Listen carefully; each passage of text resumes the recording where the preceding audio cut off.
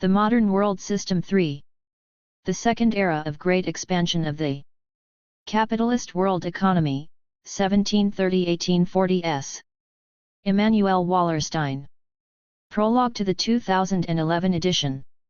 There are three controversial questions in my treatment of the period running from 1730 to the 1840s.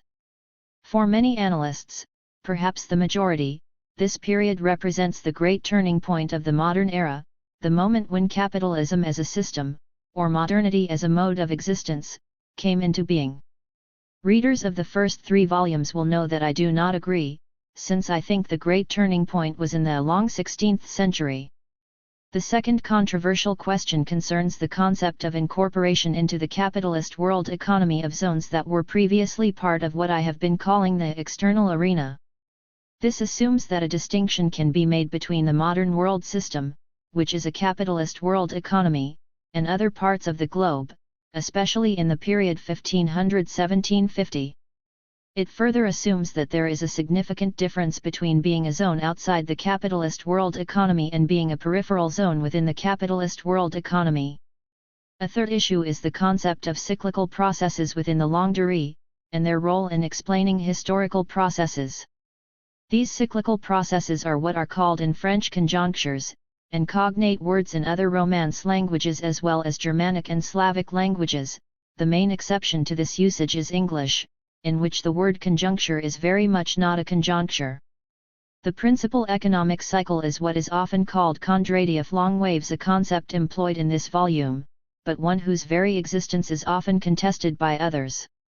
It is perhaps useful to restate the basic arguments for all three concepts: the absence of a turning point in this period, the process of incorporation into the modern world system, and the nature of the contrady of long waves. This is particularly important since I believe there has been considerable misunderstanding of what I have been trying to argue. 1. The Great Turning Point. Social scientists of all kinds like to designate turning points. It is a device that clarifies immensely the story they are trying to tell. It becomes a basic building block of their analyses of the immediate phenomena they are studying. The choice of turning points constitutes a basic framework within which we all operate. But choosing different turning points can change entirely the logic of the analyses. What are considered to be the turning points can mislead as readily as they can clarify. If one reads the major works of the historical social sciences over the past 2 centuries, one will readily see that a strong favorite in the collective literature for what is the major turning point in the past 500, or 5,000, years has been precisely the period 1730–1840s. Whether one is using the framework of modernity or capitalism or industrialism or Western dominance of the world, most persons have dated its true onset to this period, or at least most persons until the last 40 years or so, during which there has come to be a growing questioning of this period as the great turning point. This entire work revolves around a rejection of this period as that turning point in favor of the long 16th century as the moment of the creation of the modern world system as a capitalist world economy.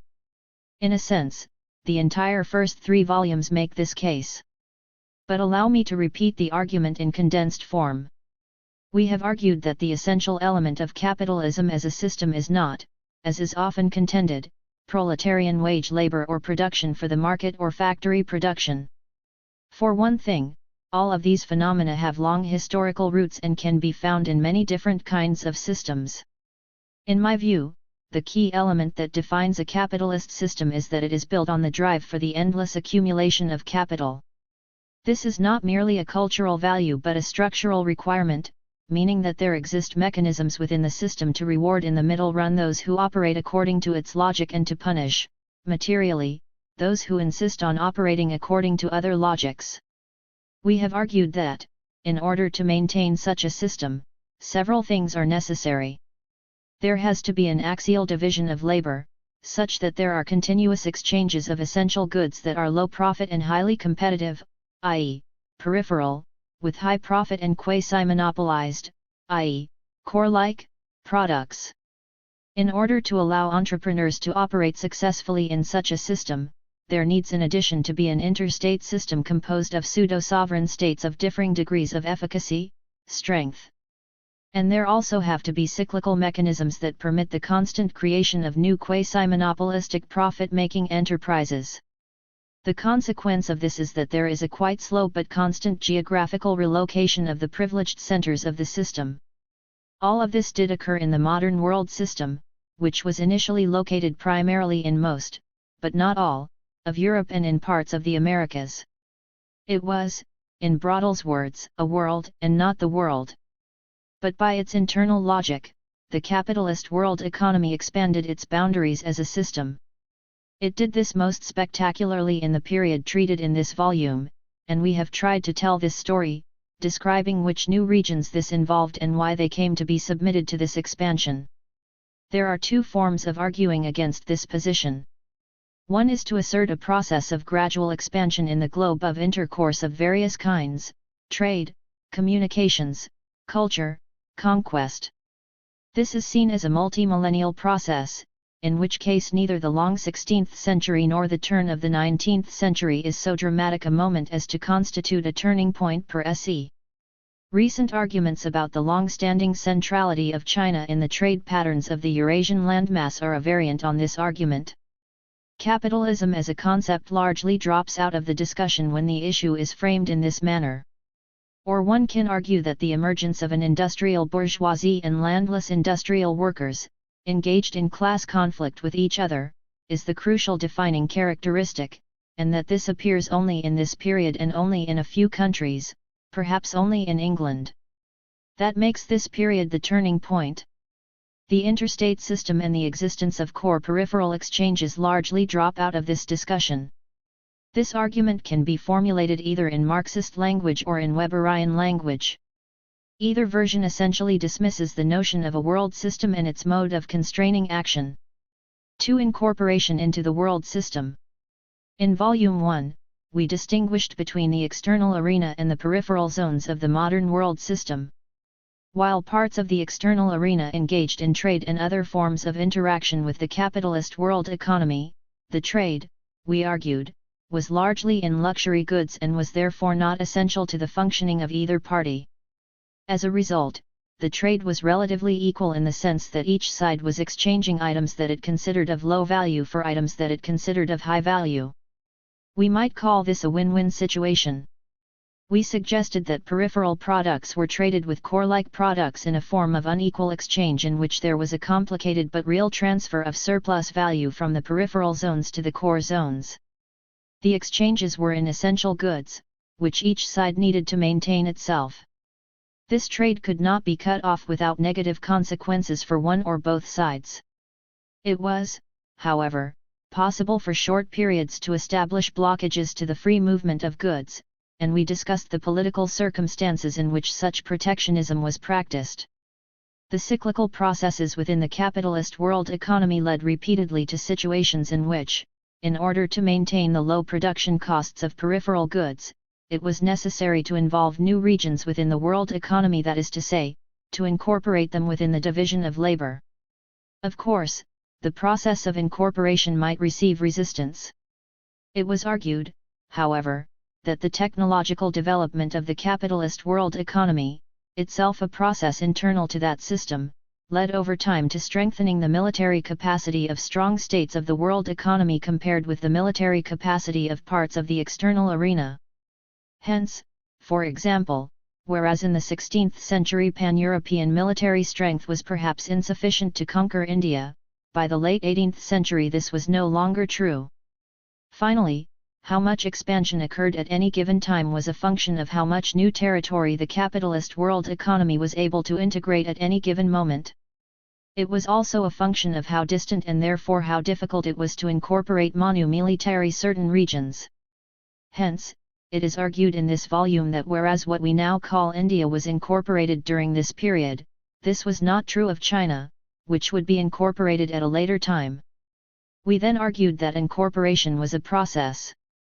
It did not occur in a day or even a decade, but over a substantial period of time. However, we tried to show, by comparing four different regions, Russia, India, the Ottoman Empire, and West Africa, how peripheralization was a homogenizing process. That is, although these four zones were quite different from each other at the beginning of the process, the pressures of the world system acted to make them more similar in their characteristics. For example, these pressures weakened the state structures in some zones and strengthened them in others, so that they would perform optimally in terms of the modalities of the modern world system. There have been two forms of arguing with this distinction. One has been to assert that the process of incorporation is a much more gradual one, with multiple stages. I am perfectly willing to entertain this amendment to the argument, the result of more empirical research into the matter. The second has been to cast doubts on the distinction between luxury goods and essential goods. It has been asserted that what are often thought of as luxury goods are essential, at least as prestige items. It is further argued that the perspective on luxuries is culturally grounded and different peoples would define it differently. I agree that this is a difficult distinction. But the fact that the concept of luxury is culturally grounded is part of my own argument. And although peacock feathers may seem essential to some groups, I find it difficult to accept that this is the same kind of necessity as the need of grains for human consumption. Furthermore, grains are bulk goods, and diamonds take up very little space in transportation. This seems to me to make a lot of practical difference. So, I persist in feeling that the equal exchanges of two regions external to each other and the unequal exchanges within the capitalist world economy constitute a crucial theoretical distinction. The capitalist world economy is by its very mode of functioning a highly polarizing system. This is its most negative feature and, in the long run, one of its fatal flaws. Capitalism as a system is very different from the kinds of systems that existed before the long 16th century. It is not helpful analytically to lose this basic reality from view. 3. Kondratiev cycles. Kondratiev cycles are named after Nikolai Kondratiev, a Russian economist who described them in the 1920s. He was not in fact the first scholar to have described such cycles. And his descriptions of both how the cycles work and when they first occurred are no longer widely accepted. But the most widely used name for such cycles continues to be his. My own view of how they operate derives from my understanding of how producers in a capitalist system make profits from their enterprises and thereby are able to accumulate capital. Capitalism is a system in which the endless accumulation of capital is the raison d'être. To accumulate capital, producers must obtain profits from their operations. However, truly significant profits are possible only if the producer can sell the product for considerably more than the cost of production. In a situation of perfect competition, it is absolutely impossible to make significant profit. Perfect competition is classically defined as a situation with three features: a multitude of sellers, a multitude of buyers, and universally available information about prices. If all three features were to prevail, which rarely occurs, any intelligent buyer will go from seller to seller until he finds one who will sell at a penny above the cost of production, if not indeed below the cost of production. Obtaining significant profit requires a monopoly, or at least a quasi-monopoly, of world economic power. If there is a monopoly, the seller can demand any price, as long as he does not go beyond what the elasticity of demand permits. Any time the world economy is expanding significantly, one will find that there are some leading products, which are relatively monopolized. It is from these products that great profits are made and large amounts of capital can be accumulated. The forward and backward linkages of these leading products are the basis of an overall expansion of the world economy. We call this the A phase of a Kondratiev cycle. The problem for capitalists is that all monopolies are self-liquidating. This is because there exists a world market into which new producers can enter, however politically well defended a given monopoly is. Of course, entry is not easy and takes time. But sooner or later, others surmount the obstacles and are able to enter the market. As a result, the degree of competition increases. And when competition increases, prices go down, as the heralds of capitalism have always told us. However, at the same time, profits go down. When profits for the leading products go down sufficiently, the world economy ceases to expand, and it enters into a period of stagnation. We call this the B phase of a Kondratiev cycle. Empirically, the A and B phases together have tended to be 50 to 60 years in length, but the exact lengths have varied. Of course, after a certain time in a B phase, new monopolies can be created and a new A phase can begin. A and B phases of Kondratiev cycles seem, therefore, to be a necessary part of the capitalist process. It follows that they should logically be part of its operation from the very beginning of the existence of a capitalist world economy. In the argument of this work, this means that they should be found from the long 16th century forward. And indeed, economic historians have regularly described such conjunctures during all this time, as can be seen in the many references to such descriptions in this and other volumes. To be sure, these economic historians did not call them Kondratiev cycles. But they may be found as a regular phenomenon in the system as a whole within the geographic boundaries we have been insisting were those of the capitalist world economy in this period. A few economic historians have described such cycles for the late Middle Ages in Europe, although this is a more contentious proposition. Were it to be established, it would give some support to those who wish to date the beginning of the modern world system to an earlier date than the long 16th century. Industry in bourgeoisie. Although Joseph Wright of Derby, 1734–1797, began his career as a portrait painter, he is most famous for paintings which express his interest in science and technology. His participation in the Lunar Society, a group of enlightened industrialists and scientists whose meetings were held when there was sufficient moonlight for making one's way along dark country roads, inspired his interior scenes illuminated by moonlight or artificial light. The family setting of the experiment with the air pump, 1768, emphasizes the egalitarian attitude that scientific concepts and discoveries could be presented to those outside the laboratory, such as women and children. The tale grows with the telling. Eric Carriage 1. We are accustomed to organizing our knowledge around central concepts which take the form of elementary truisms. The rise of industry and the rise of the bourgeoisie or middle classes are two such concepts, bequeathed to us by 19th-century historiography and social science to explain the modern world. The dominant view has been that a qualitative historical change took place at the end of the 18th and the beginning of the 19th centuries. This was an age of revolutions when both the first two industrial revolution in Great Britain and the exemplary three bourgeois revolution in France occurred. No doubt there have been voices to challenge this consensus. And there has been incessant quibbling about the details. Nonetheless, the imagery of these two revolutions remains deeply anchored in both popular culture and scholarly thought. Point 4. These concepts are in fact the lodestars by which we usually navigate the misty and turbulent waters of modern historical reality. Indeed, as I shall indicate, the two lodestars are but a single one. The term revolution connotes for us sudden, dramatic, and extensive change. It emphasizes discontinuity. There is no doubt that this is the sense that most of those who use the concept of industrial revolution intend. 5. Coleman speaks of a comparatively sudden and violent change which launched the industrialized society. 6. And lawns of a far more drastic break with the past than anything since the invention of the wheel. 7. Hobsbawm similarly insists, if the sudden, qualitative, and fundamental transformation, which happened in or about the 1780s, was not a revolution, then the word has no common sense meaning. 8. Of what is this revolution supposed to consist? Toynbee, to whom we owe the classic analysis of the Industrial Revolution as such, writing in 1884, finds its essence in the substitution of competition for medieval regulations. 9. Hartwell, writing 80 years later, defines its essential character somewhat differently: the sustained increase in the rate of growth of total and per capita output at a rate which was revolutionary compared with what went before. 10.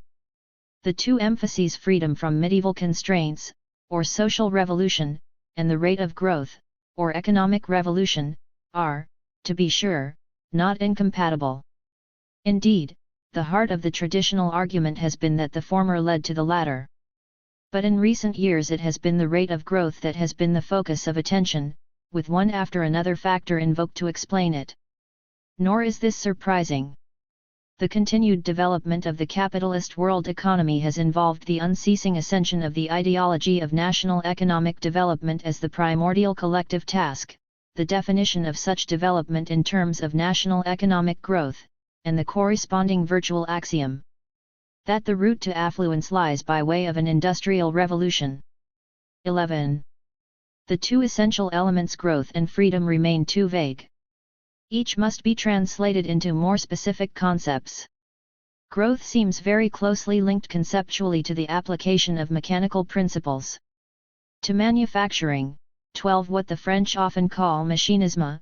13. And the revolution of mechanization has usually been attributed to a cluster of innovations in Schumpeter's sense of the term. 14. The analysis of mechanization places the development of the forces of production in the foreground. The increase of freedom, or social revolution, refers, on the other hand, primarily to the relations of production, who may produce what, who may work for whom, and on what terms. Two phenomena are central to this part of the discussion: the factory, locus of concentration of the machines, and the proletarian or wage laborer, employee of the factory. The modern factory is said to have originated in England in the last third of the 18th century. 15. For many authors, it is the factory, and all that it implies in terms of the organization of the workforce, that is thought to be the crucial innovation in the organization of work, requiring a salaried workforce. Hobsbawm insists that the Industrial Revolution is not merely an acceleration of economic growth, but an acceleration of growth because of, and through, economic and social transformation. 16. The transformation refers, above all, to the rise of an urban proletariat, itself the consequence of a total transformation of the rural social structure. 17. Much of the discussion on the Industrial Revolution, however, assumes both the processes of mechanization and the process of liberation/proletarianization and concentrates instead on the question, what made these processes occur for the first time in Great Britain, what made Britain take off? Take off is, in fact, an image which aptly reflects the basic model of the Industrial Revolution, however much Rostow's detailed hypotheses or periodization may have been the subject of sharp debate. To this question, a series of answers, which are not by any means mutually exclusive, have been given, although various authors have insisted on the centrality of a given factor, which other authors have in turn duly contested. Placing them in an order of chronological immediacy, and working backward, these are the factors of increased demand, which is said to make mechanization and proletarianization profitable, the availability of capital, which in turn makes the mechanization possible, demographic growth, which makes the proletarianization possible, an agricultural revolution, which makes the demographic growth possible, and a pre-existing development of land tenure patterns, which makes the demographic growth possible. Furthest in the rear, and most difficult to pin down, is a presumed attitude of mind, which ensures that there will be entrepreneurs who will take advantage of all the many opportunities this revolutionary process offers at its many junctures, such that the cumulative effect is revolutionary. Obviously, this chronology of factors is a bit abstract, and various authors have argued a different sequence. Demand, as the explanation of innovation, is an old theory. Necessity is the mother of invention, and Lanz makes it central to his analysis. It was in large measure the pressure of demand on the mode of production that called forth the new techniques in Britain. 18. But which demand? There are two candidates, foreign trade and the home market. The argument for exports centers on the fact that their growth and acceleration were markedly greater than those of domestic industry in the second half of the 18th century.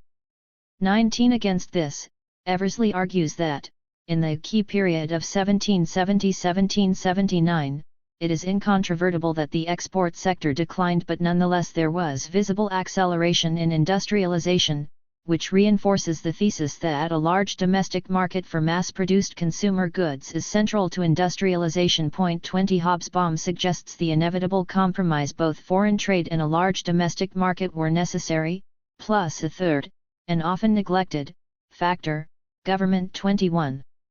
There are those who doubt that demand rose significantly. They put their emphasis rather on supply, not demand-related processes. 22. For some, the question of the supply of capital has loomed large. Hamilton, in 1942, explained the revolutionary character of the Industrial Revolution by the profit inflation of the last half of the 18th century, resulting from the wage lag, the gap between the rise of prices and the rise of wages. 23 An old standby which Hamilton had previously used to explain the economic expansion of the 16th century. 24 Ashton found the heart of his explanation of the Industrial Revolution in relatively cheap capital, 25 coming from the fall in the rate of interest. A generation later, and after reviewing the literature covering the theme of capital formation, Creuset would take his stand on a more modest position. The relative abundance of capital was a permissive factor, neither necessary nor inevitable, but one historically true of England in the 18th century. 26. But was fixed capital even important? There are a growing number of skeptical commentators who argue that the capital needs of early industrialization were modest. 27 In the face of these arguments, the proponents of capital's importance have retreated to surer, because less provable, ground. It was the flow of capital, more than the stock, that counted in the last analysis. 28 A variant on this theme is the suggestion that what mattered was not a change in the relative size of capital stock, that is, the size relative to the national income, but the change in the content of the capital stock, that is, the diversion of investment from traditional to modern forms of capital accumulation. 29 Emphasis on the flow of capital leads immediately to a concern with credit facilities. A standard view is that Great Britain differed from other countries precisely in the amount of credit facilities available to industry. 30 This view, of course, assumes that capital investments were limited by frontiers. Luthi, however, believes that, already in the mid-18th century, Western and Central Europe constituted a zone of exchange characterized by ease in banking transactions and the flow of capital, and speaks of the virtual absence of obstacles to this flow. 31. Another group of authors gives pride of place to demographic shifts. Population growth presumably provided both the demand for industrial products and the workforce to produce them. Britain's unprecedented growth of population 32 is said to be particularly remarkable because it was sustained, long-term, and went along with a growth in output. 33 Plum adds the twist that the key element was the survival of more children of middle and lower middle class parents, for without a rapidly expanding lower middle class with sufficient education and technical background, the Industrial Revolution would have been impossible. 34. There are, however, two questions to be posed: was there really a demographic revolution, and what in fact caused the rise of population, which, of course, then bears on whether it is cause or consequence of the economic changes. The question of the reality of the demographic revolution is in turn two questions: were the changes revolutionary in relation to what went before and after, and was the pattern in England, or Great Britain, significantly different from that in France and elsewhere? Given a curve which is logarithmic, some authors see no reason to designate the late 18th century segment as somehow singular. 35 To be sure, the rate of population growth in the second half of the 18th century was greater than in the first half. But it has been argued that it is the first half which was exceptional, not the second. Tucker argues, for example, in the case of England, that the growth of population over the 18th century as a whole was not very much more than an extrapolation of earlier long-run trends would have led us to expect. 36 Marino makes exactly the same point for France. The demographic growth at the end of the 18th century was not revolutionary but should be considered more modestly as a renovation, a recuperation, a restoration. 37 And Millward and Saul reverse the argument entirely in France's favor. The French population pattern was the unusual one, because its birth rate went down before or simultaneously with the reduction of the death rate.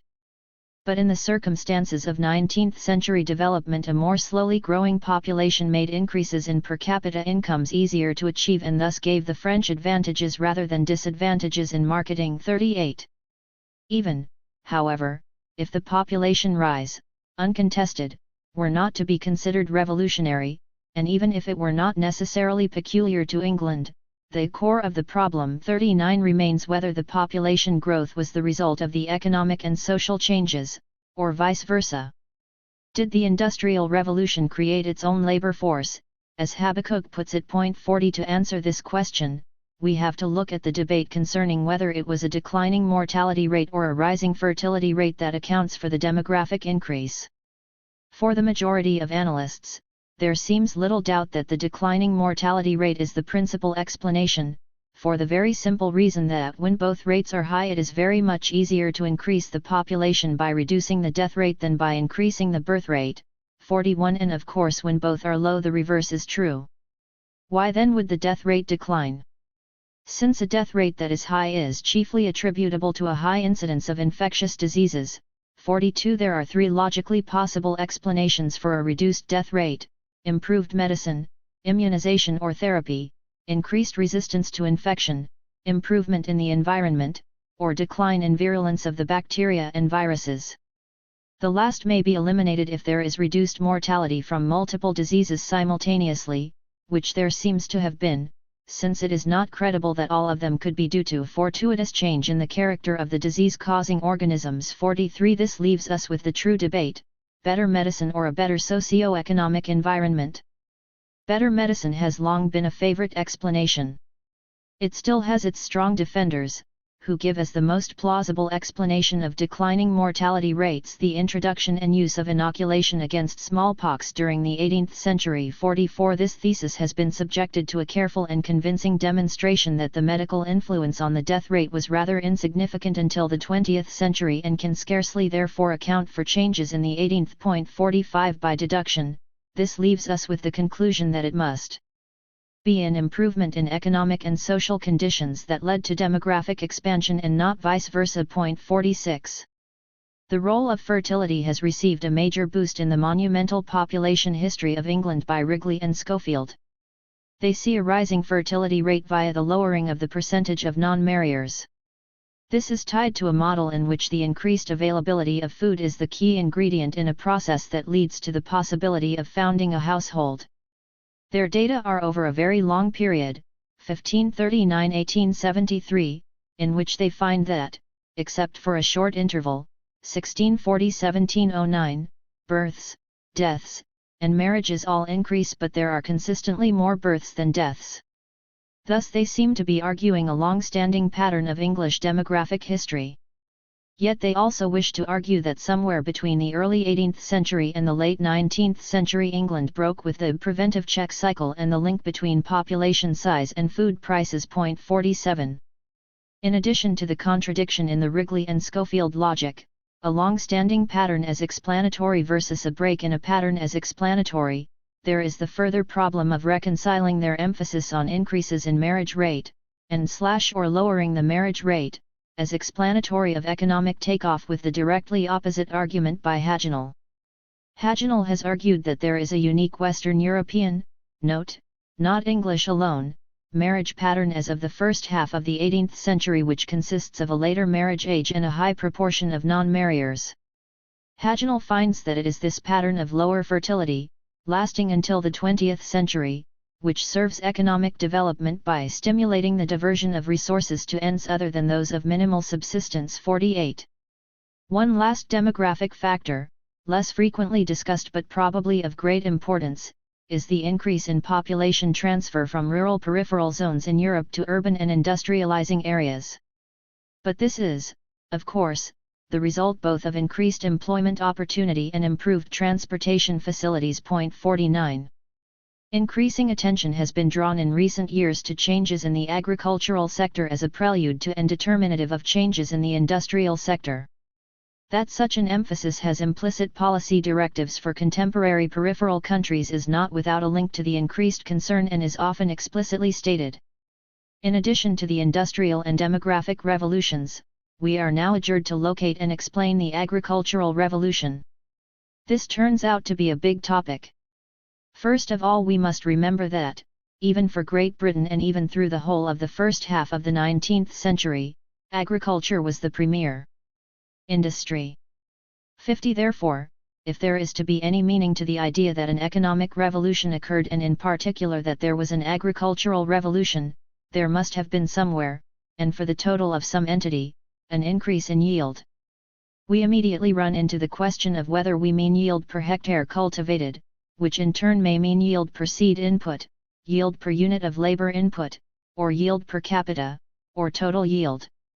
There seems little doubt that total arable production went up in the European world economy as a whole in the 100 years that span the 18th and 19th centuries. 51 If, however, there was a transfer of part of the workforce from arable production to other kinds of production, and in particular to industry, then there must have been, it is argued, either an increase in yield per seed input or in yield per unit of labor input, combined with an expansion of the cultivated area. 52 If there was, furthermore, an improvement in the general standard of living, it is argued, then there must have been an increase in yield per capita. There is no necessary reason, however, why an increase in yield per capita need accompany an increase in yield per seed input or labor input, and it is the latter two which are defining elements of an expansionary period of the world economy. Might an increase in yield have come about through the mechanization of farm implements? While there seems to have been some increase in the use of iron in plows, and horseshoes for horses, 53 it can scarcely be argued that there was significant mechanization of agriculture before the 19th century. 54 The advances came primarily through the more intensive cultivation of the soil by the use of fodder crops. 55 There were two main systems, that of alternate husbandry, called at the time the Norfolk system, and that of convertible husbandry, or lay farming. Both variants eliminated the need for fallow by using the roots, turnips, potatoes, to eliminate weeds and the grasses, clover, sainfoin, ryegrass, to nutrify the soil. 56 The resulting continuous cropping permitted livestock to have food in winter with their manure serving as an additional nutrient to the soil. Neither system was new, but the late 18th century was a moment of considerable expansion of their use. While, no doubt, these systems made great headway in England, it is doubtful whether this can be said to be exceptional.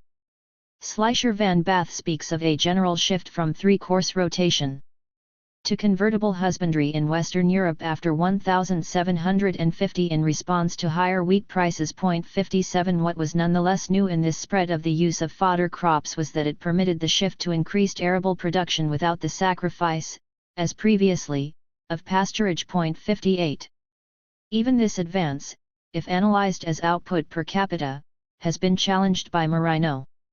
He argues that a significant increase in yield occurred only in the mid-19th century. 59 He sees agricultural progress in the late 18th century, no less than previously, as obeying a logic of poverty. Crop innovation tended, he argues, to coincide with conjunctural declines in living standards. These phases of decline were attended by food shortages, and the crop innovations contributed to maintaining them. 60 While Marino's analysis centers on the French data, and he accepts the argument that England had certain advantages over France, he doubts that even England had a substantial increase in productivity before 1835. The take-off of the Western economy did not plunge its roots in an agricultural revolution. Is not this latter concept, inappropriate to designate, even in the case of England, such a somnolent progress, frightened away at the first frost? 61. Even if the changes in husbandry could be said not to have resulted immediately in any dramatic increase in yield per capita, might not the changes in the social relations of production on the land have been an essential element in the process of industrialization, either because they made available manpower for industrial work, through higher yield per labor input, permitting intersectoral labor flows, or through greater total yield, permitting demographic expansion, or because they were a prerequisite to the technical innovation which would eventually lead to higher yield per seed input, or, of course, both? Was not, in short, enclosure a key element in the whole process? There are three separate, not inevitably linked, processes that are discussed under the heading of enclosure. One is the elimination of open fields, the system which transformed individual units of arable production into common grazing land between harvest time and sowing time. The second is the abolition of common rights, which were the equivalent of open fields on the land that was harvested by the lord of the manor, or were waste lands, waste, that is, from the point of view of arable production. Both of these changes reduced or eliminated the ability of the person who controlled little or no property to maintain livestock. The third change was the consolidation of scattered property, necessary to realize the economies of scale which the end of open fields and common rights made possible. Enclosure presumably made mixed husbandry more profitable, both by increasing the size of the units and by protecting those who planted fodder crops against free riders. 62 The prime object of the landlords was the increase in rents resulting from the technical improvements which were facilitated by enclosure and consolidation. 63 Whether in fact enclosures did achieve increased yield is, however, less clear. Chambers and Mingay, who claim that enclosure was the vital instrument in greater output, nonetheless admit that the evidence for 18th century England is at best circumstantial. 64 O'Brien is even more skeptical. There can no longer be any easy presumption that the massive enclosures between 1750 and 1815 had any really significant impact on yields. 65 Enclosures, of course, started long before 1750. What accelerated their pace and visibility was the new role of Parliament in Britain in the process. 66 It is this political intervention which accounted for the massiveness of the development. Still, it would be an error to believe that Britain alone was enclosing. The careful analyses of Bloch indicate that considerable enclosure of one form or another had occurred in France, and that there too it accelerated after 1730.67. In fact, the relative expansion of what Bloch calls agrarian individualism was a Europe-wide phenomenon in the 18th century. 68 If the success of the movement was greater in Great Britain than on the continent, the difference was clearly in the strength of the state machinery in Britain, which offered the large landlords weapons that were less available in France, both before and after the French Revolution. 69 The mere enclosing, fencing in, of the land was not enough, given the historical legacy of scattered holdings. Like enclosing, the consolidation of holdings, and the consequent decline of the small farmer, whether owner or tenant, was a secular process, which probably accelerated in the 18th century, both in Britain and in France. 70 Whether compactness of land in fact significantly increased yield has also, however, been more assumed than demonstrated. 71 Finally, there is the view that the agricultural social rearrangements led to the elimination of persons from employment on the land, and their consequent availability as urban, industrial manpower. It is in this sense too that an agricultural revolution has been said to be a prerequisite for an industrial revolution. Dobb, for example, argues that the enclosures in England in the late 18th century dislodged the army of cottagers from their last slender hold on the fringes of the commons, which coincided with a new epoch of industrial expansion. 72 This standard Marxist thesis has been the subject of much refutation, both on the question of how much this process was a violent and repressive one. 73 and how much quantitative dislodgement there was at all. 74 The latter argument is twofold. On the one hand, it is said that the new husbandry required more rather than less labor. 75 On the other hand, since there seems to be an unquestioned reduction of the percentage of families in agriculture and an increase in the numbers in industry. 76 It is argued that it is population growth which explains the source of the increased urban laboring population. 77 Of course, the two theses, forced eviction and demographic overflow, are by no means incompatible. But it is seldom observed that both hypotheses run against the argument of British exceptionalism. If it were demographic growth that led to the expansion of an urban labour force, wherein lay the special advantage of Great Britain in the 18th century?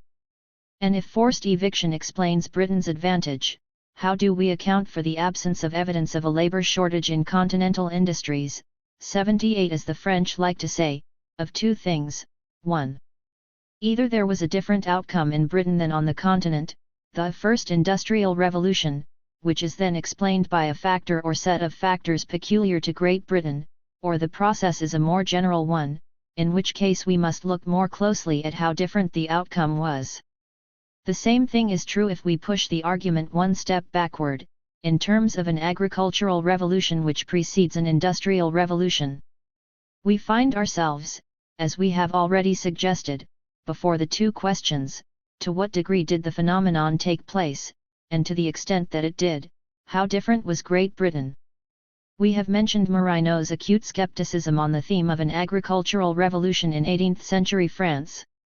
An equally thunderous denunciation of received knowledge about English agriculture has been made by Carriage, who has suggested that the agricultural revolution took place there much earlier, in the 16th and 17th centuries, and that in their truly modest proportions, the agricultural advances of the 18th and 19th centuries fall nicely into place as things secondary in importance to the revolutions in industry and transport. 79. Strangely, however, in his riposte, Mingay, who is one of Carriage's main targets, salvages the late 18th century by enclosing it as a segment of an agricultural revolution that was a long drawn-out process of gradual technological and institutional change running from the later 17th to the 19th centuries. 80. An argument which considerably reduces the case for a revolution more localized in time. Davra-Ing suggests a similar skepticism for Western Europe as a whole in the 18th century. He too finds no changes in agriculture at anything resembling the scale and pace of the Industrial Revolution. He has, however, a simple explanation for why we have believed there was an agricultural revolution in Britain. He suggests that the changes that did occur there were better publicized than those on the continent, and that this, plus the seductive analogy of industrial and agricultural revolution, may have led us to exaggerate the depth no less than the originality of what took place. 81. If the specificity of British demography and British agriculture are thrown into doubt as explanations of the Industrial Revolution, there remains one explanation of some weight that could be put forward: British culture, or some element therein that would explain the existence of a greater entrepreneurial spirit. Instead of arguing this with the circular reasoning of the somewhat ethereal realm of national character, let us look at it in terms of its presumed institutional expression, the existence of a more liberal state structure, derived from history and considered to be the outcome of a cultural thrust. The orthodox view, if one may be permitted to call it that, is that the Industrial Revolution in Great Britain occurred spontaneously, without government assistance. 82. Or, more strongly, without any help. 83. There are some who are less categorical, and who are willing to acknowledge a role for government in the establishment of the market environment itself, through the creation of such prerequisites as political stability, administrative unification, the common law, and a sympathetic attitude toward business interests. Supple, for example, concludes, the state did play an important, albeit indirect, role in the pioneer industrial revolution. Still, he adds, the fact remains, however, that the role was indirect. 84. If one looks more closely at the presumed liberalism of the British state in the 18th century compared to others, and particularly to France, it comes down to two theses: the British state regulated less and it taxed less. However, the major role of Parliament in the enclosures of land can scarcely be offered up as an instance of the absence of state intrusion into the economy. Indeed, it is clear that, in agriculture, the British state excelled in regulating the social relations of production. It may be proffered that this regulation was aimed at removing the shackles of customary constraints, but clearly more was involved than a simple act of legal permissiveness of market transactions. This is equally true with the removal of the market-constraining role of guilds. Once again, state intrusion was essential. Indeed, Millward and Saul offer us as an alternative general hypothesis about Europe as a whole that where the central government was most powerful after 1750 the guilds and corporations were weakest. 85. Once again, however, this is a regulation presumably aimed at freeing the market. There was, however, more direct intervention, less in the home market than in the world market. Protectionism played no small role even in that epitome of the newer and freer of industries, cotton production in Great Britain. Mann too is quite categoric on the subject. 86. Furthermore, it would be a mistake to see the government's regulatory role limited to protection. For as the protection became less necessary, intrusion at home into the production process became a growing reality. Brebner doubts even that there was ever a moment of true laissez-faire in Britain, as the state took its fingers off commerce during the first half of the 19th century, it simultaneously put them on industry and its accompaniments. 87. Finally, it is not the case that the state was absent as a source of financing for industrial enterprise in Great Britain. No doubt the money did not come directly from state banks, but, in practice, as Presnell has noted, a considerable volume of public money swelled the funds of private bankers, and in this indirect fashion helped to fructify private enterprise. 88.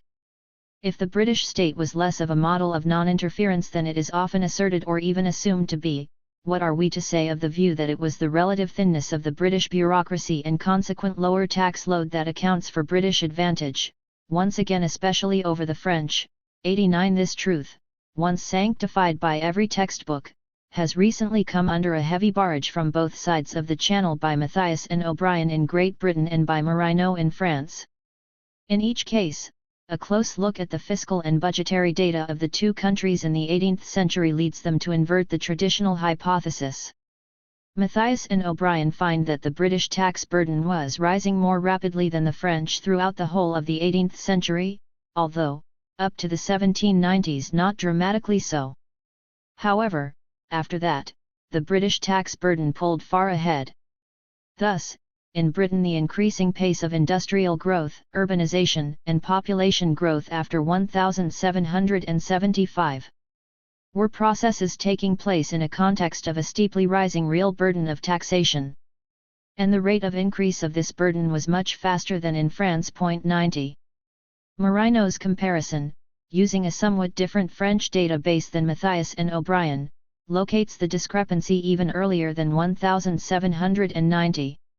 Comparing the two countries between 1725 and 1790, he finds British tax receipts to have risen faster, absolutely and relatively, such that the subject of the United Kingdom paid higher taxes than the subject of the most Christian king from the first quarter of the 18th century, 17.6 livres tournois, after conversion, against 8.1, ratio of 2.17 to 1, and a fortiori on the eve of the last decade, 46 livres tournois against 17, ratio of 2.7 to 1.91.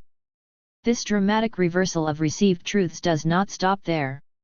Traditionally, one thought British tax burdens not only less heavy than French in the 18th century, but more equitable. The argument was that the French fiscality gave a greater role to direct taxation, and that direct taxation is inherently less just because it is less progressive. This was thought to be particularly so in the French case because of the taille, with its exemptions for the nobility and the clergy and even for some bourgeois. But, as Marino notes, the fiscal role of the taille was not that central. Indeed, it diminished in the 18th century and represented only 15% of all receipts in 1788.92. The indirect British taxes were, in turn, scarcely progressive, falling as they did mainly upon consumption and demand, rather than upon savings and investment. 93. What conclusion is to be drawn from this? For Marino, it is that equality existed neither in Great Britain nor in France, and even more important that the two modes of taxation, which he explains largely in terms of historical possibilities, had almost the same level of efficacy, mutatis mutandis, in relation to taxable revenue. 94. Matthias and O'Brien are willing to go further and raise the possibility that, both in terms of direct and indirect taxes, French taxation might on investigation turn out to be less regressive than British. 95. If this is so, then one question remains: whence the misperception? The main answer to this question has been in terms of the absence of formal exemptions in Great Britain, which produced less resentment, and the fact that the direct taxes remained invisible when passed on as an element in rents. 96. This is to analyze the misperception as historical in origin. But perhaps it is historiographical, especially if we notice Davraing's suggestion of a parallel misperception in agriculture. We have taken a long detour through the causes of the First Industrial Revolution without attending to the explicandum. We must now look at the nature of the beast itself. What industrial revolution? The answer is, of course, that a series of innovations led to the flourishing of a new industry in cotton textiles, primarily in England. This industry was based on new and/or improved machines and was organized in factories. Simultaneously, or soon thereafter, there was a similar expansion and mechanization of the iron industry. What is said to have made this process different from that associated with any previous set of innovations in production was that it triggered a process of cumulative, self-sustaining change. 97 The problem with this latter concept is not only that it is difficult to operationalize, but that it is also controversial to date. It is, for example, a central thesis of this work that cumulative, self-sustaining change in the form of the endless search for accumulation has been the leitmotif of the capitalist world economy ever since its genesis in the 16th century. We have specifically argued that the long stagnation of the 17th century, far from being a break in this cumulative process, was an integral part of it. Let us therefore look more closely at the social reorganization that may be attributed to those innovations. The innovations of this epoch do not seem to have affected fundamentally the capital-labor ratio in existence for a long time before. Some innovations were labor-saving, but many others were capital-saving. Even the railroads, which come at the very end of this period, while capital-intensive, were capital-saving for the economy as a whole because the improved transport permitted manufacturers to reduce stocks and thereby bring down their capital output ratio in spectacular fashion. 98 This seems to be what Dean means when she insists that in the period 1750–1850 there was capital widening as opposed to capital deepening in production. 99. What permits this capital widening? The gains in aggregate output. Lons has an answer: the quality of the inputs, that is, the higher productivity of new technology and the superior skills and knowledge of both entrepreneurs and workers. 100 No doubt, this is true, but it is always true of a phase of expansion in the world economy that the leading industries are high-profit industries precisely because of higher productivity, which translates into lower costs, and is made possible by a temporary market monopoly of skills and knowledge. The question remains whether there was anything very special about this period. Was there then a scientific or technological breakthrough? The historians of science have seldom credited this particular period as being some sort of turning point. The 17th or the 20th centuries would seem better candidates than the 1750–1850 period in this regard.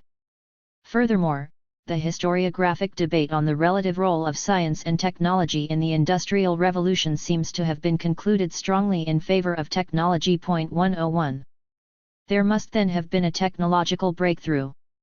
The list of actual inventions is familiar, from Jethro Tull's seed drill in 1731 to the threshing machine in 1786, from Kay's fly shuttle in 1733 to Hargreaves's jenny in 1765, Arkwright's water frame in 1769, Crompton's mule in 1779, culminating in Roberts's fully self-acting mule in 1825, from Darby's Coke's melted cast iron in 1709 to quartz puddling in 1784, and perhaps, above all, Watt's steam engine in 1775.102. This series of inventions represents the heart of the case for British exceptionalism.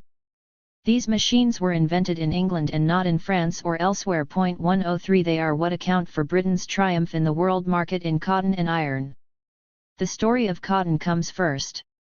Until the late 18th century, textiles meant first of all wool and secondly linen. Cotton textiles were manufactured, but in terms of total production they represented a relatively small percentage of the whole, and furthermore a large part of what was supplied to the European market was manufactured in India.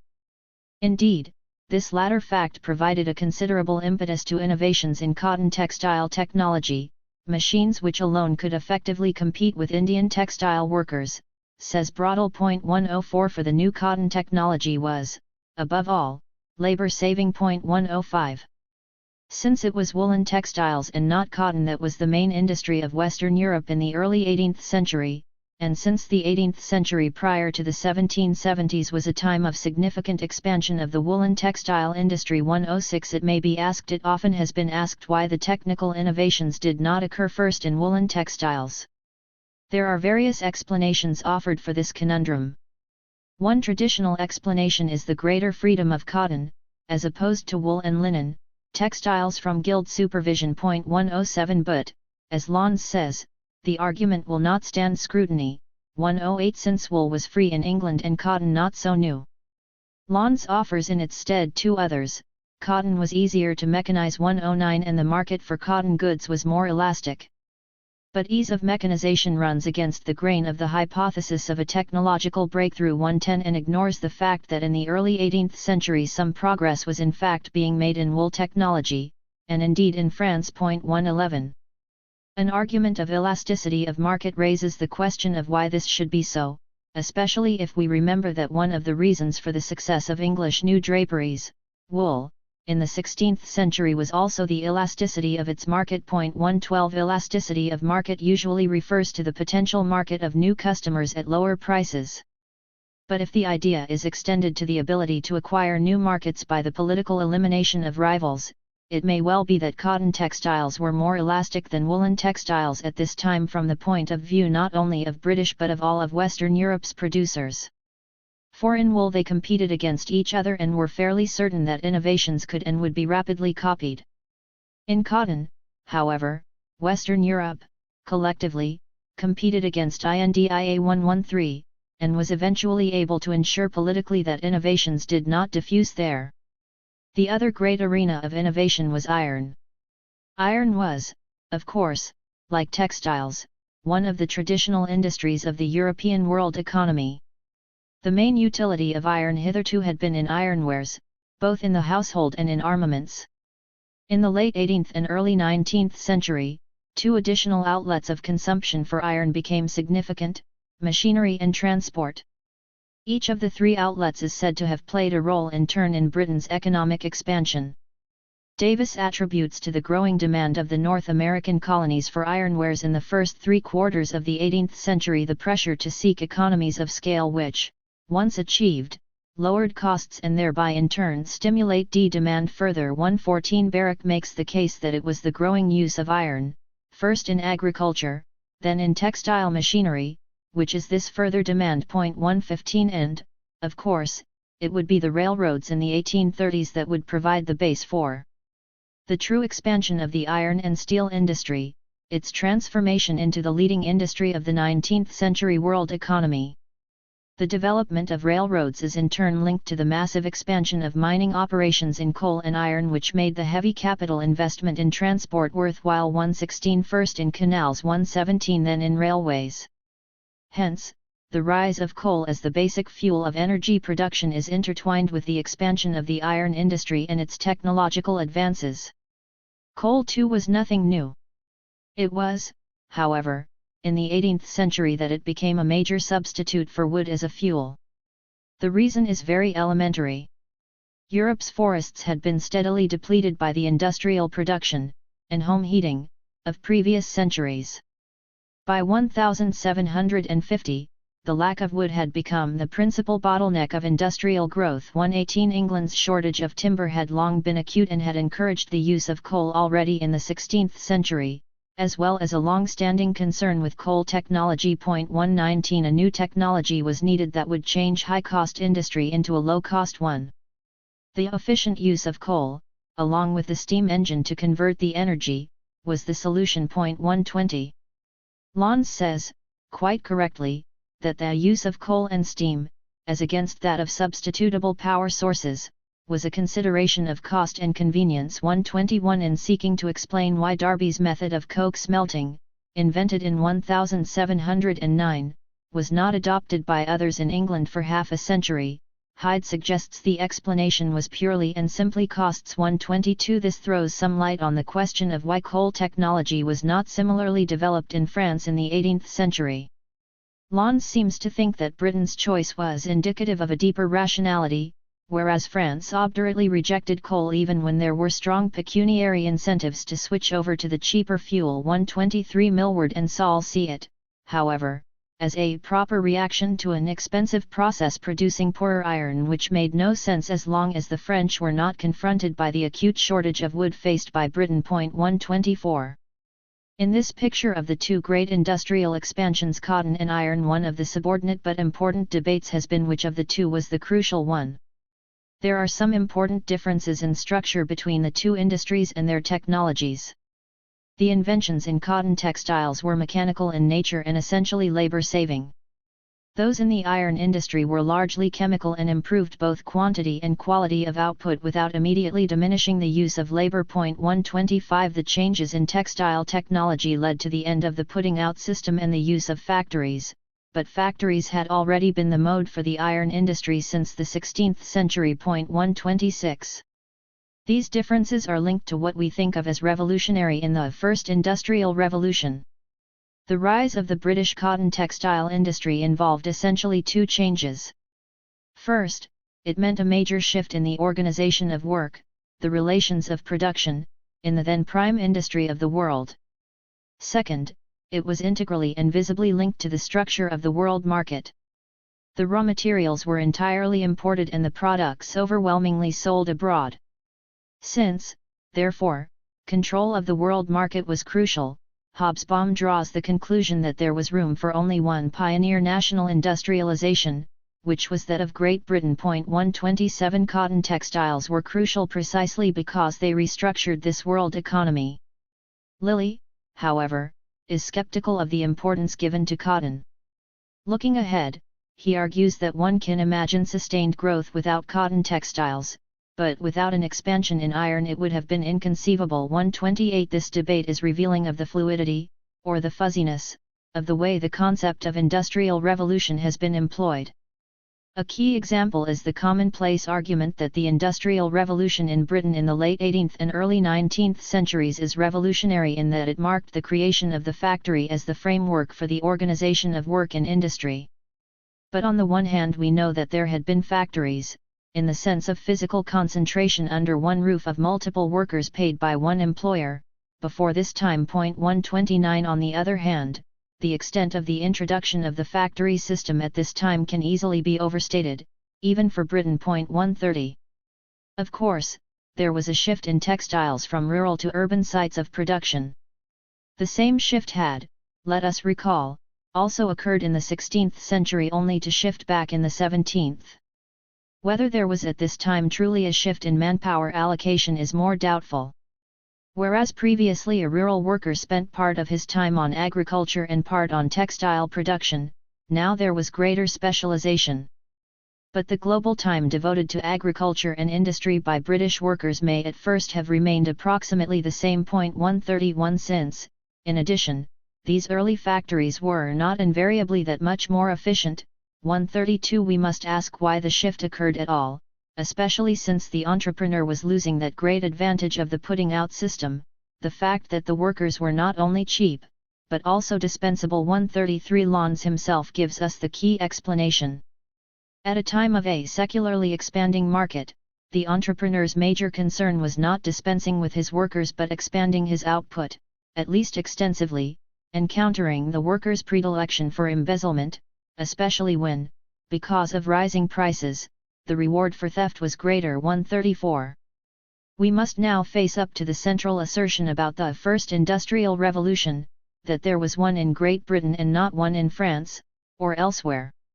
From the mid-19th century to the mid-20th century, this was widely accepted as an elementary truism by world scholarship. Paul Mantoux published an elegy to the Industrial Revolution in Britain, and Henri C. wrote that machinism in France at the end of the Ancien Régime was sporadic and at its beginnings, and that only a few industries had begun to be transformed. 135 All this by comparison with Great Britain.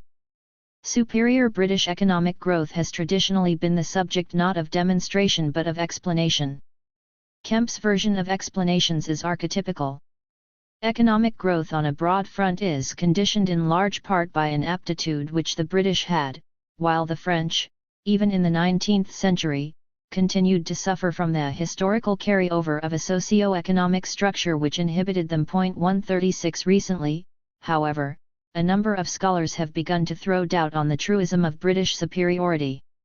They start with an alternative truism: France was in the 17th and 18th centuries the premier industrial power in the world. 137 Furthermore, it is argued that industrial product surpassed agricultural product earlier in France than in Great Britain. 138 If one can use such a concept as takeoff, The argument continues, it occurred in France towards the middle of the 18th century or at the very latest, about 1799, but more probably at the earlier date. 139. This whole line of argument is supported by an accumulation of considerable quantitative data which bear directly on the key period under debate. 140. From these data O'Brien and Keeter are led to reject the whole concept of French relative backwardness and to conclude rather that industrialization in France simply took place in a different legal, political and cultural tradition. 141.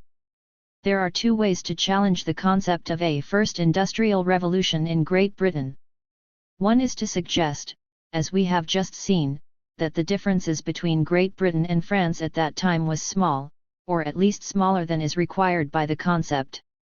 The second, however, is to raise the question of whether there was an industrial revolution at all. There is the suggestion that there were earlier industrial revolutions in the 13th century 142 or in the 16th. 143. There is the contrary suggestion that the really revolutionary changes came later, in the mid-19th century, or even in the 20th. 144. The most extreme of these suggestions is the argument that technological revolutions occurred in the period 1550–1750, and after 1850, but precisely not in the period 1750–1850. 145. The suggestion that there were earlier and later industrial revolutions blends easily into the suggestion that there was a longer one. Already, in 1929, Beals, in reviewing the literature, argued that the extensions backward and forward had eliminated the cataclysmic character attributed to the Industrial Revolution. 146. The consequent acerbic comment of Heaton seems pertinent, a revolution which continued for 150 years and had been in preparation for at least another 150 years may well seem to need a new label. 147. The concept of proto-industrialization serves virtually as a belated response to Heaton's appeal. By creating a new term for a first phase which preceded and prepared modern industrialization proper, that is, the phase of market-oriented, principally rural industry, Mendels has attempted to retain the specificity of a more narrowly delimited and time-enclosed industrial revolution while accepting simultaneously the emphasis on the gradualness of the process. 148. He is even able to argue that the use of this concept can resolve the debate on the superiority of British to French industry in this period by reducing it to a semantic quarrel. 149. What he cannot answer thereby is Garden's query, is the vigor of change a consequence of the strength of the industrial sector, or on the contrary of its structural weakness in the 18th century? 150. There are other ways to respond to the argument of gradualism. One is that of Lons, who says it is an artifact of surface descriptions and of unchanging nomenclature. 151. A second is that of Hobsbawm, who singles out a period of triumph within the longer, more gradual process. 152. A third is that of Schumpeter, who says that both the thesis of revolution and of evolution are correct here, as always, since it is merely a matter of a microscopic versus a macroscopic perspective. 153. And yet one wonders whether all this does not add up to putting in doubt the heuristic value of the concept of the Industrial Revolution. Neff takes a strong negative position. There is scarcely a concept in economic history more misleading than one which relates all the important problems of our modern civilization to economic changes that are represented as taking place in England between 1760 and 1832. There is scarcely a concept that rests on less secure foundations than one which finds a key to the understanding of the modern industrialized world in those 72 years of English economic history. 154. I share Neff's view that the concept of the Industrial Revolution and its almost inevitable correlate, that of the First Industrial Revolution of Great Britain, is profoundly misleading. No amount of patchwork, by extending it in time, by making it into a two-stage process, by distinguishing between slow quantitative accretion and qualitative breakthrough, will salvage it, because it starts from the premise that what explains British advantage is a constellation of traits which are absolute when what we need to locate is a constellation of positions which are relational within the framework of a world economy. It is the world economy which develops over time and not subunits within it. The question is not why Great Britain outdistanced France or any other country, to the degree that it did, and, however, one measures the outdistancing, but rather why the world economy as a whole developed in the way that it did at any particular point in time, and here we take the period 1730–1840, and why at this time there resulted a greater concentration of the most profitable economic activities within particular state boundaries, and why more capital accumulated therein, than within other state boundaries. Briavoine in 1839 stated more simply than we do now what was going on.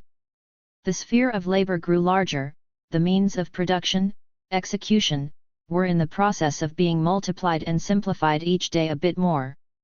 Population grew consequently through the diminution of the mortality rate.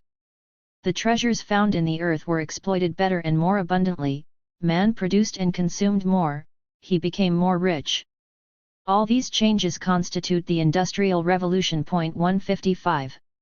If you then ask Briavoine what accounts for this revolution, he explains it by three key inventions: firearms, the compass, and the printing press. 156. We are thus referred back to a previous moment in time, the moment precisely of the creation of a capitalist world economy several centuries earlier. The First Industrial Revolution and the French Revolution refer presumably to event periods coterminous in time. This has often been noted, and the expression, the Age of Revolutions, has sometimes been used to designate this period. The temporal linkage is in fact reinforced by a conceptual linkage, which has been less frequently discussed. To be sure, many authors have remarked that the locution Industrial Revolution emerged out of a very natural association 157 of the rapid industrial changes with the political changes of the French Revolution. But the converse is also true. Our perceptions of the French Revolution have come to be framed centrally by our perceptions of the Industrial Revolution. The French Revolution incarnates all the political passions of the modern world, more so perhaps even than its only real rival as a symbolic event, the Russian Revolution. It is perhaps the one theme of modern history about which so many historiographies have been written that it is time for someone to do a historiography of the historiography.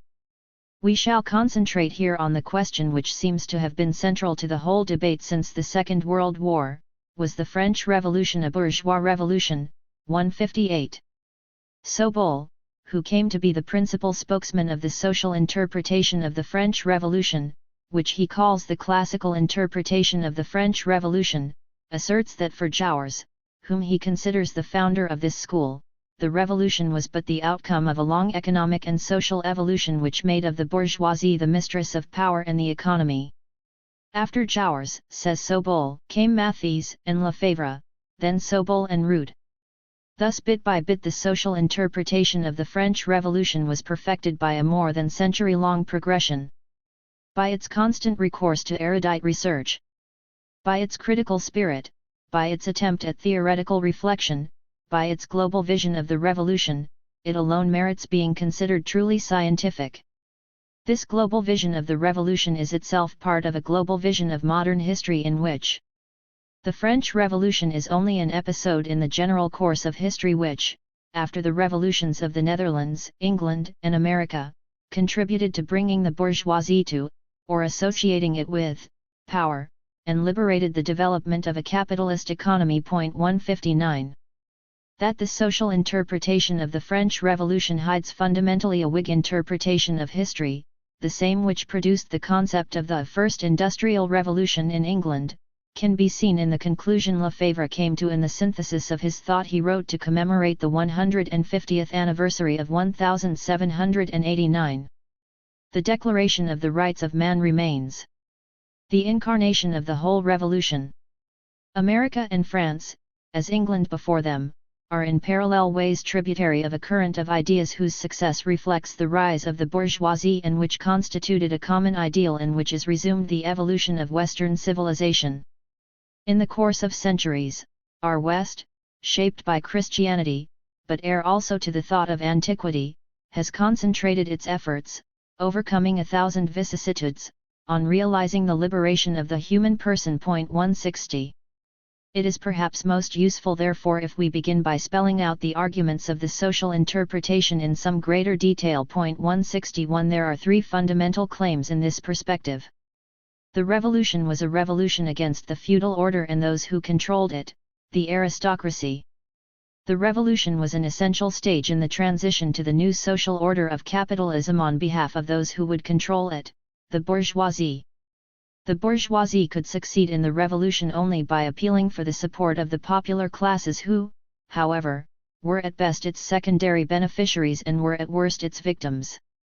Furthermore, it is argued that these three statements not only summarize French historical reality, but they are statements about a particular event period beginning in 1789 and ending in 1799.162. This event period is revolutionary in that it marked a sudden, qualitative social transformation as opposed to being merely a segment of a secular ongoing sequence of social development.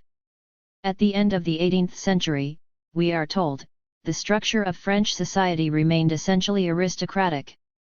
The French Revolution marks the advent of bourgeois, capitalist society in that it achieved the destruction of the seigneurial system and the privileged orders of feudal society. 163 Sobol's assessment of French society is curiously close to that of Lons, except that the difference they both see between Britain and France in the 18th century continues to exist for Lons in the 19th, and perhaps even the first half of the 20th, centuries. The effect of these forces, aristocratic snobbery, bourgeois aspiration, the pressure of literary and artistic opinion, was a general atmosphere in France that can best be termed anti-capitalistic. The medieval concept of production for use and not for profit, of a static as opposed to a dynamic society, never lost its validity. 164. In 18th century France, a France that was not merely feudal but said to be undergoing an aristocratic reaction, the bourgeoisie found itself deeply frustrated, especially in terms of investment in manufacture because of restrictions imposed on the elementary capitalist freedoms, the freedom to have labor, the freedom to produce, and the freedom to buy and sell. The freedoms, it need hardly be added, were presumed to be widely available to the British, who utilized them to launch an industrial revolution. Thus the stage was set, it is argued, for the bourgeoisie to make its entry on the revolutionary stage. 165. The French bourgeoisie had fortune thrust upon it in 1789, taking, of two possible paths from feudalism to capitalism, the one Marx designated as the really revolutionizing path. 166. If one asks why the bourgeoisie took this path, Sobol attributes it to the obstinacy of the aristocracy, which refused to make concessions, and to the relentlessness of the peasant masses, the anti-feudal Jacqueries of 1789-1793, but not at all to the bourgeoisie, which had not sought the ruin of the aristocracy. 167. Sobol does not tell us if these are the same reasons why the English bourgeoisie took the same really revolutionizing path. Nor does he tell us if those countries who followed the other path, the Prussian path, were blessed by a less obstinate aristocracy or had a less relentless peasantry. It is at this point that the exposition becomes a little hazy.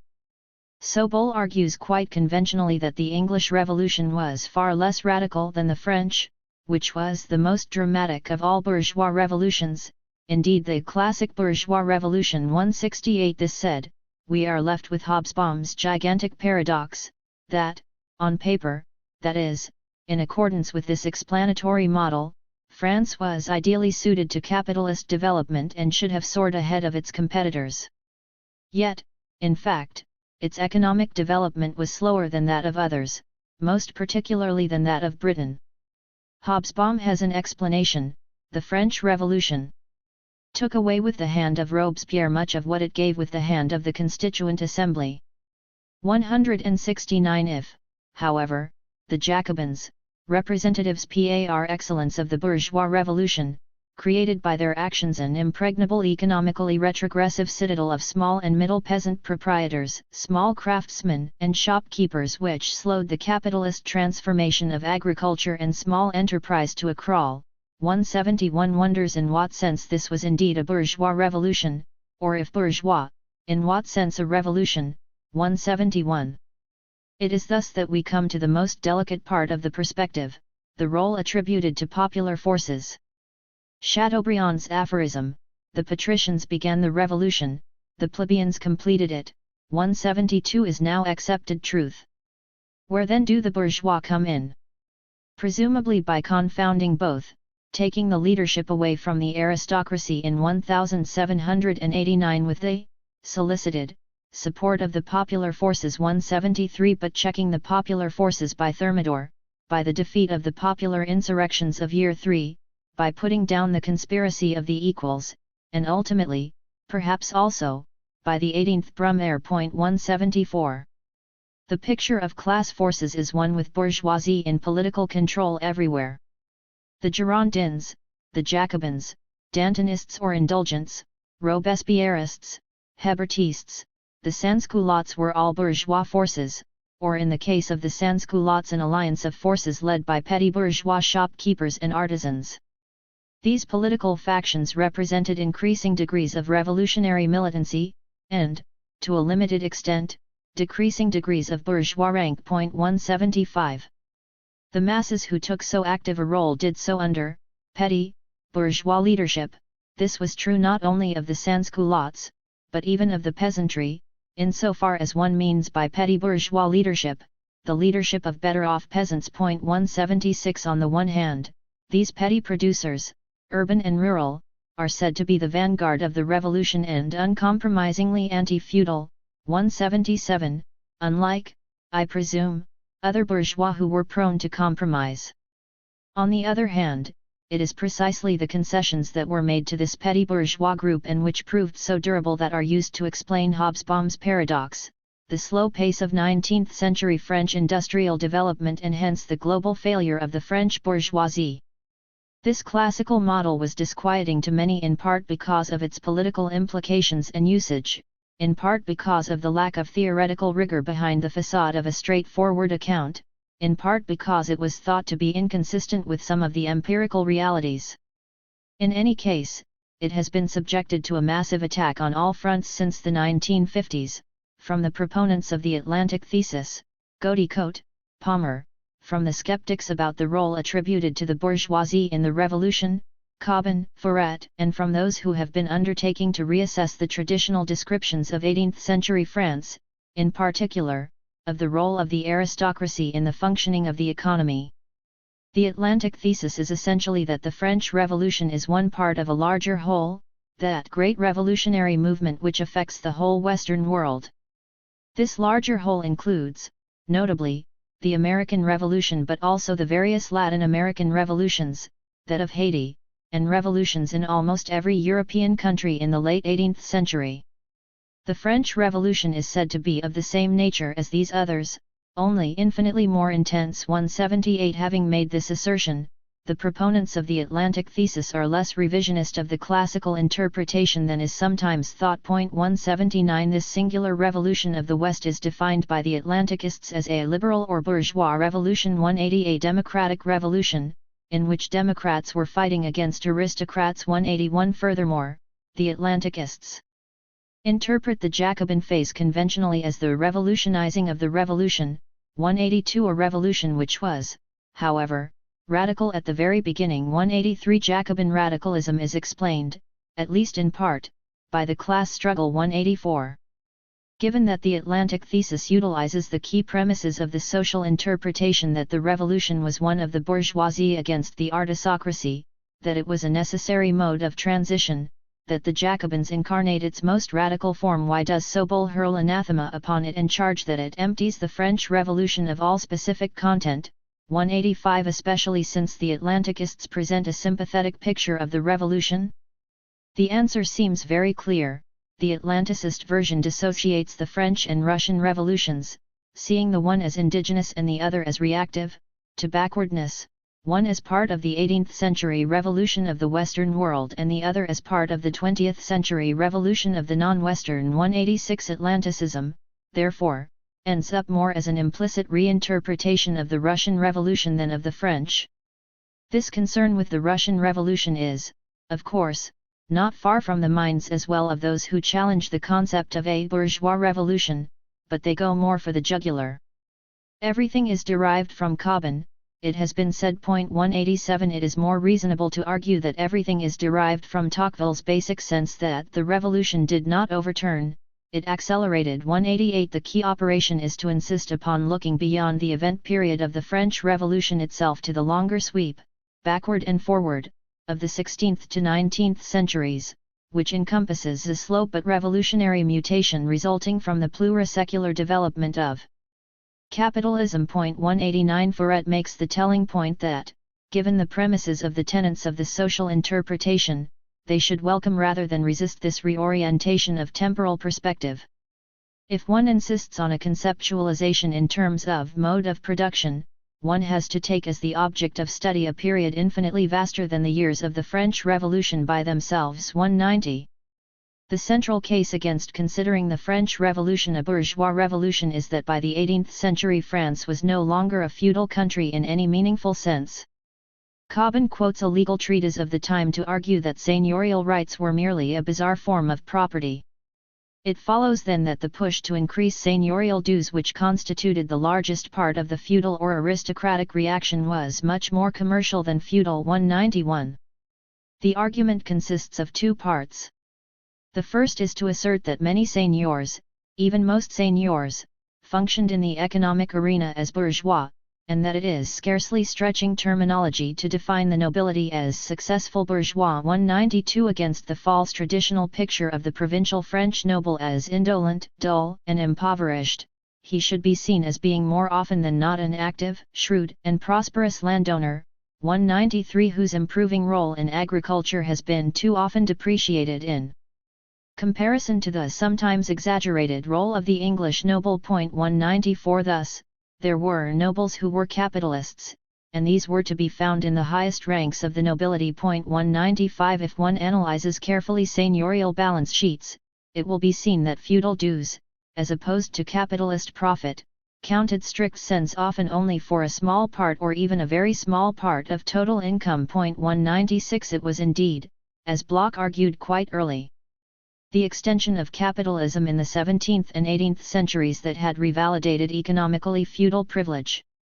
In a world more and more dominated by an economy that was capitalist in form, privileges originally accorded to the heads of a few small involuted village communities, came little by little to take on a previously unsuspected value. 197.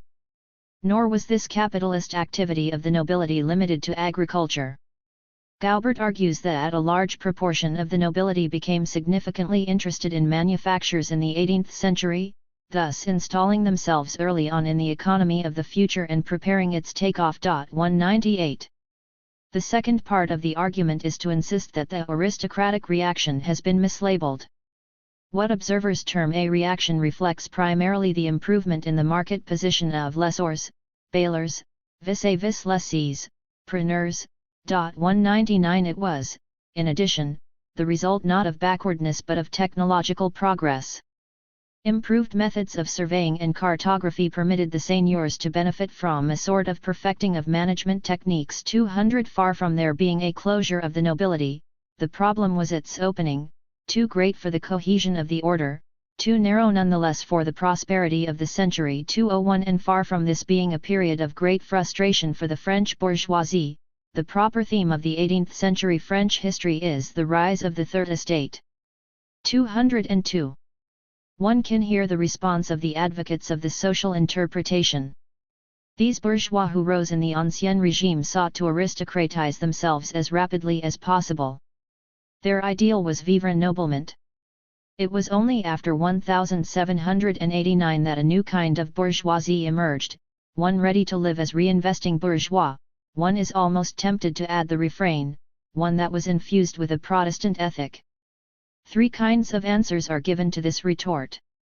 First, vivre noblement was not necessarily incompatible with continuing a profit-oriented mercantile activity. 203. Second, the implicit group of comparison, British bourgeois, even British industrialists, also shared the ideal of vivre noblement. 204. Third, the pattern did not change in France after the Revolution. 205. If it is indeed not possible to discern a fundamental cleavage at this time between the bourgeoisie and the nobility, 206. What then explains the French Revolution, since surely something occurred in 1789? This argument thus far has eliminated class antagonism as an explanation, since the economic roles of the social categories, noble and bourgeois, are considered to have been highly congruent. 207 Tocqueville also eliminates as an explanation a difference in political rights neither aristocrat nor bourgeois had any, and a difference in privileges those of the bourgeoisie in the Ancien Regime were also immense. This leaves only the difference that nobility and bourgeoisie led separate social lives. 208 Tocqueville concluded nonetheless that the revolution was the natural, indeed inevitable, outcome of the various particular aspects of the Ancien Regime, so inevitable yet so completely unforeseen. The revolution occurred through the coming together of the two ruling passions of 18th century France, the indomitable hatred of inequality and the desire to live as free men. 209. The recent Tocquevillians in France have continued this explanatory model, combining an amorphous mélange of particulars. 210 and the emphasis on a change in values. 211 But they have made one major change in the argument. The revolution is no longer seen as inevitable. It has now become an accident, the coincidental result of the telescoping of three revolutions, that of the Assembly, of Paris, and the towns, and of the countryside, into a single time period. It was the popular intervention that transformed the rhythms of the revolution. 212 The shift in emphasis is important analytically but understandable politically. Tocqueville was seeking to persuade conservative forces to accept the revolution, which was not as bad, he said in effect, as they thought, whereas his successors were seeking to persuade liberal intellectuals that all was not virtue in the revolution, the Girondins si, Robespierre no. As Foret himself says, for almost 200 years, the history of the revolution has never been other than an account of causation, thus a discourse about identity. 213. By renouncing the concept of a bourgeois revolution, Foret and Richer wish to identify instead with a liberal revolution, a revolution they say began earlier in 1789. They are quite explicit about what is to them the most significant intellectual question concerning the French Revolution. Let us dare ask the question, as a result of what accidents did the liberal revolution fail in the short run, that revolution which was launched, enfantée, in the 18th century, and would be finally achieved decades later by the French bourgeoisie. 214. August 10, 1792 marks for them the date that began the great dérapage. 215 From the path of liberalism which reached its apogee during the Terror, that brief parenthesis and counter-current in the immense thrust of liberalism spanning the period 1750 to 1850. It was, it seems, the patriotic fervor of the masses which undid liberalism. 216 Foret and Richer reproach Sobol for analyzing year 2 as an enunciation of 1871 or 1917. 217 But is not their analysis equally a certain reading of the history of the 20th century? In any case, they draw one conclusion from their analysis of this period which is impeccably Sobolian, that, after year 2, the bourgeoisie rediscovered its true objectives: economic freedom, individualism in property, limited suffrage. 218 But if that is the case, the critique of the concept of a bourgeois revolution loses some of its force. To be sure, the dating of Foret's liberal revolution is somewhat different, somewhat longer, than Sobol's bourgeois revolution. It is less political, more cultural perhaps. And the two analyses are in profound disaccord about the interpretation of year 2. The implications once again for the study of the Russian Revolution are different. But the revisionist and the social interpretation of what this historic turning point represents for France are less antithetical than all the fanfare might lead one to believe. That this is so can be seen by the numerous attempts to find a mode of reconciling the two analyses. These attempts share a common characteristic: they seek to incorporate what seems correct in the critique of the concept of the bourgeois revolution without incorporating the political implications that have been drawn from this critique. Robin accepts the critique of Foret that, if one is analyzing a change in the mode of production, it is necessarily an analysis that must be made about a long term. A social revolution cannot transform the rhythm of productive forces, it can only render such a transformation possible.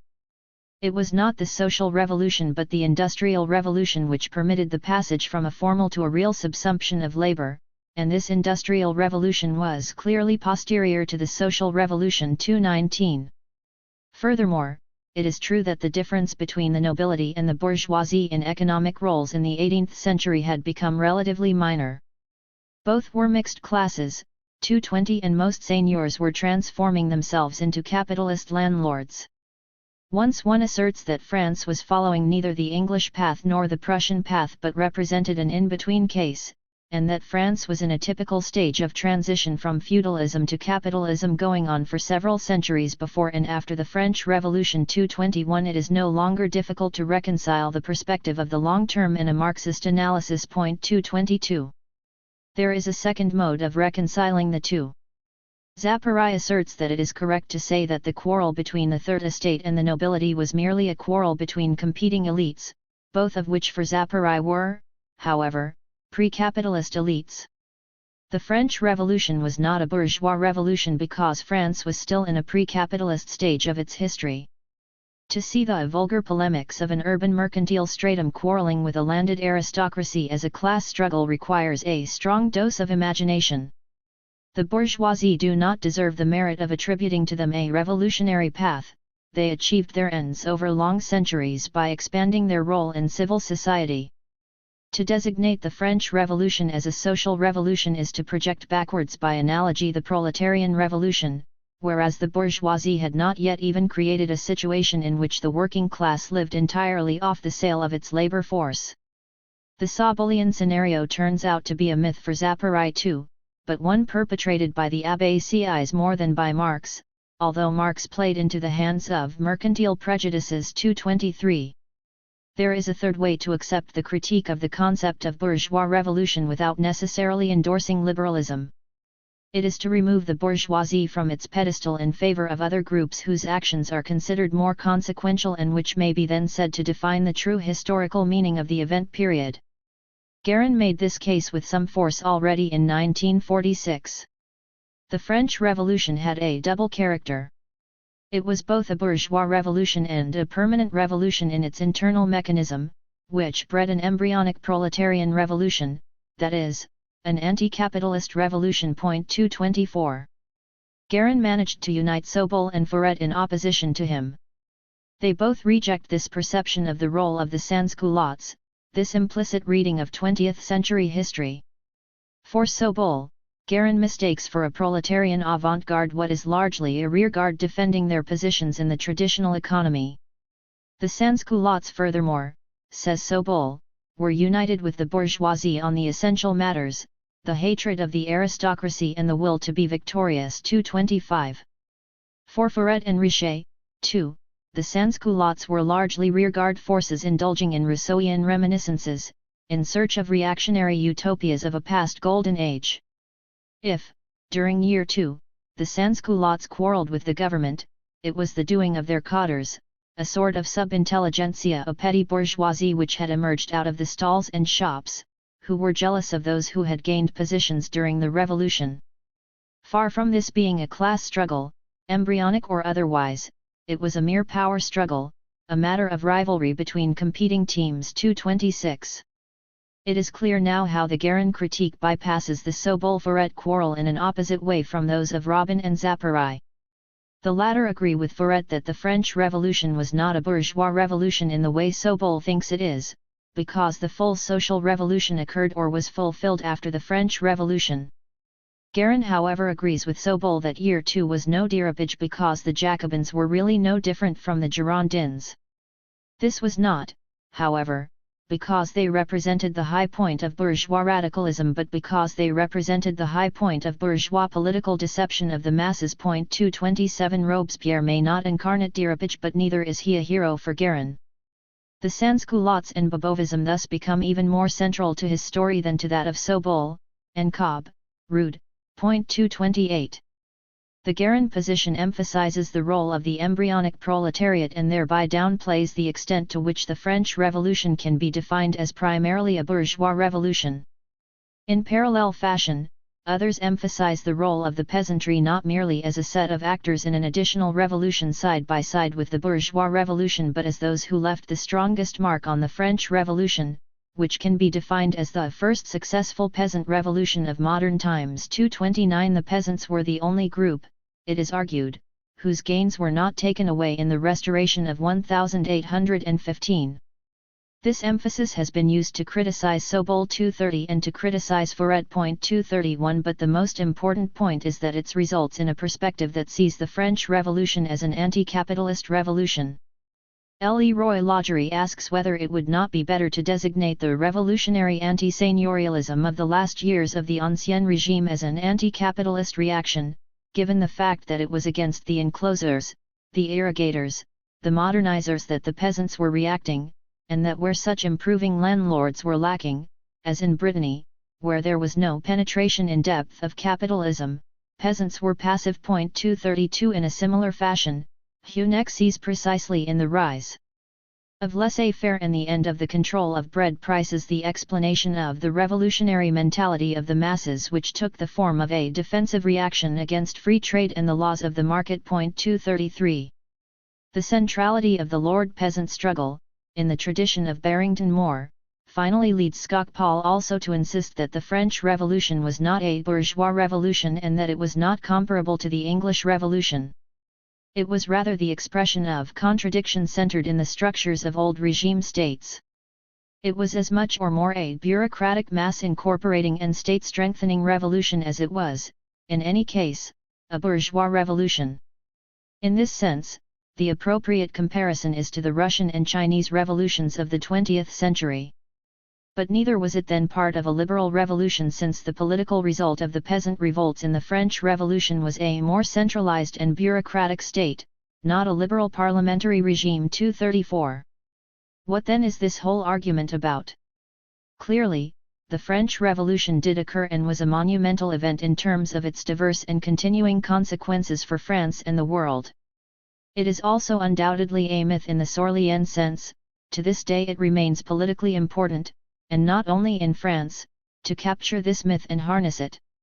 The revolution, Clemenceau said in 1897, is a block. For Cobin, this is the real fallacy behind all the particular myths of the French Revolution, the idea that there is a something, one thing, which you can be for or against. 235 Lefebvre is quite right to retort. The convocation of the Estates General was a good tidings. It announced the birth of a new society, in accordance with justice, in which life would be better. In the year 2, the same myth inspired the Sans-Culottes.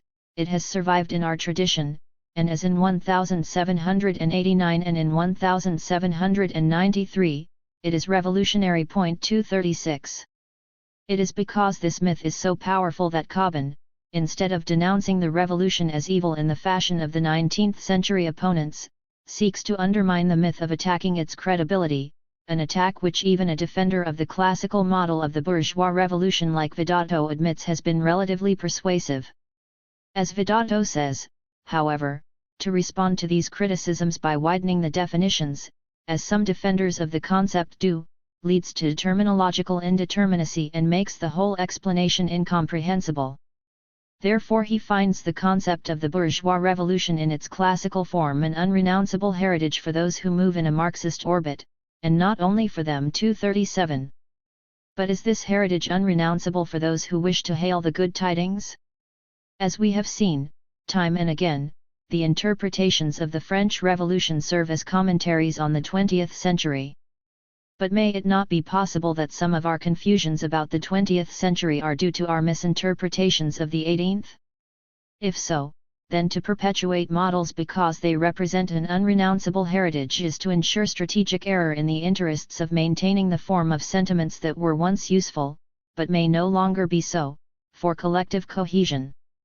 I don't believe we should try to preserve the image of the French Revolution as a bourgeois revolution in order to preserve that of the Russian Revolution as a proletarian one. But I also do not believe we should try to create the image of the French Revolution as a liberal one in order to tarnish that of the Russian Revolution as a totalitarian one. Neither category, bourgeois nor liberal, classifies well what did in fact go on. Fouret says, the revolution incarnates the illusion of politics. It transforms objective reality, le sub e, into subjective consciousness, and conscient. He reminds us that Marx considered that Thermidor represented the revenge of real society. 238 He draws from this anti-voluntarist conclusions. But by insisting on reanalyzing the French Revolution in the context both of long-term social change, with its transmutations of the very concept of the bourgeoisie, and of a rupture in the dominant political ideology, he gets closer to the spirit of historical materialism than he believes. I am sometimes tempted to classify Foret as a closet Marxist revolutionary, while identifying Sobol, by his exaltation of Year II and his reification of concepts like bourgeoisie and aristocracy into sociological categories, as a double agent of rampart bourgeois liberalism. By refusing the concept of bourgeois revolution on the grounds of the fluidity of the categories themselves, the revisionists of the classic interpretation may be making it possible to see how a process of class polarization actually operates through long, sinuous, persistent restructuring in which the French Revolution plays its role but is not a decisive turning point, drums roll. Marx had one major fault. He was a little too Smithian. Competition is the norm of capitalism, monopoly a distortion, and a little too Schumpeterian, the entrepreneur is the bearer of progress. Many 20th-century Marxists no longer share these prejudices, but they think that this is because capitalism has evolved. Once, however, one inverts these assumptions, then the use of a dialectical and materialist framework for analysis pushes one to a very different reading of the history of the 16th to 18th centuries, even of the 19th, than Marx himself made for the most part. But surely, I can hear the objection, the French Revolution spoke the language of anti-feudalism. Serfdom was finally abolished, guilds were finally forbidden, the aristocracy and the clergy finally ceased to be privileged orders. Yes, all this is more or less true. It is certainly the case that, in the Ancien Régime, at a time when the ideology of orders was dominant, even the wealthiest of haute bourgeois, insofar as they were not ennobled, suffered from social disdain and material discrimination. Nor was it enough to purchase nobility. In 1781, the Loisegger rendered it necessary to be a noble of the fourth generation to become an army officer. Whether this was merely a passing snobism of the aristocracy of the sword, which would have soon been revoked or ignored, we shall never know. It was nonetheless a fiercely felt irritation by the upper strata of the Third Estate as well as by the recently ennobled nobility of the robe. And then came the French Revolution. For a few years, on the streets, people were actually stopped and aggressively asked, "Are you of the Third Estate?" and the answer had better be yes. This difficult moment was followed by Thermidor and Napoleon and the Restoration, and things were back to normal somewhat. Haute bourgeois once again sought to obtain noble titles, at least until 1870. And after that, they continued to seek signs of formal social status, as successful bourgeois have since the emergence of capitalism as a world system. If, then, anti-feudalism is not what the French Revolution was about, why then the language of anti-feudalism? Braudel has an excellent answer. Might it not be thought that it was at least partly because the language of capitalism had not found the vocabulary to handle a new and surprising situation, that the French peasant reverted to the familiar old language of anti-feudalism, 239. But if this is the answer for the peasantry, how can we explain that the notables of the Third Estate also came to use the same language? One answer is that the noisy quarrel of the bourgeoisie and the aristocracy was a gigantic diversion, in the two senses of the word diversion, fun and games, and displacement of the attention of others, in this case the peasants and the sans-culottes. 240. Yet, of course, something did change in 1789, and even more in 1791–1793. As Anderson has said, the whole ideological world of the West was transformed. 241. The transition from feudalism to capitalism had long since occurred. That is the whole argument of these volumes. The transformation of the state structure was merely the continuation of a process that had been going on for 2 centuries. In this regard Tocqueville is correct. Thus, the French Revolution marked neither basic economic nor basic political transformation. Rather, the French Revolution was, in terms of the capitalist world economy, the moment when the ideological superstructure finally caught up with the economic base. It was the consequence of the transition, not its cause nor the moment of its occurrence. The grande bourgeoisie, transposition of the aristocracy in a capitalist world, believed in profit, but not in liberal ideology. Law carrier overt auxiliary talents, universal truth, the categorical imperative are first of all ideological themes in the narrow sense. They are instrumental, diversionary creeds, not meant to be taken seriously whenever they interfere with the maximal accumulation of capital. Nonetheless, the ideology also reflects the structural endpoint of the capitalist process, the final bourgeoisification of the upper classes, where all advantage will be derived from current position in the economic structure rather than from past position. And the proclamation of the instrumental ideology is itself an important factor in the structural unfolding of this process. What was meant as a screen became over time a constraint. The French Revolution had, in addition, one further meaning, and this is the sense in which it announced the future. The French Revolution represented the first of the anti-systemic revolutions of the capitalist world economy, in small part a success, in larger part a failure. But the myth that it represents is not a bourgeois myth but an anti-bourgeois myth. The concept of the bourgeois revolution serves ultimately the same function as the concept of the Industrial Revolution. The latter purports to explain why Great Britain captured a disproportionate amount of world surplus in this particular period, particularly vis-à-vis its chief rival, France. The concept of the bourgeois revolution explains the same phenomenon, using French rather than British data. It tells us why France lost out. France had its bourgeois revolution more than a century later than Great Britain, and a bourgeois revolution is presumed to be the prerequisite to an industrial revolution. We are in no sense denying that, in the period 1730–1840, Great Britain, or more exactly the bourgeoisie who had their territorial base in Great Britain, gained a major competitive edge over France. We shall now seek to explain how this happened, without having recourse to either of these two interlinked misconceptions, the industrial and the bourgeois revolutions. Struggle in the core. Phase 3, 1763–1815. The English printmaker, James Gilray, 1757–1815, produced some 1,500 satirical prints on contemporary political issues. Pitt and Napoleon were two of his favorite subjects. In this engraved cartoon, the plum pudding in danger or state epicures taking un petit souper, published on February 26, 1805 by H. Humphrey, Pitt with a trident fork in the Atlantic Ocean cuts the globe west of Britain from the pole to the equator, obtaining the West Indies. Napoleon, using his sword as a knife, cuts France, Spain, Swiss, Italy, and the Mediterranean from Europe, but misses Sweden and Russia. A subtitle reads, "The Great Globe Itself, and all which it inherit, Tempest, 4:1, is too small to satisfy such insatiable appetites." The Treaty of Paris in 1763 placed Great Britain in an advantageous position to accomplish what it had been seeking to do for a century already: outdistance France decisively at all levels, economically, politically, and militarily. It was not, however, until 1815 that this task was accomplished, and it was not easy. This third and last phase of the continuous and open struggle between the two claimants to hegemony occurred under circumstances of a renewed expansion of the capitalist world economy, itself the result of the restructuring of this world economy during the long stagnation of the 17th century, which I analyzed in Volume 2. This renewed expansion created what Labrousse has called the Great Century of Prosperity.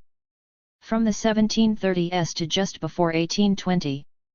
Labrousse was speaking primarily of France, but the description applies as well to Great Britain, and indeed for the world economy as a whole, as we shall see.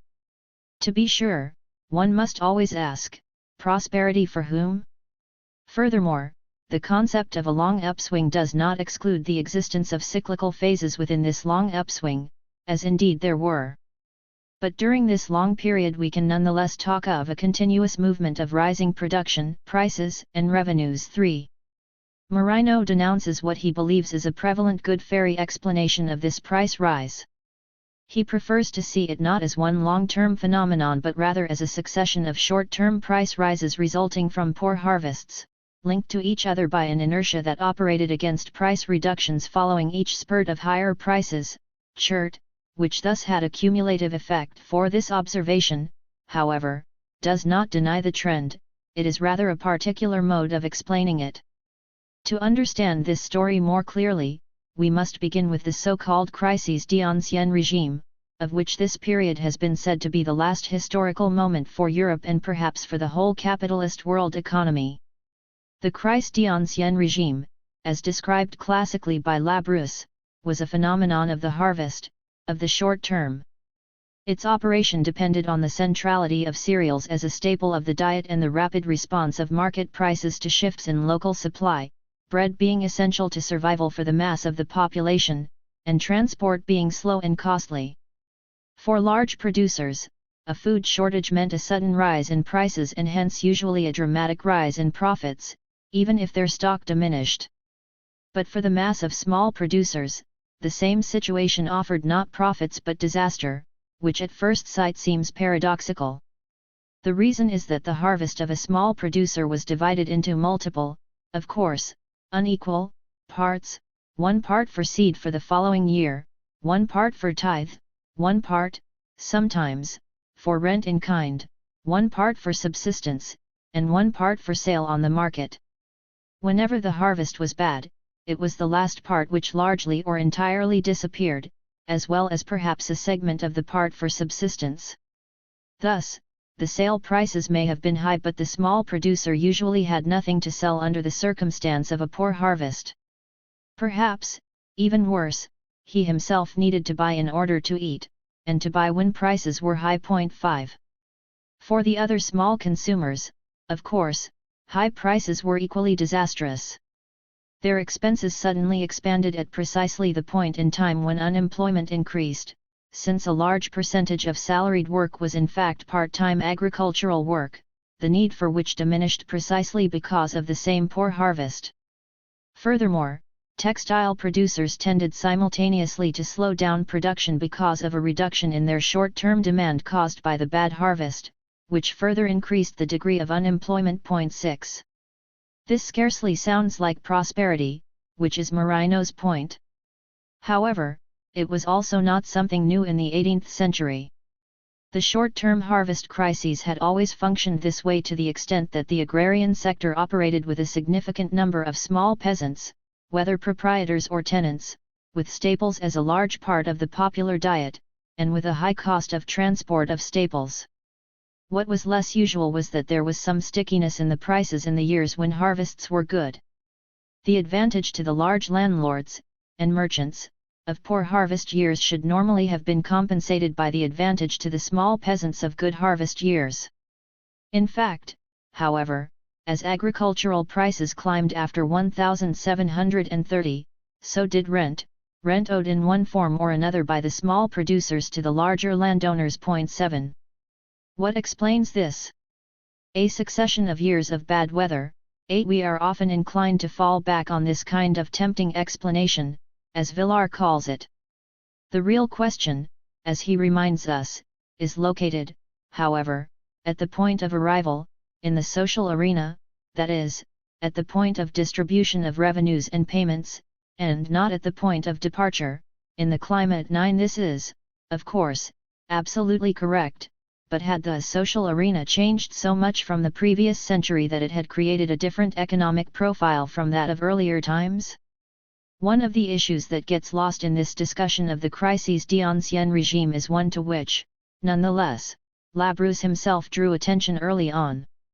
While short-term price rises had convulsive effects, and in particular were associated with reduced production, long-term price rises had the opposite significance, the same significance as today, 10. For they led to long-term increases in production.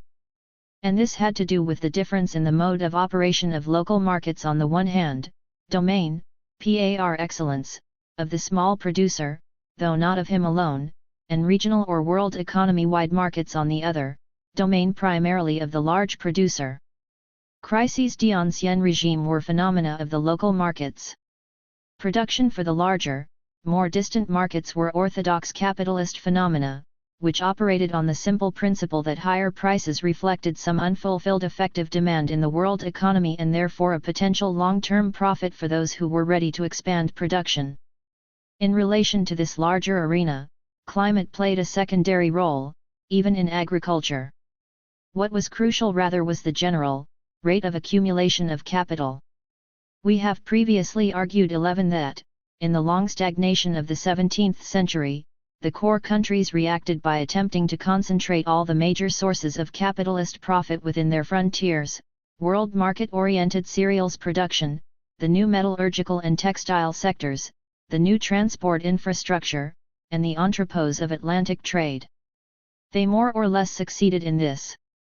Furthermore, in the intra-core struggle, the United Provinces, which did best by far initially, was eventually undercut by English and French competition. Between England and France, the struggle was more even and, as of the turn of the 18th century, neither could be said to have been significantly stronger than the other within the world economy. The slow restructuring of the production processes within the core led to some redistribution of revenue within each of these countries such that one could speak of some increased home demand and the tentative beginnings of a further expansion of the frontiers of the world economy. In short, most of the processes we associate with the period after 1750, technological changes in agriculture and industry, geographical expansion, growing demand within the core, were already occurring in the century previously, albeit at a slower pace. 12 However, with the economic expansion of the world economy, there came to be renewed geographic differentiation of production, specialization, and increased mechanization in the core, the Industrial Revolution. The main achievement of the long 17th century, from the point of view of the core countries, had been the ability of the capitalists of these countries to corner such profits as there were to be had. The main drawback had been the limited overall demand, one of whose signs was the stagnation of population growth.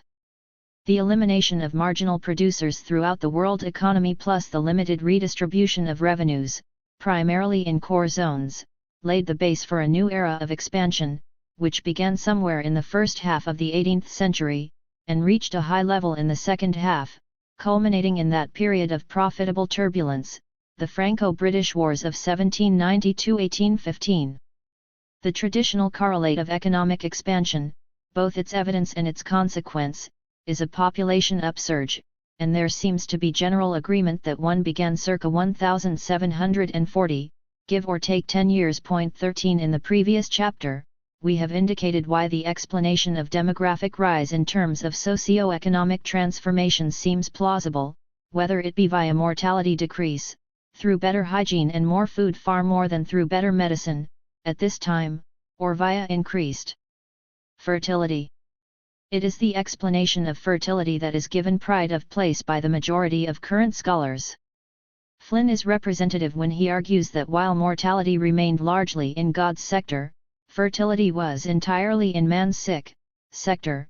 14 The key variable being the age of marriage of women. 15 To the evidence of lowered marital age, some analysts add the deduced and negative evidence of the decline of the inferred rate of contraception by coitus interruptus, which is believed to have occurred in 17th century England and France as a reaction by the peasantry to hard times. 16 In effect, by the reduction of the population in the previous century, the survivors ate better, with the real wage level thereby slowly rising. Eventually, this psychology of austerity bred its own undoing. When, then, there was a run of good harvests, 17 which seems to have been the case for the period 1715–1750, a run itself the consequence in part of improving techniques, it is easy to see why such a run could ignite the increase in fertility observed. If England was perhaps a bit more productive as the century began, the literature on England also emphasizes a setback, resulting precisely from this advantage, somewhere in the second quarter of the century, the so-called agricultural depression, which was a classic case of a price decline resulting from the good harvests. 18 Two important points should be noted, however.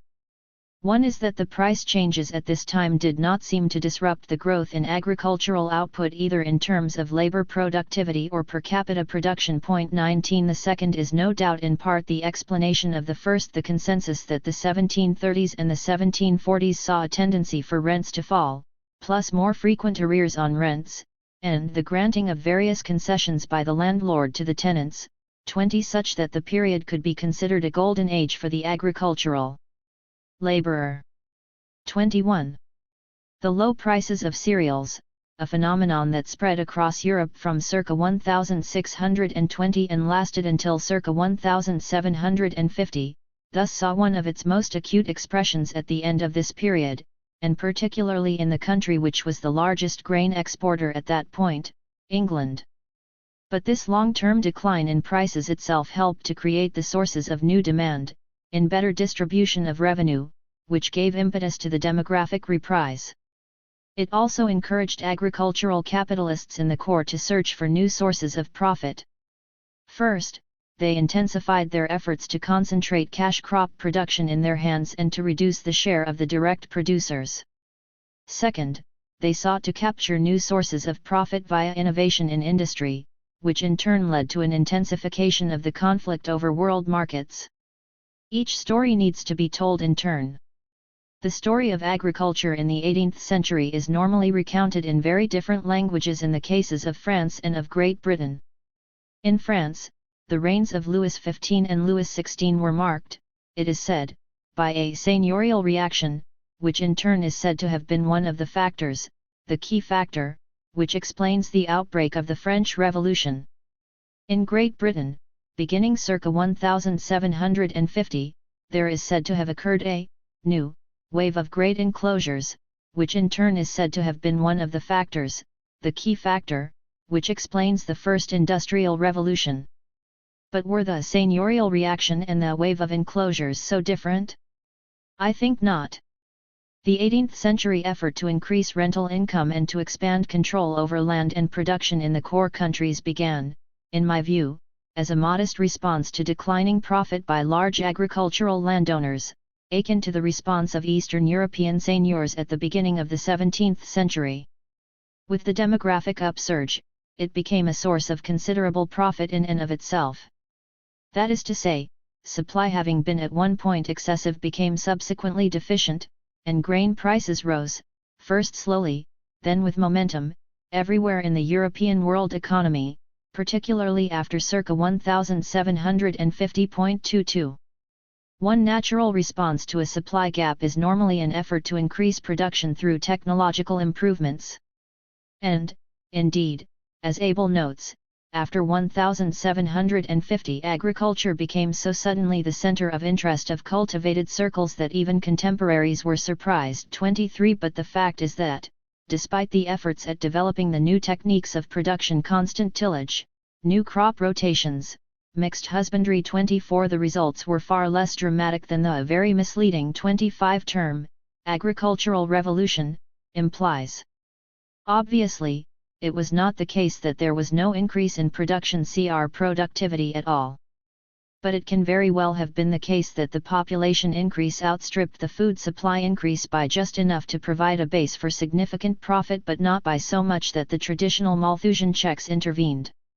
This would entail, to be sure, a decline in real income of the working strata, and for this there is considerable evidence. What was the so-called seigneurial reaction in France? It has usually been defined by two central elements: the renewed enforcement of seigneurial dues and privileges which had fallen into disuse or into reduced usage, and the appropriation of common fields by these same seigneurs and or other local large landlords. While, in legal terms, the first operation appealed to a jurisprudence that derived from medieval feudal society, and, therefore, it could perhaps justify the analytic label of refeudalization, the second operation went in direct opposition to this same jurisprudence. 26 Therefore, even on the face of it, the assertion that the seigneurial reaction represented the last gasp of a feudal regime faces an elementary contradiction. Furthermore, as Forster has suggested, the reaction has in fact been too narrowly understood. 27 It occurred within the context of an expanding world market, to which it was a comprehensive reaction, which included as well modern estate management, e.g., accounting, surveying, improved supervision, stocking, speculation, foreclosure, and support for the physiocratic theory of prices, in short, whatever might be expected of entrepreneurs. The keystone of this reaction was located in rent. Rent should not be confused with seigneurial dues, which also expanded during this period, but which only accounted for a small percentage of the total revenue increase. Leroy Lagery's summary of French regional analyses indicates that in a comparison between the 1730s and the 1780s, the largest real increase was in land rent proper, 51% in deflated prices, using a weighted index of all agricultural prices. The closest other increase was for tithes paid in money, 35%. Revenue from interest on loans also rose significantly, despite an important fall in the interest rate. The weakest sources of increased agricultural revenue, although each still a small increase, were in taxes, tithes paid in kind, and seigneurial dues. 28. Who profited from this dramatic rise in agricultural income over a 60-year period? In terms of the rising price level 29, the answer is simple. The winners were those in command of a marketable surplus, and the losers those forced to be a purchaser even for part of the year 30. But in addition to the 80% of the benefit which derived from increased prices, there was the 20% of the benefit that derived from the extortion of supplementary surplus value 31. It is this 20% which reflects the process of transformation of the internal social structure. At the top of the hierarchy were the large landowners. For the most part, they were noblemen, but in fact, the whole of the 17th and 18th centuries in France were marked by the relative ease of transition 32 from the status of commoners to noblemen, for those who were wealthy enough to be large landowners. And in this period in particular, it was the status of large landowner which counted the most in terms of real revenue. 33. While the feudal dues played a limited role in direct terms, they could be turned into capitalist profit via the indirect mechanism of farming out, affirmage. For it was not only the central government which had tax farmers, seigneurs also farmed out their feudal dues. That is to say, the seigneurs would each contract with one of more fermiers to pay annually a predetermined sum, which the fermiers in turn collected from the direct producers in kind. It was these fermiers then who actually sold the produce thus collected on the market, which in an era of rising prices, meant that any rise in the prices benefited the fermier. 34.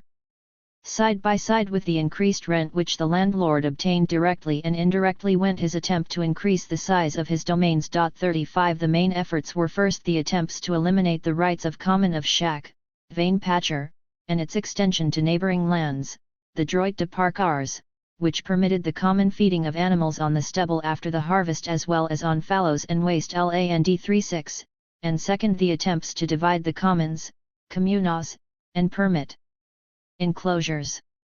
In these efforts, which had at least as long a history in France as in England, 37 large landholders in France in the period after 1750 were notably less successful than their English counterparts. A weaker state machinery in France and a politically weaker peasantry in England led to quite different political results in the two countries. But the converse was also true. English landlords in the period after 1750 were less successful than their French counterparts in the degree to which rents could be raised. The entrenched rights of the English tenants to renewal prevented the rapid turnover of tenants, a practice which was legend in France. 38.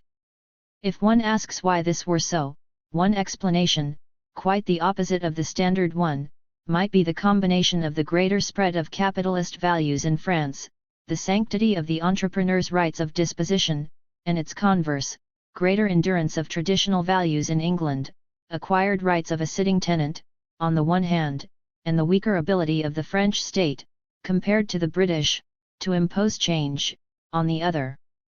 As Forster notes, the efforts by French large-scale tenant farmers engaged in cereals production to obtain tenure security, longer lease terms, and rebates for insurance were considered unwarranted interference in the freedom of contract. 39.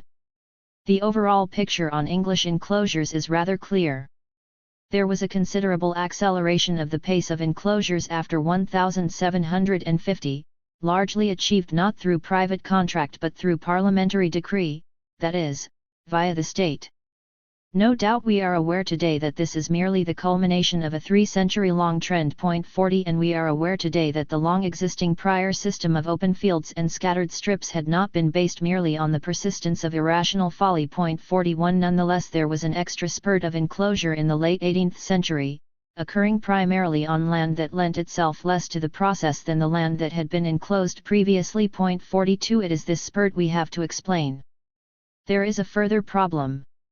As Dahlman argues, if enclosure had been primarily the result of technological change, we should have seen less of it previously than was in fact the case.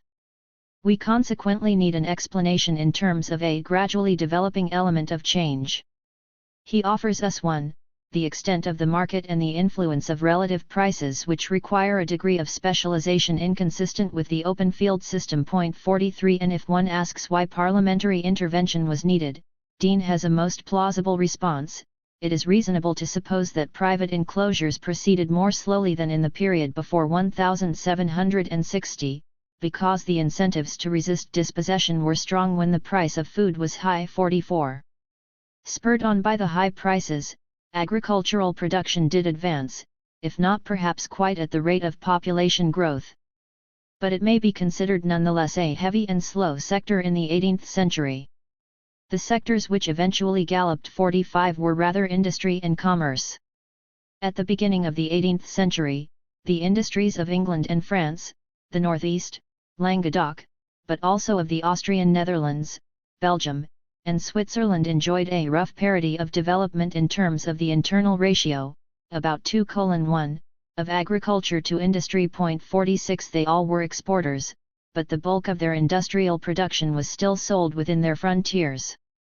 These industries all tended, therefore, to advocate protectionist policies. 47 Industrial production began to rise parallel to cereals production, and earlier in France, perhaps circa 1715-48 than in England, where the more usual date is 1740.49. It is clear, in any case, that the global expansion, as one would expect, was a cumulative process. Hardwell argues.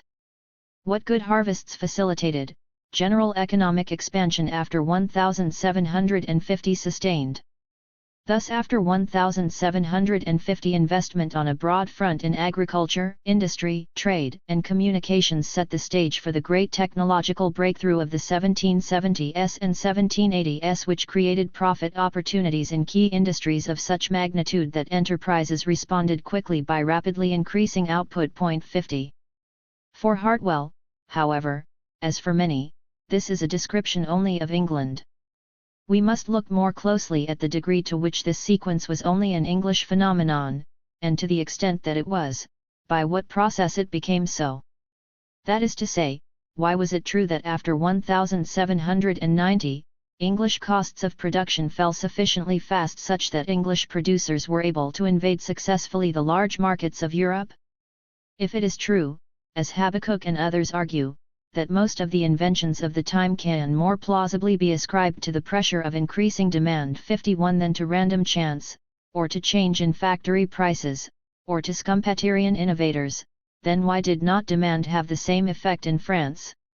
And did it not? In addition, economic expansion meant not only increased production but also increased trade. Both England and France expanded their foreign trade after 1715, but not to the same degree in all markets. The British, Crozet notes, on the whole did not do well in the European markets, where they came up against protective tariffs and French competition. 52 This situation would change only circa 1785 with the new innovations which proved to be the British lever into this market. But conversely, throughout the 18th century, the British had a far larger colonial market than the French and were able, unlike the French, to penetrate extensively the markets of other colonial powers. 53. This British edge in colonial trade was given even more importance by the growing role in the world economy of the Americas trade. 54 Furthermore, it is precisely this colonial trade which supplied the income-elastic products that permitted Britain to expand trade at all with Europe in the period of expansion after the 1750s, and before the later post-1785 cotton goods breakthrough. Point 55 Still, on the whole, the growth of English exports was not remarkably fast. 56 Before the 1780s. Thus it is this final spurt that will need the explanation. Similarly, the famous home market may turn out on closer examination to be less of a difference between England and France than is regularly asserted by its advocates. There are two issues here. 1. Did English producers have a significantly larger total effective demand within their frontiers, political frontiers, customs-free frontiers, low transport cost frontiers than did France? 2. Was the home market, however defined, significantly more of a dynamic stimulus than the foreign market, that is, one traversing the frontiers, for either country or both? In terms of political frontiers, which presumably define the limits of the immediate impact of state policy, we know that France was far larger than England, or even than Great Britain, the effective entity after the Act of Union, although if we add in the empires, the ratio of France's internal market to Great Britain's diminishes. In terms of customs-free frontiers, to the extent that it was a major price consideration internally, which is doubtful, 57 England was about the size of the 5 great farms. In terms of low transport cost frontiers, the 18th century was a period of internal improvements for both countries, no doubt more for England than for France, but how much more? 58 In any case, improvement in internal transport facilities served foreign trade as well, making it far less of a port-to-port affair. The question thus is, was there more purchasing power available in the one place than the other? One should in this regard distinguish between the size and prosperity of the middle strata and the degree to which the lower strata had available cash for purchases which, although individually small, could have a meaningful impact given their numbers in the population. In the previous discussion on the developments in the period 1650–1750–59 we distinguished between the larger landlords, the prosperous, medium-size, producers, the non-prosperous, small, producers, and the landless laborers. Of the two middle categories, which we noted could not be distinguished from each other in terms of tenure rights, we saw the prosperous, medium-size, stratum prospering in that period at the expense of the non-prosperous, small, producers, both in England and northern France. This, in fact, probably reduced overall purchasing power, the increased incomes of the prosperous stratum being more than compensated for by the decreased incomes of the other. This shift moved many of the latter in the direction of engaging in cottage industry and rural wage work, the phenomenon particularly analyzed in recent years under the label of proto-industrialization. 60. The smaller producers in the long period of stagnation having been undermined, so to speak, it would now be those who had been relatively more prosperous in that earlier period who were most hard hit by the concentration, usurpation, and high rents of the post-1730–1740–1750 period of economic expansion. Chambers concludes about the English enclosures of the late 18th century that it was not the smallest type of owner, but the intermediate type, those paying more than £4 but less than £10, who were swallowed up. 61 The increase in rents in France in this period, which exceeded gains in production and productivity, led many peasants who hadn't done so before to seek a second job, métier, merely to acquit themselves of the annual payments for their land. The extra work, undoubtedly, served in such cases barely to maintain the previous standard of living, to keep it from declining further. 62. To this somber picture, one that seems to go against the idea of a growing home demand, must be added the picture of wage income, affecting both rural and urban areas. There seems little doubt that real wages declined in the period 1750–1815, though how much is subject to debate. 63 The famous Hobsbawm-Hartwell et al. Controversy, to be discussed later, over whether the Industrial Revolution raised or lowered workers' real incomes, concerns primarily the period after 1815. If home demand expanded in the period 1750–1815, it seems most likely that this may have been as much a function of increased population as of increased per capita income. 64. The same may well be true at the level of the world economy. Thus, although Cole speaks of the unprecedented expansion of Britain's trade in the late 18th century as taking place in spite of, rather than, because of conditions in foreign trade, he is quick to add that a large part of the growth was due to the rapid increase in sales in the North American market, and speaks of England's ability to invade the relatively sluggish markets of the rest of Europe at this time. 65. When thus the Treaty of Paris brought the 7 Years' War to an end, it was by no means obvious that England was economically performing at a level significantly different from France. What does seem obvious is that each had different advantages in commerce. Great Britain was growing weaker in its competition with France on the continent and compensating for this decline with an improvement in its relative position overseas. This was very clear to the perspicacious Dutch author, Acarius de Syrian, who, writing in 1778, analyzed British difficulties in terms of internal price and wage rises which made her production too expensive to compete with France, and Holland, on the continent. Her difficulties pushed her to triumph elsewhere in the world, and, of course, also to the innovations which would soon recreate a competitive position for Britain in Europe. But this triumph in the rest of the world must be analyzed carefully, as Brodel insists. It is easy to see how by and large England pushed her trade to these outer margins. In most cases, success was achieved by force, in India in 1757, in Canada in 1762 or on the coasts of Africa, England shouldered her rivals aside. Her high domestic prices drove her to seek supplies of raw materials from low-cost countries. 66. What Choiseul had sought in the 7 Years' War was to prevent just this, to stop England from creating a despotic power over the high seas. 67. Although Great Britain emerged victorious from the war, she stopped short of total victory. 68. Pitt, who saw as clearly as Choiseul that the struggle over world trade was critical at that moment, was ousted from office after the death of George II in 1760. Peace was made, too soon for Pitt and his friends, who deplored the return of Guadeloupe and Martinique to France, as well as the fishing rights on the Grand Banks off Newfoundland. In the debate of the treaty, Pitt, supported by the city merchants, thundered. The ministers seem to have lost sight of the great fundamental principle that France is chiefly if not solely to be dreaded by us in the light of a maritime and commercial power. 69. Those who concentrated their attention on the appropriate role of the state in the competitive struggles within the capitalist world economy seemed as frustrated in Britain at this point as they proved to be shortly in France. All seemed within their grasp, but they failed, because they lacked political power. In defeat, they directed their attention to the institutions and methods of government. The day of the bourgeois radical dawned. 70.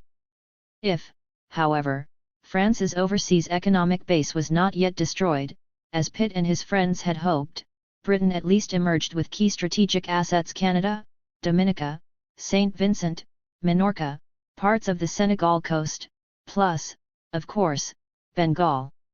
France tried immediately to reduce the effect by invoking the balance of power mechanism in European diplomacy. 71. The annexation of Corsica in 1768 helped redress the situation in the Mediterranean. 72. But this was insufficient to counter the undermining of the French economy in two critical spheres, an undermining that would be its undoing.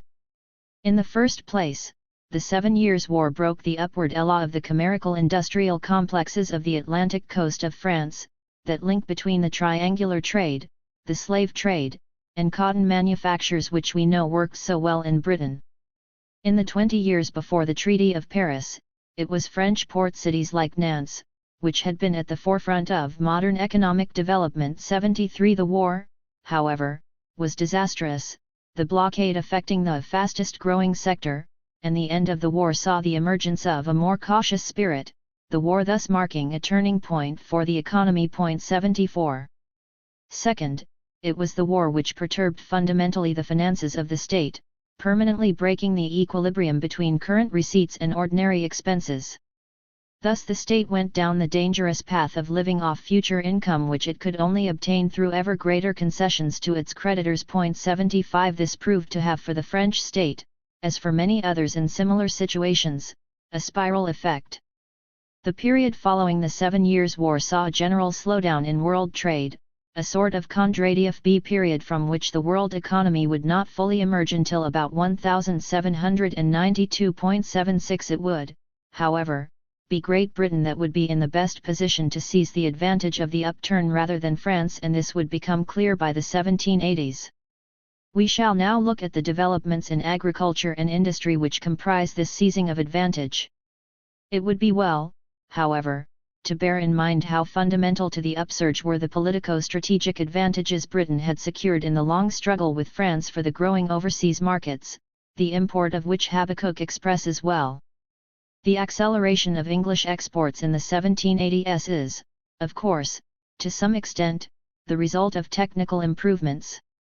But at least in cotton textiles these improvements were in some measure the result of the fact that in the preceding decades England had been linked to markets which were growing rapidly. The textile industries of the continent served markets where the growth of demand was much slower, and for this reason they were not faced with the same need to improve their techniques and methods of organization. 77. It seems to be at this point, in the 1760s, the French elites, the intellectuals, the bureaucrats, the agronomists, the industrialists, and the politicians began to express the feeling that they were somehow behind Great Britain, and began to thrash about for ways to catch up. In light of our current knowledge, such an impression was probably exaggerated, but that does not efface its impact on the social and political behavior of the time. In agriculture, this meant 3 major socio-political efforts: land clearance, freeing grain prices, and agronomic improvements. Land clearance took 2 forms: the division of the commons and the abolition of collective servitudes, in particular, obligatory vein patcher. Because of the legal weaknesses of the French state, this effort at reform had to proceed province by province.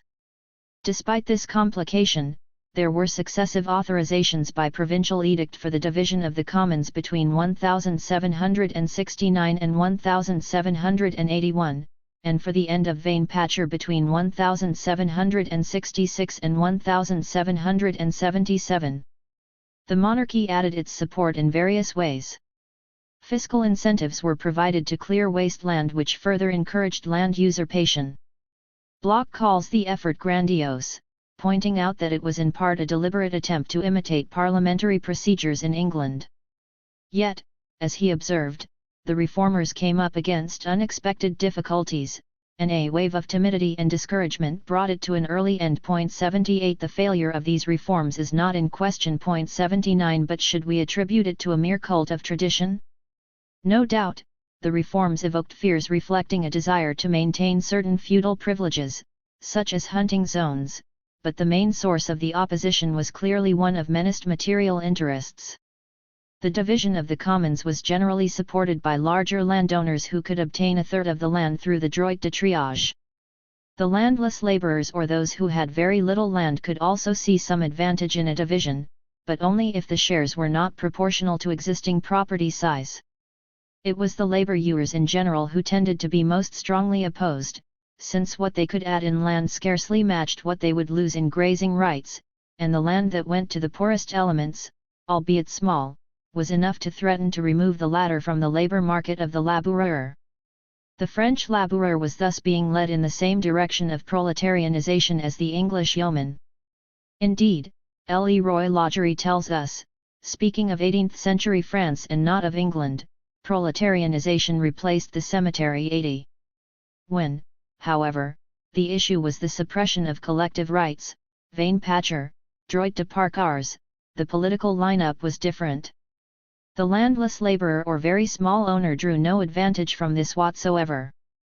Elimination of such rights meant that he would have no grazing land for the very few animals he had. 81 It was precisely the laboureur, especially the one who had good fields, who, being the loser in the reciprocity of the existing arrangements, could benefit by enclosure. 82 On this question, however, the large landowners were of a divided mind.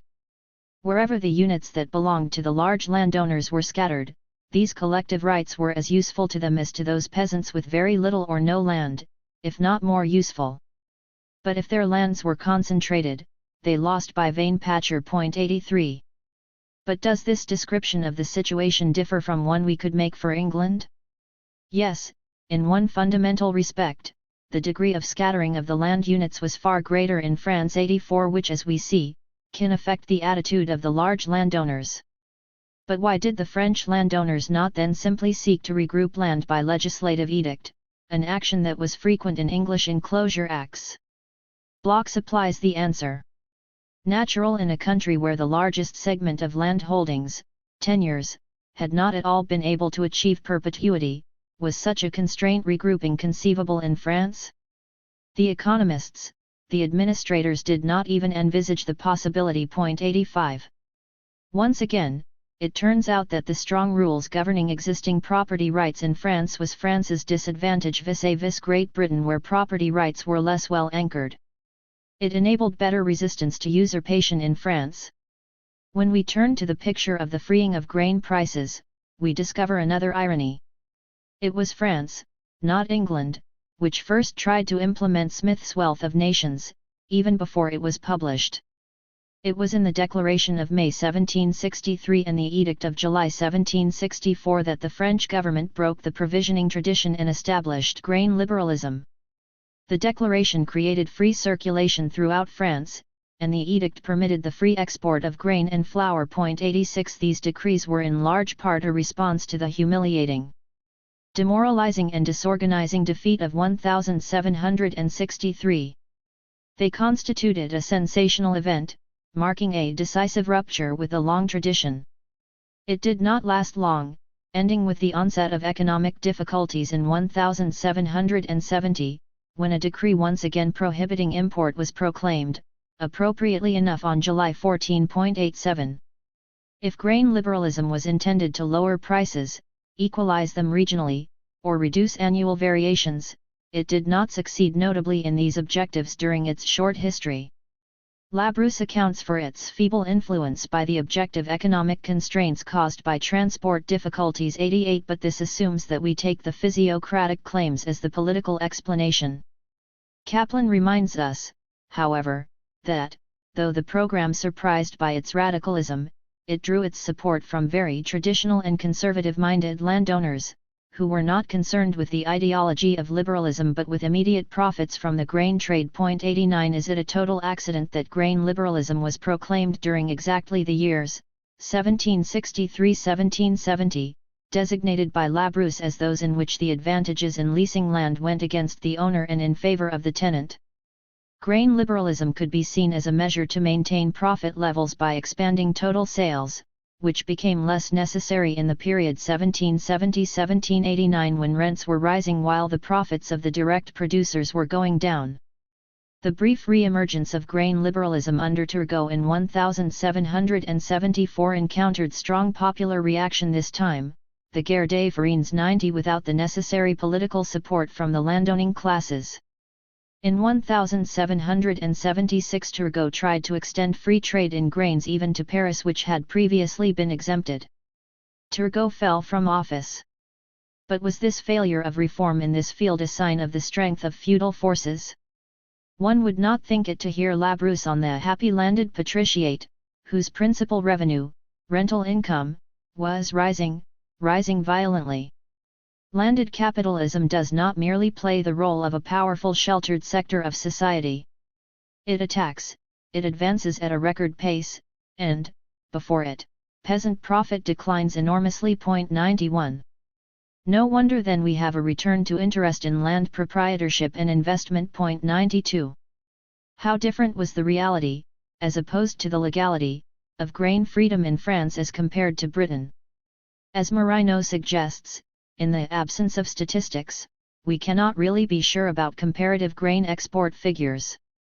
But in any case, as he says, the problem is not correctly posed if one ignores the fact that the excess supply provinces of France, e.g., Brittany and Languedoc, were shipping to the deficit supply provinces 93, and consequently foreign trade figures alone are not the appropriate basis for comparison.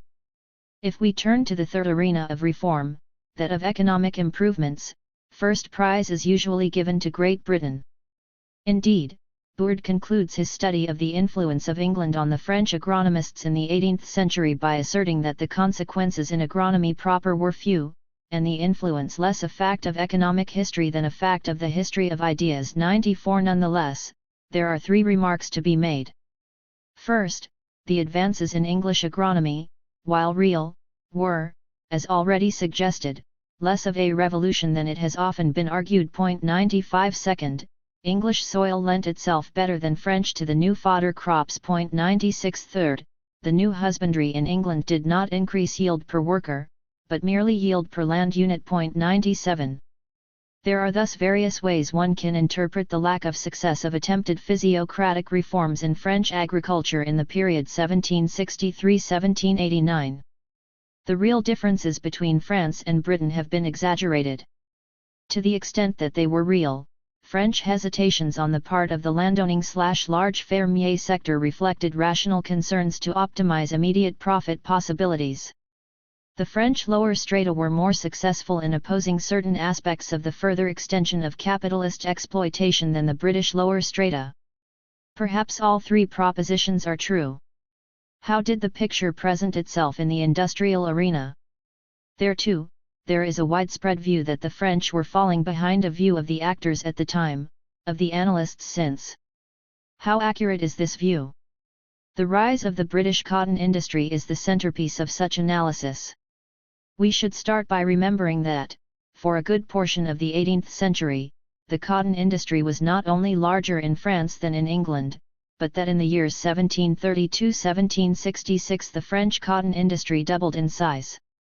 England's tiny industry had been stimulated into growth by the protectionist anti-Indian legislation of 1700, but its growth accelerated only in the mid-1760s after the 7 Years' War. 98. Many authors would mark a significant British spurt only as of the 1780s. 99.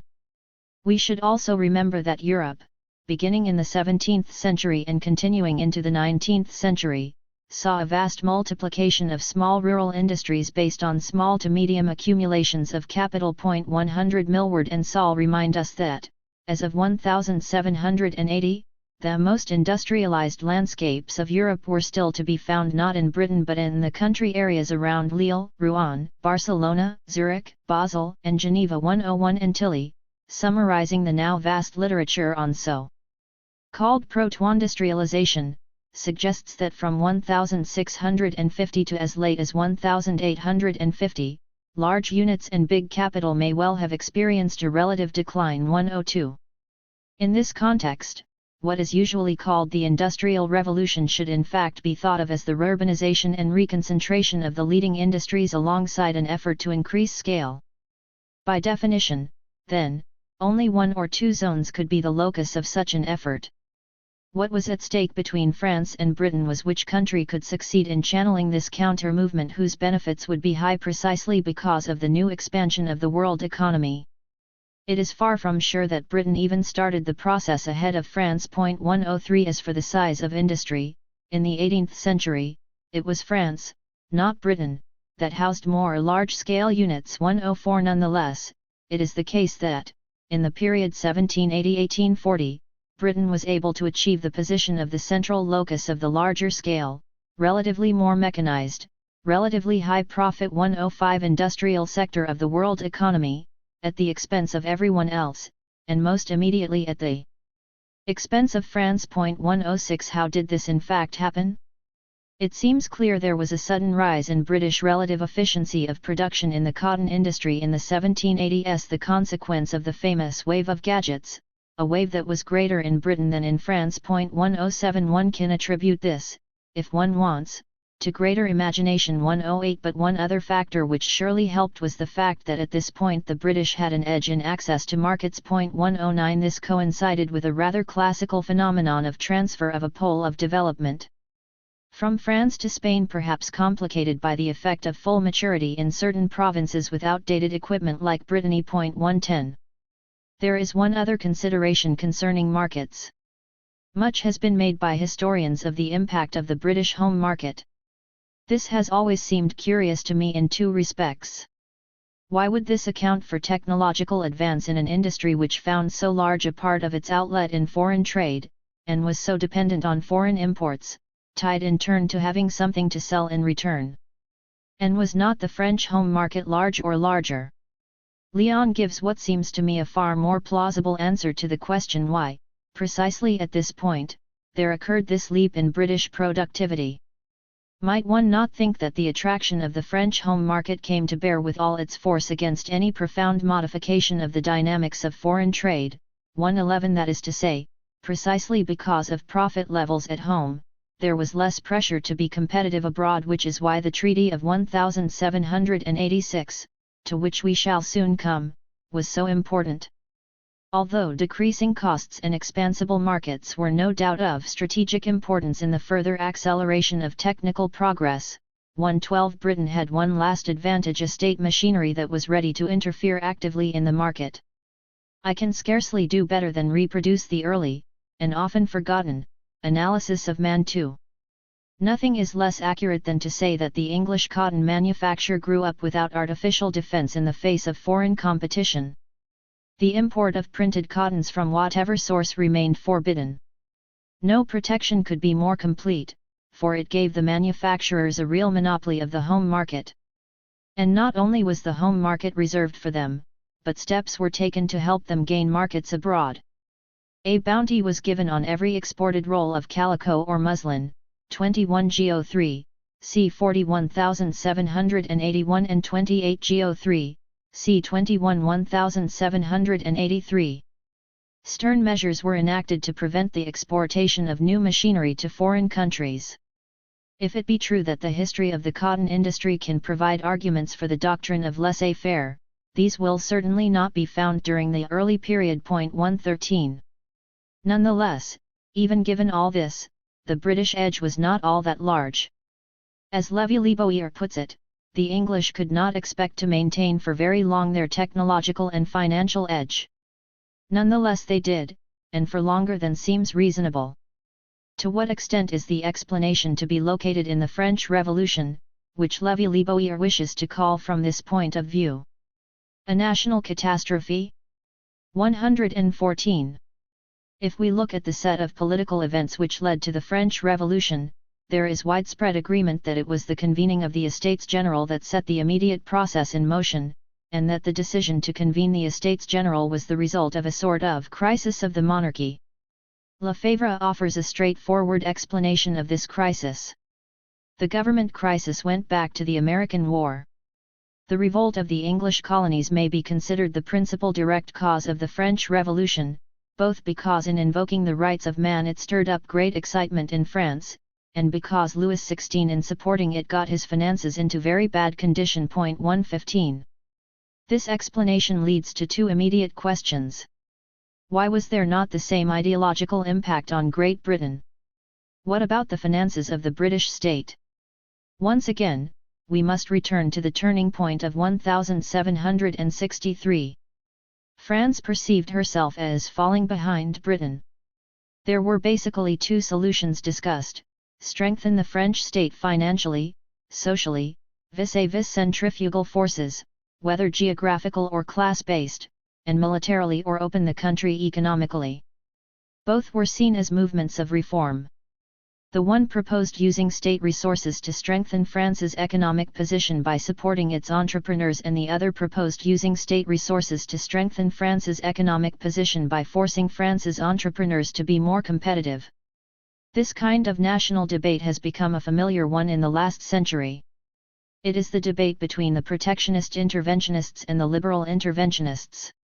France after 1763 oscillated between the two, with poor results, and a high potential for the political explosion which in fact occurred. The oscillation began with the Duc de Choiseul, who willed the end, which was the re-establishment of French power in the world and a war of revenge against England. He did not will the necessary means, which was the restoration of royal authority inside France and the reforms of royal finances, without which all other reforms would be in vain. 116. It continued with Vergennes, who served as foreign minister from 1774 to 1786, and with the succession of men who controlled France's finances: Turgot, 1774-1776, Necker, 1776–1781, Fleury, 1781–1783, and Calonne, 1783–1787. Each wrestled with the same problems. Each came up with solutions, diverse ones, which were unpopular. Each failed to strengthen France's basic economic position in the world economy. Had the absolute monarchy been more absolute, it might have been able to overcome the crisis, but all the projects for financial reform from 1715 to 1789 broke on the rock of the opposition of the parliaments 117. The key issue throughout remained state finances. If the long expansion of the world economy involved a steady accumulation of capital by the landowning producers, primarily via the mechanism of rent, this concentration of capital involved not merely obtaining more surplus value from the direct producers but reducing the role of the state as a redistributive center. Whereas state revenue as a percentage of national product had risen steadily in the 17th century and until at least 1715, from 1730 on it was on the decline. 118 The situation had been aggravated by the system of the Company of General Farms, which in the 18th century, at least until 1774, had been the principal agency of tax collection, to the great profit of the tax collectors. 119 The monarchy lost its independence to the company. Necker may have reduced the company's role, but it required nothing less than a revolution to bring it down. 120. It was, however, the American War that transformed a steady trend into an acute problem, by dramatically increasing state expenditure in an era of declining state revenue. 121 The American War was supposed to serve French interests, and in many ways it did. After all, it represented a secession by that colonial zone of Great Britain which was its most important client for exports. And indeed the war did hurt Britain, causing a sharp interruption 122 in foreign trade and a decline in its total value. For France, it was a war of revenge 123 and the ideological implications were ignored. Although Great Britain lost the American War, the French advantage turned out to be chimerical. Luthy denounced retrospectively this unnatural alliance that derived from Choiseul's conception of a revenge in the New World, and points out that no sooner was peace concluded than the English and the Americans found themselves once again in tête-à-tête to liquidate their family quarrel on the backs of those foreigners, Latins and Papists, who had intruded without being invited. 124 Why did this happen? In large part, for all the reasons which explain the parallel resumptions of commercial links between ex-colonizer and ex-colonized after the so-called decolonizations of the 20th century, it is far simpler in terms of existing commercial, social, and cultural networks for the ex-colonized to resume their old ties, in somewhat altered form, than to transfer this relationship to other core powers. 125. Indeed, by 1796, an astute French analyst, Tanguy de la Boissière, reflecting on Franco-American commercial relations since 1775, could write that Great Britain, in losing the ownership of the land of its colonies, has lost nothing, since she immediately became the owner of its usufruct. She has the benefits at present which are provided by an immense commerce without having, as in the past, the costs of administrations. It is thus obvious that England, far from having suffered a loss, has gained from the secession of 1774.126. Such an analysis was not unknown in Britain. It undoubtedly underlay Burke's opposition to George III's policies and his view that this disaster represented a departure from the traditions established by the Great Revolution of 1689-127. Nor was Burke alone. Josiah Wedgwood, a great entrepreneur typical of his time and class, was also opposed to the war. He blessed his stars and Lord North when America achieved its independence. 128. This advantage to Britain of decolonization existed, however, primarily because of the dominant position in world commerce that Britain had already achieved as of 1763. Under such circumstances, to keep British North America as a colony represented a burden without sufficient concomitant advantage, even if not all British officials immediately realized it at the time. In hindsight it is evident, but is it only in hindsight, that commercially the secession of the colonies worked out almost to the advantage of the motherland. 129. It was thus that the American War, intended by France to be the knell of British greatness, turned out to have as its price a French Revolution. 130. France's state debt doubled as a result of the war. 131. Within 5 years the monarchy had become no longer credit-worthy. 132. In 1788, the service on the debt reached 50% of the budget. 133. The state was approaching bankruptcy. 134. But was the British state in the 1780s in so much better a situation?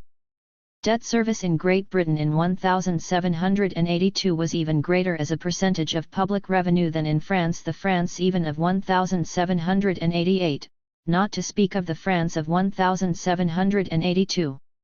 The difference was not in where they were at the time of the peace treaty in 1783, but in what took place after 135.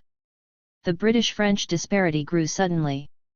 First of all, the British raised additional revenue, thereby reducing debt service perceptibly. 136. But this was not enough, especially since the British had a further problem resulting from the steady repatriation of Dutch investment in the 1780s. 137. That is, their debt could no longer be rolled over.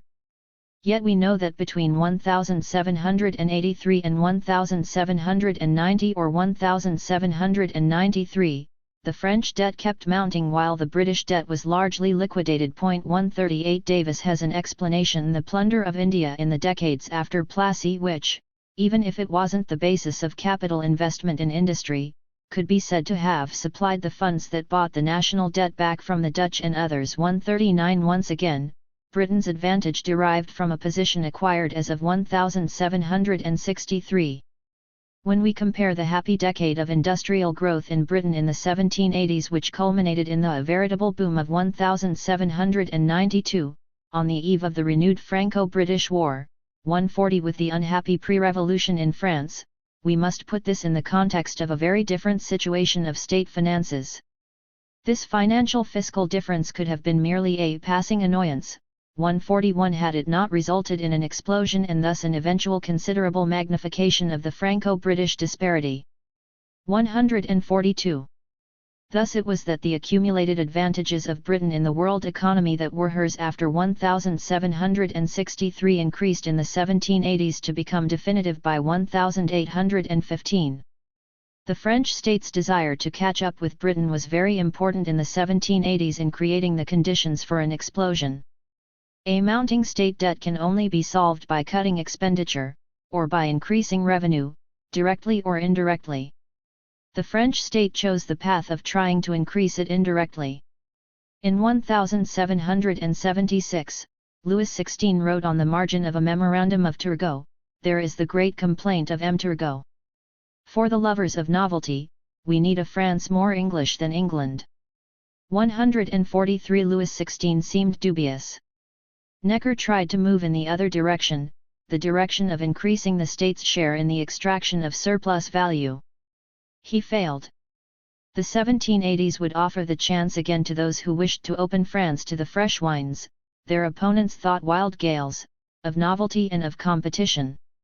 On the one hand, those who profited well from cornering the rent, especially in the 1780s, may be thought to have sawed off the branch on which they were sitting. 144. On the other hand, the monarchy, reacting against its frustrations, inability to reform the internal fiscal system, and turning thereupon to the solution of open frontiers, and consequent increased customs dues, as a source of revenue, may be said to have joined in the sawing.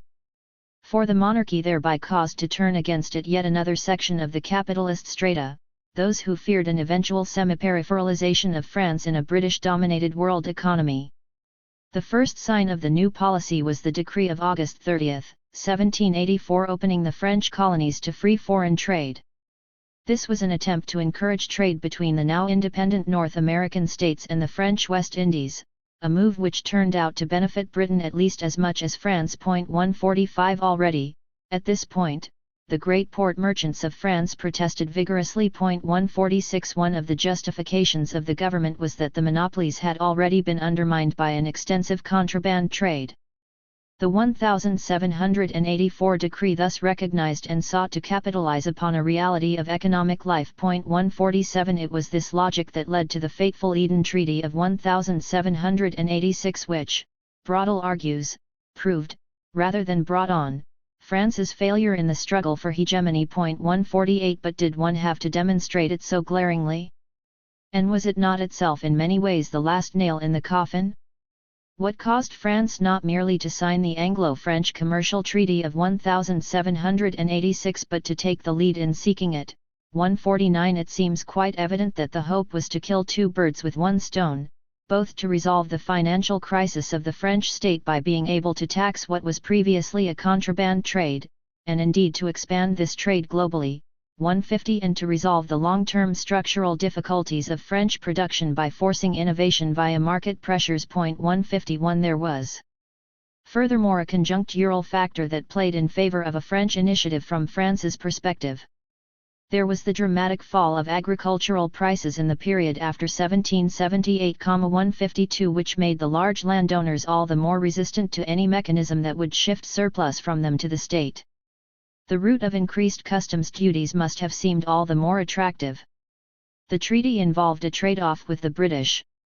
Freer trade meant, crudely, more British cottons, and pottery, wool, hardware, in the French market against more French wine, and other agricultural products, but also silk, linens, glassware, in the British. But how much more? The answer depended on the economic calculations. The French negotiators no doubt underestimated the impact of British manufactures. 153 And overestimated their ability to compensate French manufacturers for any losses. 154 But worst of all, they seemed to welcome a new semi-peripheral role for France. Chaptal, in his memorandum to Napoleon in 1802, speaking of the treaty, thought that France had banked on the advantages and prosperity of her agriculture and said that the products of English soil had nothing that were either special or rare. 155 Nonetheless, Reyneval, it has been argued, seemed ready to make any concession, provided there were a lowering of duties on France's agricultural products. 156 Indeed, Reyneval wrote to Ahmed Hemar, French ambassador in London in 1786, just before the signing of the treaty. Doubtless, we are introducing into England principally the products of our soil, in exchange for English products. But I have always believed, and still do, that an agricultural producer is the most interesting person from the point of view of the state. Nor did de Reyneval stop there. For, as a further justification of the treaty before the Conseil d'État on May 21, 1786, he argued, suppose the results are other than those we predict, is it preferable to seek the prosperity of a few iron and steel manufacturers, or that of the kingdom? To increase the number of manufacturers, or the number of agricultural producers? And suppose that we are inundated with English hardware, could we not resell them in Spain or elsewhere? 157. Thus did Reyneval appear to contemplate with great equanimity the possibility that France would play the conveyor belt role in the world economy that had been the glorious fate of Spain and Portugal for 2 centuries already. No wonder Pitt could say in defense of the treaty in parliamentary debate, it was in the nature and essence of an agreement between a manufacturing country and a country blessed with peculiar productions, that the advantages must terminate in favor of the former. 158. Was this an inevitable strategy for the French state, at the very moment of the apogee of economic growth under the Ancien Regime? 159. It is striking that Britain was trying to negotiate commercial treaties between 1785 and 1793 with Portugal, Spain, Russia, England, Prussia, the 2 Sicilies, and Holland alongside its negotiations with France. There was also preliminary talk about negotiations with Sweden, Turkey, and the Austrian Netherlands. Thus, the Marquis of Carmarthen could speak in 1786 of the present rage for commercial treaties. None of the other negotiations came to anything. The success of the French treaty was unique. 160. The pressure on the French government was no doubt great. The state of government finances, the crisis in the wine trade. 161. But so was the decision, symbolically and in reality. The French state seemed to be opting, under the guise of reform, for a partial deindustrialization which would serve the interests of certain agricultural entrepreneurs but which compromised the interests of its manufacturing classes. The reforms seemed similar to those advocated by the International Monetary Fund in the 20th century for indebted governments with balance of payments difficulties. It is thus understandable that British objections to the treaty, though real, were easily overcome. Pitt defended the treaty on the basis of commercial advantage. Fox opposed it on purely political grounds, that France was the natural foe of Great Britain. 162 In any case, the British had various good, immediate economic reasons to support the treaty. They had the same incentive as the French to find new sources of state revenue, and thus to legalize a smuggling trade, thereby rendering the Franco-British exchanges taxable. 163 They were worried about potential losses of markets to France in North America, because of the post-war treaty, in Spain, because of the Family Accord, and in Portugal, which had just accorded France most favored nation status, and thereby welcomed markets in France itself. 164 But most of all, they knew that the heart of the competition was in cotton. Not only were they confident of their ability to sell in the French market. 165 But they were also concerned to maintain access to cotton imports from outside the British colonies, which at the time provided less than 30% of their needs. 166 From that point of view, vulgar protectionism would not do. The economic consequences of the treaty for France were felt almost immediately, especially, as a 1788 French government memorandum indicates, in the field of ordinary cloth as opposed to good cloth, that is, all the kinds that were used for the consumption of the people rather than of rich persons. 167 The treaty led to a massive import, a veritable deluge, 168 of cotton manufactures from Britain, and other manufactures as well. It was an economic revolution. 169 One of the turning points in the industrial history of France. 170 British goods inundated the French market, Arnold wrote in 1791.171 But it did not take 5 years for the French to become aware of this. These effects were a matter of political discussion almost immediately. It has often been argued since that this was an error in popular perception, since the economic decline began in 1786 or even in 1785, before the actual date of entry into effect of the treaty, which was July 1, 1787.172. This seems to me to miss the point. Objectively, the effect may have been most acute after 1787, but one factor that in part explains the difficulties of 1786 was probably the anticipation of the treaty. In any case, it is the perception and not the reality which governed the political response. 173. Of course, the French manufacturers and others recognized that British cloths were selling well because they were selling cheaper than French cloth in the French market. 174 An advance caused by greater mechanization, which in turn could provide the solution. But how, and how fast? A French encyclopedia published in 1789 wrote, "We have just made a commercial treaty with England, which may enrich our great-grandnephews, but which has deprived of their bread 500,000 workers in the kingdom and undermined 10,000 chimerical houses." 175. In the meantime, the French perceived the British government as aiding a process of dumping. 176 They worried about effects that would be difficult to undo, such as the emigration of unemployed skilled workers. 177 By the time of the Cahiers de Doléances, the treaty was so unpopular that complaints about it were to be found in the Cahiers even of provinces less immediately affected. 178 The general desire was the total abolition of this treaty. 179. Writing in 1911, Morlet argued what many had felt at the time. The treaty made of France an economic province of England. It was a sort of new revocation of the Edict of Nantes. 180 Politically, the effect was dramatic. The manufacturing sector felt abandoned by the state machinery precisely when they thought they needed it most. It must have seemed as if the king's men were ready to accept the semi-peripheralization of France under the guise of liberalism and the beneficence of competition. No doubt, in some sense, the game had already been lost. And England had already gained control of the worldwide economy. 181 But the treaty seemed the act that might make this irreversible, a view which could lead to a strong reaction, particularly in light of how well things seemed to be going in England. There were immediate and clear benefits for England. State revenue rose, export opportunities expanded, and the balance of trade veered sharply in favour of Britain. 182 But there was more. The Eden Treaty, by opening the French market, permitted the economies of scale to the British manufacturers, which enabled the British to cut their prices in the United States, and presumably elsewhere.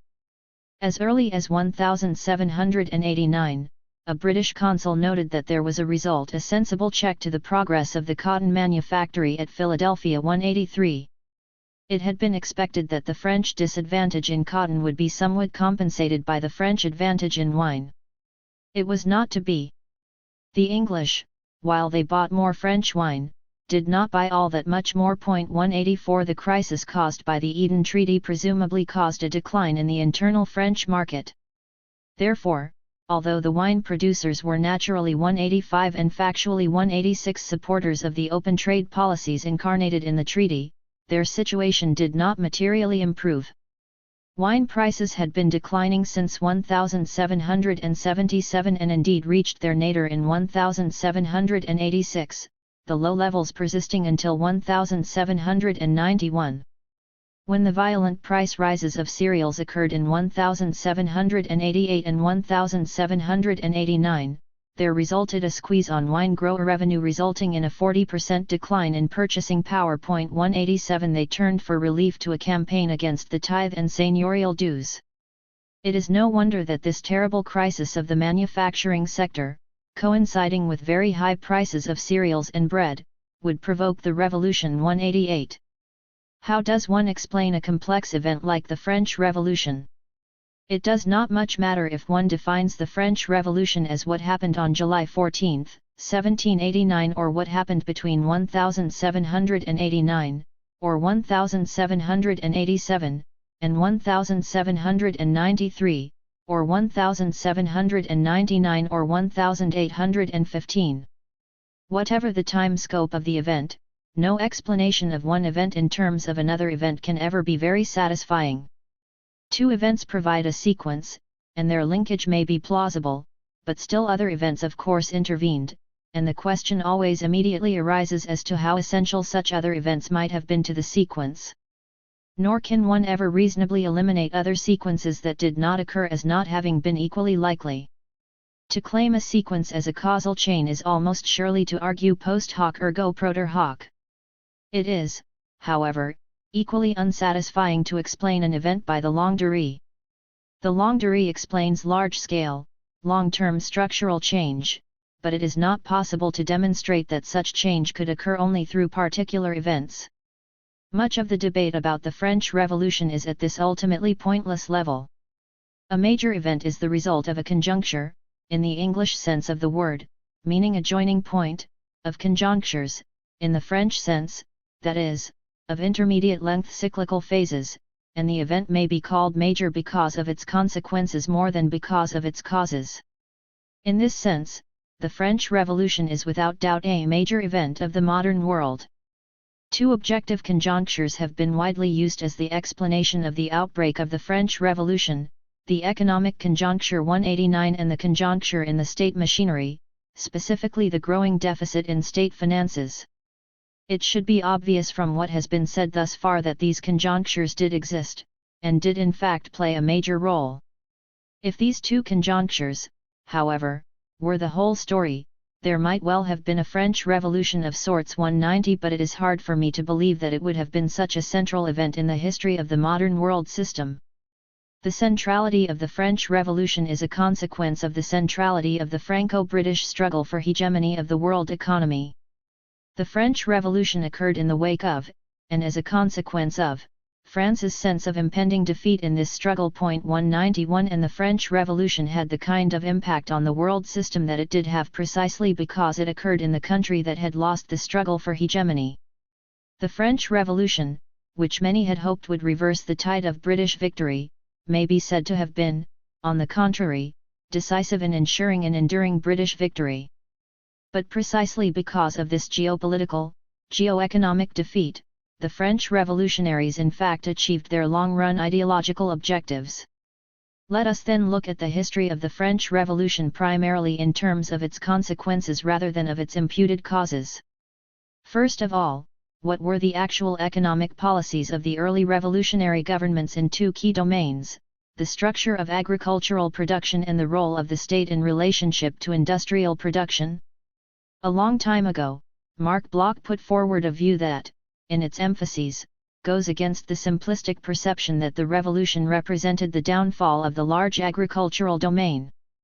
Everyone knows how the seigneurial edifice crashed in ruins between the years 1789 and 1792, taking with it a monarchical regime with which it had become identified. For all that he liked to see himself as the head of his peasantry, the new-style lord had really become once again primarily a large-scale manager, as had similarly many ordinary bourgeois. If we can imagine, which is of course absurd, the revolution breaking out around the year 1480, we should find that land relieved of seigneurial charges was reallocated almost without exception to a host of small occupiers. But the 3 centuries between 1480 and 1789 saw the rehabilitation of the large estate. It was not, as in England and eastern Germany, all-embracing. Large tracts of land, in total larger perhaps than those covered by the great estates, were still left under peasant proprietorship. But the victory was a sizable one, though its completeness varied noticeably with the region. The revolution was to leave the large estate relatively unimpaired. The picture presented by the rural France of our own day, which is not, as is sometimes said, a land of petty proprietors but rather a land where large and small proprietors coexist in proportions which vary considerably from province to province, is to be explained by its evolution between the 15th and 18th centuries. 192. How then have we gotten the impression that the role of peasant production in fact rose as a result of the French Revolution? One reason is that there were indeed some dramatic juridical acts affecting the traditional rights of the seigneurs. The National Assembly did formally abolish, on the famous night of August 4, 1789, the feudal regime, including the tithe and certain, but not yet all, seigneurial rights. 193. The remaining seigneurial rights would, however, be abolished in turn and without indemnity on July 17, 1793. Furthermore, the Rural Code adopted on September 28, 1791 did authorize enclosure of commons. The law of August 28, 1792 did authorize the division of the commons. The lands of the clergy were nationalized and eventually sold. Yet, all this was less than it seems. For one thing, no more than the agrarian reformers of the last decades of the Ancien Regime did the revolutionary governments abolish either Vainpacher or the droit de parcars. Indeed, Vainpacher was only to be abolished in 1889, and even then its abolition was subject to local consent. 194. It was unconditionally abolished only following the First World War. And the law permitting the division of the commons was suspended in 1797. Second, and more importantly, such gains as were made by some peasants were largely gains by those who had a certain amount of property, the reasonably well-off labourers, and were as often as not gains at the expense of the small tenants, small sharecroppers, and landless labourers. 195. To be sure, the various reforms created administrative order in France. 196. But, as Bourgeon somewhat sourly suggests, it was an administration much more coordinated than one believes. Placed at the service of a legislation much more conservative than one thinks. 197. Lefebvre attributes our scholarly misperceptions of the radicalness of agrarian reform under the Revolution to the violent and obstinate quality of the peasant revolt and the noise created by the night of August 4 concerning the abolition of feudal rights. Rather than being radical reform, he argues, the legislation was no more than a compromise. He does add that we shouldn't despise it as such because, if it slowed down economic progress, it also caused less suffering and was more humane than British agrarian changes. 198. This is one way to describe what happened, but it sounds a bit too voluntaristic for my taste.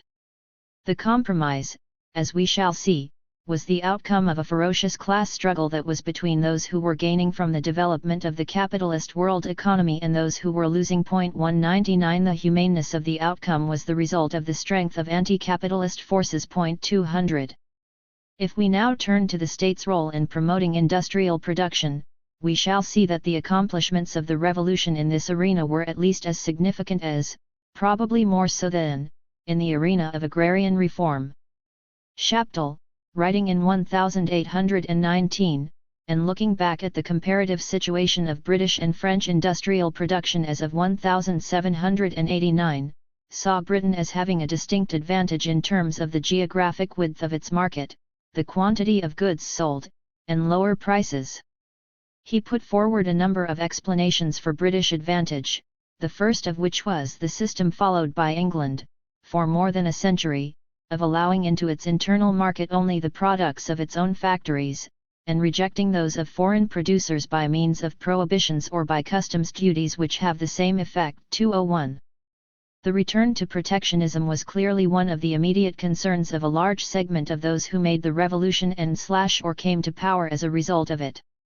There is no doubting the unpopularity of the 1786 Anglo-French commercial treaty among the members of the Constituent Assembly and in the country as a whole. 202 In 1793 the treaty was formally renounced by the Convention. This was in no way in contradiction with the other main economic decision that affected industrial production, the abolition of internal tariffs, thereby achieving at last the dream of Colbert. 203 For this latter act, as well as the abolition of guilds, the revolution receives the plaudits of Heckscher, who celebrates its negative result of dismantling the irrational monstrosity of the industrial legislation of the Ancien Régime. Heckscher calls this a tremendous work of reform. 204 Sobol, who in principle, should agree, since he sees the revolution as the triumph of bourgeois liberalism, does observe nonetheless about the various protectionist measures, tariffs, the exclusive, the Navigation Act of 1793, that, the bourgeoisie of the Constituent Assembly, faced with the dangers of foreign competition, compromised on their commercial liberalism. He calls this another proof of the realism of the men of 1789. 205 But why was this a compromise? It was only a compromise if one assumes that capitalists by definition favor free trade and a minimal role for the state. 206 The whole point of the French Revolution for many was to expand, not to contract, the role of the state.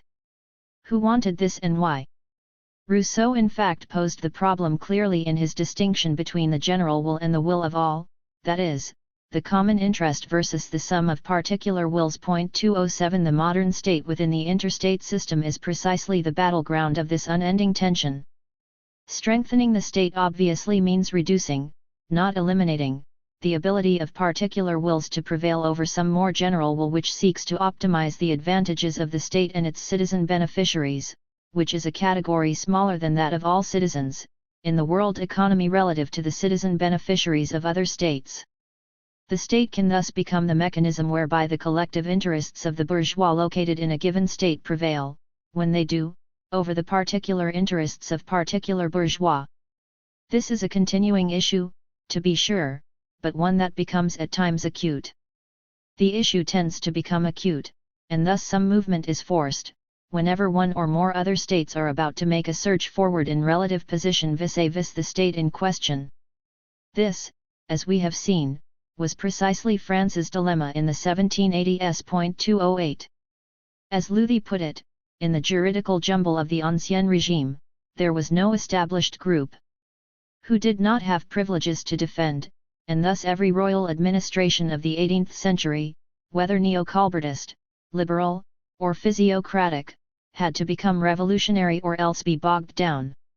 All progressive tendencies put their hopes in an enlightened despotism. 209 The French Revolution plus Napoleon provided precisely that enlightened despotism in terms of the administrative structure of the state, as Tocqueville, that prudent conservative, was to recognize and to a considerable extent deplore. 210 Still, the fact is there is no truly general will, only a state will or consensus that is based on a more or less stable political coming together of particular wills.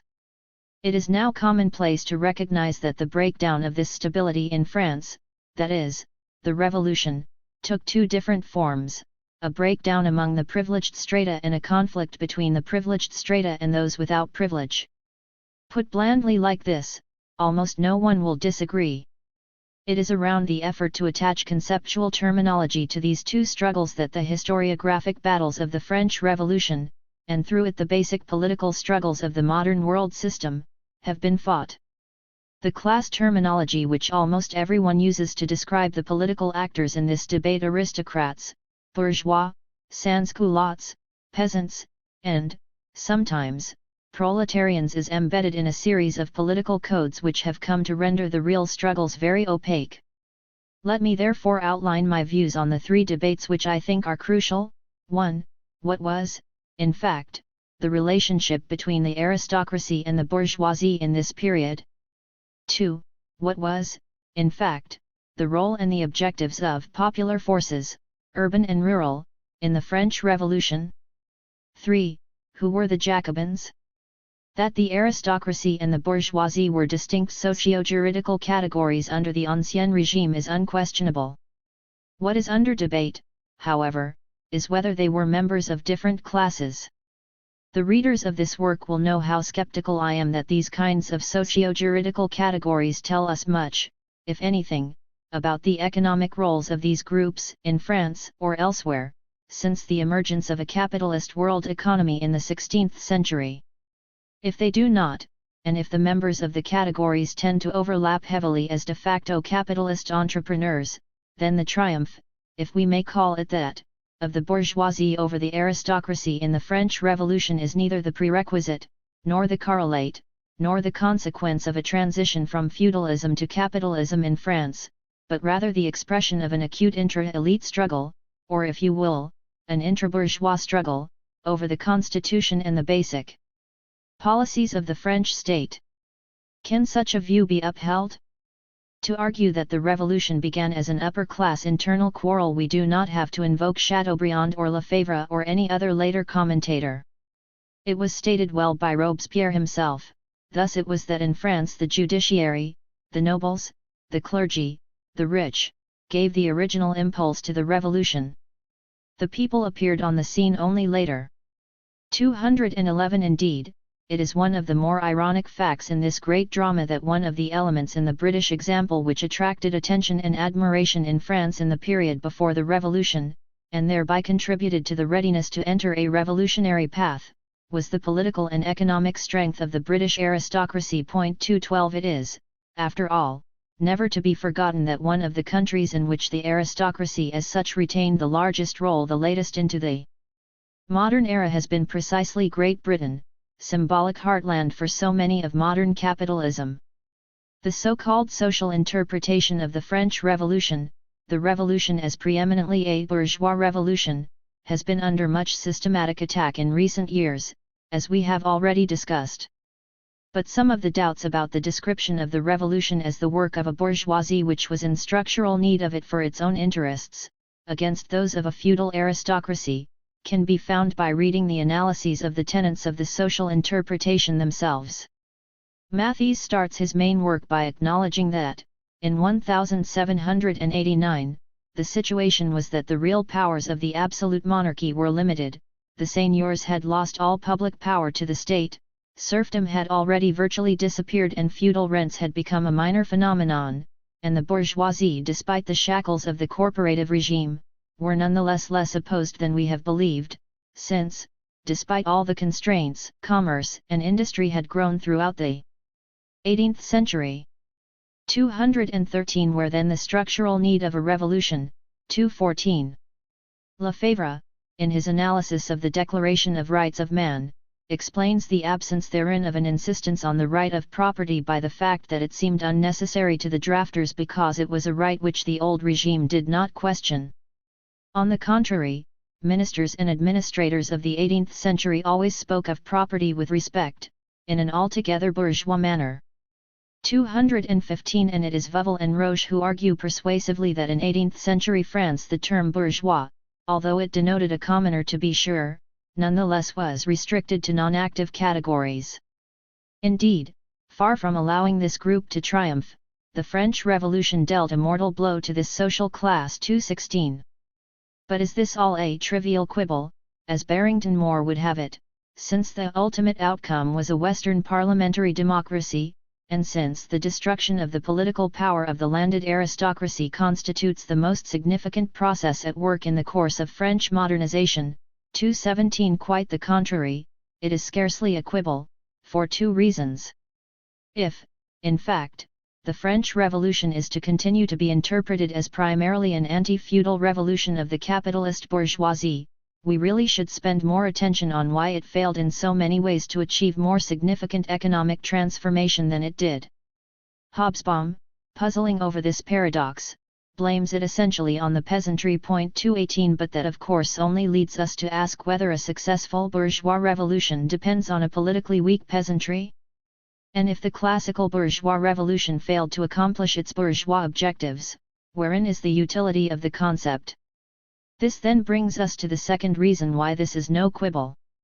The emphasis on the centrality of the bourgeois struggle against the feudal order had led to a very distorted, and when all is said and done, a very subordinated, view of the revolt of the popular classes, even, if not especially, among the partisans of the social interpretation, most of whom think of themselves as advocates of the popular classes. And this is true despite the incredible amount of scholarly effort that has been invested of late in the study of the sans-culottes and of the peasants. 219. Thus we must turn to our second question on the role and the objectives of these popular forces. These popular forces are those whom Mathies calls the Fourth Estate, and they were, of course, in numbers largely rural. All the talk of an alliance between the bourgeoisie and these popular forces founders on one basic fact, to which Mathies points. The propertied bourgeoisie became suddenly aware of the fierce face of the Fourth Estate. It could not permit the nobility to be expropriated without fearing for itself, for it held a large part of the noble lands and received from the villagers seigneurial rents. 220. Rather than an alliance, there seems to have been from the beginning an independent action of the popular classes, to which the capitalist strata, on whichever side of the political infighting, responded with varying degrees of ferocity or fear.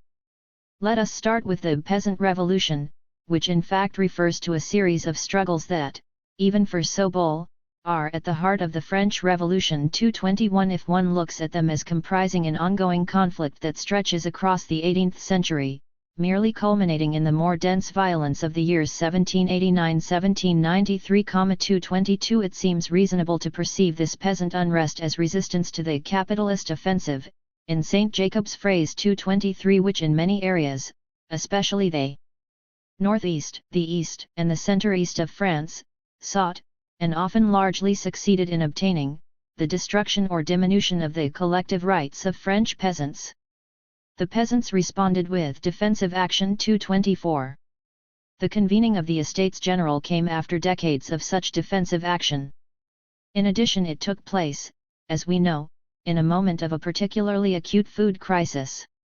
The extra agonies of the rural poor compounded and interacted with their fears, which were also those of the stratum of somewhat better off peasants, about their collective rights. In this struggle against the capitalist offensive, both the better-off peasants and the rural poor often made less distinction between the aristocracy and the bourgeoisie than either the latter themselves or subsequent scholars have been wont to do. 225. To rural workers, both aristocrats and bourgeois were part of the privileged classes. 226. If then peasant revolts are to be seen as the crucial insurrectionary ingredient 227 in the French Revolution, we need to explain what rendered these revolts so explosive. It was, it seems to me, the coming together of resistance to a long-term process of proletarianization with a short-run but very intense demand for bread. 228. Marie Antoinette was not alone in misperceiving this. A large part of the revolutionary bourgeoisie as well seemed to have misunderstood that for the popular masses the revolution was as much a revolution for bread as for the political rights of man. 229. A look at the sequence of events of the Great Fear will illustrate the dynamic of these popular sentiments. In the rural areas, the growing anarchy of 1788–1789 inspired the conjunction of nobles and bourgeois in an attempt to protect their property from the Fourth Estate. If July 14 shook this alliance, During the subsequent troubles it reappeared in the provinces far more frequently than is realized. 230 After July 14, when the Great Fear spread over vast areas of rural France, the revolutionary bourgeois blamed the aristocrats' plot and the provincial aristocrats in turn blamed the revolutionary bourgeois. Lefebvre has dispelled both theories in his detailed picture of what actually happened. What is clear is that, after July 14, the peasants began to implement their demands, ceasing to pay tithes and dues, resuming collective rights they had lost. The peasant population took its own cause in hand. 231 The Great Fear stirred the pot considerably, and by doing so it played its part in the preparations of the night of 4 August 232. The so-called abolition of feudalism on August 4, 1789 was not the program of the revolutionary bourgeois. It was pressed upon them by the insurgent peasantry. The National Assembly spent its own energy attempting to limit the reality of this institutional transformation. 233. In some sense this story was to be repeated for the next 4 years, the government and legislature taking radical action only under direct pressure of the popular masses, and always in some sense trying to limit it. 234 One can interpret this, as do Sobol and many others, as the peasants and sans-culottes forcing the timid bourgeois to pursue the logic of the bourgeois revolution. 235 It seems more straightforward and obvious to me to see the peasants and sans-culottes pursuing their own revolution, one against the privileged classes in their language, the capitalist strata in mind. 236 This opposition grew greater, not less, in the period 1789–1793, since the elimination of the aristocrat and the church as rural rent receiver often merely intensified the class struggle in the rural areas between rural worker and rural beneficiary of surplus value. 237 The famous problem issue of how to interpret the Vendée and the Chouannerie becomes less difficult from this perspective. Even Mazurek, close in his interpretation to Sobol, asserts that they were first of all anti-bourgeois. 238 Paul Bois locates the essential cause of these revolts on the deceptions of the participants that the French Revolution brought no real benefit to the rural cultivator. Under one title or another, he had to continue to pay. 239 Charles Tilly not only concludes the same thing about the peasants. 240 but finds the counter-revolutionary forces to have a strong base as well among workers in manufactures. 241 Why not therefore simply consider the Vendée as part of the France-wide peasant anti-bourgeois struggle? The story was not very different in general in the urban areas, most notably in Paris, where the sans-culottes may be said to provide the urban parallel to the small peasants with some land, in particular, the laboureurs, that is, oppressed workers but not indigent ones. Just as the peasants fought against the privileged classes, which included indistinctly aristocrats and bourgeois, so did the urban workers struggle against an aristocracy defined to refer not merely to noblemen but to the rich and idle, to large landowners and capitalists, to speculators, to Girondins, to those who paid insufficient wages to workers, to those who wore their hair long and powdered, to those who frequented priests who had not sworn loyalty to the Republic, to those with moderate political opinions of any description, even to those who were merely indifferent to politics. 242. With such a definition, it is not surprising that the sans-culottes and the revolutionary government were at least as often at odds with each other as they were allies. The sans-culottes were most angry about the depreciation of the assignat. 243 and about the price of grain, both of which caused a virtual rupture between the government and them. 244 Their demand for the maximum was accorded to them by the Jacobin bourgeoisie not freely, but only constrained and forced, as Sobol says. 245 But why then talk of the ambiguous position of the sans-culotterie, as Sobol does? 246 Feher seems to be far more correct in calling Parisian direct democracy the most striking instance of anti-capitalist political will in early modern history. 247 What other attitude was to be expected vis-à-vis a government that forbade the workers to organize at work, Loyal et Chapelier, and, on the eve of Thermidor, was denouncing their demonstrations and strikes as criminal maneuvers? 248 One-side issue often confuses the discussion on the class struggle between the urban workers and the bourgeoisie, the presumed non-proletarian character of the sans-culottes. Most analysts seem to agree on the occupational description of that essentially political term. It was a concertina word 249 that included small shopkeepers, petty traders, craftsmen, journeymen, laborers, vagrants, and the city poor. 250 However, their heart and core 251 were artisans. Salaried workers were only a minority, one element amidst others. 252 Sobol wishes to deny even to this minority the status of true proletarians by calling them wage workers of the old style. 253 which presumably means they worked in small shops and not large factories. No doubt this is all true descriptively. Implicit, however, in the description is a presumed sharp contrast with workers' movements in truly industrialized countries, composed differently. Is this so sure? Has it not been true subsequently of the majority of workers' movements that their strength and their cadres have been drawn from a segment of the working population which was somewhat better off, whether this segment were technically independent artisans or more highly paid skilled, or craft, wage workers?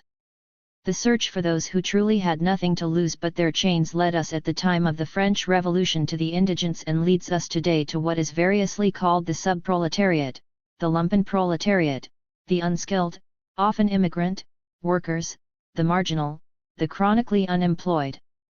If we are to argue, as does Sobol, that a true class spirit is missing 254 from the urban popular masses because they followed the lead of the artisans, even if this were always so during the French Revolution, which it was not, what are we to say of the class spirit of the working class of 20th century industrialized countries?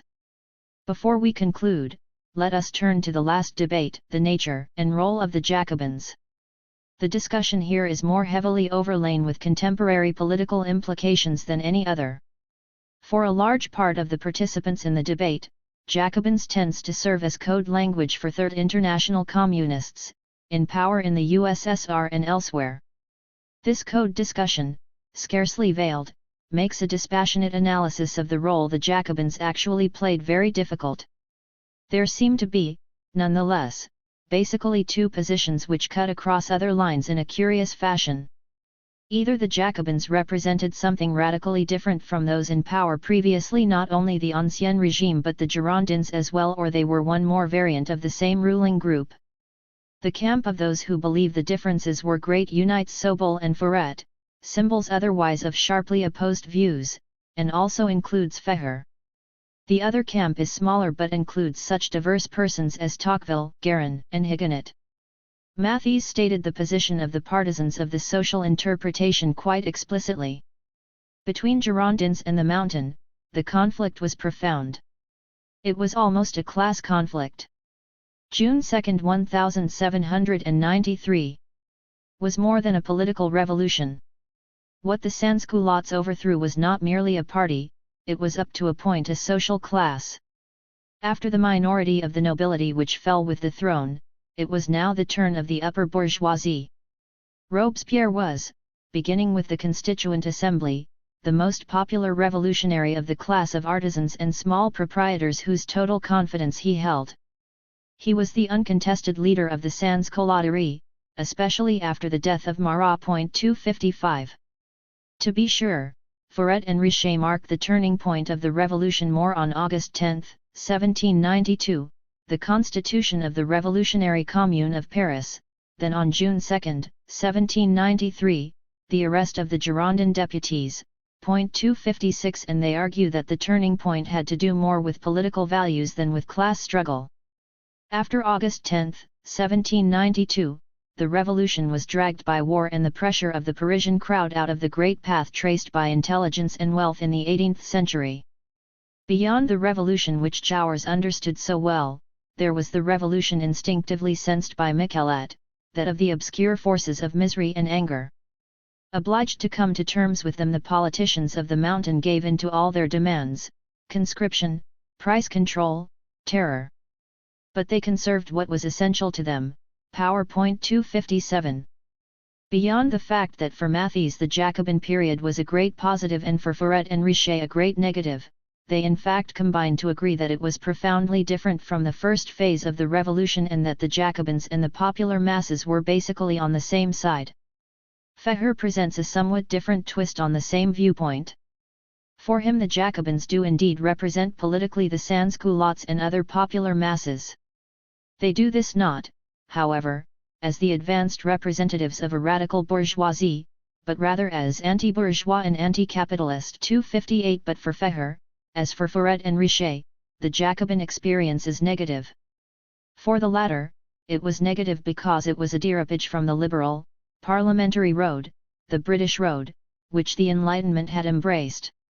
Feher, by contrast, sees not only it, but also, behind it, a whole tradition of Enlightenment thought, as representing precisely the rejection of the British solution of capitalism. 259. If the Jacobin period was negative for Feher, it is because he believes socialism to be more than mere anti-capitalism, and that terror can be no part of socialism. 260.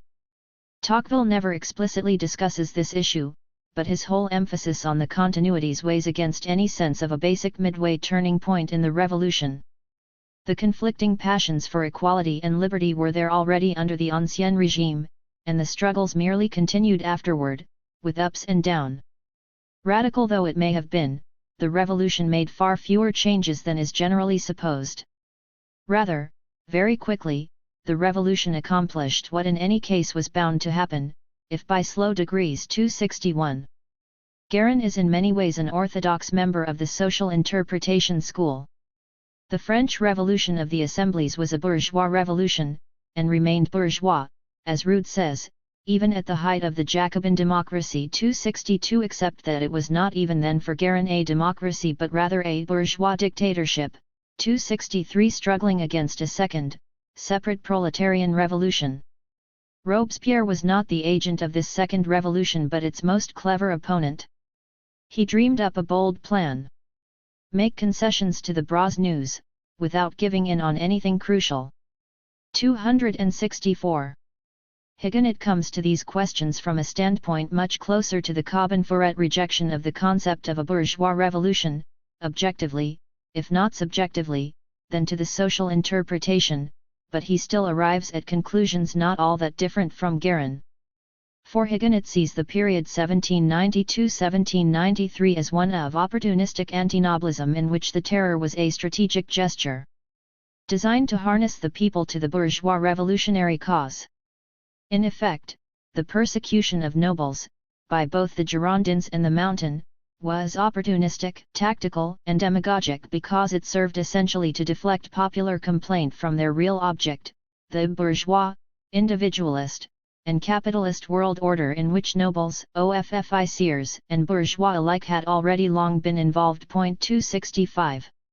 What can we conclude about the Jacobins? From any viewpoint of the longue durée, it seems clear to me that the Tocquevillian continuities dominate the balance sheet of French political and economic structures, and hence Guérin and Huguenot are more nearly right about the Jacobins than the others. To turn Robespierre into a proto-Lenin, whatever one may think of Lenin, seems to me clearly to misread his role, as he and his contemporaries viewed him. It further seems to me that the theory of a bourgeois revolution cannot withstand the fact that the realities of capitalism in France as elsewhere in Western Europe long predated 1789. What then the French Revolution? Much ado about nothing? Surely not. The French Revolution was three things, three very different things, but all three deeply intermeshed. First, it was a relatively conscious attempt by a diverse group of the ruling capitalist strata to force through urgently needed reforms of the French state in light of the perceived British leap forward to hegemonic status in the world economy. As such, it continued under Napoleon, and while the reforms were achieved, the objective of preventing British hegemony was not. Indeed, the French revolutionary process probably increased, as we shall see, the British lead. Second, the revolution created the circumstances of a breakdown of public order sufficient to give rise to the first significant anti-systemic, that is, anti-capitalist, movement in the history of the modern world system, that of the French popular masses. As such, it was, of course, a failure, but as such it has been the spiritual basis of all subsequent anti-systemic movements. This is so not because the French Revolution was a bourgeois revolution but precisely because it was not. Third, the revolution provided the needed shock to the modern world system as a whole to bring the cultural ideological sphere at last into line with the economic and political reality. The first centuries of the capitalist world economy were lived largely within feudal ideological clothes. This is neither anomalous nor unexpected. This sort of lag is normal and indeed structurally necessary. But it couldn't go on forever, and the French Revolution, which in this sense was only one part, but the key part, of the world revolution of the West, marked the moment when feudal ideology would at last crumble. The proof is in the intellectual reaction of Burke and of Meister. One needs to defend conservative ideas explicitly only when they are fundamentally questioned and no longer accepted by the majority. And until 1789 that was not true. 266 This was an exciting change, and is what excited many. But it marks not the beginning of a bourgeois, capitalist era but the moment of its full maturation. Let us therefore return now to the story of the Franco-British competition for hegemony in the world system, in this last crucial phase which ran from 1792 to 1815, a period normally identified in the literature on Kondratiev cycles as an A phase of economic expansion. 267 Serge Chassagne cautions us, in his study of the French wool industry from 1790 to 1810, that this period is simultaneously one which revealed long existent weaknesses and accelerated inevitable revolutions. Therefore, he says, let us not overstate the accidental features of the revolutionary period and confuse them with profounder structural transformations, thereby seeking either to glorify or vilify the revolution. 268 Still, was the revolution merely an accidental factor, even in narrowly economic terms? Our argument heretofore leads us to doubt this.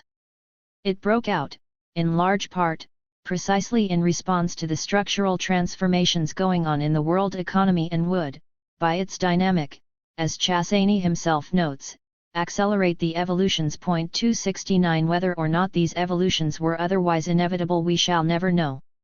What we do know is that they occurred. The key policy element of this phase of Franco-British rivalry that was different from the previous phases was the virtually automatic involvement of both states, on opposite sides, of every revolutionary struggle that occurred.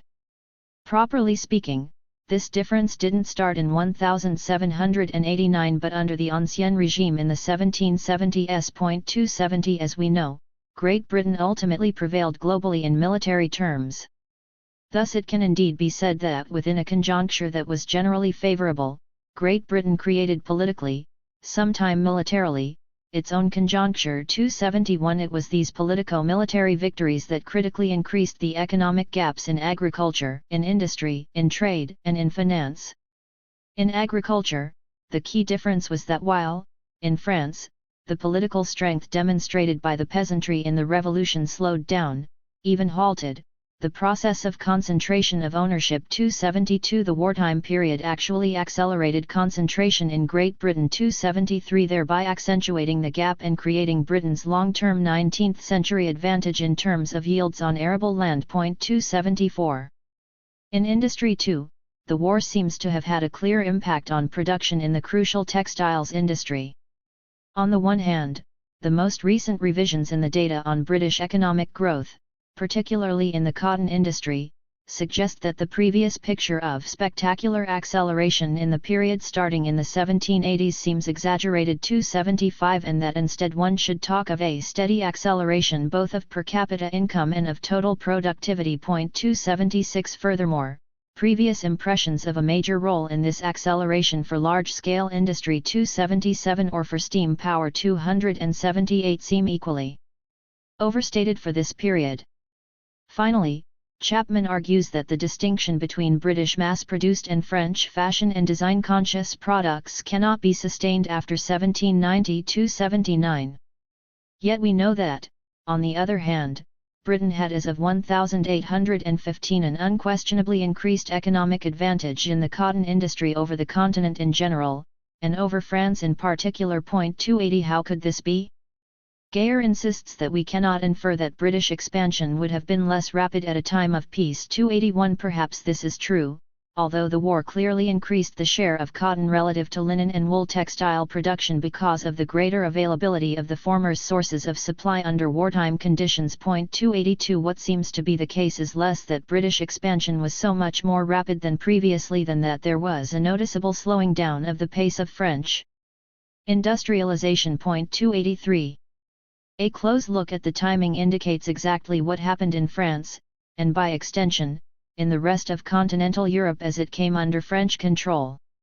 The growth rate for the revolutionary and war periods in fact can be subdivided into a period of low growth from 1790 to 1800, a period of relatively higher growth from 1800 to 1810, and a new low period from 1810 to 1815. 284 The first period was that of the self-imposed disruption of the revolution. The third was that of the disruption imposed by the British. Napoleon's valiant efforts, in between, did not suffice. One further difference between Britain and France should be noted with respect to the cotton textile industry. While this period was that of the liquidation, more or less, of the putting out system in the British textile industry and the urbanization of its productive activities, it was by contrast the period of the veritable creation of a putting out structure in French textiles, one that would last until 1860. Chassagne calls this a dualist process of industrialization which separated physically as of the 1790s the concentrated very capitalistic mechanical spinning processes based on hydraulic power and the countryside activities where the weaving was done. 285. If one asks why this should have happened, a clue is suggested by Schmidt and has to do precisely with the impact of the revolution. Remembering that one concern of the French was the catching up with the new mechanical spinning advances of Great Britain, Schmidt points out that to do this rapidly and inexpensively required the use of factory buildings that were already in existence. The nationalization of church property was in this regard a windfall, large numbers of convents, church schools, and abbeys being given to manufacturers gratis or at low price by the revolutionary government for the purpose of installing spinning mills. 286 This property, however, had to be taken where it was found, which was most often in rural areas. Along with this went the sentiment that a putting out system was an excellent guarantee of social order. 287 Itself a reaction to the strong anti-systemic thrust of the French working class during the Revolution. No doubt, the element that had the greatest impact on both agriculture and industry was the impact of the wars on interstate trade, the key growth sector at this point. In the last 2 decades of the 18th century, almost 60% of Britain's additional industrial output was exported. 288 It was just at this point that France's external trade, which had played a key role in French economic growth in the last decades of the Ancien Régime, suffered a catastrophic decline. 289 Because of, first, the Revolution. 292, the loss of Saint-Domingue. 291 and third, the Napoleonic Wars. The case seems clear then that it was the wars that allowed the spectacular change. 292 in Britain's exports of cotton textiles, while it simultaneously imposed a curb on France. 293 thereby creating for Britain a permanent trading advantage in world markets. 294 To be sure, Napoleon attempted to reverse this situation. Indeed, in the very month he came to power, Brumaire, year 8, a French government internal memorandum observed, the existence of England is due solely to its trade and its credit. If one or the other is made to totter, she is ruined, she is lost. 295 And yet we know that, despite Napoleon's best efforts, he could never make foreign trade reach the level it had had in 1789.296. Napoleon's policies, of course, did not really start with Napoleon. They started with the return to protectionism in 1791, continued with the French Navigation Act of 1793, the banning of British merchandise arriving on neutral vessels in 1798, and merely culminated in the decrees of Berlin and Milan of 1806-1807 organizing the Continental Blockade. 297. The blockade itself seemed primarily directed against British cotton textile production, which was menaced with overproduction because of a too rapid expansion. 298 Especially between 1799-1802, years in which Napoleon was experiencing his first commercial crisis. 299 The blockade was a serious menace, because Great Britain was indeed vulnerable. 300 Napoleon hoped to affect British trade on many fronts, closing of outlets for manufactured products in Europe, blocking raw materials imports, and impairing British financial credit, by creating a negative balance of payments leading to exhaustion of bullion and therefore a collapse of confidence in the paper money. 301. The only one of these objectives achieved even partially was the closing of outlets in Europe. 302 Denying Great Britain raw materials imports founded on the fact that Napoleon's power, in Captain Mayon's acerbic prose, ceased, like that of certain wizards, when it reached the water. 303 As for Britain's financial credit, it remained good because the financial links with the continent were never really broken. 304 Not to speak of the fact that Britain was the steady recipient of a bullion inflow as the haven for the flight of capital, first from the Revolution, then from Napoleon's continental system. 305 Britain's state finances were kept in balance, at first by income from the expanded foreign trade. 306 And, when the costs of war escalated, by borrowing. 307 And by imposing the increased tax burden disproportionately on the agricultural sector, thereby protecting industry and trade. 308 Although Napoleon was using the power of the state to encourage, indeed subsidize, industry. 309 The British were just as actively aiding theirs. 310 And trying with some success to deny French and continental industries their raw materials. 311 Creuset insists that the continental blockade was not inefficacious economically. It did seriously affect British economic activity, but Napoleon could not apply it long enough to succeed in his objectives, for essentially political and military reasons. 312 On the one hand, the French encountered political, nationalist resistance within their empire. 313 On the other hand, in this fertile atmosphere, Britain was buying allies through its considerable subsidies. 314 Under the counter-pressure, Napoleon began in effect to retreat in the economic arena as early as 1810, when he reopened the ports of France to colonial products via licenses. He did thereby absorb into the state treasury the profit margin of the smugglers, but this only aggravated political resistance within Europe, since it amounted to a covert economic deal with the British at the expense of other Europeans. It thus added one more element fostering the reversal of alliances that would occur. 315 Was, therefore, the whole effort of the revolutionary governments and Napoleon to undo the growing relative advantage of Great Britain over France one enormous failure? Probably not entirely.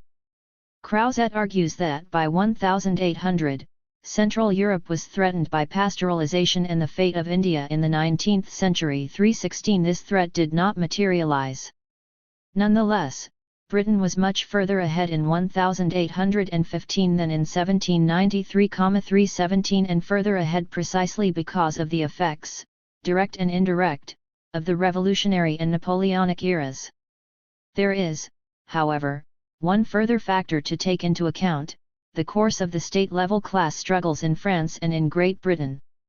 In France, we have already recounted the anti-systemic thrust of the urban masses in the revolutionary years. We know that the enrages or Jacques routines as well as the Bobovist, failed, and decisively, as political movements. 318 The planned reforms in social policy which the popular masses had been able to extract from the revolutionary government were never enacted. Nonetheless, the ideal of Jacobin bienfaisance, the rights of those below the poverty line to social assistance, left a political legacy which should not be belittled. 319 And this legacy was felt in the Napoleonic era. Napoleon preserved all the legal reforms instituted by the Revolution and indeed codified them. 320 Of course, that did not necessarily mean more security and rights for the wage earner, who was not better off under Napoleon, probably worse. 321 But nonetheless the economic conditions of the popular masses improved considerably under Napoleon. His was an era dominated by a rise in wages. This improvement in material conditions was unquestionable, so much so that, after the economic downturn of 1817, peasants and urban workers looked back upon the empire as a sort of golden age. 322 No doubt, the conjuncture served Napoleon well. But it was not automatic that this meant popular support. It is pertinent to compare the atmosphere in France with that in Great Britain in this same conjuncture. The French Revolution aroused considerable sympathy in the beginning from what might broadly be called the left half of the British political spectrum. While more moderate supporters began to fall away during the Jacobin phase, there remained a faithful group of so-called English Jacobins, whose politics were in fact closer to that of the Sans-Culottes than to that of the Jacobins. Their strength was among the artisan class, and they maintained a root and branch opposition to monarchy, the aristocracy, the state, and taxation. 323 But once the war broke out, the members of these popular societies came to be isolated politically from more mainline Whig groups. 324. Nonetheless, the government found them quite threatening, fearing any form of popular self-activity, because it seemed to menace not only traditional authority but the new ideology of political economy. 325 The result was a serious and relatively effective repression, such that British radicals during the 1790s believed that they were experiencing a reign of terror. 326 Which included the suspension of habeas corpus. The two most significant new policies in relation to the control of labor during this period were the Speen-Hamland allowance system of 1795 and the Anti-Combination Acts of 1799.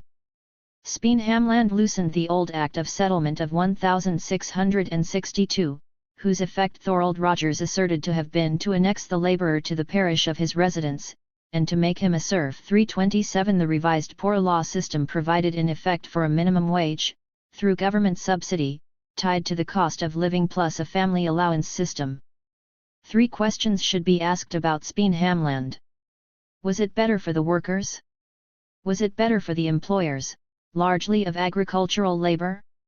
Why was it enacted? It clearly had some advantages for the workers in that it meant that even in bad years they could count on escaping outright starvation. 328 Was it better for the employers? By subsidizing what in fact were substandard wages, the effect was that, between 1795 and 1824, it depressed agricultural wages.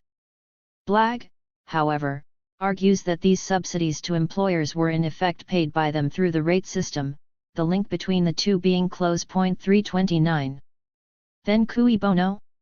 What it did effectively was to prevent unemployment by spreading underemployment in a still largely agricultural country. 330 If we ask then why it was done, the motivation seems clearly and immediately political, the fear of popular uprising. 331 The spectre of the French Revolution as an anti-capitalist revolution. In this regard Speen-Hamland succeeded. 332 It only did so, however, because it was coupled with the anti-combination laws, but for which Speen-Hamland might have had the effect of raising wages instead of depressing them as it actually did. 333 Plum points out that the anti-combination laws accomplished two things simultaneously: it kept down wages despite rising food costs, but it also enabled the government to eradicate one of the best breeding grounds for subversive propaganda. 334 Thus the policies vis-à-vis the popular masses were in the end harsher in Great Britain than in France, probably because the anti-systemic thrust in France, although repressed, had been more efficacious. One piece of evidence in this regard is the actual level of wages and food supply in the two countries during the war period. Whereas we saw that French workers felt that the Napoleonic era has been a period of increased real wages, Britain in this period saw a fall. 335 When this was combined with years of scarce bread, such as 1809-1811, the difficult situation led to serious rioting, which was in some ways comparable to what occurred in pre-revolutionary France, except that it expressed itself not in anti-government sentiment, but in anti-employer, anti-machine sentiment, Luddism. 336 Yet the net result was not, or not yet, to be a revolutionary upsurge. 337 Despite worsening conditions in the war period, British workers were held in check in part by government repression, in part no doubt, as has often been claimed, by Methodism. 338 But also in part by the harnessing of nationalist, anti-French, sentiment to the cause of political stability. 339 All that remained for the British ruling class was to begin to transfer a piece of the pie to their lower strata. But this had to await the new hegemonic era, and even then it was slow in coming.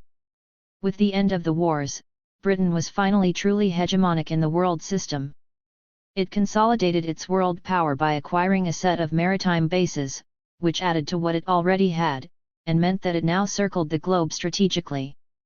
Between 1783 and 1816 Britain acquired, in the Atlantic Ocean area, St. Lucia, Trinidad, Tobago, Bathurst, Sierra Leone, Ascension, St. Helena, Tristan da Cunha, and Gough Island, in the Indian Ocean, the Cape Colony, Mauritius, the Seychelles, the Laccadive Islands, the Maldive Islands, Ceylon, the Andaman Islands, and Penang, in Australasia, New South Wales, New Zealand, Macquarie Islands, Campbell Islands, Auckland Island, Lord Howe Island, and Chatham Island, and in the Mediterranean, Malta and the Ionian Islands. 340.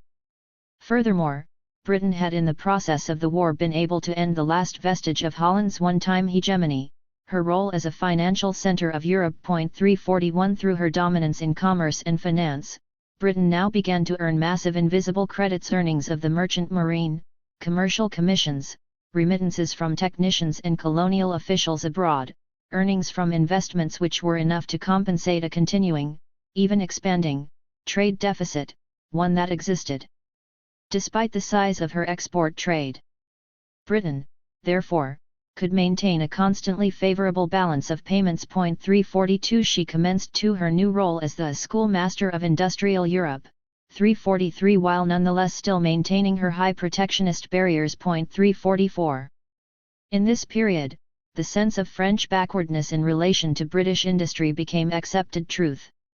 A French industrialist in the 1830s explained British superiority by the greater specialization of British industry, which meant the British could produce faster and cheaper. 345 Chaptal's explanation at the time as to why this should be so emphasizes low French wages as a disincentive to mechanization. 346 This seems dubious, however, in light of recent data that workers in French industries at the time achieved higher levels of productivity than their counterparts in Britain. 347 It is even more dubious if we remember that the data on lower wage rates in France than in Britain is not necessarily a statement about average levels of earnings, given a different household income structure, and therefore about welfare in the two countries. 348.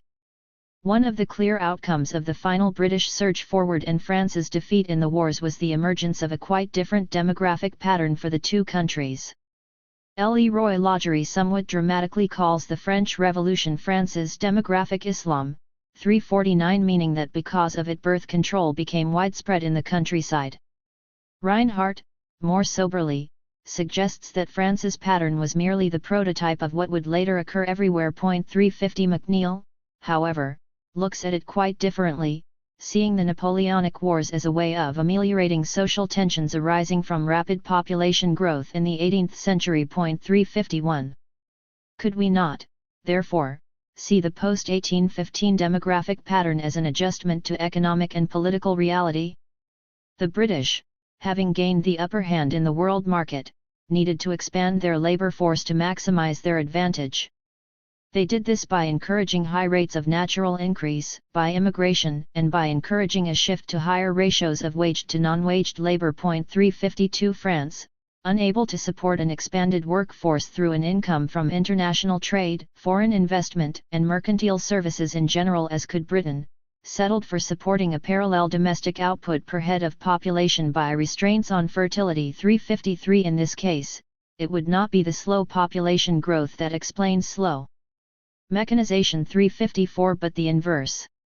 If such were the case, Frenchmen might be forgiven for believing that successful mercantilism, not the factory system, was at the centre of British superiority for a century after Waterloo. 355. It is in this light that we should read the long-standing controversy over the standard of living of the British working class. It is, in fact, a debate largely centred about what happened between circa 1815 and 1840. Ashton launches the post-1945 debate by asserting that, given the fall in prices and the rise in imports into Britain, it is difficult to believe that the workers had no share in the gain. Hobsbawm conversely suggests that, given the rise of mortality rates and unemployment, the scattered evidence support a pessimistic rather than a rosy view.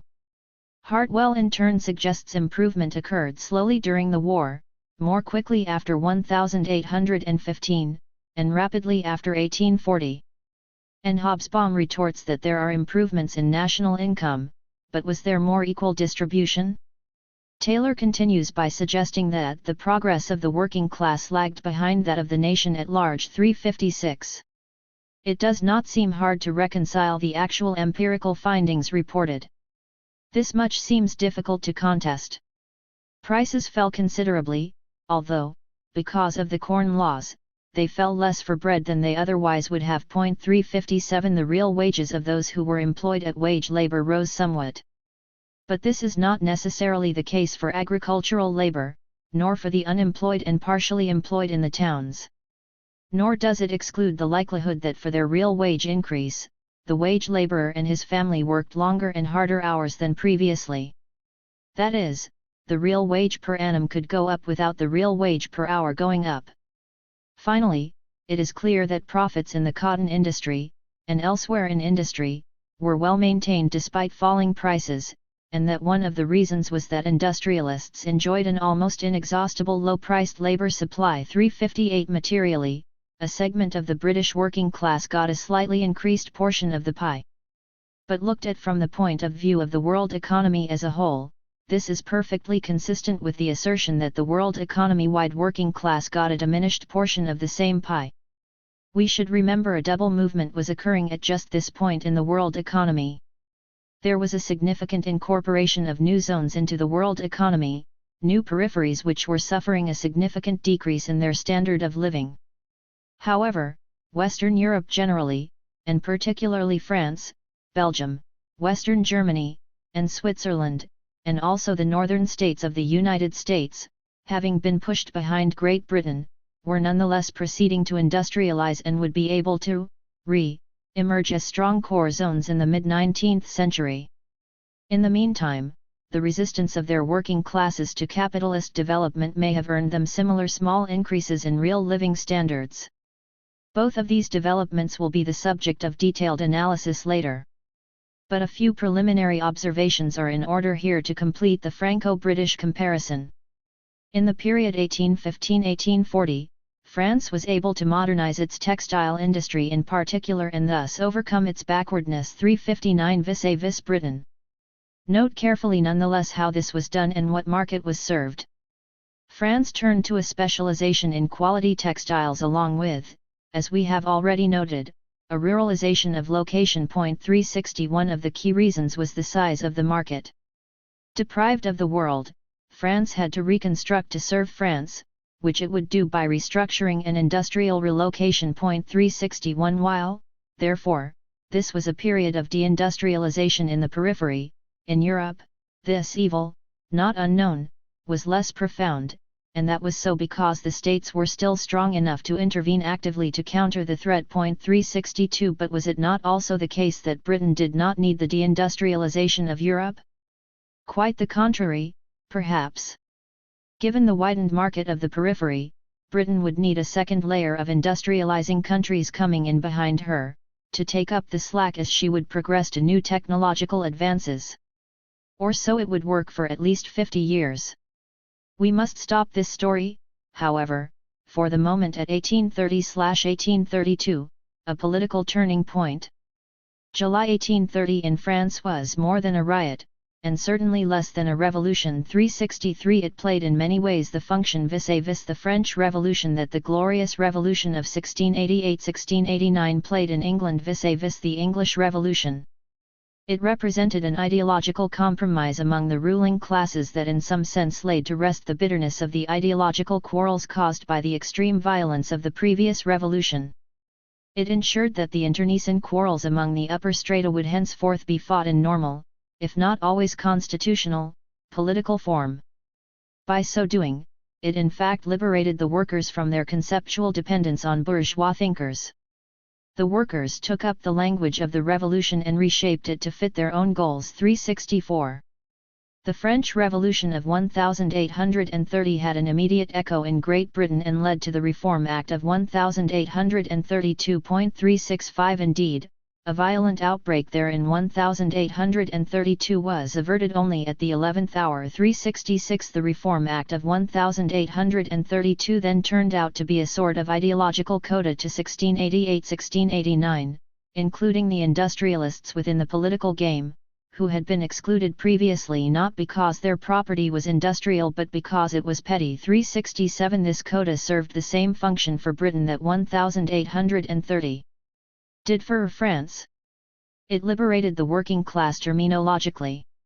Now British workers could begin to talk the class-conscious action they had long since begun to perform. The incorporation of vast new zones into the world economy. 1750–1850. The engraving illustrates one part of the elaborate process of receiving a European envoy at the Ottoman court, the ceremonial dinner offered by the Grand Vizier in the hall of the Divan after the exchange of credentials with the Grand Vizier and immediately preceding the presentation of the envoy to the Sultan. The etching was made by Benoist in 1785, probably M.A. Benoist, who worked in Paris 1780–1810, and was completed by Delvaux, probably Remy Delvaux, 1750–1832. It appeared as an illustration in one of the first major presentations of Ottoman customs and history to a European public. This book, Tableau Général de l'Empire Ottoman, was written by Ignatius Moraja Diosan, who had been chargé d'affaires of Sweden at the Sublime Porte, and was published in French in Paris in 3 volumes in 1787, 1790, and 1820. In the course of the renewed economic expansion, and monetary inflation, of the period 1733–1817, more or less, the European world economy broke the bounds it had created in the long 16th century and began to incorporate vast new zones into the effective division of labor it encompassed.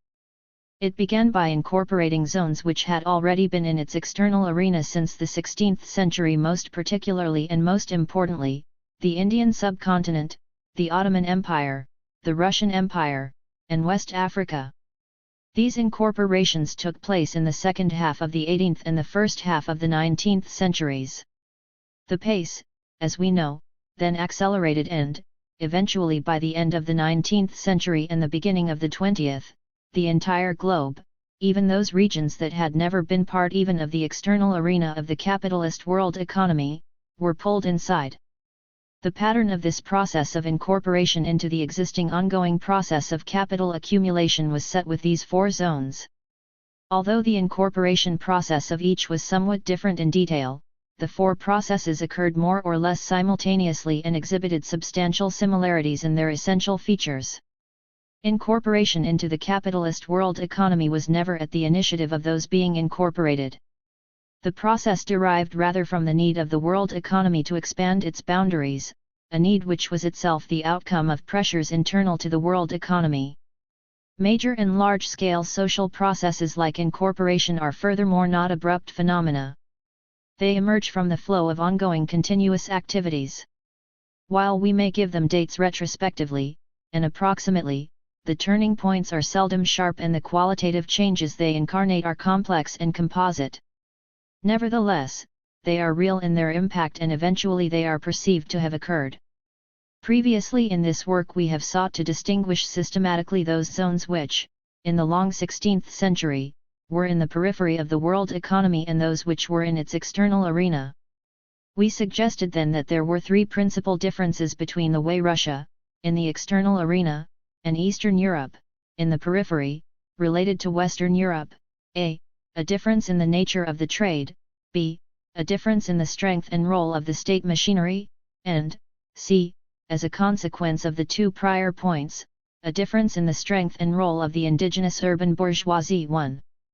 The question we are dealing with now is the nature of the process by which a zone which was at one point in time in the external arena of the world economy came to be, at a later point in time, in the periphery of that same world economy.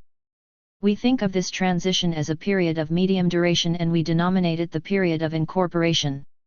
Hence, the model we are using involves 3 successive moments for a zone being in the external arena, being incorporated, and being peripheralized. None of these moments is static, all of them involve processes.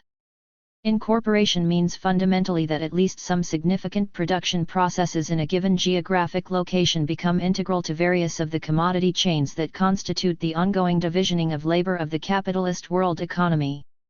And how will we know if a particular production process is integral to this divisioning of labor? A production process can only be considered to be thus integrated if its production responds in some sense to the ever-changing market conditions of this world economy, whatever the source of these changes, in terms of efforts by those who control these production processes to maximize the accumulation of capital within this market, if not in the very short run, at least in some reasonable middle run.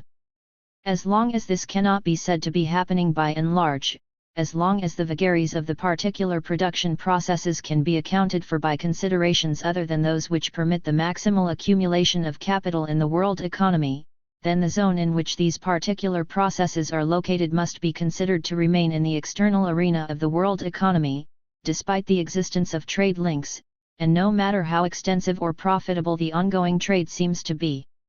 Of course, however much defining the difference in this way might clarify the issue theoretically, it is of little utility as an empirical indicator of the correct description of a particular situation.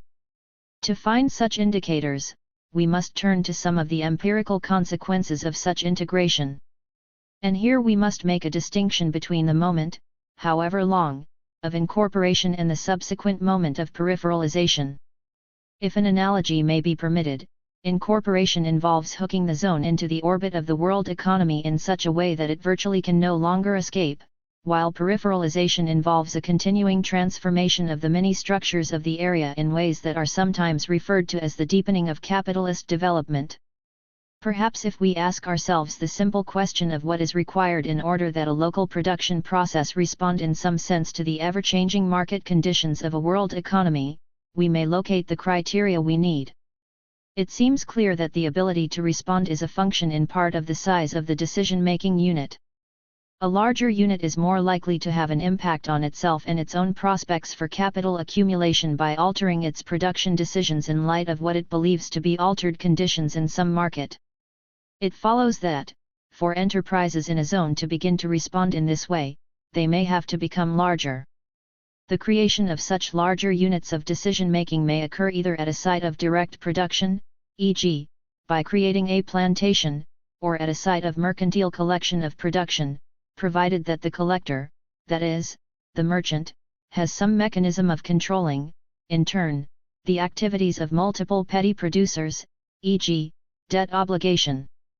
Second, decisions, most simply those of expanding of contracting production, must be possible in terms of the ability to acquire, or rid oneself of the responsibility for, the elements that enter into the production process: the machines, the materials, the capital, and above all, the human labor.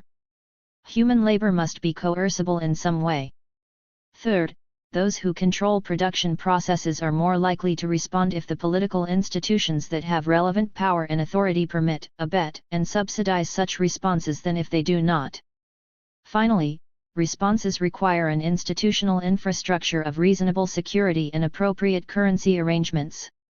It follows from this that to analyze whether the production processes of a given zone are integrated in the larger divisioning of labor of a world economy, we should inquire into the nature of the structures of economic decision-making, the ways in which labor is differentially available for work in these productive processes, the degree to which governance units relate to the requirements of the political superstructure of the capitalist world economy, and, finally, the emergence of the necessary institutional infrastructure, or rather the extension of that which already exists in the capitalist world economy to cover the zone being incorporated. It is this story we shall seek to tell in this chapter. Let us begin by reviewing in what sense these four zones were not incorporated in the long period 1500–1750, during which all four might be said to have been in a constant trading relationship with the European world economy as part of its external arena. There was, first of all, the nature of the trade. The specificity of trade between two zones not within a single division of labor revolves around the distinction, in the language of earlier times, between the rich trades and the trade in coarse or gruff goods.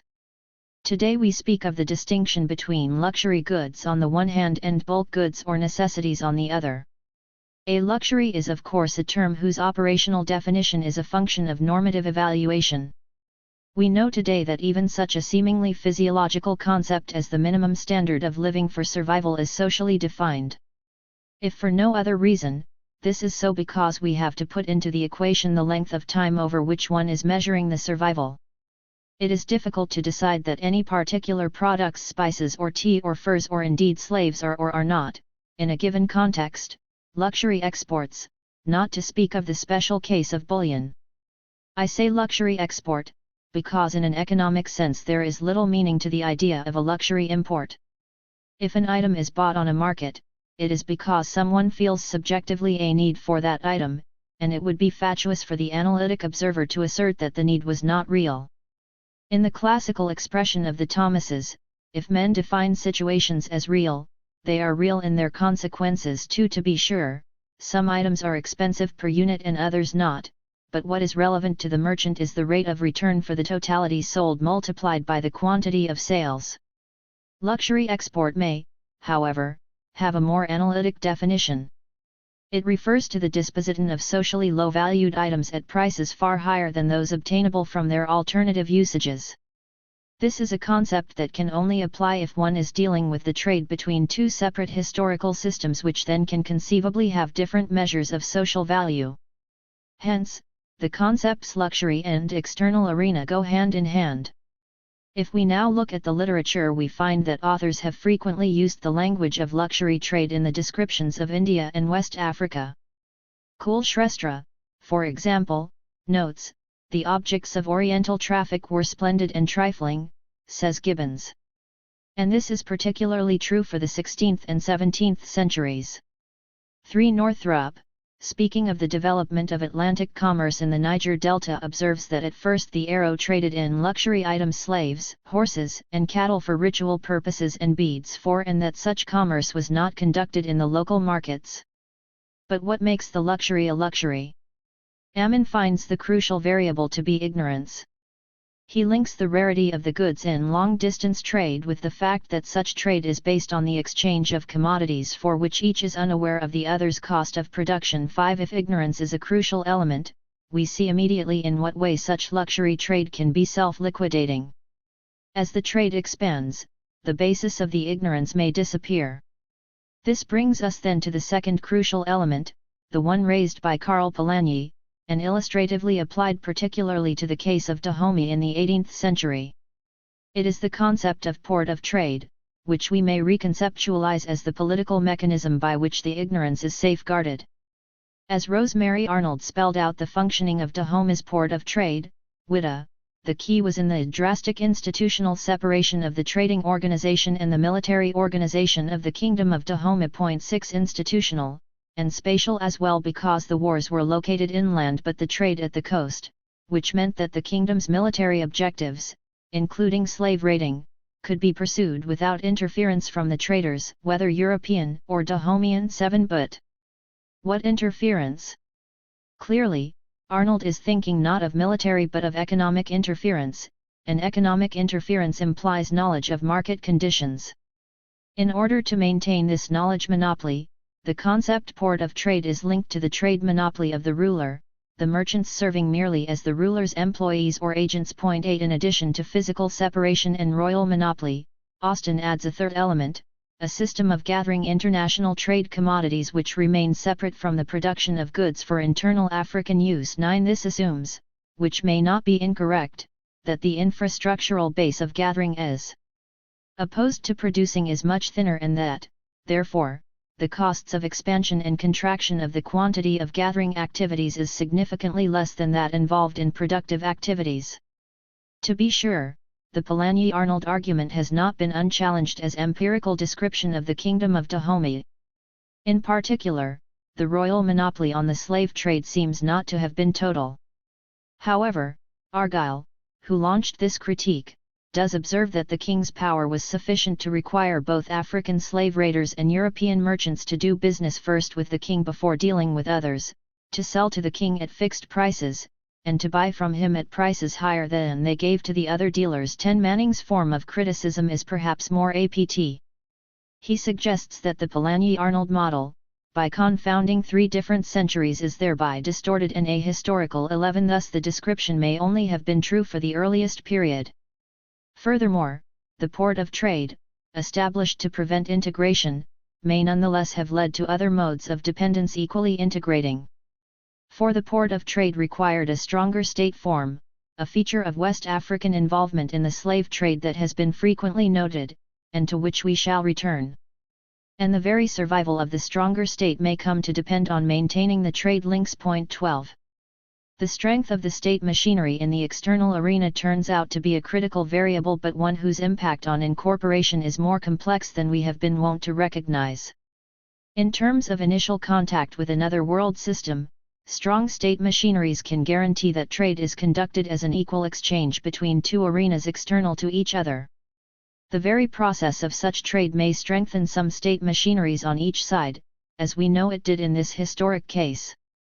The increased strength of some states in the external arena thereupon provoked the power holders in the European world economy to invest in the relationship still more force in order to break down this monopolistic barrier to incorporation. In a sense, the states in the external arena went from strength to greater strength to relative weakness. Nolte argues against my previous distinction between Poland, already incorporated and peripheral in the 16th and 17th centuries, and Russia, which I assert was still then in the external arena. His argument hinges on the extensiveness of Russian trade with Western Europe. He does admit that Russia's process of integration began later than Poland's. This happened, however, he says, more for political and social reasons than for economic ones. 13. But this is precisely my point. Point 14. Nor should we be deceived by mere cultural borrowings.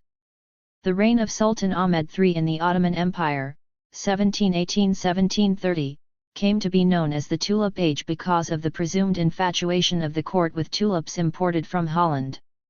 Hogson adjures us not to perceive this Western cultural borrowing by the Ottoman Empire as display of exotic luxury, which fits in with our insistence that imports are never luxuries, but rather as an attempt by the Ottoman rulers to restore absolutism against the regional decentralization which had been occurring. And when the opponents of this absolutism invoked the values of Islam to inveigh against the infidel, and commercially competitive, luxuries of the court, Hodgson says they were striking knowingly against those trade links with the Occident which might have increased the court's power. 15. Similarly, the recent scholarship on the Indian Ocean era tends to reduce not augment our perception of Portuguese oceanic dominance in the 16th century. There has never been any question of belief in significant land dominance on the Indian subcontinent by any Western power before the second half of the 18th century. The Portuguese, notes Digby, competed with only qualified success for a share in the so-called country, i.e., intraregional, trade, and to get even that they had to reach accommodations with other holders of power in the region. 16. Finally, there is the familiar story of the emergence of new kingdoms and strengthening of old ones in the zones along or just inland from the West and Central African coast in the process of the slave trade. The result was, for the most part, a situation where the Africans called the tune, 17 especially in terms of shaping the general working of the trading system in West Africa, that is to say, the Africans who governed these intermediary kingdoms and not those of the regions being pillaged. One should, of course, bear in mind that the strength of the kingdoms went hand in hand with the strength of a local trading class. 18. There is a fourth feature to the trade of these external arenas with the European, and capitalist, world economy that is striking the persistent long-term imbalance of trade. 19. The outflow of bullion to the Indian subcontinent in the pre-1750 period has long been noted. Chaudhuri calls it a paradox that even the increase in India's demand for Europe's imports in the period 1660–1760 was insufficient to overcome the fundamental structural imbalance. 20. There are 2 ways to think about this phenomenon. One can see it as the purchase by these zones of a necessary commodity, bullion, which, therefore, becomes a sign not of being in the external arena but precisely of the opposite, of being integrated into the European world economy. This is the path Chaudhuri takes in talking of it as essentially due to the rising liquidity created by the working of American gold and silver mines. 21 which created a relative difference in international production costs and prices. 22 Perlin goes further in arguing that the import of bullion was a trade in commodities, which in Sraffa's terms enters into the production of all commodities. 23 This is the same line of argument Nolte uses about precious metals going to Russia. They were essential for the circulation of money. 24. But why then all the fuss about the outflow of precious metal?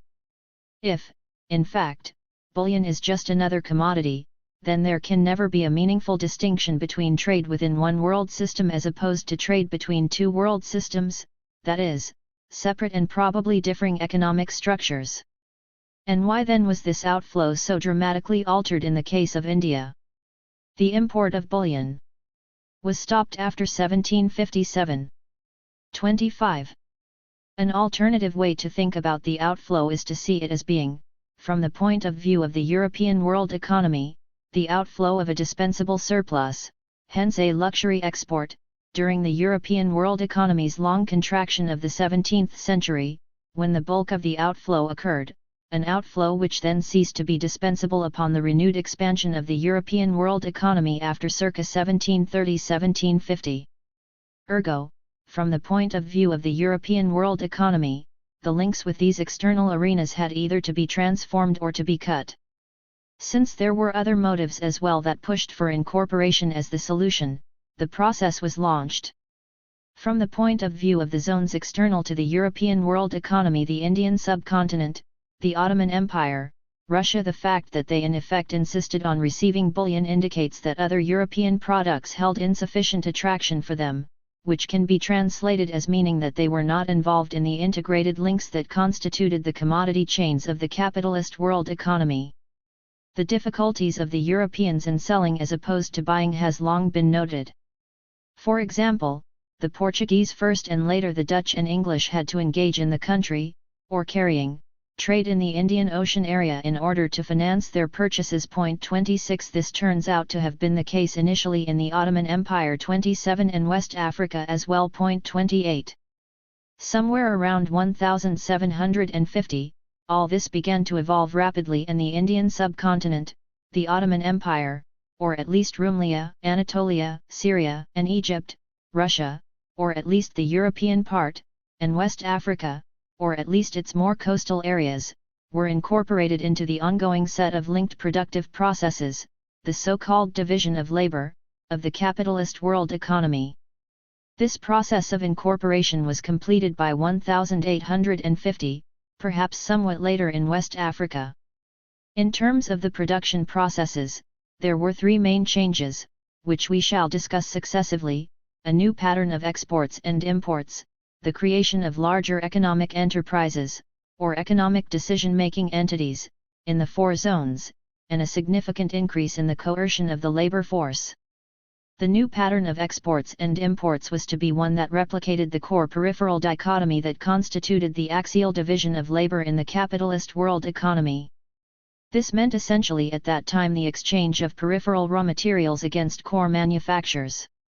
In order that the four zones concentrate on raw materials exports, there had to be changes in their productive processes in two directions: in the creation or significant expansion of cash crop agriculture, and analogous forms of primary sector production, destined for sale on the market of the capitalist world economy, and in the reduction or elimination of local manufacturing activities. Of the two, the first was primary in time and probably in importance, but eventually the second had to occur as well. In turn, the creation of cash crop, and analogous, exports involved more than establishing a series of land units on which a particular crop, say cotton, was grown.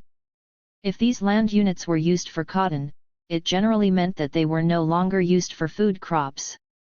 It followed that, as a larger and larger percentage of the land area specialized in growing specific crops for export, other land units had to begin to specialize in growing food for sale to the workers on the first set of land units. And, as economic rationality moved toward the creation of hierarchies of workforces, perhaps under the authority of property owners, still other areas began to specialize in exporting people to work on both the cash crop land units and the food crop land units. The emergence of a three-tiered spatial specialization within a zone: export cash crops, local market food crops, and crops of migrant workers has been a telltale sign of incorporation of an erstwhile external arena into the ongoing divisioning of labor of the capitalist world economy. After 1750, the trade of both Great Britain and France, the two major economic centers of the capitalist world economy of the time, expanded significantly into all four zones we are analyzing. For both countries, the Napoleonic Wars put a crimp in this trade, and after 1815 France's role became significantly less than that of Great Britain, but it still did not disappear completely, except perhaps in India. Everywhere, the exports of these four zones to Western Europe expanded at a faster pace than the imports, but nonetheless the balance of payments was no longer closed by means of bullion exports from Western Europe. A rapid overview will confirm how consistent this picture was. The most familiar story, no doubt, is that of the Indian subcontinent. In the century before this, 1650–1750, the older centers of oceanic trade Masulipatam, Surat, and Hooghly declined in importance, beginning to cede place to new centers linked to European trade, like Calcutta, Bombay, and Madras. 29 The period 1750–1850 is neatly marked off by two political events which had a direct impact on the pattern of trade. The East India Company's unconstrained combination of political and economic control in India ran from 1757 to 1813.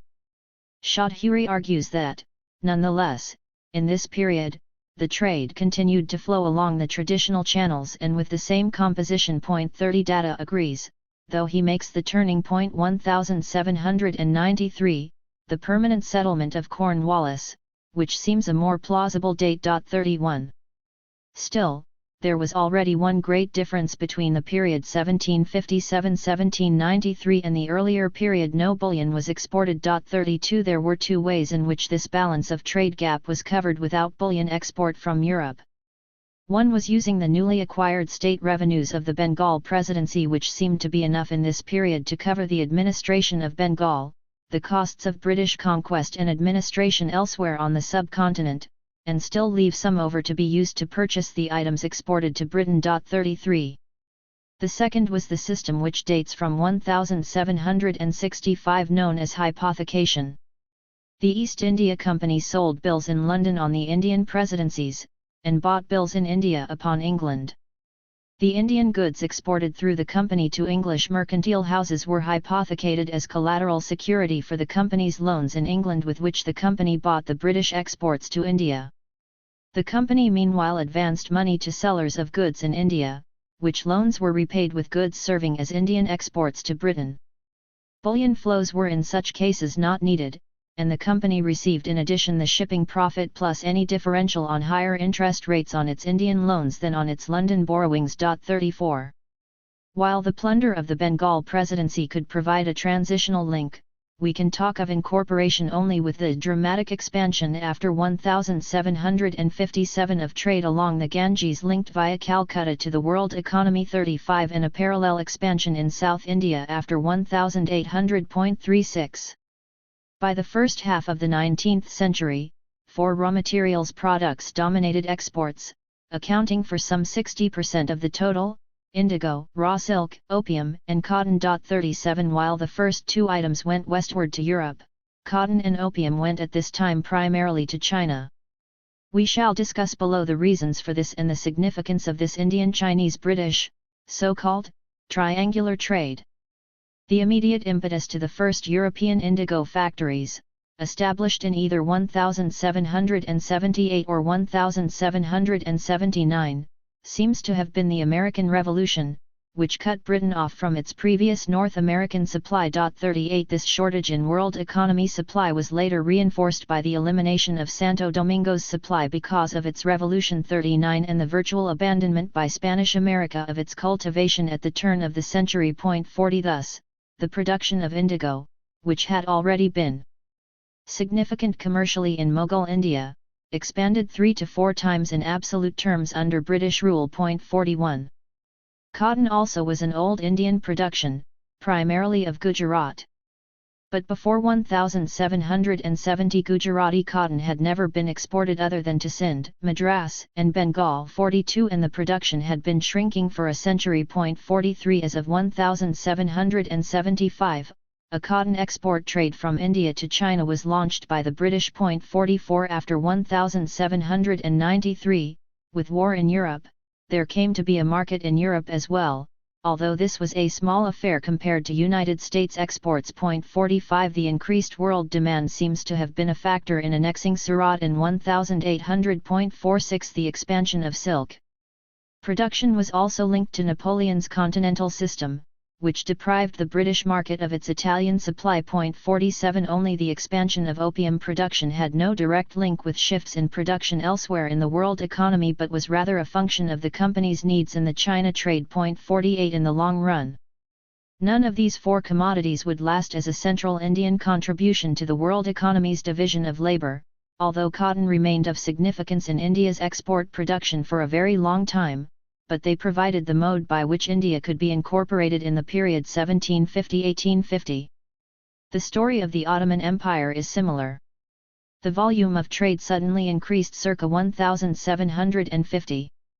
For example, France's trade, which dominated the Ottoman arena throughout the 18th century, quadrupled in the second half of the century. 49 Over this same period, there was a steady shift in exports from manufactured or partially treated goods to raw materials: mohair yarn instead of camelots, raw silk instead of silk stuffs, cotton in place of cotton yarn. 50 In the Balkans, it was the expansion of staples production that was most noticeable. 51 In particular cereals after 1780, whose increase has been called spectacular. 52 Cotton was now also very important in Balkan production. 53 As well as in western Anatolia. In the late 18th century, it was the key source of raw materials for the French cotton industry, to the point that the Chamber of Commerce of Marseilles in 1782 could say that the Levant's destiny is to nourish French industry. 54 A link between production in Ankara and export abroad in Izmir was firmly established at this time. 55 The British as well as the Austrians replaced the French as the main direct partners in the 19th century. The role of Anatolian cotton declined, faced, as was the case in India, with American competition. 56 As well as in this case with Egyptian competition. 57 Nonetheless, cotton export would have a renewed temporary boost during the American Civil War. 58 Furthermore, the relative decline of Anatolian cotton exports to Britain was more than compensated by the steady increase in this same period of Ottoman Balkan wheat exports to Britain and Austria, the Balkans competing with southern Russia as an export zone. 59 In the case of Russia, too, its trade with Western Europe had a remarkable upturn in the period 1750–1850. 60 In this period, the composition of its exports changed rather dramatically as well, coming to be 95% primary products. 61 Russia's primary exports at this point in time were hemp and flax, vital raw materials for British manufacturing industries. 62 And at first for French as well. 1.63 It was the quality of Russian hemp, treated with deference by its cultivators and with a slow and meticulous processing that made it so useful, features attributed by Crosby to Russia's cheap labor and practice. 64 In the late 18th century, Russian iron, which was processed in Russia, was still an important export because Russia, along with Sweden, had the two essential elements of a quality product based on a charcoal technology: large forests and rich mines. 65 And in addition, as we shall see, servile labor. When new British technology caused the collapse of the Russian iron export industry in the early 19th century, a new major export replaced iron wheat. 66 By 1850, wheat exports reached 20% of an average harvest. Russia primarily exported the expensive variety of wheat, which scarcely entered into national consumption. 67 To be sure, Russia was responding to the steady rise in world wheat prices, at least until the 1820s. 68 After which the main sellers, the Russian nobility, were so far committed to wheat production that they had little choice. 69 It is worth noting that Russia's main trade partners at this time were not only England, and in the late 18th century, France, but two semi-peripheral zones, which were able to build strength on Russia's incorporation. These were Scotland and the United States. In the case of Scotland, the truly dramatic economic progress of the late 18th century was particularly marked by the increase in Russian trade, Russia becoming the leading continental exporter to Scotland by the 1790s. In the case of the United States, its economy to an appreciable extent prospered because it had access to the unending labor and rough skill of the Russian muzhik. 71.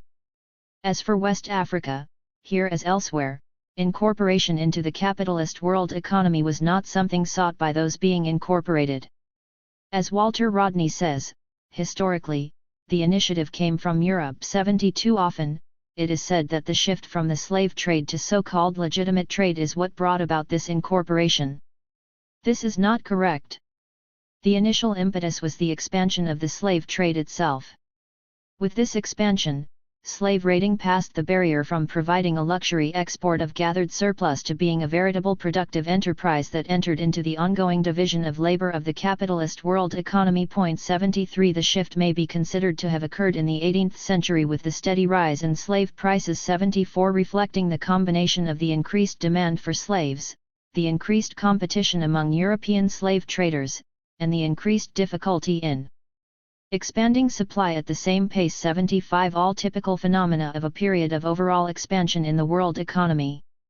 The peak of the slave trade seems to have occurred in the decade prior to 1793. 76. The Franco-British Wars causing a decline in this as in all other oceanic trade, and subsequently, the combined effect of abolition and the Haitian Revolution kept the figures from ever going as high again, although they remained significant until at least the early 1840s. 77. One of the more passionate and less well-posed questions that has haunted the discussion on the slave trade in this period is the argument about the so-called profitability of the slave trade. One would have thought that any trade that flourished over a long period of time must have been profitable to someone. Otherwise, it is hard to conceive that private traders, under no legal compulsion to indulge in the trade, would have continued to do so.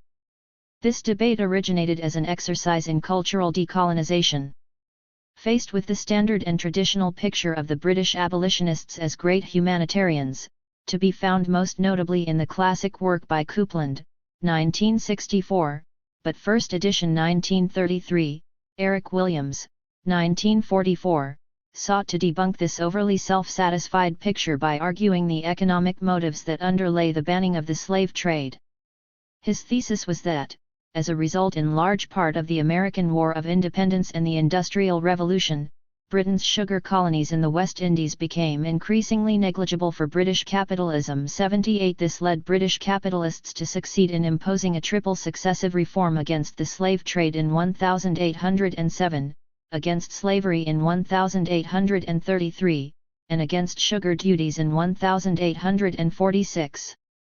The three events are inseparable. 79. The reason for these actions was that, with the loss of the British West Indian monopoly and competitive edge, the main problem was the overproduction of sugar, and the solution was in these legislative enactments. 80. In point of fact, this ostensibly central thesis of the book, which has been subjected to a technical attack that is less than devastating. 81. Is not at all what aroused the passion. For the more fundamental thesis is that the slave trade plus slave labor sugar plantations were a major source of capital accumulation for the so-called Industrial Revolution in Britain. This is, of course, an early version of the dependency thesis, more daringly stated than solidly sustained. Anstey's counter-calculations lead him to conclude that the contribution of the slave trade to British capital formation was derisory. 82. Thomas and Bean go one better by alleging that, theoretically, given the perfectly competitive market of the slave trade, the slave traders were fishers of men. As in fishing, so in slave trading, profits were necessarily too low, the prices of slaves were too low, and consequently the price of plantation commodities was too low. The only beneficiaries of this apparently economically absurd enterprise were the consumers of tobacco, sugar, indigo, rice, cotton, etc. 83. This ingenious argument has only three defects. Slave trading was far from perfectly competitive. As we shall see, the principal consumers of the raw materials were European manufacturers, thereby reinforcing, not weakening, the case of Williams, and slave trading was sufficiently attractive in the second half of the 18th century to attract some investors away from textile production. 84. The real rejoinder, however, is the unimportance of the exact percentage. As we have been trying to show, the late 18th century was a period of global expansion of the capitalist world economy. Each product from a given zone could only be a small percentage of the whole. The whole was eminently profitable, and did in fact lead to considerable capital accumulation which eventually was concentrated, for reasons we have already discussed, more in Britain than in France or elsewhere in Western Europe. There is no need to argue that profits from the slave trade were exceptionally large. 85 to conclude that they were a central part of the picture and constituted West Africa's contribution, as it were, to the global accumulation of this period. 86. That there were economic motives in the abolition of the slave trade by the British may be seen a bit more dispassionately by looking at the Danish and French debates. The Danes in fact anticipated the British, and deliberately. The then Danish Minister of Finances appointed a commission to advise him in 1791. Their main finding which led him to propose the Edict of Abolition was that their slave population in the West Indies could sustain itself without a new supply after a transitional period and after the introduction of certain social improvements. 87 In the French case, the slave trade had been abolished during the Revolution, 88 restored later, then outlawed in the treaties of Vienna in 1815. The de facto resistance was nonetheless enormous. 89 The reason was simple. The French interpreted the imposition as the Machiavellian invention of England which wished to ruin our colonies by depriving them of the servile manpower indispensable to their prosperity. 90 Thus did the analysis of the time anticipate Eric Williams by 125 years. It is true nonetheless that the abolition of the slave trade eventually had its effect. Slaves declined as exports to be replaced by raw materials exports. The shift occurred largely in the 1800–1850 period, although the two export trades were not per se antithetical. As Rodney reminds us, slaves were never the exclusive export of West Africa. 91 What did change in this period is that, for the first time, exports were no longer foraged items, such as ivory, gold, gum, dyewoods, and, of course, slaves, but had become agricultural products that were commonplace, low value to bulk items like palm oil and peanuts. 92 If the total value of these exports was still low, the period after 1817 in the world economy was deflationary, the quantities were more impressive. Indeed, the increase was staggering, going up by a factor of 6 or 7. 93. Basically, the pattern of exports from West Africa to the European world economy during the period of incorporation went through three phases. 1. An increase in and continued concentration on slave exports, in absolute and probably in relative terms, from circa 1750, especially, to 1793. 2. A maintenance of significant slave export along with a steady increase in so-called legitimate trade, from the 1790s to the 1840s, and 3. The virtual elimination of the Atlantic slave trade and a steady expansion of primary products export, particularly palm oil and peanuts, from the 1840s to the beginning of the full-scale colonial era in the 1880s. It is important to bear in mind that, although it is true that slave raiding and cash crop production are indeed incompatible in the long run, since combining the two tends to create an impossible conflict over the use of labor power, this was not true in the short run. Both exports could flourish simultaneously and did for some 30 to 40 years.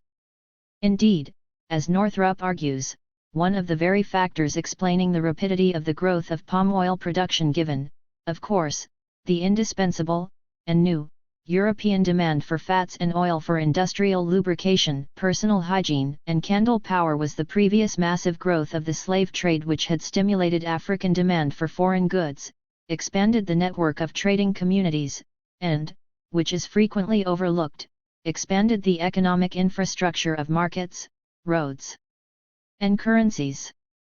94. Furthermore, slaves could be used directly in the production of legitimate goods, first of all as porters in both directions. 95. And second, as workers on plantations, most notably in Dahomey, between the 1830s and 1860s. 96. Both uses served to reduce the costs of production. 97.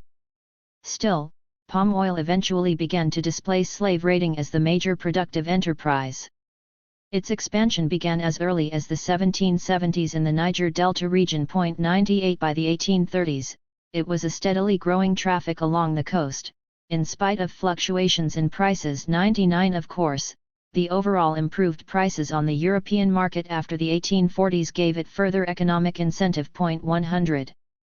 The French were culturally resistant at first to palm oil products, unlike the British, Germans, and Americans, but this ended in 1852 with the discovery of a chemical method to whiten yellow soap. 101. Indeed, the origin of the peanut trade lay precisely in this French consumers' resistance to yellow soap. The Marseilles soap makers had discovered in the first half of the 19th century that peanut oil plus olive oil made a blue marble soap. 102. The peanut trade began in the 1830s and confirmed the decision of the French to stay in Senegal despite the end of the slave trade, this economic basis for further involvement coinciding with various internal French pressures for a more active colonial policy. 103. The link between cash crop production and the expansion of market-oriented food production has been largely neglected, especially in terms of the process we have been calling incorporation. Still, there seems to be some evidence of it that has been observed in the Indian and West African cases. Habib finds that the critical difference in terms of agricultural production between Mughal India and British India was less in the production for distant markets than in the considerable geographic concentration of particular crops in certain tracts, allowing the soil to be used for purposes for which it was best suited. 104. The self-sufficiency of the region was ceding place to the self-sufficiency of the world economy. Goff analyzes how, in Madras, in the first half of the 19th century, alongside the cash crop areas, for cotton, indigo, pepper, tobacco, other zones began to specialize in grain for the regional market. 105. While still others began to send out indentured laborers, at first only to southern India, but eventually to Ceylon, Burma, Malaya, Mauritius, and finally the West Indies. 106. And Bailey makes the important point that a new expansion of fragile town economies emerged in indigo and cotton cash crop areas as the result of housing chains of dependent intermediaries on a small group of cash crops. 107. As for West Africa, Rodney reminds that the victualling of slave ships has received no serious treatment. 108. But it is clear that it required a tremendous amount of food and that many slaves were deployed into the local production of food to feed the other slaves en route to the Americas. Latham, for example, notes that there was a large settlement of slaves east of Calabar between 1805 and 1846 who were not, however, engaged in palm oil production. He speculates that this was probably to grow food for Calabar. 109. Finally, Newberry notes the close linkage of bulking centers with the growth of local food markets because of the considerable migration into these loci of the trade networks. 110. The second half of the reconstruction of the pattern of export-import that was imposed by incorporation was the decline of the manufacturing sector in the zones being incorporated. This theme has been so long associated with the experience of the Indian subcontinent that it may be somewhat enlightening to realize that it was by no means peculiar to India. Let us start, nonetheless, with the Indian case. It is clear that, before 1800, the Indian subcontinent was, by world standards, a major locus of textile production. Indeed, Chaudhuri argues it was probably the world's greatest producer of cotton textiles. 111. The decline was precipitous. Although the early years of the Napoleonic Wars actually saw a brief export boom, the Berlin Decrees plus English competition meant the end of the export of Surat piece goods to London. 112. As for Bengal's cotton piece goods, they practically disappeared from the East India Company's export list circa 1820 and soon thereafter from that of the private traders as well. 113. For a while, there remained, or began, a textile export trade to China, but this too then disappeared, so that the Statistics show a continued decline, export value of cotton piece goods diminishing by a further 50% between 1828 and 1840 from an already much reduced base. 114 Furthermore, by observing the sharp decline in Bihar production in the 19th century, an area which never exported to Europe, we see the impact on the internal market as WEL 1.115. One explanation is simply Britain's new technological, and hence, competitive edge. Smelser gives the self-actor, or self-acting mule, the credit for Britain's final conquest of the Indian market. 116 One wonders then why, if this is so, the British had nonetheless to resort to political measures to guarantee their market supremacy. In 1830, Charles Marjoribanks testified before the House of Commons. We have excluded the manufactures of India from England by high prohibitive duties and given every encouragement to the introduction of our own manufactures into India. By our selfish, I use the word invidiously, policy we have beat down the native manufactures of Dhaka and other places and inundated their country with our goods. 117. He also explained why trade with China was going less well. We do not possess the same power over the Chinese as we do over the Indian Empire. As late as 1848, as Parliamentary Committee argued the non-necessity of India's import of clothing, justifying thereby the removal of duties on the import of sugar into Britain, in these terms: if you take India's market for her sugars, you in the same ratio, or in a greater ratio, destroy England's market for her manufactured goods. 118 In any case, it is rather difficult to deny the thesis of the deliberate deindustrialization of India, when the chairman of Britain's East India and China Association boasted of it at the time. In 1840, George G. H. Lampert testified, "This company has, in various ways, encouraged and assisted by our great manufacturing ingenuity and skill, succeeded in converting India from a manufacturing country into a country exporting raw produce." 119. The Ottoman Empire did not become a British colony in this period, as did the Indian subcontinent. Nonetheless, the story is remarkably parallel and the timing even earlier. In the first half of the 18th century, the Ottoman Empire was still exporting silk cloth and cotton yarn to Europe. In 1761, the French placed a high protective duty on imports of cotton yarn from the Ottoman Empire, and this duty plus English machine spinning closed off the West European market. 120 Jenck locates the peak of the industrial sector in the 1780s, and says that after this point, the hitherto parallel paths of West European and Ottoman textile production diverged and Ottoman industry started to decline, not only in terms of export but even in terms of the levels of production it had achieved in its own past.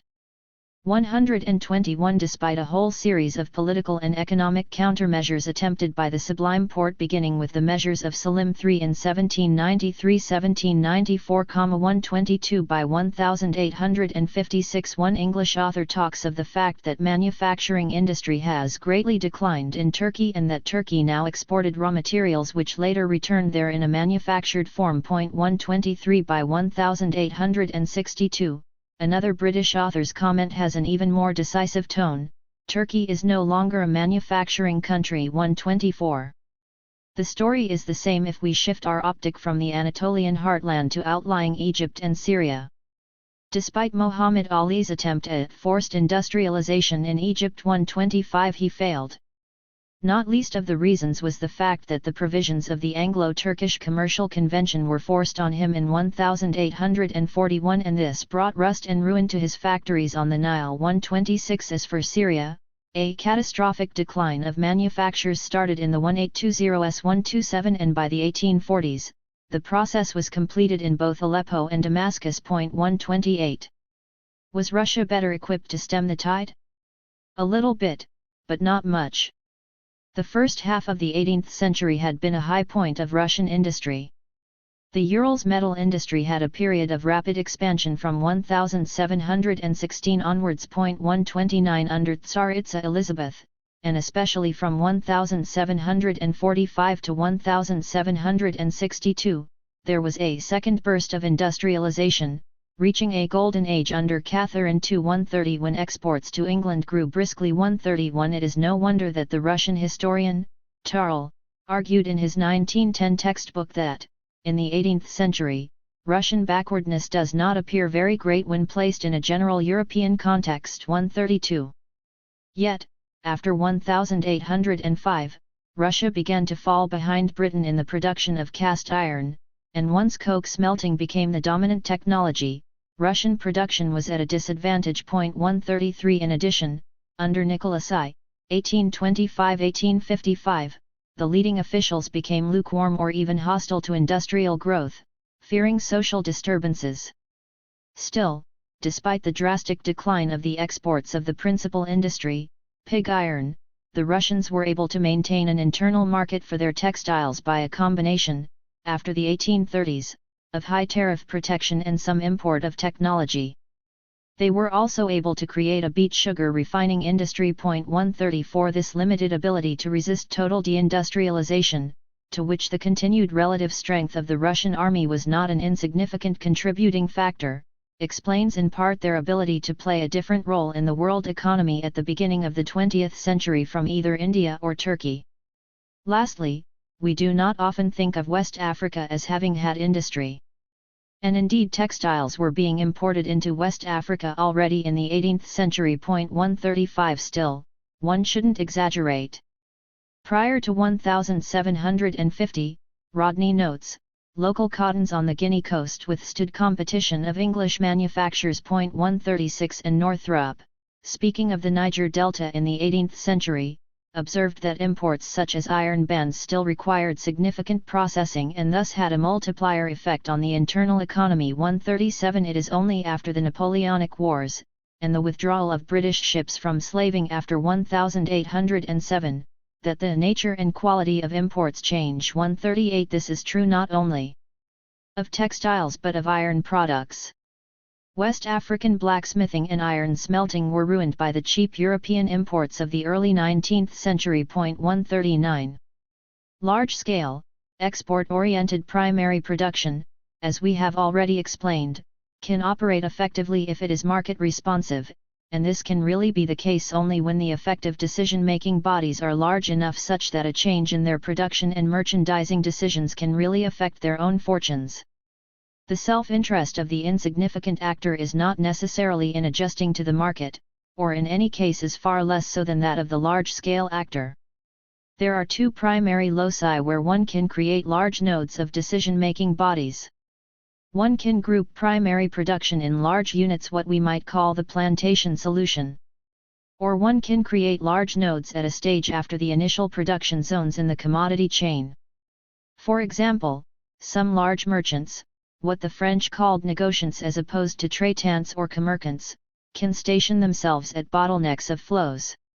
It is not enough then, however, to create a quasi-monopoly or oligopoly of merchandising.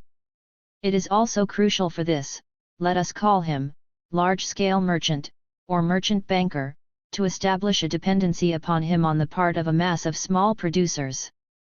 The simplest and probably most efficient way to do this is debt bondage. In this way, when the large-scale merchant wishes to adjust to the world market, he can rapidly alter patterns of production in ways he finds profitable. 140 The creation of these large-scale economic units, either plantations or large-scale merchant bottlenecks, is a primary feature of incorporation.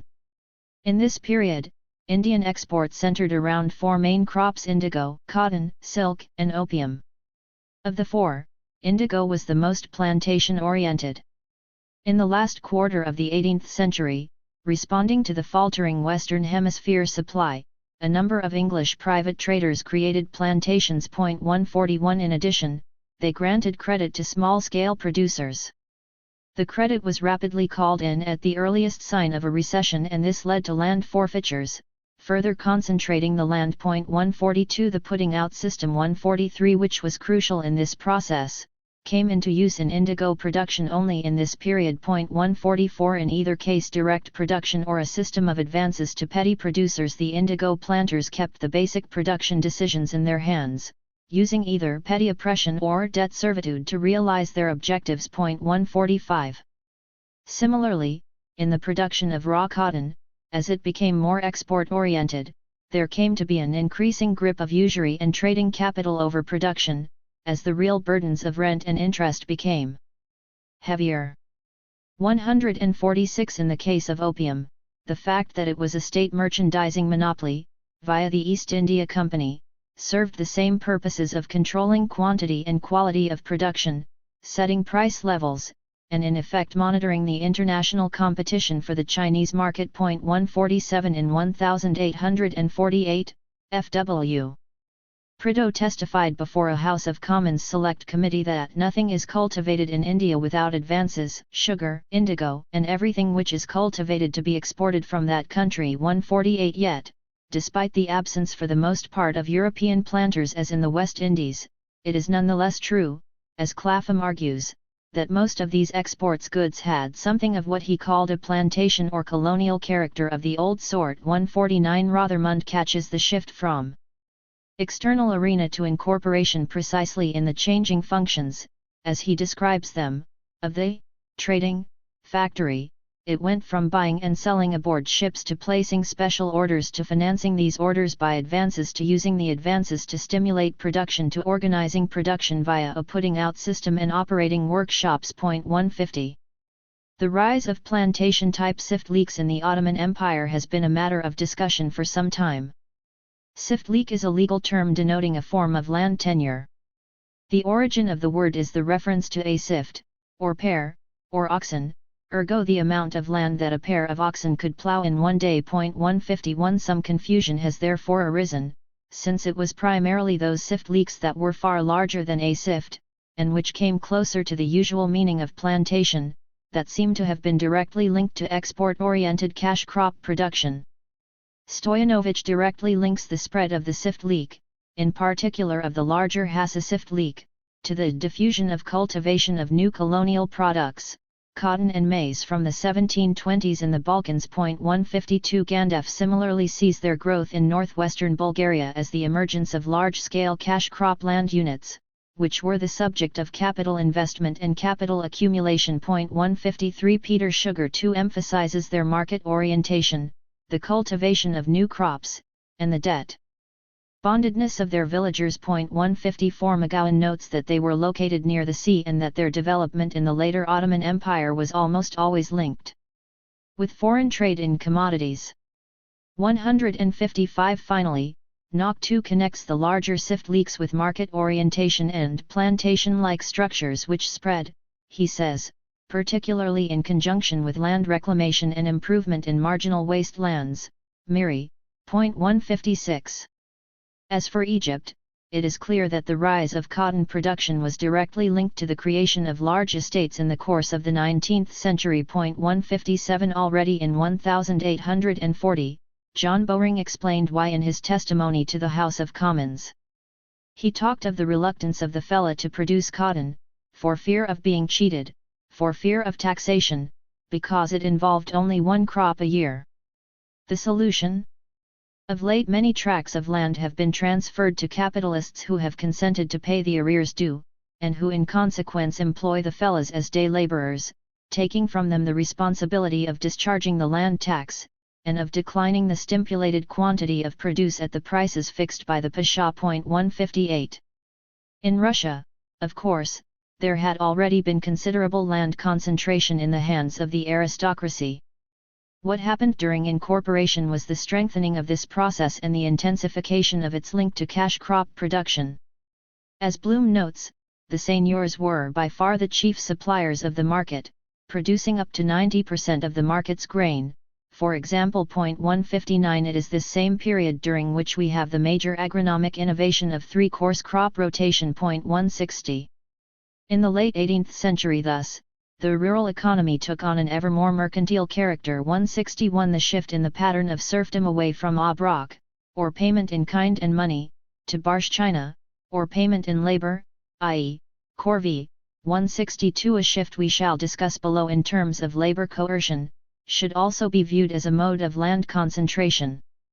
It is not that the ownership was being concentrated, since it already was, but that the decision-making procedures in production were, and this was crucial to a commercialized agriculture.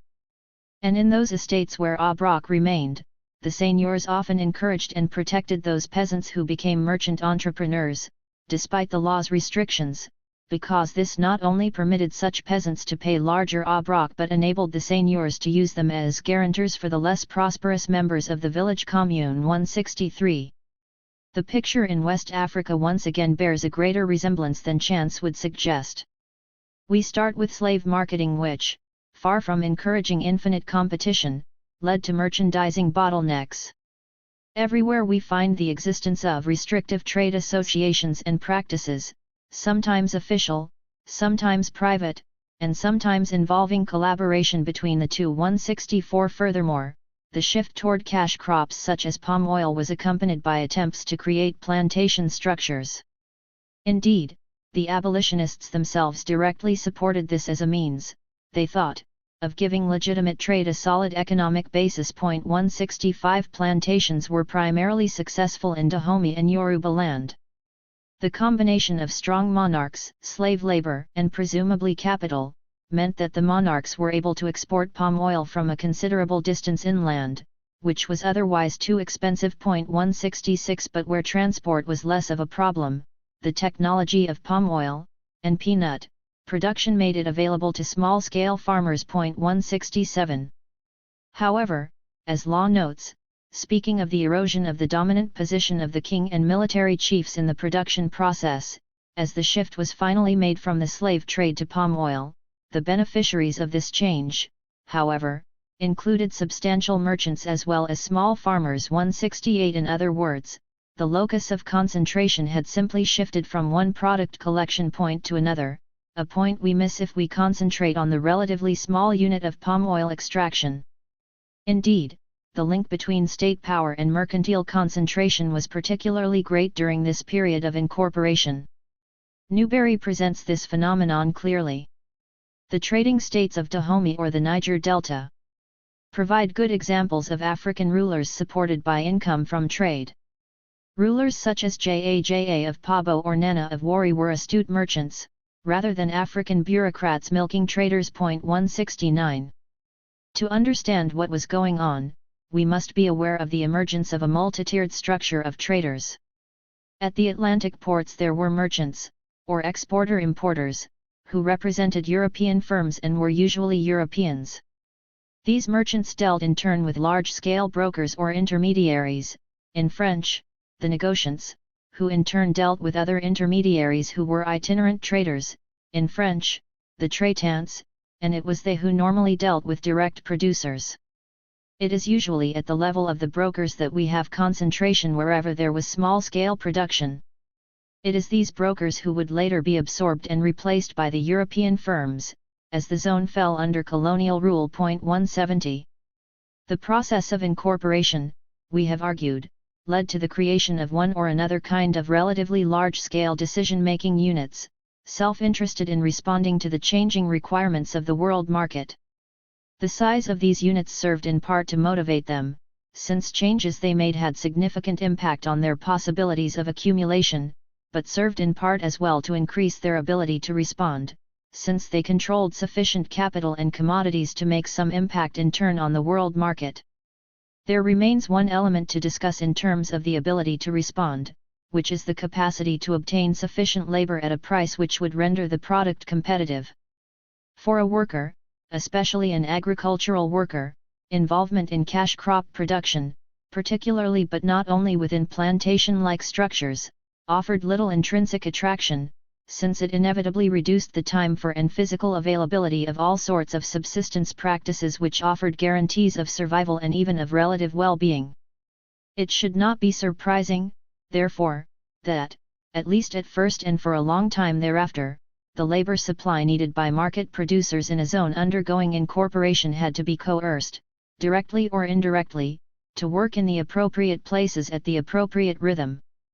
This coercion involved two elements which should be conceptually distinguished: the ways in which the worker was made to work harder, more efficiently, and longer, per day, per year, per lifetime, and the formal rights or juridical status of the worker, and, therefore, the range of his options in relation to his work. Mughal India is one of the few areas about which we have some data on standards of living of working strata prior to its incorporation into the world economy. 4 kinds of comparison exist.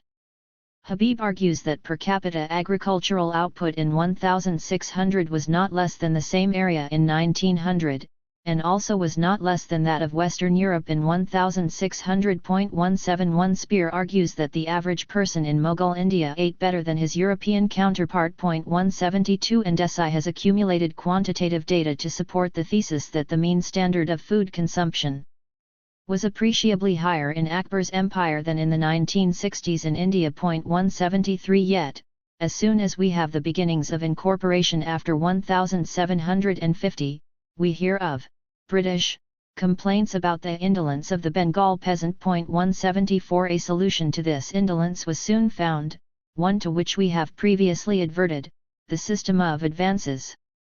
We find this phenomenon suddenly emerging in all the cash crop areas as the principal mechanism of coercion. At this time, 2 systems of land tenure evolved, zamindari and riotwari, both defined or rather redefined to mean ownership with quiritary rights. This direction of evolution of tenurial forms is a hallmark of involvement in the capitalist world economy, since quiritary rights are indispensable to the commercialization of land, itself a necessary element in the liberation of all factors making possible the endless accumulation of capital. The zamindari system was instituted in Bengal by the permanent settlement of 1793.175. In this system, the ryots, or peasants, living on their land were considered tenants to the zamindars and therefore subject to rent enhancement or ejectment. As a result, rents rose, and ejectments were common. 176. But also, new crops were grown and new labourers were acquired. 177. The riotwari system, by contrast, presumably eliminated the zamindar as an intermediary by conferring the quiritary rights on the ryot himself. This was touted as being more sound in theory, expedient and beneficial in practice, and more in accordance with the native institutions, customs, and manners of the people. 178. The system was initially applied in Madras and is often thought to be southern Indian, but it was utilized in the north as well, even in Bengal. In reality, the ryots who obtained the quiritary rights turned out in most cases to be the higher caste village leaders. These ryots were cultivators, of course, but they were also intermediaries, albeit smaller scale ones than the zamindars, since they were in many cases overseers of lower caste direct laborers. 179. What is important for us to note is that in both systems the combination of quiritary rights plus the system of advances made possible considerable compulsion. As a British parliamentary report of 1861 on indigo production put it, where the planter has zamindari rights, the ryot has probably but little option. The influence is perhaps best to be described as moral compulsion, and the apprehension of physical force. 180.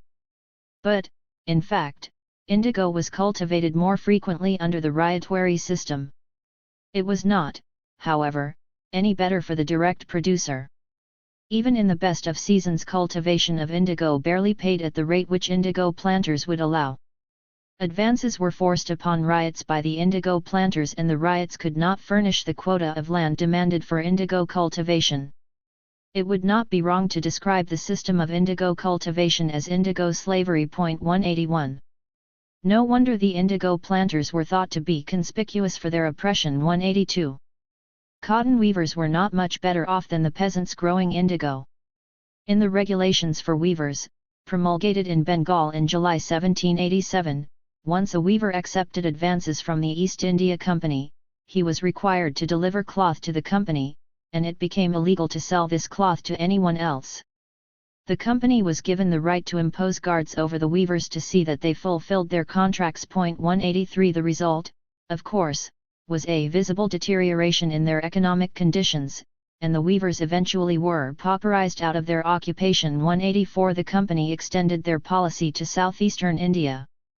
Once the East India Company was able to shut out their Dutch and French competitors, as of the 1770s, they made their merchants draw hard bargains with the weavers. 185 The workers' real income declined in terms of direct receipts, and in addition because of their inability under the new conditions to carry on their weaving side by side with cultivating the fields. 186 As for cotton growing itself, we have the telling 1848 testimony of J. A. Turner of the Manchester Commercial Association, asserting that India, with its cheap labor, will at all times be able to compete with the slave labor of America. 187 Salt production presented even worse conditions for the worker.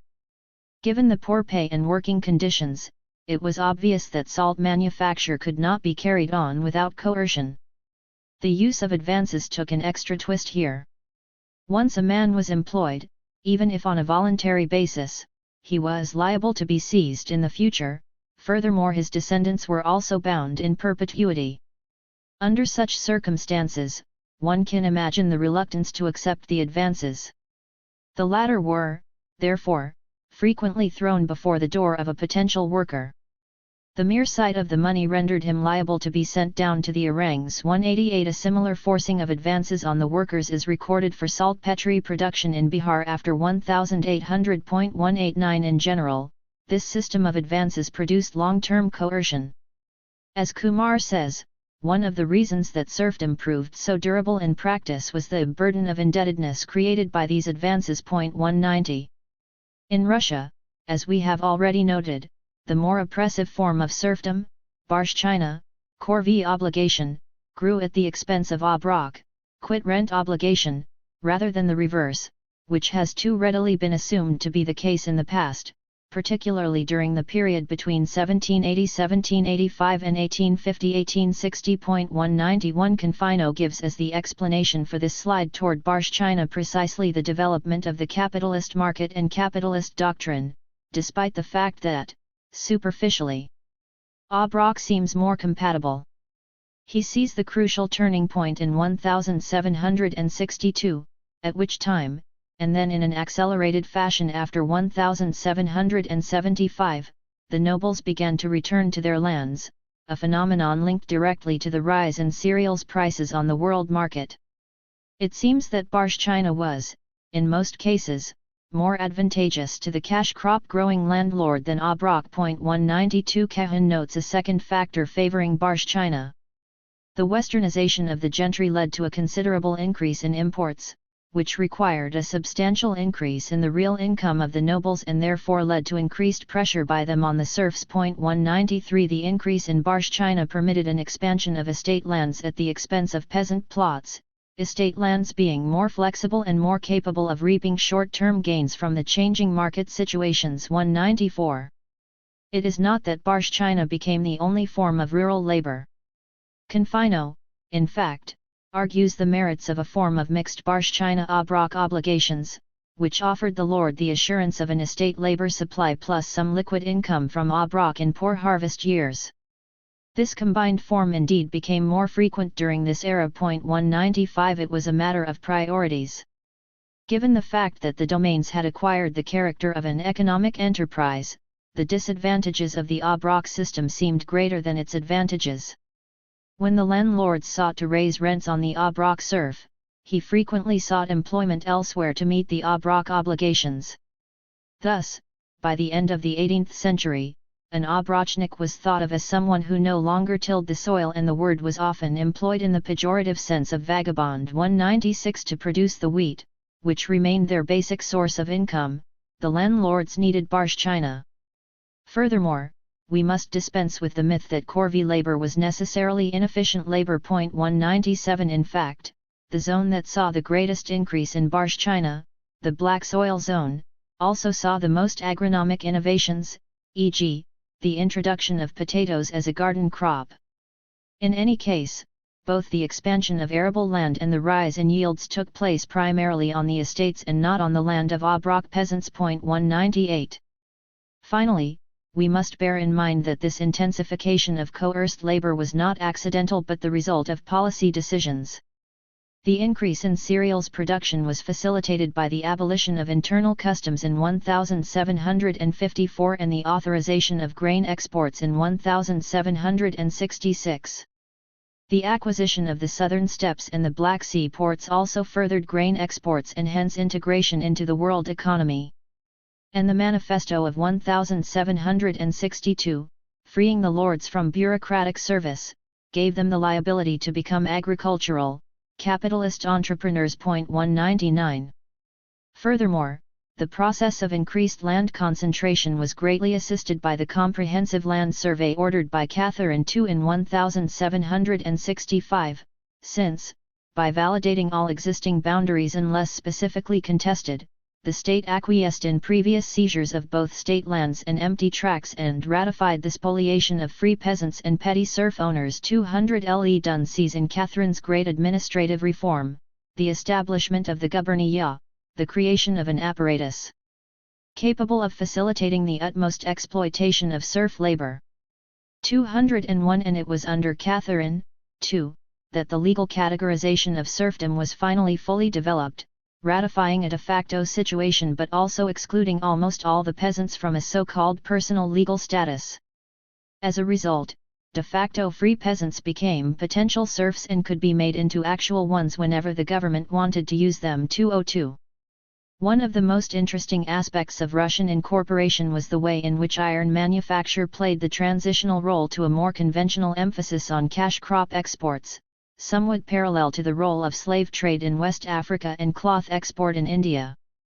The significant rise of the Urals iron manufacture industry occurred in the mid-18th century and owed its real takeoff to the increased demand caused by the European wars of 1754–1762, as a result of which both the purchases of the Russian government and the English market became major outlets. 203 This manufacturing export role was in the long run not to last and was furthermore based heavily on coerced labor. Work in the Urals factories was arduous and not well paid.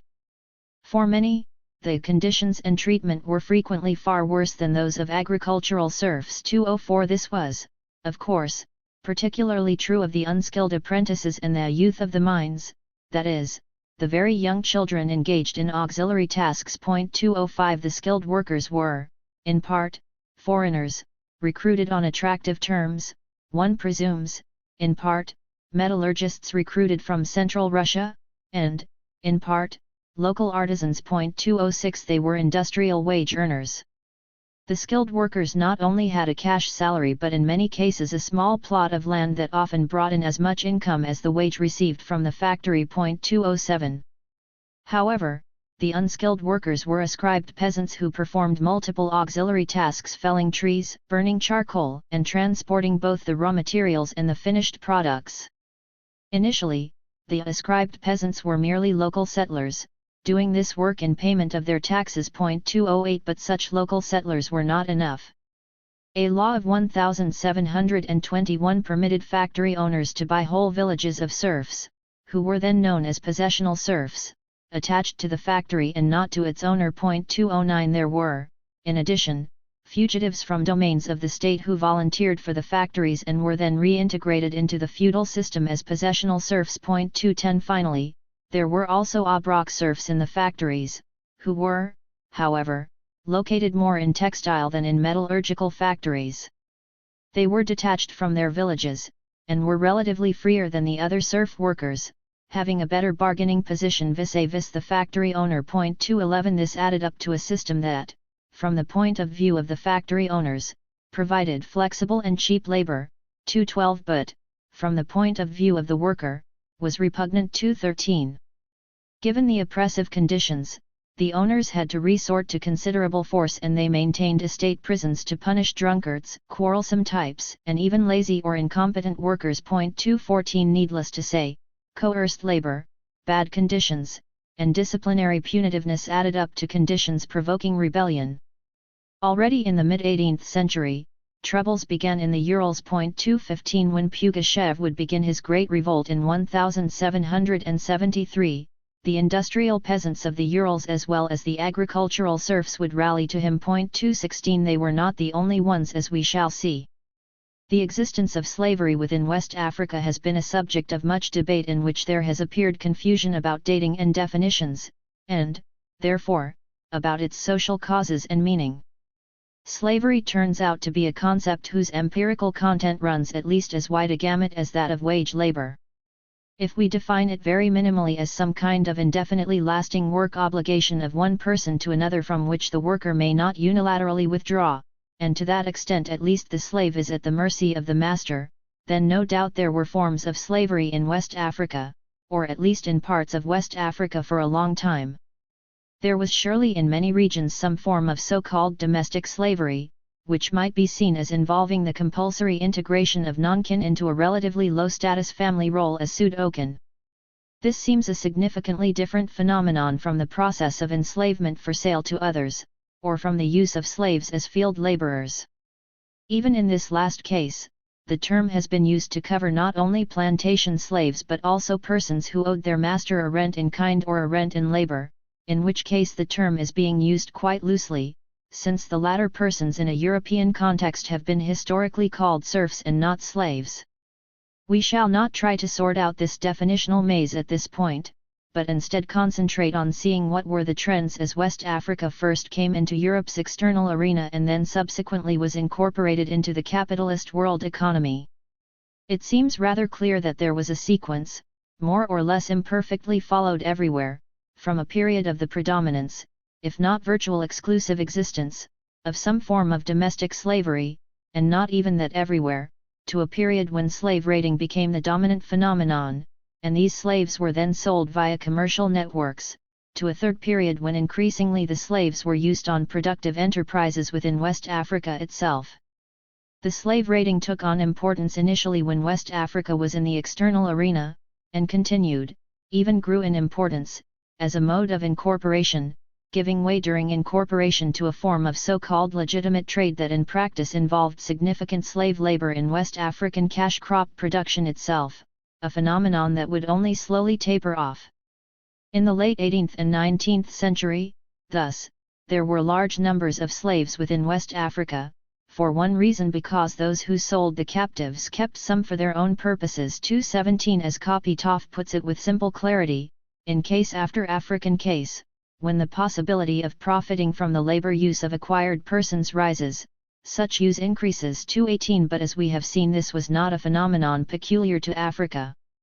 The first shift, therefore, was when Africans began to conceive of the slave not as someone given into bondage for crimes or because of dire necessity and thus as pseudo-kin in a new family but as a vendible commodity, a concept which seems to have originated with the export trade in slaves. 219 Furthermore, there seems to have been a clear correlation between being a slave-selling people and being a slave-using people, a correlation which emerged over time.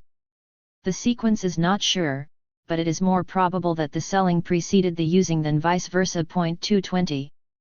As the transition to a greater emphasis in cash crops began, particularly in the decades following the British proclamation of abolition, the slave-selling states faced economic difficulties, losing some outlets for their slaves, and, in addition, losing some of the trade profits from the resale of European products.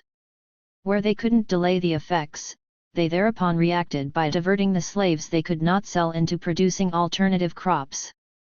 Hence, AJE insists, abolition led, in fact, directly to more extensive and intensive use of domestic slaves. 221. It is this more extensive and intensive use of slavery within West Africa which is the mark of incorporation into the world economy and which, therefore, represents a more decisive transformational break than the rise of slave trading per SE. 222. In addition to being for sale as workers on enterprises integrated into the commodity chains of the world economy, slaves had become, in addition, objects of financial investment, a capital good, a store of wealth, and an object of speculation. 223. This increased coercion for mercantile production also took the other form in West Africa that it took elsewhere: debt linkage. This started with the European ships making advances to African brokers.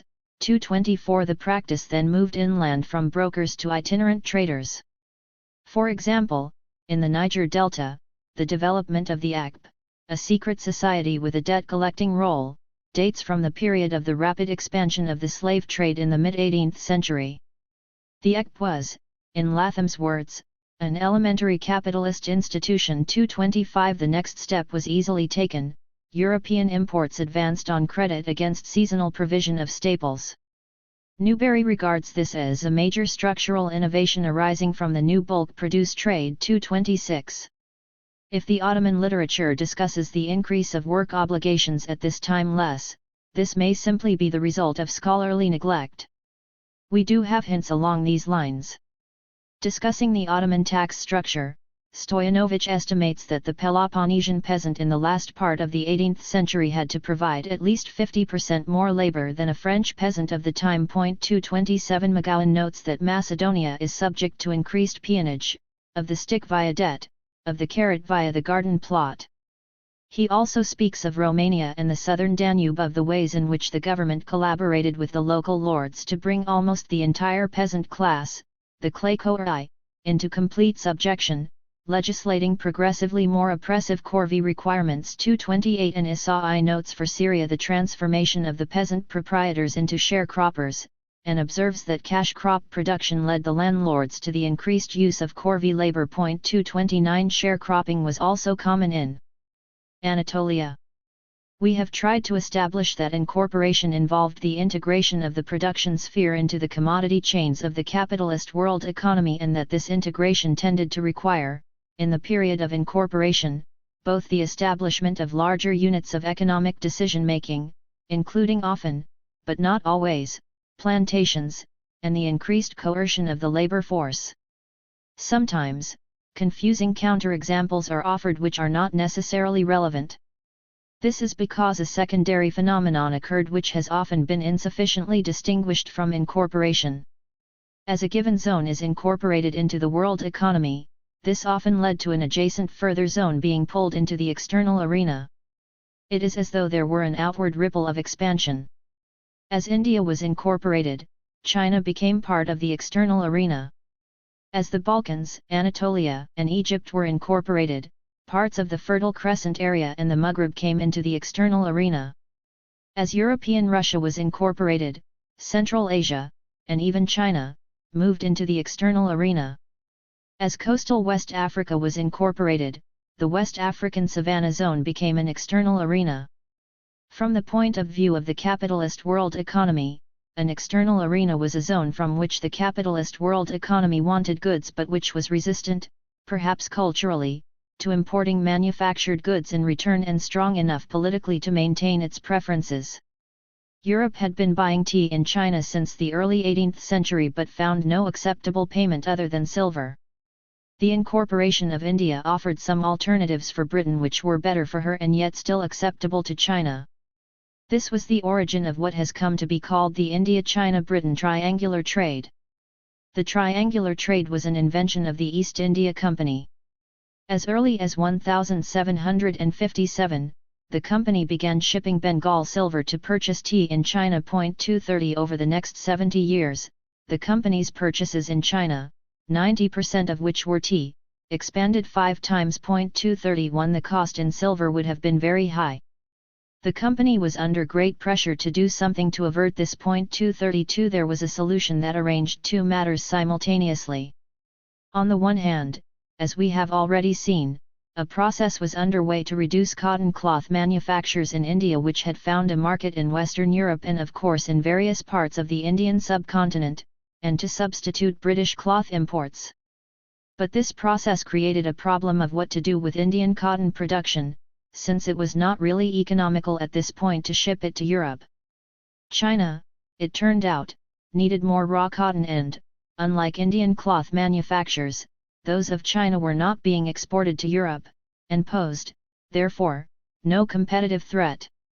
Indian cotton exports to China thus provided a suitable market outlet. 233 From Britain's point of view and simultaneously eliminated the need for British silver exports to China. 234 Cotton exports nonetheless posed a problem since China produced cotton herself and imports from India were merely supplementary. The price of Indian cotton in China varied with the success of the Chinese annual crop, which made profits uncertain and led the company to prefer to act as commission agents in China rather than as principals and to shift the economic burden of crop variation on the Hong merchants by means of long-term contracts. The 1820s were particularly difficult as Chinese demand was depressed. 235 The British then found a substitute for cotton: opium, grown in Malwa and Bengal. Although, in theory, the Chinese emperor forbade its import, the combination of a corrupt mandarinate and naval weakness opened Chinese ports to the opium trade. 236 The import levels became so high that, reversing the original situation, China began to export silver to pay for the opium. As of 1836, the emperor sought to enforce the ban on opium more seriously. This led to the Opium War in 1840 and, with the Treaty of 1842, China would start on the path of being herself incorporated. 237 But that is another story. The incorporation of India into the world economy induced changes in its production patterns, decline of cloth manufactures, which created problems for cotton producers in Gujarat, which were solved by finding an outlet, China, in the external arena. Similarly, the incorporation of coastal West Africa in the world economy induced changes in its economic patterns, ultimately, the end of the slave trade, which created problems for the slave-selling zones. Some reconverted to cash crops sold in the capitalist world economy. Others, for various reasons, were unable to do so at this point in time. They found new outlets for new products in the new external arena, Savannah, West Africa. The size of Saharan commerce, a phrase which covers the trade of the Savannah or Sahelian zone of West Africa, both northward to the Maghreb and southward, westward, to the forest and coastal zones of West Africa, had a recrudescence and sharp growth between 1820 and 1875. 238 Ashanti, a major slave-selling state in the forest zone in the late 18th century, significantly expanded its export of cola northward to Hausa areas as a response of the Ashanti government to the decline in the Atlantic slave trade in the early 19th century. 239 But the most remarkable change was in the Savannah zone itself, which was marked by two central phenomena: the spectacular expansion of major Islamic reformist and expansionist state-building movements, most notably those of Uthman Dan Fodio, Al-Hajj Umar, and Samori, and the equally spectacular expansion of the phenomenon of slavery. In the case of the Islamic movements, the story started essentially with the revival of the Sufi orders throughout the Islamic world in the late 18th century, which was undoubtedly linked to the sense of threat posed by Christian, European expansion and the decline of the three major Islamic political entities of the time, the Mughal, Safavid, and Ottoman empires. 240 In West Africa, the continued disruptions in the interior caused by the Atlantic slave trade no doubt gave this sense of malaise further basis. 241 Major religious movements cannot be reduced to merely instrumental politics, as so many of the commentators have insisted. 242 But it also clear that political transformations, which is what these religious movements brought about, can only be explained in the larger context of social and economic transformations. We shall discuss these political changes in themselves shortly. Let us, for the moment, concentrate on the economic changes. Why did slavery expand so notably in the Savannah at this time? The answer is in one sense simple. The demand for slaves increased in adjacent regions both southward and northward, and within the Savannah itself. 243 I have already described the sources of the southward demand. The growth of large-scale production created labor-intensive economies which relied on increased numbers of slaves. 244 The export of slaves northward to Tripoli, and beyond to Egypt, Cyprus, and Constantinople, doubled in comparison with the 18th century. This was because of the economically booming nature of the 19th century.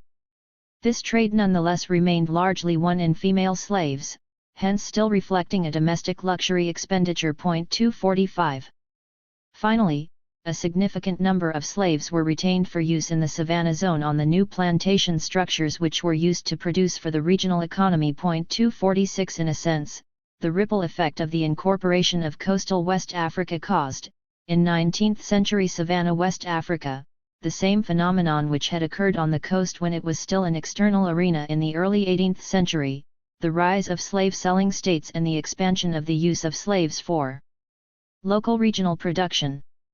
Incorporation into the world economy means necessarily the insertion of the political structures into the interstate system. This means that the states which already exist in these areas must either transform themselves into states within the interstate system or be replaced by new political structures which take this form or be absorbed by other states already within the interstate system. The smooth operation of an integrated division of labor cannot operate without certain guarantees about the possibility of regular flows of commodities, money, and persons across frontiers. It is not that these flows must be free. Indeed, they are hardly ever free. But it is that the states which put limitations on these flows act within the constraint of certain rules which are enforced in some sense by the collectivity of member states in the interstate system, but in practice by just a few stronger states. From the point of view of the existing interstate system, the ideal situation in an area undergoing incorporation is the existence of state structures which are neither too strong nor too weak. If they are too strong, they may be able to prevent necessary trans-frontier flows on the basis of considerations other than that of maximizing the accumulation of capital in the world economy. And if they are too weak, they may not be able to prevent others within their territory from interfering with these flows. At the end of the process of incorporation, one should expect to find states, which internally, had bureaucracies strong enough to affect directly in some ways the production processes, and which were linked externally into the normal diplomatic and currency networks of the interstate system. The transformation that is involved is splendidly caught up in Malassa's discussion of the relationship of West African states to traders in the 19th century. It is not established in any clear way that trade was everywhere encouraged by the existence of state systems. The militarism of the latter was opposed to the pacifism of the traders. According to 19th-century travelers, the most dangerous regions, avoided by the caravans, were found in the territory of the most centralized of the states due to the wars they fought among themselves. The state starts playing a positive role in furthering trade when the means of its administration, transport, currency, public order, becomes the means of commerce. This tendency leads to the integration of the trader as a subject of the state and removes his stranger status. This phenomenon is mostly to be found in the Gulf of Guinea, where the slave trade prevailed. 247. As a zone became incorporated into the world economy, its trans-frontier trade became internal to the world economy and no longer something external to it. Trade moved from being at great risk to something promoted and protected by the interstate system. It is this shift of which we are speaking. Of course, the prior political situations in the four regions we have been analyzing had been quite different from one another. The details of other political transformations that were required were therefore considerably different. Nonetheless, as we shall see, the outcomes at the end of incorporation turned out to be less different than the starting points, although the particularities of each region were never effaced entirely. Let us start the analysis this time with the Ottoman Empire. The empire had been under steady pressure at all its edges since the unsuccessful siege of Vienna in 1683.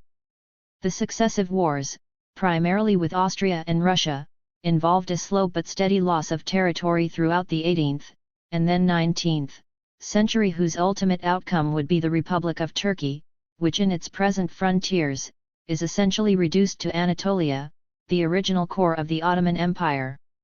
The physical retrocession of the Ottoman Empire was, for a long time, matched by the steady retrocession of its ability to control politically its empire with the institutions it had created in the era of its expansion. Specifically, the state was seeing a serious diminution of its ability to control the means of production, of circulation, of violence, and of administration. 248.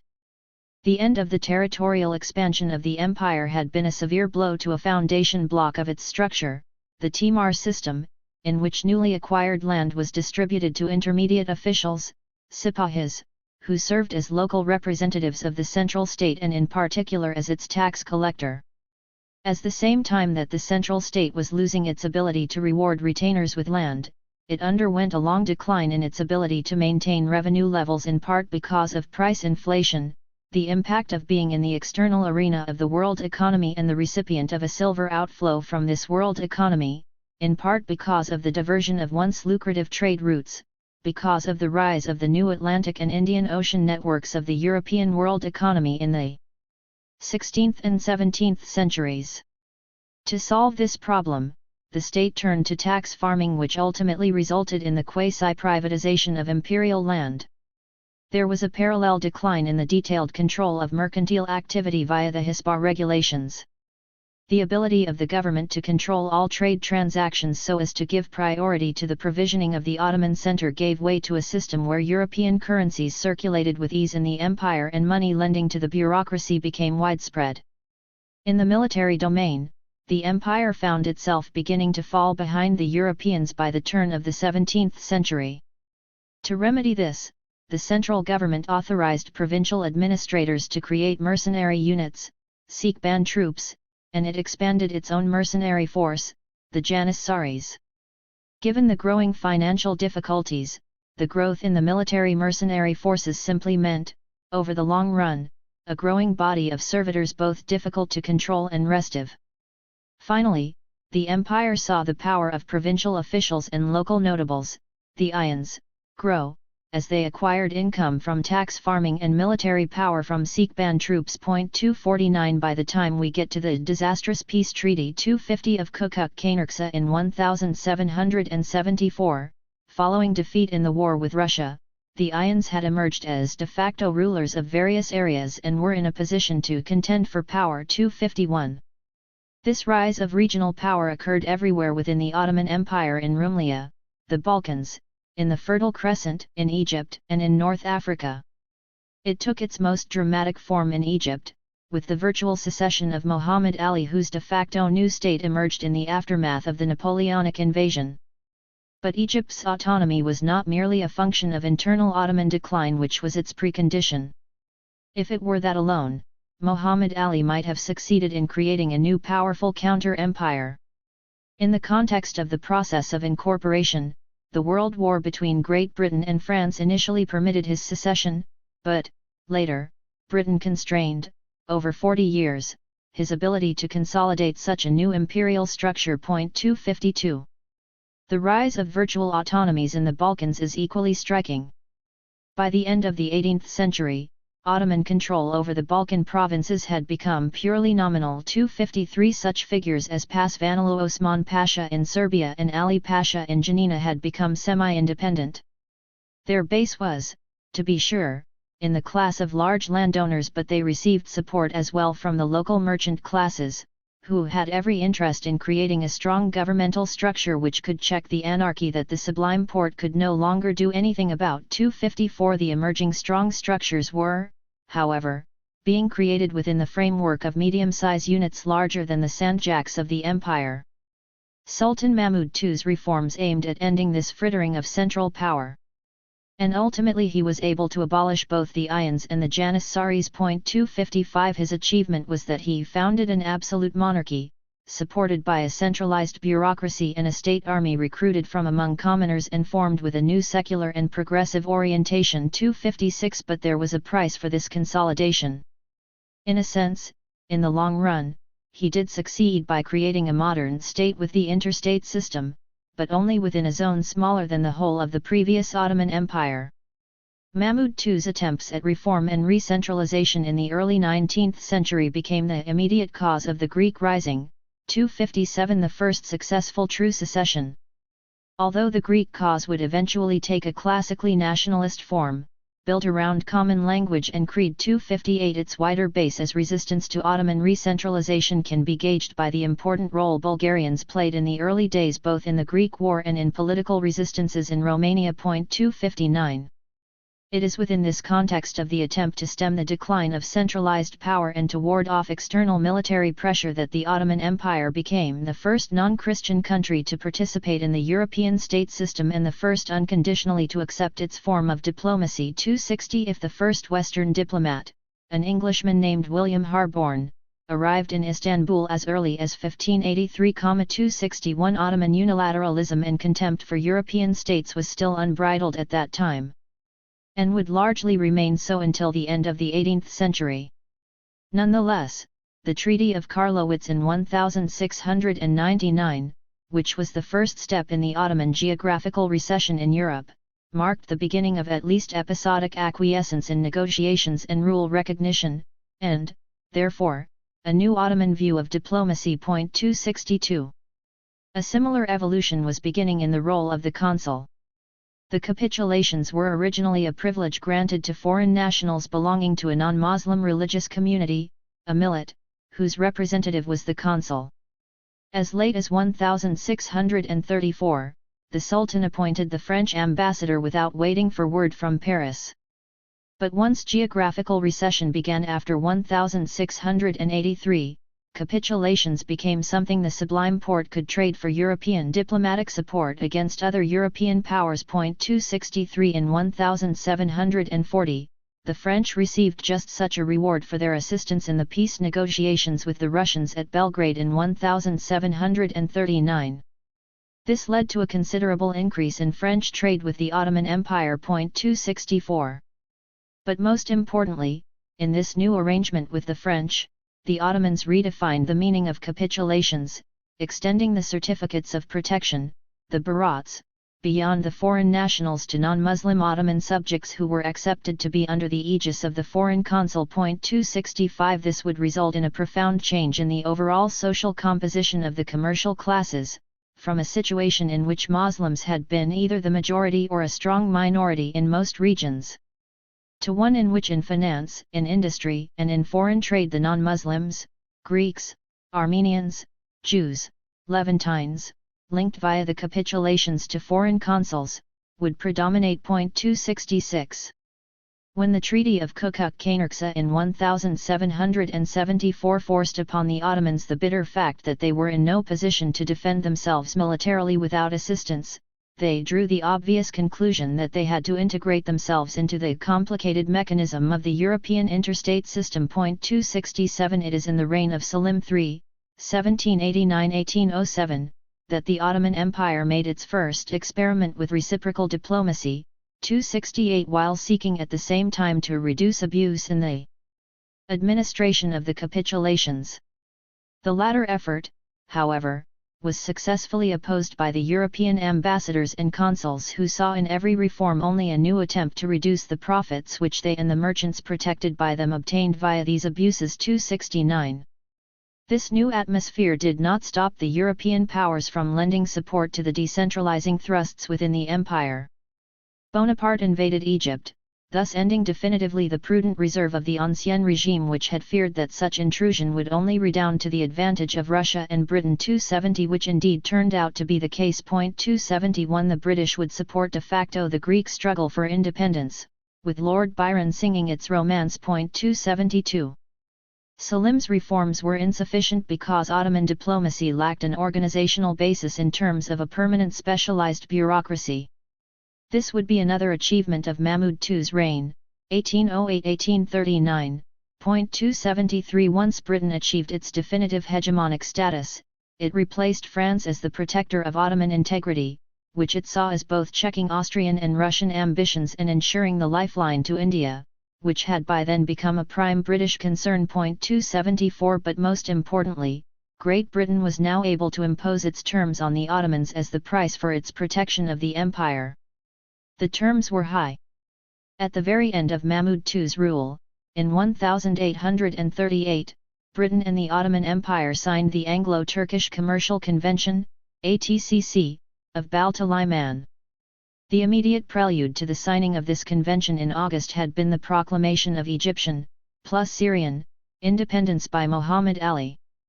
Britain would help the empire to negate this proclamation. 275 In return, ATCC confirmed all previous capitulatory privileges forever and limited the rights of the Ottomans to impose ad valorem customs duties higher than 3% for imports and transit trade and 12% for exports. All monopolies were ended and British was given most favoured nation status. 276 British importers also agreed to pay 2% in lieu of other internal duties. This had the effect of supporting the Ottoman centre against potential secessionists like Egypt. As all observers agree, this treaty represented the virtual adoption of free trade by the Ottomans. 277 The negative impact of the treaty was great. 278 In addition to its impact on the composition of production, the decline of Ottoman manufactures, it also seriously cut into Ottoman state revenues, leading in 1854 to the Ottoman states becoming a borrowing power, which ultimately culminated in the debacle of 1878 and the consequent debt tutelage. 279 After 1838, Turkey became Britain's fourth best customer, and by 1846 Lord Palmerston could tell Parliament that there was no foreign country with which we carried on commercial intercourse in which the tariff was so low and so liberal as that of Turkey. 280. The political and administrative reforms of the Tanzimat and the Gulhane Rescript of 1839 at the onset of the new Sultanate of Abdulmecid I marked the last stage in this process.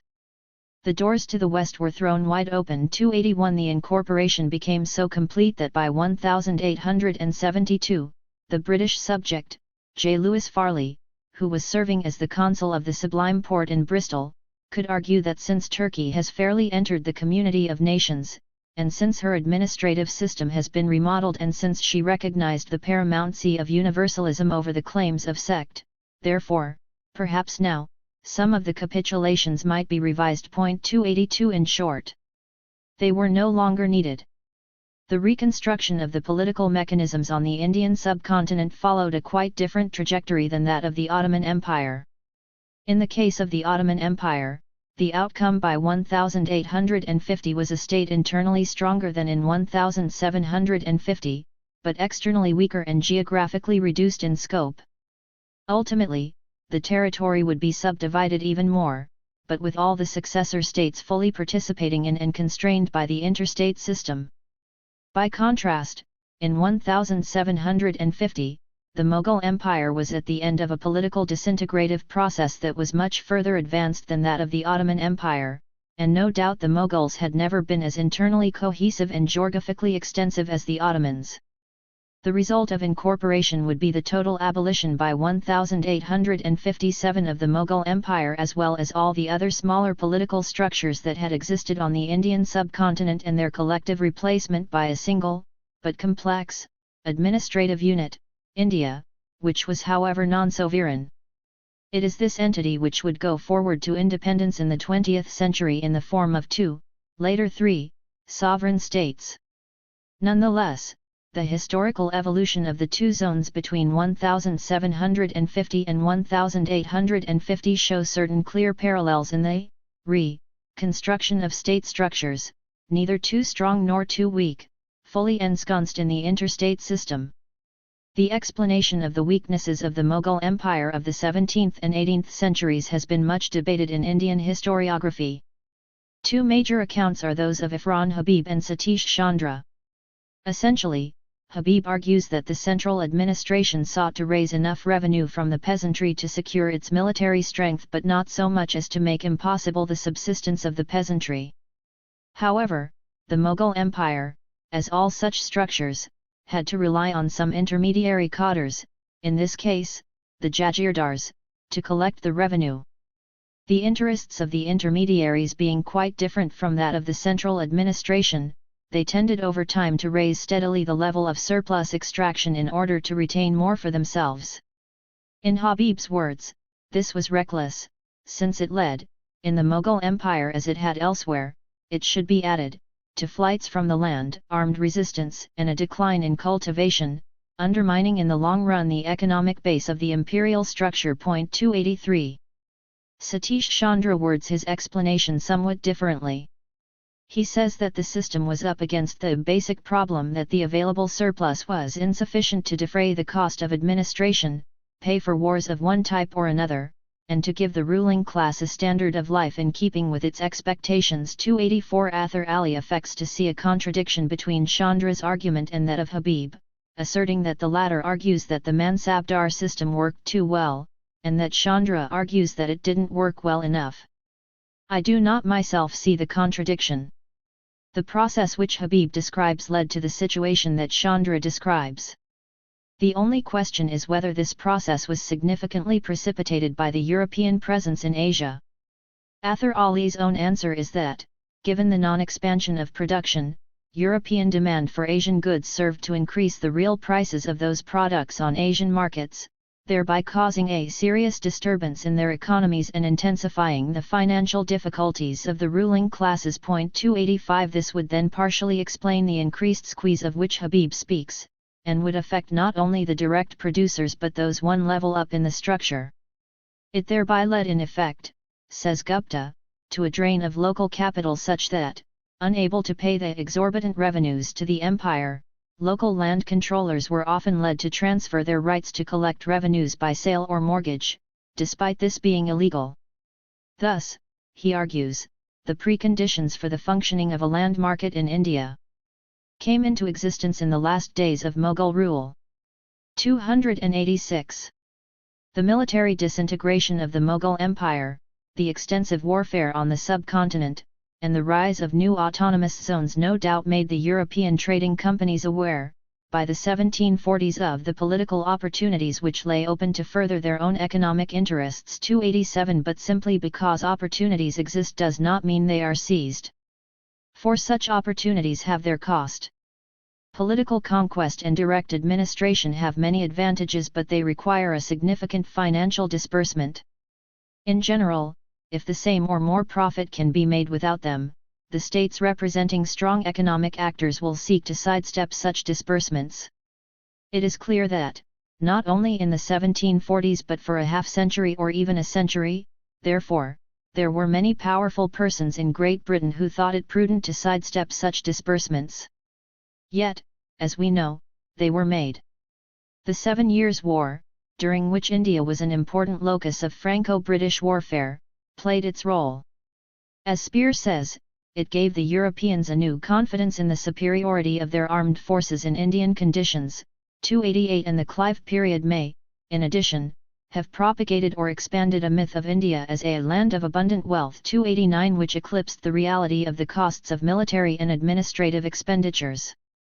That a link between increasing involvement in the production networks of the world economy and a consequent restructuring of the political networks was perceived by local rulers at the time is illustrated by the anecdote related by a merchant from Malabar travelling to Calicut in 1784.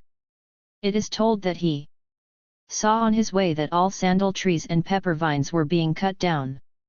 People told him that the Nawab i.e., Tipu Sultan had given strict orders for their destruction, as it was because of these commodities that the Europeans sought to make war on him. 290.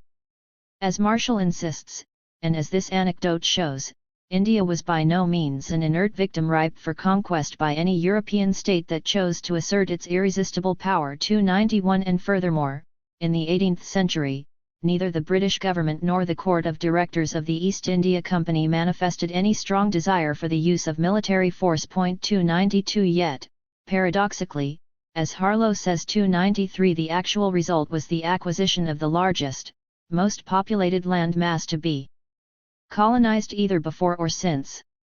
One reason for this colonization was that there were not 2 but 3 major British actors on the Indian scene. In addition to the British government and the Court of Directors of the East India Company, there were the private traders.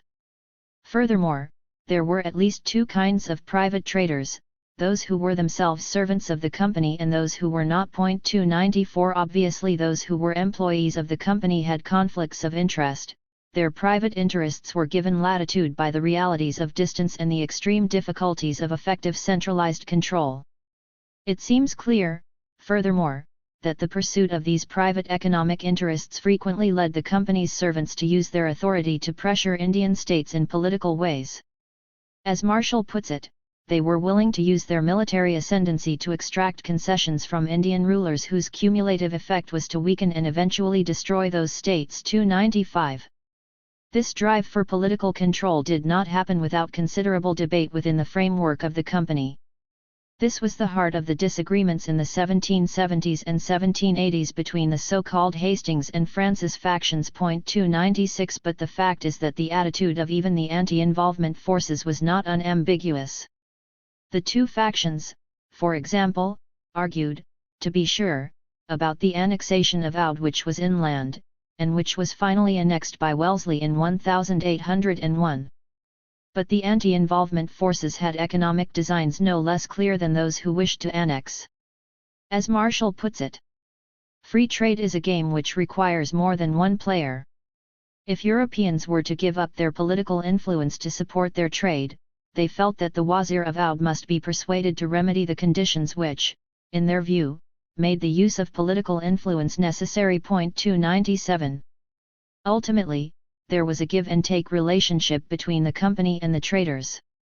The latter needed to fall back often on the protection of nationality, as well as on the credit rating afforded by the fact of the company's presence.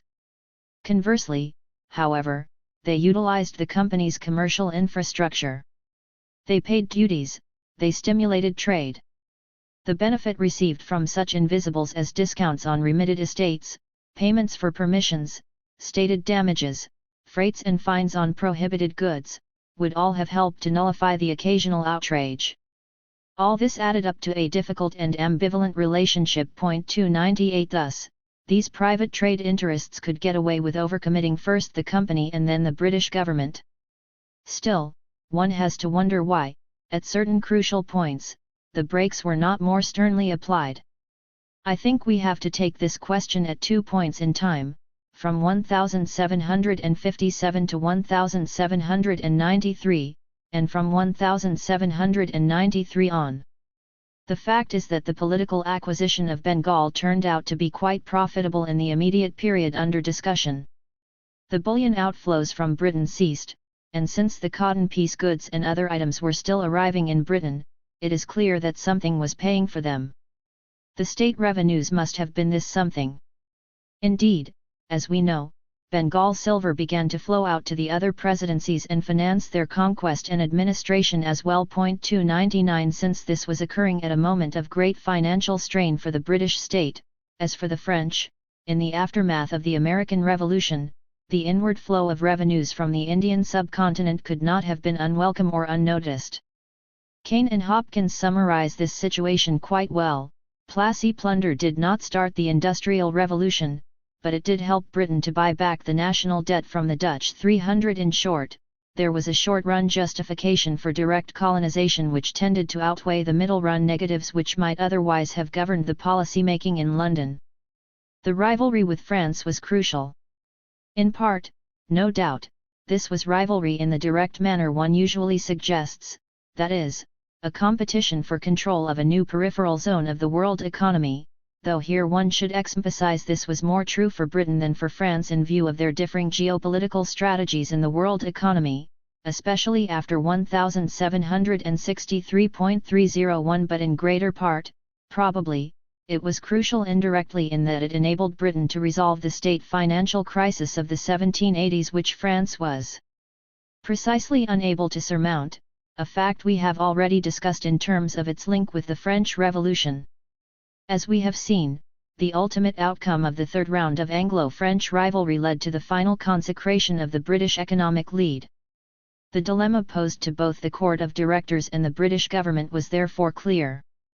Unhappy as they may have been about the creeping political dominion into which they were being led, they were constrained from applying the brakes. They came to feel that the British government had really only one choice, which was to take over the operation more directly. This was the Pitt solution, which eventually was imposed.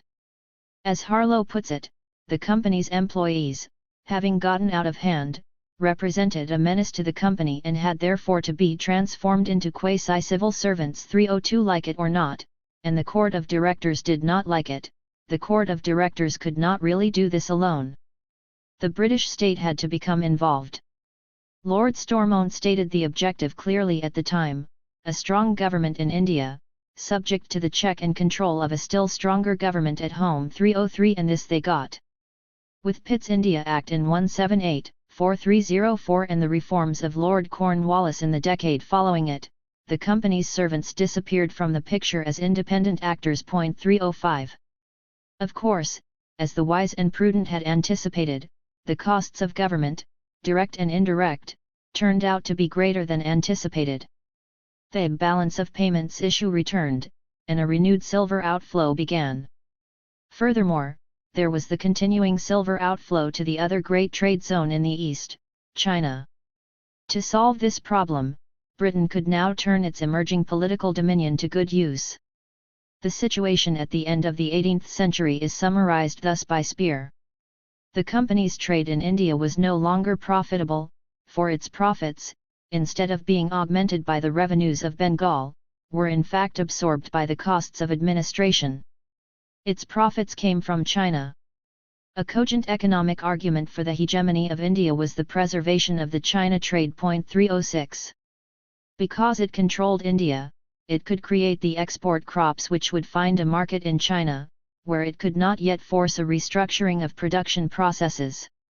The compromise involved in the modality of renewing the company's charter in 1793 served these interests well. The British government increased its control over the company. The company, however, retained its monopoly over the China trade and some monopolies in India. But the private traders got new statutory claims on a certain amount of shipping.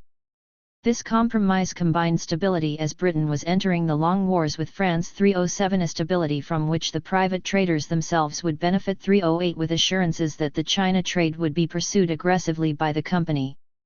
Meanwhile, 1793 was also the year of the permanent settlement of Cornwallis, the culmination of a process of legal and administrative reform that had the effect of removing barriers to considering land to be a commodity to be bought and sold in a market. 309.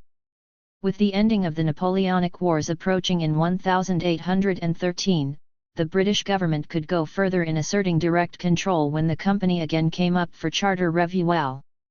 In the meantime, the private traders had successfully expanded their trade and were chafing at the constraints as well as at the losses on remittances made via the company. The Lancashire manufacturers now also entered the fray, anxious to expand their own markets in India. Hence, the new charter ended all monopoly in India but extended the China monopoly of the company for 20 years. The charter also provided for the total separation of territorial and commercial accounts, thereby preparing the way for a proper fully colonial administration. 310, by the year 1837 the British were no longer simply a power in India. They were the power over India. 311. The incorporation of Russia was quite another story still. Whether Russia was a part of Europe, and, therefore, of the European interstate system, in the 16th and 17th centuries was and is a matter of scholarly, and popular, doubt. Whether Russia is part of Europe remains a question for some even in the 20th century, but there can be no doubt that the USSR is today a full participant in the, now worldwide, interstate system. It shall be my contention that Russia only became a fully integrated member of the, then European, interstate system in the 18th century. As De Hio reminds us, on the one hand, the Russians, unlike the Turks, were distant cousins of the Western peoples both ethnically and in mentality, yet on the other hand, the young Leibniz still spoke of Russia, Persia, and Abyssinia in the same breath. 312. In any case, if one use the criterion of the existence of reciprocal diplomacy, it is only with the reign of Peter the Great, 1689–1725, that we find its beginnings. 313. This was coordinate with the significant expansion of foreign trade and the gradual elimination of Russia's political and cultural isolation from the rest of Europe. 314.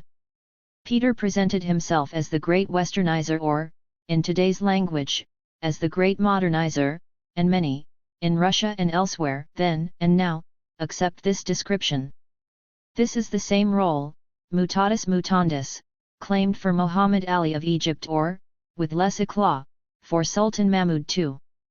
Peter undoubtedly launched the process of creating a centralized bureaucracy with the creation of the ruling Senate in 1711–1722. 315. He also transformed the army by making the nobleman's service in it both compulsory and permanent. 316. And it is generally agreed that it was the performance of this modernized army that established Russia's status as an important part of the European political system. 317.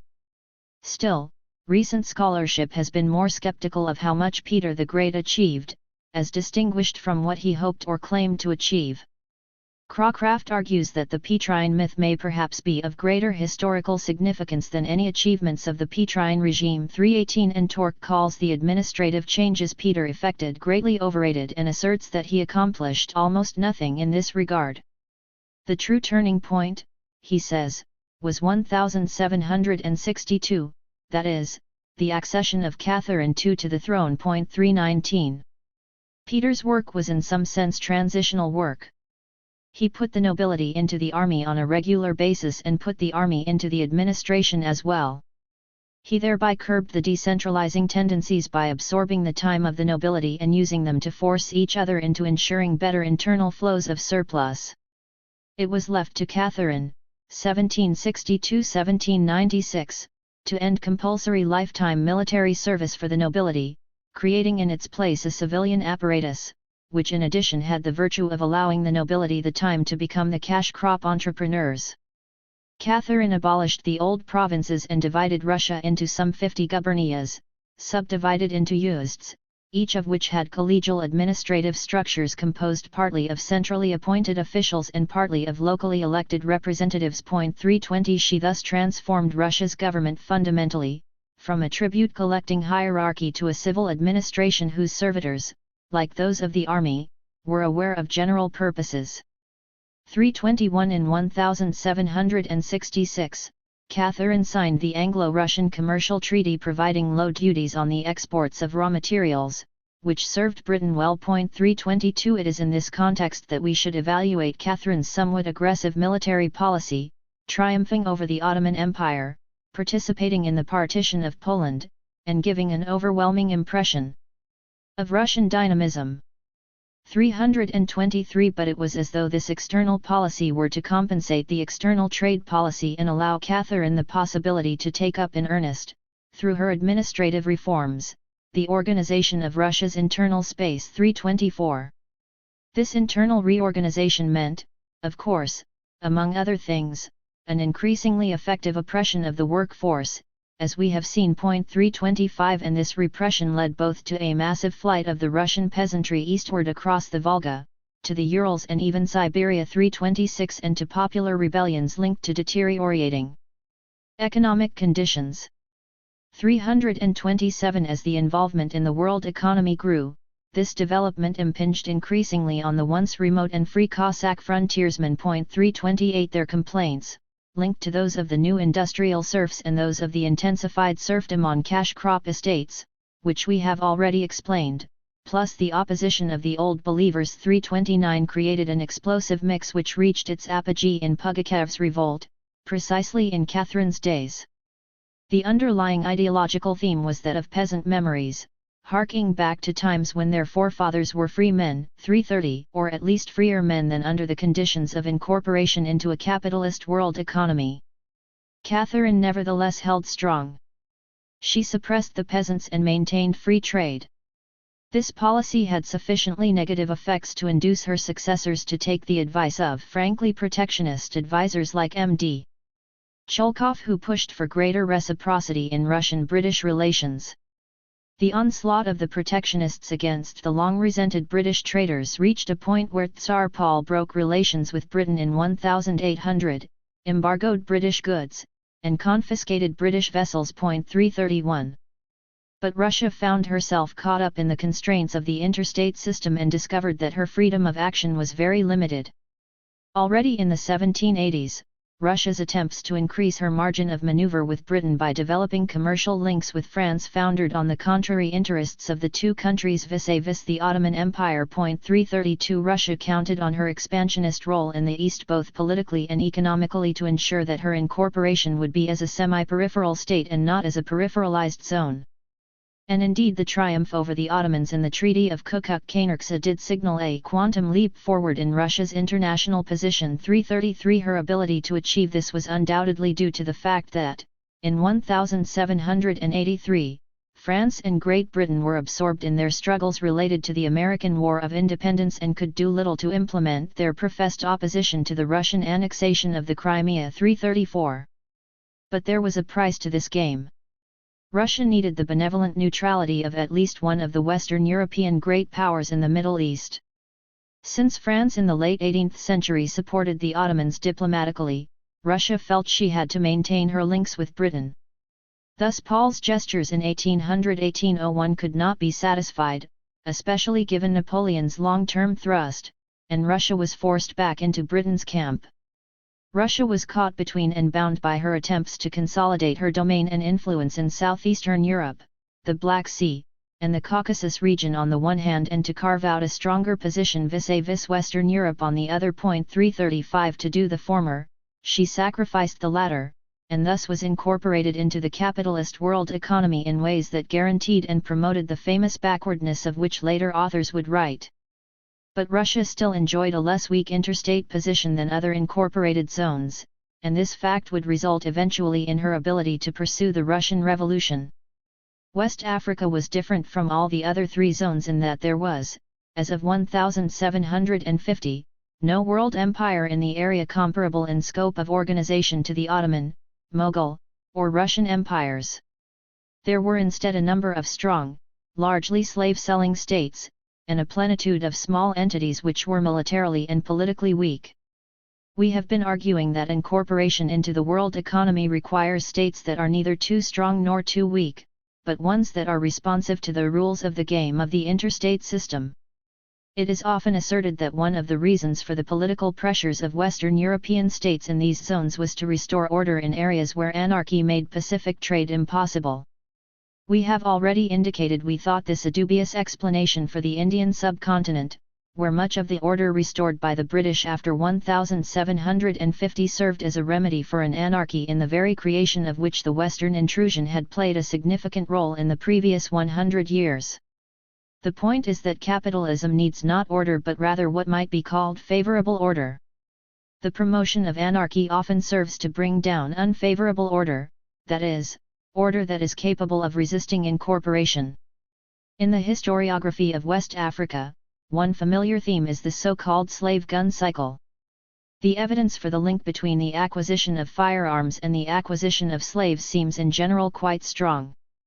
For the professional slave gatherers the firearms represented important inputs. 336 Richards insists this high correlation was already found in the 1658–1730 period, and led then to the most dramatic changes in the West African political scene. 337 For it was precisely in that period that the great slave-selling states, such as Dahomey and Asante, took form.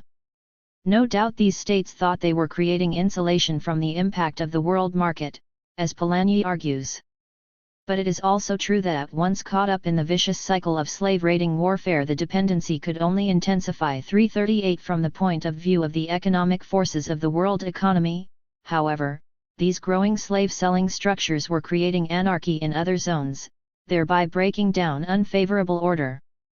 That is, the source of what Akinjogbon calls the greatest paradox of the slave trade. At the beginning of the 18th century, politics had become chaotic because of the increase of trade. At the end of the century, instability was about to set into the kingdom of Dahomey because the trade was declining. 339. The now favorable order of the slave-selling states depended, however, on too restricted a definition of economic activity. As the central focus of West African involvement in the world economy shifted from a period primarily of slave export trade to a period of mixed exports to a still later period of virtually no slave exports, a process we have already described, the rather small pockets of slave-selling states amid a larger, more anarchic zone became less useful. What was needed were new states, larger in most cases than the existing states, but states which were once again neither too weak nor too strong. Thus the British merchants on the Gold Coast sided strongly with the Fanti states which were resisting Asante expansion because they were convinced that if Asante power could be destroyed, a vast field of commerce would be opened to them. 340 The Islamic thrust of the 19th century was, as we have seen, one toward the large-scale political integration of several small states and petty principalities. 341 And where no state form existed, as in Igbo country, a partial state formation in the guise of the Arochika grew up. 342. Among other things, one can interpret the British drive against the slave trade as a drive to break down the unfavorable order of the smaller units in the interests of recreation of larger units. It was, of course, aimed also at weakening the positions of French and other economic competitors. 343 If we cannot yet talk of reciprocal diplomacy in this period, we do see the emergence of more structured political entities who began to guarantee the flows of the emergent cash crop production for the world economy. We have insisted on dating this incorporation process as roughly 1750–1850, or in the case of West Africa perhaps 1750–1880. Is this the only possible periodization? Obviously not, and the empirical debate is widespread on this issue of dating. Unfortunately, many of the participants do not have a clear model of the process, or at least they have not been using the same model we have been using: external arena incorporation peripheral, or semi-peripheral, zone. In terms of this model, what we see is that some authors move the dating of incorporation back to the time when a zone becomes part of the external arena. Some authors, on the other hand, will not consider a zone incorporated until it begins functioning as a peripheral zone of the world economy. Neither of these two sets of authors perceive of incorporation as a distinctive process in the way we have been arguing. A standard way of formulating this debate is to argue about the date at which capitalism began. Some authors insist that with the widespread development of long-distance trade in the earlier period of the external arena, we already have capitalism, or at least proto-capitalism. This is often accompanied by an argument about the indigenous roots of capitalism, or the interruption of this process by European intrusion. Other authors insist that the very earliest capitalist period occurs much later. In extreme cases, some argue that it barely exists even today. We have insisted that there are not multiple capitalist states but one capitalist world system, and that to be part of it one has minimally to be integrated into its production networks or commodity chains, and be located in states that participate in the interstate system which forms the political superstructure of this capitalist world economy. Incorporation is then defined as precisely the period of such integration. The settler. Decolonization of the Americas. 1763–1833.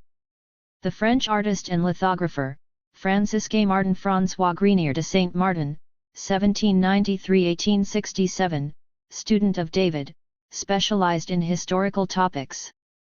This print, executed in 1821, shows General Toussaint Louverture handing over 2 letters to the general commanding the English forces that were in Haiti in 1798. The letters indicate the request of the French commissioners that Toussaint seize the English general and Toussaint's refusal to do so on the grounds that he would not dishonor himself by reneging on his word. A noble refusal, says Grenier. At the bottom we see Haiti's seal, with the inscription Liberté Égalité. In the middle of the 18th century, more than half the territory of the Americas was, in juridical terms, composed of colonies of European states, primarily of Great Britain, France, Spain, and Portugal. The remaining territory was outside the interstate system of the capitalist world economy. By the middle of the 19th century, virtually all of these colonies had been transformed into independent sovereign states, after some combinations of and divisions among previous administrative entities. Furthermore, these new states had, by this time, laid claim to jurisdiction over the remaining land area in the hemisphere. This was a remarkable reshaping of the physiognomy of the interstate system. This decolonization of the Americas occurred under the aegis of their European settlers, to the exclusion not only of the Amerindian populations but also of the transplanted Africans, despite the fact that, in many of these newly sovereign states, Amerindians and blacks constituted a substantial proportion, even a majority, of the population. To be sure, there was one exception, Haiti, and this exception was to play an important historical role, as we shall see. In any case, this decolonization differed strikingly from the second great decolonization of the modern world system, that which occurred in the 20th century, the difference being precisely in terms of the populations who would control the resulting sovereign states.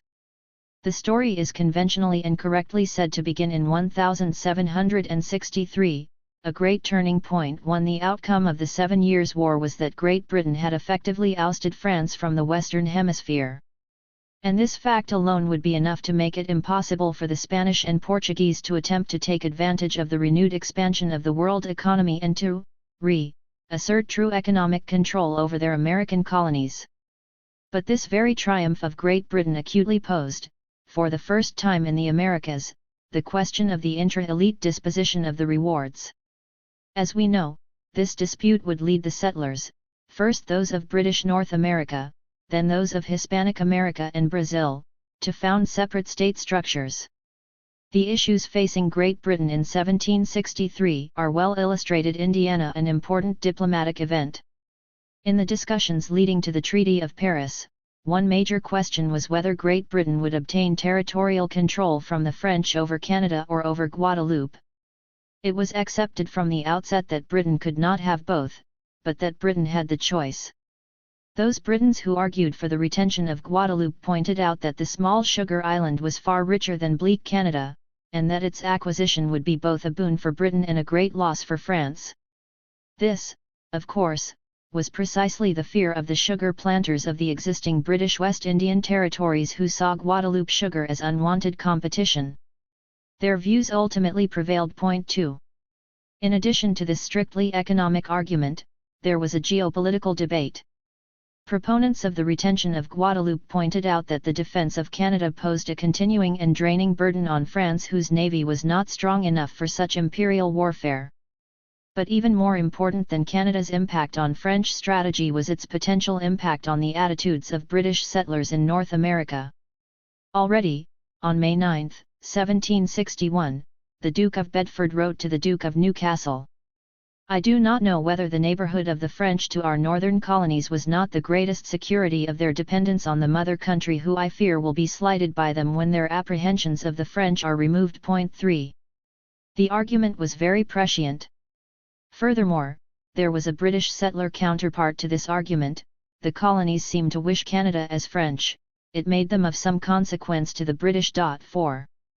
If this geopolitical argument for leaving Canada to the French did not prevail, it was because, in addition to the weight of the West Indian sugar interests in London, there existed a certain British pride in territorial conquest and a British insouciance about the settlers, whose mutual jealousies were thought to be a guarantee of continued dependence upon the mother country. But no doubt the strongest argument was that of state finances. It would save a vast expense to Britain in not being obliged to keep up a great number of regular forces which must be maintained if the smallest spot is left with the French upon that continent. Point 5. As we have already argued, the ability of the British to keep their state finances under better control than the French was to be a crucial element in the last phase of their struggle for hegemony. So perhaps this was as prescient an argument as the other. Britain's problem had long been how to create a very strong state, both inside its frontiers and within the interstate system, without incurring the negative consequences of too heavy a public finance burden. This problem had been greatly exacerbated by the 7 Years' War. Point 6. The bloated leviathan of government erected by Walpole on the basis of the broad consensus of the Glorious Revolution had already been under attack for being fat with corruption, complacent, and power engrossing. 7. The new rapport de force in the world after the Treaty of Paris seemed to offer the British two benefits in this regard: a lowered military expenditure because of the weakening of France, and the possibility of shifting part of the tax base outside of the metropole to British settlers in North America. Seen, however, from the standpoint of these British settlers, the Treaty of Paris had an almost opposite meaning.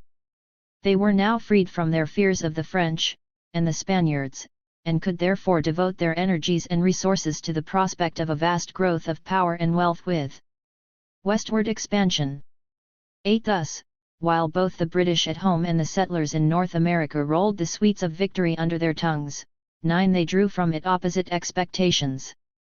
The British anticipated a rationalization of empire, and therefore sought to tighten controls.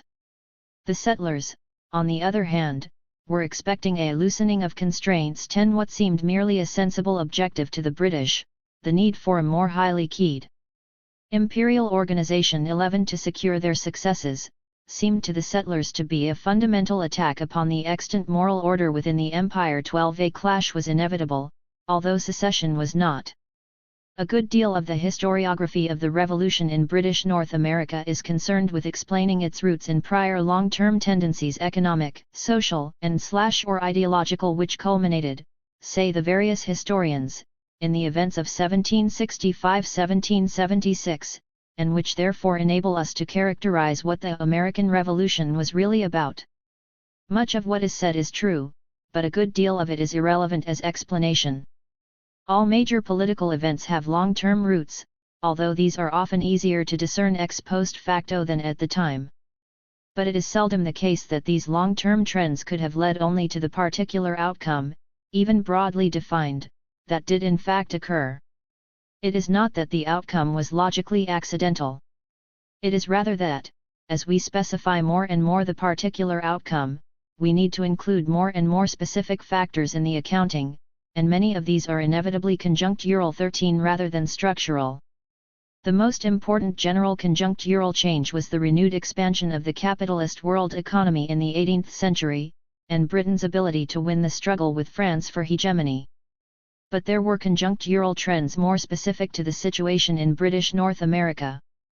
The general economic conditions of British North America had been improving since 1720, at first gradually, then, after 1745, more rapidly. 14 But expansion, of course, did not mean an even distribution of rewards.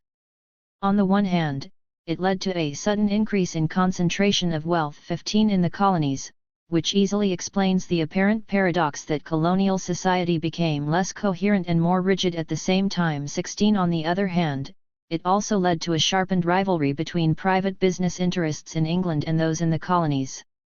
The role of English capital was increasing to the detriment of even the wealthier merchants and planters of the colonies. The agents of British firms were displacing colonial merchants. Over a half-century, profit margins were lessened, and possibilities for local development sacrificed. 17. The increasing difficulties of colonial merchants in this period brings us to that hardy perennial. 18 The question of how much of a burden the Navigation Acts constituted for the North American colonists. Hardy perennial it has been to subsequent historians of colonial North America, but was it a hardy perennial to people of the time? Green asserts that the extent of colonial compliance with the mercantilist regulations of Great Britain suggests a very high degree of accommodation to the system. This is a plausible argument provided we consider the degree of compliance high. He adds that, given the degree of prosperity, many persons had a strong vested interest in maintaining their ties with the British.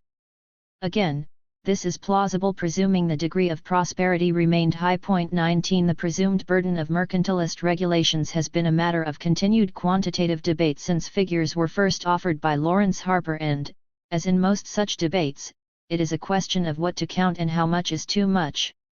Harper's original conclusion was that, even if the mercantile laws were administered in perfect fairness by an administration balancing equities, decisions were being made in far-off England and the colonies were at a disadvantage. 20 Aside from the subsequent acerbic debate on the quality of Harper's data, 21 A good deal of the discussion has centered upon calculations of whether or not it would have made a difference had independence been achieved earlier, the so-called counterfactual premise. This counterfactual premise literature started with Robert Paul Thomas in 1965 and has continued ever since. Thomas purported to demonstrate that the largest burden would be slightly more than 1% of national income, 22, and therefore insignificant. Price thought that even Thomas's low figure was overstated since the meaningful unit of economic life was the firm and not the transaction, and firms take into account more than sales prices on single transactions. Firms consider something Price called the balance of overall exchange, for example, calculating costs of credit, and thus they might have found sound business reasons for sticking to the traditional entrepôts even had there been no mercantilist constraints. 23 Price's argument was intended to weaken the Harper argument even more, but in fact it strengthened it by reminding us, and especially the climatricians, that real economic calculations of profit have to be done in wider space and longer time. 24. Ransom proceeded to point out that aggregate North American calculations might hide differential regional effects of the Navigation Acts and that the southern states' exports were particularly negatively affected. 25 Thomas agreed in reply, and admitted such arguments might justify an economic interpretation of the origins of the American Revolution since such disparities might lead to the creation of a passionate minority who would champion such a political outcome. He even noted that many of the events of the time, such as protests about the Currency Act and the Stamp Act, lend credence to such an interpretation. 26 And this then is perhaps the point. As Broyes remarked in his commentary on this debate, while the new economic history may contribute to the calculation of real economic growth, and Broyes himself is not at all hostile to such undertakings, it cannot tell us anything about a subjective notion such as the burden people feel. The historian's perceptions about the actors' feelings can only be gathered and understood from their writings and actions. 27. The subject of the real cost of the navigation acts may have become a great bore. 28. But the subject of collective motivations remains central. We thus come to the economic conjuncture of the 1760s and how it was perceived in the Americas. The end of the 7 Years' War brought on a post-war slump which followed the unprecedented prosperity 30 of the 7 Years' War and negatively affected almost all the sectors of the North American economy: merchants, planters, small farmers, and laborers.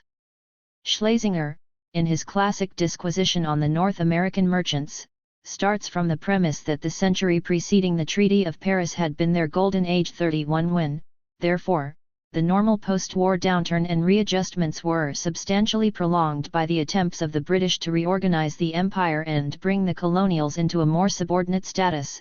32. This gave the merchant classes food for sober reflection. 33. It was the merchants more than anyone else who were surprised and aggrieved by the new rules to the game after 1763. 34. In self-protection, they moved to seek relief by non-importation of British goods. 35. At the same time, Southern planters came into problems because of their chronic indebtedness to Scots factors. In 1762 there was a collapse of credit which shook the planters of Maryland and Virginia. 36. The colonial governments had been financing their current expenditures by a system called currency finance, which involved issuing notes in anticipation of future tax returns. 37. The expansion of this process led to British merchant concern with the security of debts and the passage of the Currency Act of 1764, which offered the compromise that paper currency would continue as legal tender for public but no longer for private debts. The main losers here were the colonial planters, who thereupon turned to politics. 38. The 1762 crisis was followed by the worse one of 1772. In the context of general metropole-settler-strained relations, the psychological effects of the Currency Act were very important, serving as a constant reminder 39 of colonial dependency on the economic priorities of the imperial government to the detriment of the colonists. The general situation exacerbated relations between small farmers and the elite planters. At the very time the larger planters were challenging the British government in one way or another, small farmers were undertaking rural action whose effect was to challenge and undermine the authority of provincial institutions 40 controlled by the local elites. As small farmers became involved in the political agitation, in some localities they radicalized patriot activities 41, but in some localities they turned against the patriot activities. 42. It was clear that the small farmers were at least as concerned with their struggles against the planters as they were with the struggle against the British. Finally, the urban poor were not quiescent. In the post-1763 period, inequality rapidly advanced. 43. In the urban centers, and especially in Boston, the major town least enjoying prosperity from 1765 to 1775. Thus it was no accident that Boston was the most radical town during these years. 44. For Nash, it was out of these grievances that came much of the social force that saw in revolution the possibility of creating a new social order. 45. For Great Britain, however, 1763 marked a turning point more significant than a mere post-war slump. It marked the end of Phase 2 of the Franco-British struggle for hegemony. Nonetheless, this struggle, while won in principle by Great Britain in 1763, would require one last immense spasm going from 1763 to 1815 before the issue would no longer be contested by France. We have sought above to place this final British triumph in the context of the renewed economic expansion of the capitalist world economy, the A phase of a logistic, which we have dated as going approximately from the 1730s to, conventionally, 1817. Hegemony, as we have already seen from the Dutch example in the 17th century, Volume 2, Chapter 2, is a state in which the leading power fears no economic competition from other core states. It, therefore, tends to favor maximal openness of the world economy. This policy is one which some historians have called informal empire, that is, non-colonial and eventually even anti-colonial imperialism. In the specific situation of British imperial institutions, this is the structural basis of what Vincent Harlow has termed the founding of the Second British Empire. Harlow notes that, following the Treaty of Paris in 1763, Britain undertook a sustained outburst of maritime exploration whose only prior parallel was in the Tudor days. The object was to create a network of commercial exchange throughout the Pacific and Indian Oceans, based on a chain of trading ports and naval bases, but not on colonies. The exception to this pattern was to be India, and we have already discussed why India was an exception. Where did the old colonies, those of the First British Empire, fit in this schema? These old colonies were primarily in the Americas. As Harlow notes, in the course of the late 18th century, as the quarrel with the American colonists became acute, radical economists in England preached the startling doctrine that political separation was a consummation to be wished. 46 But was such a view really widespread among policy makers? We have little evidence that this is so, particularly at the beginning of the process. Perhaps a thin case could be made that such a view underlay Edmund Burke's arguments concerning the American Revolution. 47 But, in general, politicians are rarely bold and far-sighted innovators. Nor are most capitalists. Investors at the time showed few signs of being aware of a need to choose between an Oriental trade empire and a Western hemispheric colonial system. Rather, they invested wherever a profit seemed likely. 48. Foresight is not, however, the issue. Structural changes will, of their own accord, slowly but decisively change attitudes and policies. The cause of the restiveness of the American settlers was no doubt complex. But the British government, when it responded, found itself in a situation where the growth of its power in the world economy forced it to take into account a wider set of interests than previously. This posed dilemmas, and in this case, as Peter Marshall notes, dilemmas were antecedent to disasters. 49 Or at least what seemed at first to be disasters. The first dilemma was that of finding political solutions that could reconcile the demands which distant white settler populations would now begin to put forward with what was required for maintaining internal political balances at home. We previously discussed the political importance of the Glorious Revolution of 1688–1689 as the basis of a consensus among the powerful forces in England, and after the Act of Union in 1707, of Great Britain. 50 The institutional key to the compromise was the constitutional supremacy of Parliament with a circumscribed role for the monarch, one that has become ever more circumscribed in the centuries that have gone by. Any demand by white settlers for legitimating the decentralization of legislative power not only threatened the central control of the British state over the colonies but also threatened the internal constitutional compromise in Great Britain, a compromise that had already been taxed by the addition of Scotland in 1707 and the corruption of Parliament under Walpole and George III. 51 Asking the king to exercise any powers outside of the British Parliament seemed, in Namier's phase, a dangerous and unconstitutional reversion to prerogative. 52 The monarch's prerogative. It was still too early for Britain to think of, much less adopt, the Commonwealth solution of the 19th and 20th centuries, precisely because the British monarch was still too strong internally in Britain. And to the extent that Britain was now entering into an age of interests in which Parliament was expected to respond, in the exercise of its power, to multiple pressure groups, the settlers in British North America were less powerful than many rival interests. North America's political influence in no way equaled its economic importance. 53. Seen from the angle of British settlers in North America, this was precisely the problem. One of the very first things the British government did after 1763 was to implement a treaty obligation it had incurred in 1758 vis-à-vis the Ohio Valley Indians. The treaty provided that if the Indians deserted the French they would be secure in their lands. 54 On October 7, 1763, the British issued a proclamation decreeing that the Ohio Valley was to be maintained as an Indian preserve and therefore to be closed to settlers. But the immense growth of the settler population in the preceding 2 decades had been premised on cheap land being readily available. 55 The creation of the proclamation line seemed to close that door. Why did the British create the Proclamation Line? Yes, they had signed a treaty with the Indians, but this was scarcely enough in itself to explain the act. The British victory over the French seemed to open the Northwest to two groups eager to exploit the area, most immediately, New England fur trappers previously excluded by the French, and behind them, potential settlers and land speculators. The immediate harshness 56 of the new trappers to the Indians and the Indians' general fears concerning the Treaty of Paris 57 led to a major uprising, the Conspiracy of Pontiac, which involved a militarily significant organization of various Indian groups.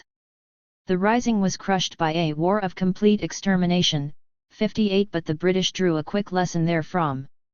The Royal Proclamation divided up New France. It constituted in the north a new government called Quebec, but attached Labrador and Anticosti to Newfoundland. However, it made all the zones west of the Alleghenies into reserves under the protection of an Indian service. 59 British merchants rapidly took over the role of the French in Montreal, developing within 10 years an organization which had features strikingly similar to those of the French regime. 60 Indeed, as British practice evolved, the fur trade became, in effect, a subsidized industry. 61 Because the Indians now received supplies from two sources, purchase from the traders paid for by furs and free presents of identical items offered by the British government. Thus, the proclamation underlined a far-reaching divergence of interest between the British and their settlers in North America. The British were attempting to call a halt to the westward expansion of her colonies and to utilize Trans-Appalachia as a source of extraction via peaceful trade with secure indigenous populations, a policy dictated both by commercial reasons and considerations of economy. 62. At the same time, the British moved to make the settlers begin to pay for the costs of empire and to enforce vigorously the mercantilist commercial regulations. This led to a decade of controversy in which colonial opposition brought about repeated de facto backdowns by the British government. For example, imposition then repeal of the Stamp Act, imposition then repeal of the Townshend duties, always followed by new British attempts to pursue the same policies. In the process, both sides became more principled or more ideological. In 1766, when Parliament repealed the Stamp Act, they simultaneously passed the Declaratory Act affirming the abstract right to tax the colonies.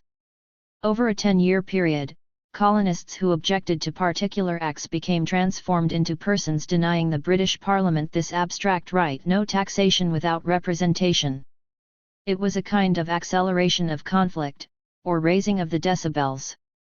The decade of controversy had failed to resolve a single basic issue. 63 But the issues themselves do not seem, in retrospect, all that intractable, nor were they all that new.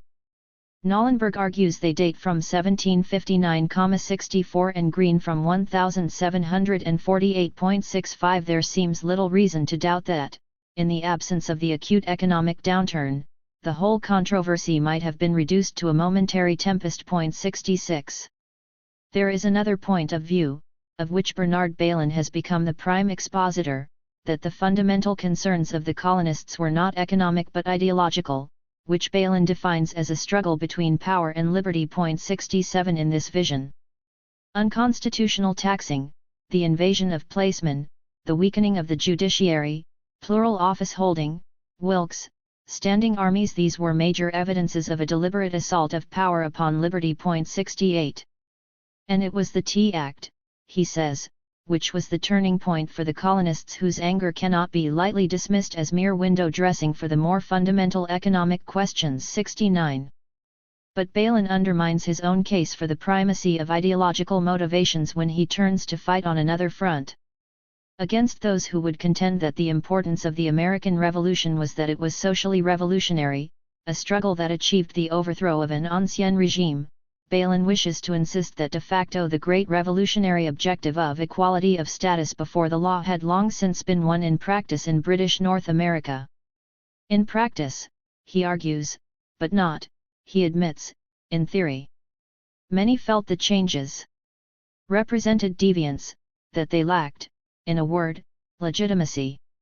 This represented a divergence between habits of mind and belief on the one hand, which habits he says remained aristocratic in the sense that the colonists conceded to the classes of the well-born and rich the right to exercise public office, and experience and behavior on the other. This divergence ended with the Revolution, this lifting into consciousness and endowment with high moral purpose of inchoate, confused elements of social and political change. Was the American Revolution. 70. But Balin cannot have it both ways.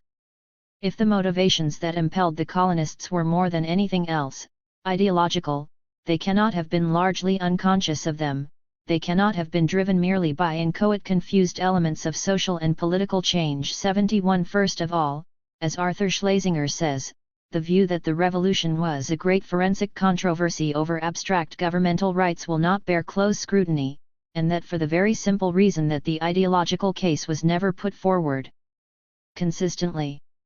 At best, an exposition of the political themes of the anti-parliamentary party is an account of their retreat from one strategic position to another. Abandoning a view that based their liberties on charter rights, they appealed to their constitutional rights as Englishmen, and when that position became untenable, they invoked the doctrine of the rights of man. 72. Of course, the colonists were ideologically jumping from claim to claim. In the middle of serious political strife, we all tend to use whatever arguments are at hand, and sometimes, no doubt, we come to believe passionately in their validity. Later we like to think that we always felt the way we ended up feeling, but it is dubious practice for the analyst to do more than acknowledge the a posteriori utility of ideological positions. The fact is that the colonists were not rebellious as long as they continued to experience the tangible benefits of empire, but when the conclusion of the 7 Years' War radically altered the situation, 73, their political end, hence, their ideological stance evolved. Still, why weren't they more patient? Christie and Laborie argue that their worries about the establishment of imperial precedents seems to reveal a curious blindness to the implications of current population trends, asserting that if they'd waited less than 2 generations, the settlers would have been in a position to conduct arguments with Great Britain from a position of material superiority. 74. But curious blindness is an analyst's arrogance. Why not go for the simpler explanation? The opposition to the Stamp Act in 1765 and the Townshend Duties in 1767 had first of all to do with their immediate financial impact, both directly as taxes and indirectly in terms of their effects on the balance of trade, and both colonists and their friends in Great Britain feared it as a killing of the goose that was laying the golden eggs. 75. And, as in most economic crises, the negatives cumulated. For example, a series of poor crops in England beginning in 1764 led to an increased demand for grain exports from the middle colonies. Good for some, no doubt, but given the high rate of unemployment and poverty in the towns, the consequent sharp rise in food prices in British North America led to demands to forbid the exports. 76. The cumulation of grievances reached a point where a small spark seemed enough to push each side to even more militant positions. We have traced reasons why the British were getting less and less flexible as their white settler colonists were getting more and more irritated. The radical elements who brooded independence demands seemed less and less unreasonable. In this atmosphere, the British came up with a brilliant but unwise maneuver, the Quebec Act, enacted on June 22, 1774, as a constitution for the province. There were 2 aspects to the Quebec Act. One was the question of the form of government Quebec would have, which was an issue involving a conflict between the older French-speaking, and Catholic, settlers and the newer English-speaking Protestant settlers. The second was the extension of the boundaries of Quebec to include the Ohio Valley, which involved the conflict between the fur interest and the agricultural settlers for the control of the Ohio Valley. 77. The English-speaking Protestant settlers in Quebec had been seeking an autonomous local government since the conquest by Great Britain, but one from which the French-speaking Papists would be excluded. The British authorities, and in particular Governor Carleton, had been resisting their demands under counter-pressure from the French speakers. The debate had been going on since 1764. The British administrators finally persuaded a reluctant George III to give the French speakers the essence of their demands, liberty of Catholic worship within the framework of a loosely interpreted supremacy of the Church of England, reinstitution of French, that is, Roman Dutch, civil law, permission for the Catholic Church to collect the tithe, and elimination of the requirement that civil servants take an anti-papist oath. 78.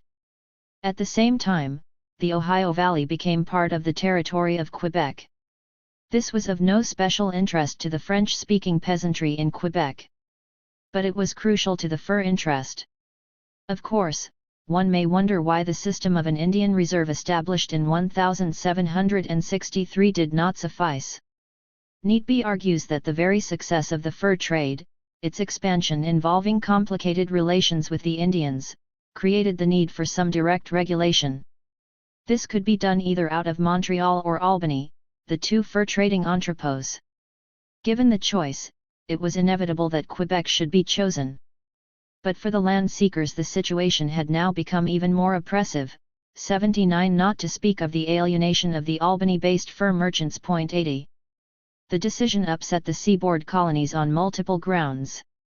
First, the fruit of the 7 Years' War seemed to be sacrificed, and the terror of being hemmed in by Indians and French from the north and west was easily revived. 81. Second, the colonists feared an absolutist government formed in their neighborhood and a Catholic religion they identified with intolerance and the Inquisition. 82. Third, they were particularly dismayed that the laws governing the Ohio Valley would have so un-English a form of land tenure. 83. Finally, the Quebec Act was passed at the same time as the Intolerable Acts and was, therefore, tainted by this association. The colonists, therefore, regarded the act naturally, if uncritically, as the systematic recreation of the old northern threat to the coastal colonies, this time for British ends. 84. The delegates at the Continental Congress in Philadelphia were thereupon placed before a dilemma how to win over Quebec to their cause while simultaneously denouncing the Quebec Act. The resolution was that the Continental Congress pursued a subtle campaign in which they emphasized the taxation issue and argued that the Quebec Act was essentially the triumph of an alliance of the clergy and the landed seigneurs. 85. This was not without resonance among ordinary French-speaking persons in the countryside. 86. As for the merchants, although the Continental Congress was willing to make every possible concession in order to win over the Canadian trading class, 87 the latter reacted with great prudence. On the one hand, they were upset with the Quebec Act which took away from them English civil and commercial law, as well as trial by jury and habeas corpus. On the other hand, they were in direct competition with the New England merchants. 88. In September 1774, the Continental Congress sent a message to the Canadian people emphasizing the absence of democratic government in the provisions of the Quebec Act, citing Montesquieu on popular liberty, and lauding the example of the Swiss Confederation of Protestant and Catholic cantons. They even printed the message in French and had 2,000 copies widely circulated. 89. However, they simultaneously sent an address to Great Britain protesting the Quebec Act, in which they spoke of Catholics having brought blood to England and being impious and bigoted. Governor Carleton distributed this letter in Quebec, where the double language was not appreciated. 90. Nonetheless, when the Continental Army invaded the province in the autumn of 1775, it was regarded by many of the French-speaking peasants as indeed an army of liberation. 91. Despite the threats of the clergy, who rallied to the British cause, and threatened those who refused to fight the invaders with the refusal of sacraments, even excommunication. 92. The military action at first succeeded, Montreal fell, and then failed. The rebellious colonists were still indecisive. The Declaration of Independence was still in the future. 93. The Protestant merchant class determined that their deepest necessities, that is, close connection with London and unrestricted trade with the Indians in the far west, were precisely what the rebellious colonists could not grant. 94. And the French-speaking habitants realized that they were being asked to subscribe to still more radical ends than were the American colonists. For the objectives of the latter were liberal and Protestant in character. It was not only the authority of the state that was being challenged but an authoritarian ecclesiastical order as well. Thus the initial sympathy of the habitants shifted to greater antagonism.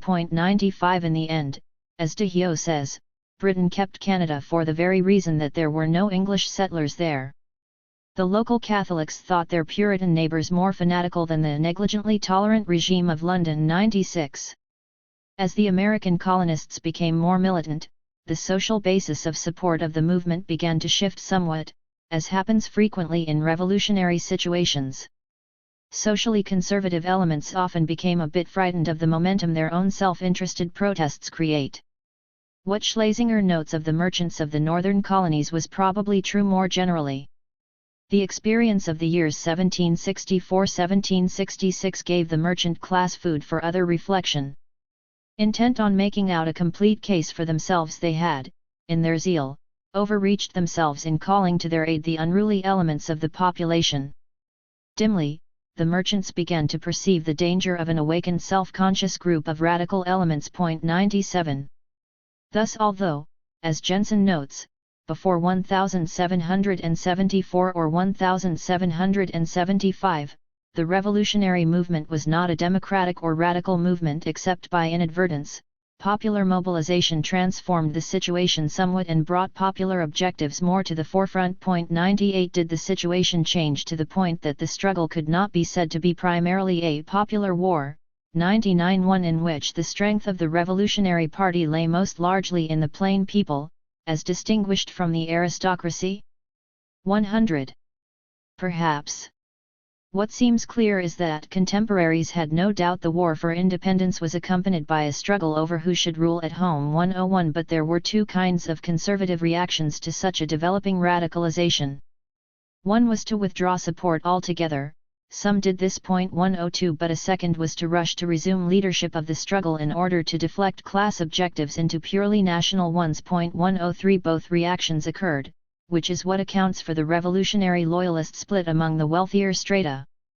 Those who sought to moderate the political outcome of the independence movement by joining with it were historically more significant than the Tories and were able in the long run to achieve their objectives because the situation remained one in which, in fact, the radical elements were a minority of the colonial population. 104. Still, it is important to note that the groups ready to pursue their grievances with the British government did not win out everywhere.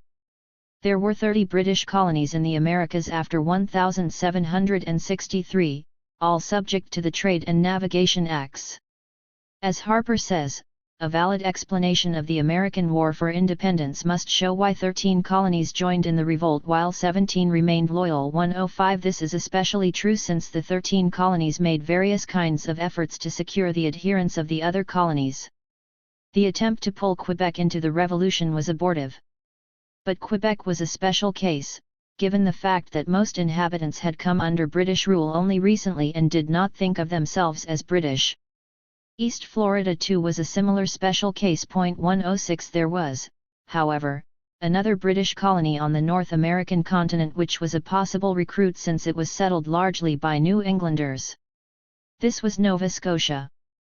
Brebner points out that if, on the continent of North America, there was a geographical core of colonies where the fires of imminent revolution blew hot in 1774, the heat seemed to grow less as one moved to the margins. Georgia, Vermont, Maine, and Nova Scotia all hung in the balance. 107 But only Nova Scotia didn't come along in the end. At this time, there were close economic, and indeed family, ties between Nova Scotia and New England. Furthermore, like the southern planters, the Nova Scotians were debt-ridden at this time and might have been tempted to rebel for the sake of debt repudiation. 108 Despite this, they showed apathy. 109 To the proposal of active solidarity and affirmed instead a position of neutrality. 110 In part, their military weakness as an exposed peninsula with very scattered settlements was a major factor in their reluctance to contemplate rebellion. 111 In part, New England had reserved its expansionist energy for Quebec and didn't think Nova Scotia of sufficient importance to risk its military input. 112 Still, Nova Scotians were a frontier people, and like all frontier peoples, the Nova Scotians were separatists. 113 However, they found themselves too weak to resist politically, that is, militarily. Consequently, or so it seems, they found their outlet in a religious movement, the Great Awakening. The small settlements of Nova Scotia were peopled largely by Congregationalists who feared the recurring threat of episcopacy being pressed upon them from London and Halifax, the capital city. When, in addition, they found themselves pressed and unwilling to choose between their kin in New England and loyalty to the Crown, the revival of religion offered at once an escape and a vindication. 114. The so-called New Light Revival movement grew out of the same conditions of social unrest and dissatisfaction 115 as did the revolutionary movements elsewhere, but was obviously more politically acceptable to the British. In addition, it gave to Nova Scotians a new sense of identity such that by 1783 it seemed as if Nova Scotia had become a vital centre of the Christian world. 116 Nova Scotia thus removed itself from the orbit of the United States in creation. This was unimportant economically to the future United States and perhaps beneficial to Nova Scotia in the short run. 117 But it was of great geopolitical consequence in the long run since, had Nova Scotia become the 14th state, there seems little doubt that England would have found it difficult to hold on to Canada, and probable that England would thus have been driven out of America. 118 Had this happened, the whole process of settler decolonization might have taken a different turn. In the Caribbean, the relationship of the colonies to Britain presented itself differently. Unlike British North America, which was suffering a period of economic depression, the West Indies entered into a boom period for its major export produce, sugar. 119 And in addition, the Freeport Act of 1766 successfully counteracted the trade depression for the West Indies, one whose roots went back to 1751. West Indian commerce had, for over a century, a large contraband component. This was in effect the major modality of trade between Great Britain and Hispanic America. Circa 1751, a radical change occurred in this trade. 120 Instead of British ships trading in Spanish ports, Spanish ships began to frequent British ports. This, of course, was totally illegal under the Navigation Acts, but the local British authorities at first connived in this. In 1763–1764, as part of the general tightening of enforcement launched by Grenville, new acts were passed making foreign ships hovering near British ports liable to seizure. 121. With the Rockingham Ministry in 1765, the Stamp Act was repealed to appease the North Americans, and the Freeport Act was passed to appease the West Indian merchants. The initial motivation had to do with French island sugar. The British colonists had opposed the acquisition of Guadeloupe because they feared the competition.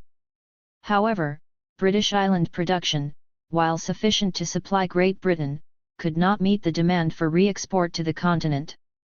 By opening the British West Indian ports to elicit export from the French islands, whose sugar would then pass through Britain and be sold on the continent, Britain could in effect have its cake and eat it too, garnering both trade and shipping profits without the political costs of colonial administration.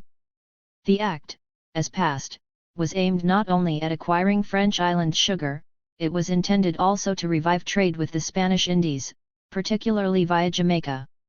If the revival was slow at first, it would be very successful in the longer run. In any case, it precipitated an immediate Spanish reaction. 122 The Spanish reaction to the Freeport Act was, however, only a small part of a larger dilemma posed for Spain. The Treaty of Paris was in the long run as consequential for Hispanic America as for the British colonies for one very simple reason. With France eliminated as a major actor on the American scene, Spain was left to face the English menace for the next 2 decades alone. 123 Spain's basic problem remained what it had been for more than a century at least. In the jibe of the 17th-century German publicist, Samuel Pufendorf, Spain kept the cow and the rest of Europe drank the milk. 124 But now, even keeping the cow seemed to be put into question. The threat, of course, predated the Treaty of Paris. The British merchants operating out of Jamaica were, already in the 1740s, seeking to bypass wholly the Cadiz entrepot. 125 In 1762, the British had seized Havana, and Manila, and threatened Veracruz. Although the Treaty of Paris restored Havana to the Spanish, and even though, in addition, France ceded Louisiana to Spain as compensation for its assistance during the 7 Years' War, the British menace was nonetheless still very real, and in 1765 Charles III of Spain initiated the famous reforms associated with his reign, the institution of Comercio Libre, free trade. Free trade was no doubt Charles III's strategy, 126, but it should be borne clearly in mind that in this situation free trade had quite a restricted meaning.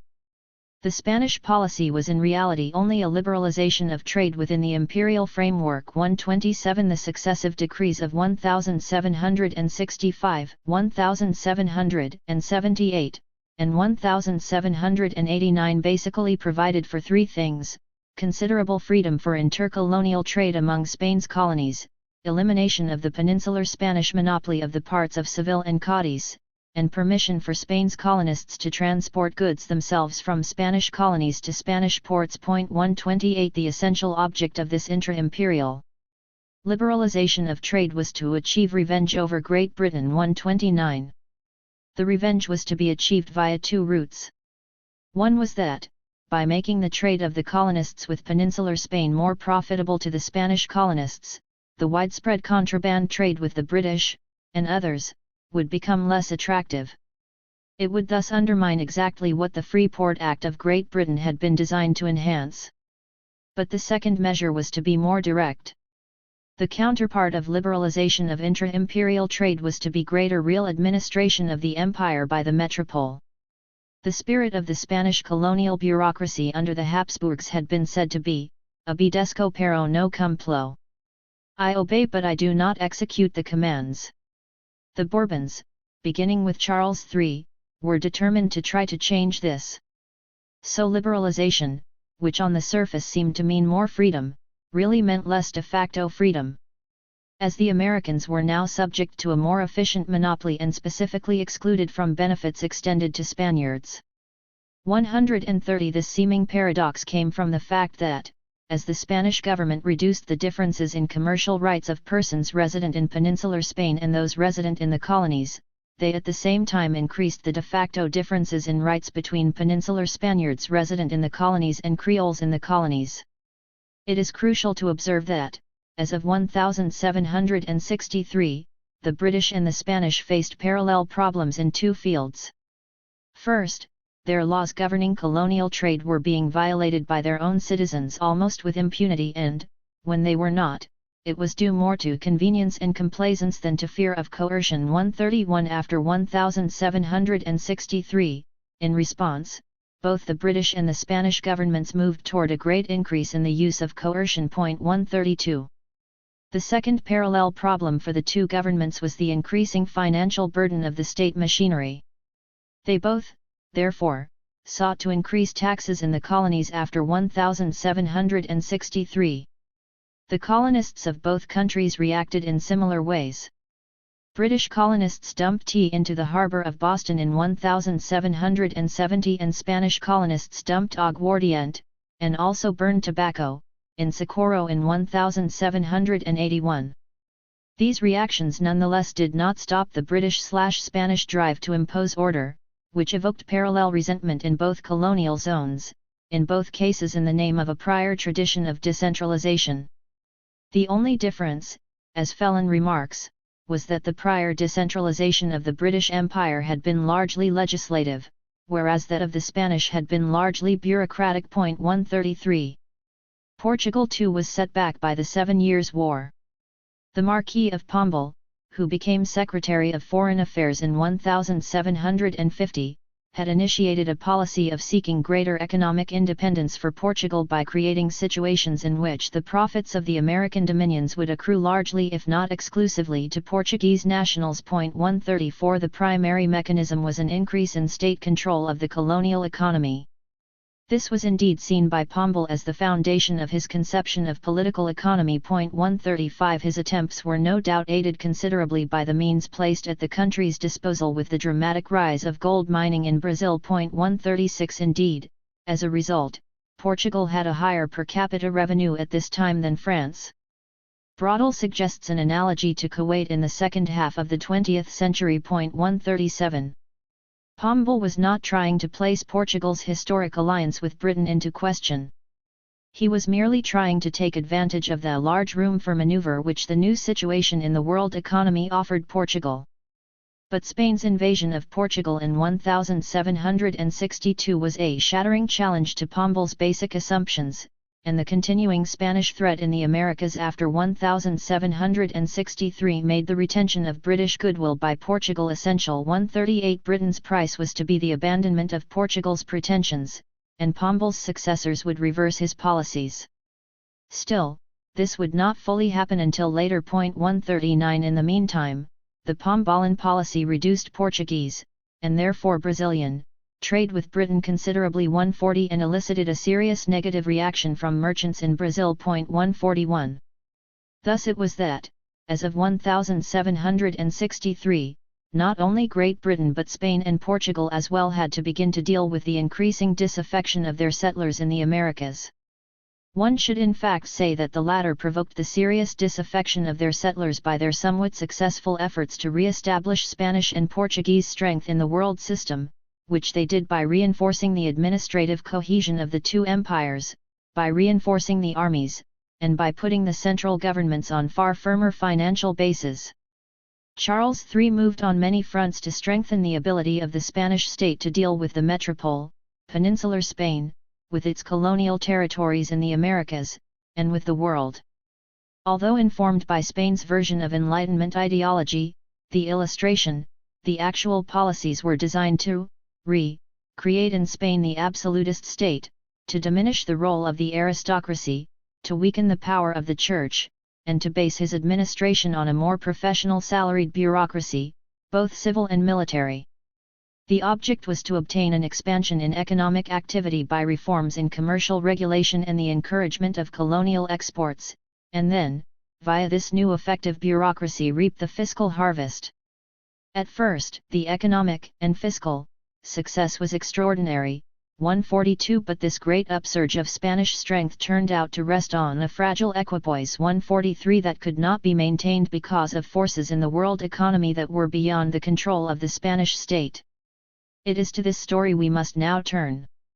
Since the catalyst of change was the 7 Years' War, in which Spain suffered unpleasant military reverses, the fall of Havana being the most notable but not the only one, the first step in Charles II's reforms were military ones, and soldiers were to play a central role in the administrative revolution, which has even been termed the reconquest of the Americas. 144 But the most radical changes were in civil administration. This involved the revival of the institution of the Visita General, the dispatching from Madrid of an official with powers to inquire and act at the highest level. The key individual in the process of reform, Don José de Galvez, originally appears on the scene as the first of these visitors general to New Spain from 1765 to 1767. But the most important reform was the introduction of intendants, that classical Colbertian mechanism of state centralization. Intendants were to replace the district magistrates called alcaldes mayores and corregidores, collectors of Indian tribute, recruiters and assigners of Indian labor, whose posts had been sold for over a century and who had been using their posts, and tax power, for private commercial profit. In 1768, Galvez, along with Viceroy Croix of New Spain, proposed the outright abolition of this category of officials who simultaneously oppressed the Indians and kept the largest part of the Crown's fiscal revenue. When Galvez became Minister of the Indies in 1776, he came to personify the reformist zeal of the Bourbon government. 145 And finally, in 1786, he pushed through his reform. This can be interpreted as the reward of persistence. It can equally be interpreted as the proof of how difficult it was to reform in the climate of metropolitan immobility. 146. Galvez's lasting impact was in the transformation of the political geography that he effectuated, a transformation which was to have an important impact on the future process of decolonization. In 1776, one of his first acts as Minister of the Indies was to establish the Viceroyalty of La Plata. In the 16th century there had only been two viceroyalties, New Spain and Peru. A third, New Granada, was carved out in 1739. Why did Galvez create a fourth in 1776, as well as a number of lesser units as Capitanarias Generals and Audiencias? 1776 was not a fortuitous date. The War of Independence in British North America had started.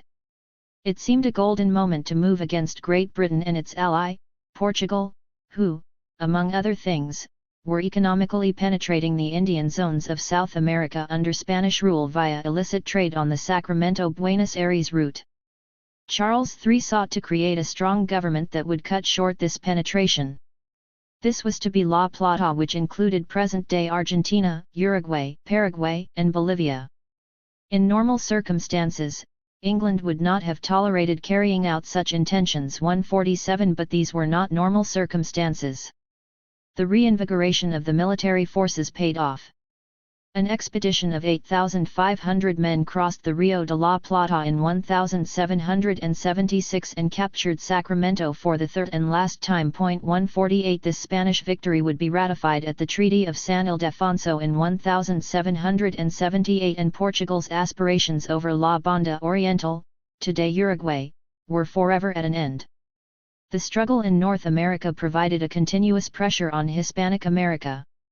It gave a character of urgency. 149 to the reform movement, which led to the second set of free trade decrees of 1778. Spain was under great pressure to join the war against Britain in 1779, following upon France, which had already done so in 1777. The French decision was quite obvious in a sense. They had been seeking to reduce Great Britain's power in the Americas ever since 1763.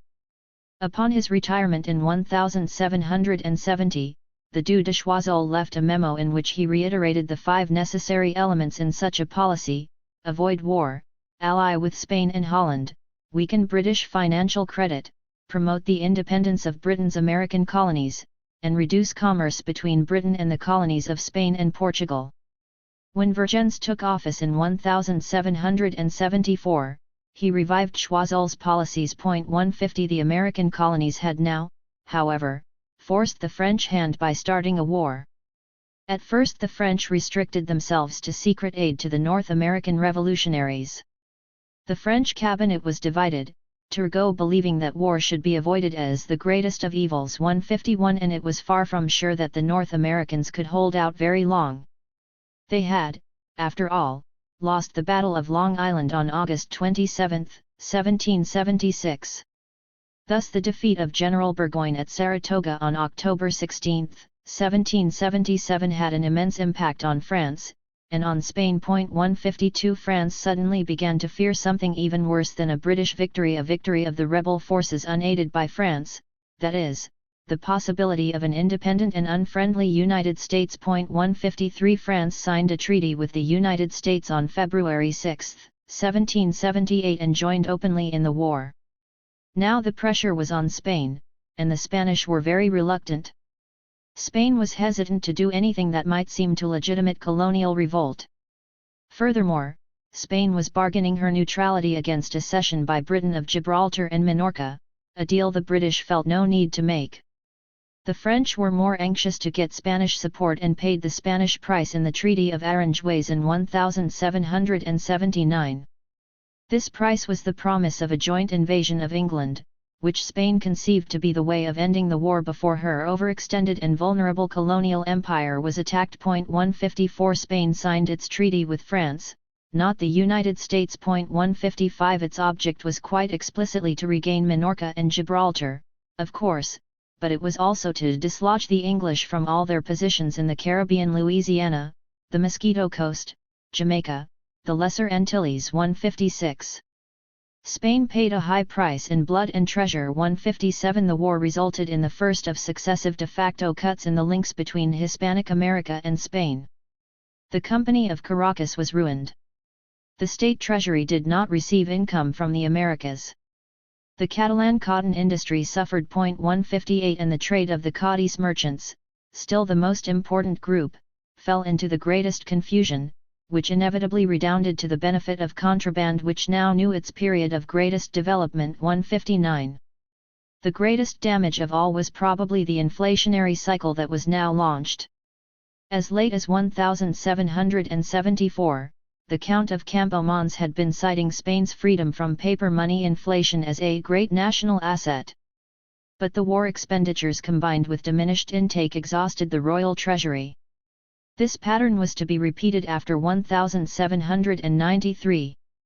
Since the costs were real, the Spanish state had to recoup somehow. In effect, the American colonists were taxed for the redemption of the paper currency. 160. So, of course, were the people at home.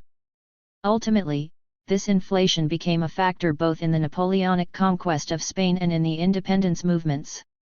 Spain's half-hearted involvement in the War of American Independence was thus to have reverberations in and for Spanish America. 161. Two major revolts occurred precisely at this moment, that of Tupac Amaru in Peru, and that of the Comuneros in New Granada. 162. The Tupac Amaru revolt so shook the Americas that its very objective remains a subject of great controversy.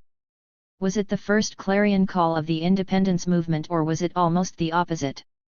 There are those who see the Indian uprising in the Andes led by Tupac Amaru, which was, let us remember, merely the culmination of a long series but the one with greatest impact. 163. As the last major effort of the unsubdued Indians. 164. This was clearly the view of many administrators at the time, at worst a primitive refusal to accept civilized ways, at best a social scream. 165. Which therefore can be understood if not approved or tolerated.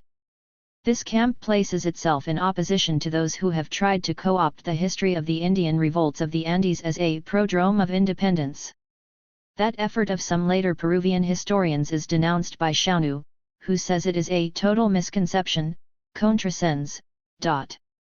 He argues that, far from these Indian revolts involving a revolt of America against Europe, they were a revolt by the Indians against their unique enemy, Creole oppression. 166. In this version of the events, great emphasis is placed on the fact that Tupac Amaru asserted that his movement was loyalist. 167. To the king, albeit not to the king's servants. But loyalism worked both ways. One result of the Tupac Amaru uprising was to make a part of the white population feel that the colonial order was the best defense of its own hegemony, and the only guarantee against extermination at the hands of the more numerous indigenous and mixed-blood castes. 168. There is, however, a third position. It is to see Tupac Amaru neither as loyalist whose quarrel was with the Creoles, nor as the first fighter for independence, but as the social revolutionary. These revolts make sense only if we place them inside the cyclical phase, or conjuncture, of the world economy. There are three considerations. First, we know of the general economic downturn after 1763, which by 1776 has produced the events of the Revolution of British North America, and Spain's involvement against the British as of 1779. Second, we know of the reform movement launched by Charles III and which got a second major push in 1778. Third, there was the effect of the decline of agricultural prices in the Andean region. It turns out that the years 1779–1780 correspond, quite exactly, to one of the deepest drops in the century. The prices were at their lowest since 1725–1727. Furthermore, the years 1779–1780 were only the dramatic low point of a cycle that had been downward since 1759.169. Far from being primitive resistance, the revolts were caused first of all by the involvement of the Indians in the capitalist world economy, which had, only recently, been made more efficacious by the various attempts to strengthen the arm of the central administration. 170. Peru was proverbial for the corruption and abuses of its corregidors. When José Gabriel Condorcanqui, claiming to be Tupac Amaru II Inca, rose up in 1780, he used as his main theme the bad government which was oppressing the Indians through taxes far too high and ruining the economy. It is really not to the point to try to decipher Tupac Amaru's personal social motivations. What is significant is the social response he evoked. The heart of the rebellion was to be found in the Indian rural population, but not to the same degree everywhere. Gold does some crude but persuasive calculations. He created an index for each province of the per capita total income, which varied obviously with the soil conditions, the amount of export production, and the opportunities for wages from mine employment.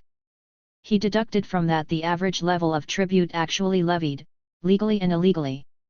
He found an almost exact correlation of the lowness of the sum remaining and the degree of participation in the uprising. 171 Peel correctly points out the many parallels between the Tupac Amaru uprising and the almost simultaneous Pugachev uprising, 1773-1775, which we discussed above, the claim to be a Tsar or an Inca, peasants on large land holdings rebelling, and a large mining operation, based partly on forced labor. In short, a great deal of labor coercion for market-oriented activity. 172. Tupac Amaru sought the support of the Creoles. Indeed, at first, the authorities suspected that corregidors, angry with reforms in prospect, had inspired Tupac Amaru, and there was perhaps some evidence of this. 173 But the interests of the two groups went in opposite directions. The pride of blood of the Creole vis-a-vis Indians, blacks, mestizos, and mulattoes, was not merely a social fact of Hispanic America from the outset but had actually increased during the 18th century. 174 The sentiment of social distance was reciprocated. 175 The demographics were clear. In 1780, 60% of the population of Peru was Indian, but few lived in Lima. Only 12% were Spanish, Creole or Peninsular. The rest were so-called castes, principally blacks, mestizos, and mulattoes. 176 For the Indians, their most immediate enemy was those who controlled economic and social life, and in general these were Creoles, and not Peninsulars. 177 Furthermore, Tupac Amaru promised to free slaves, and put forward suspect views on property, destroying Creole-owned obrages, textile manufacturing units, for example. Faced with this kind of revolt, Creoles soon made common cause with Spaniards. 178 In general, in Hispanic America, as Lewin puts it, there were at the time two different revolutionary movements, the Creole and the Indian. Sometimes their paths crossed, and sometimes they went their separate ways. 179. The rebellion of Tupac Amaru was overcome by a combination of concessions, the suppression of the Repartimientos 180 and military force. But the importance of the rebellion lay in its political consequences for Hispanic America. The Indians lost definitively any initiative in conducting any more significant rebellions. 181 And the reason was that the extent, early successes, and fierceness of the Tupac Amaru rebellion thoroughly frightened the whites. There would be no more adhesion of whites and near whites to such rebellions after 1780.182. Instead, the Creoles were to assume from this point on the leadership of revolutions. Still, even after this became so, as a general rule, the depth of commitment to separatism and independence remained inversely proportional to the percentage of Indians and blacks under domination. 183 And in the wars of independence, particularly in Peru, the Indians were made to suffer from both sides. They were plundered by all the armies. 184.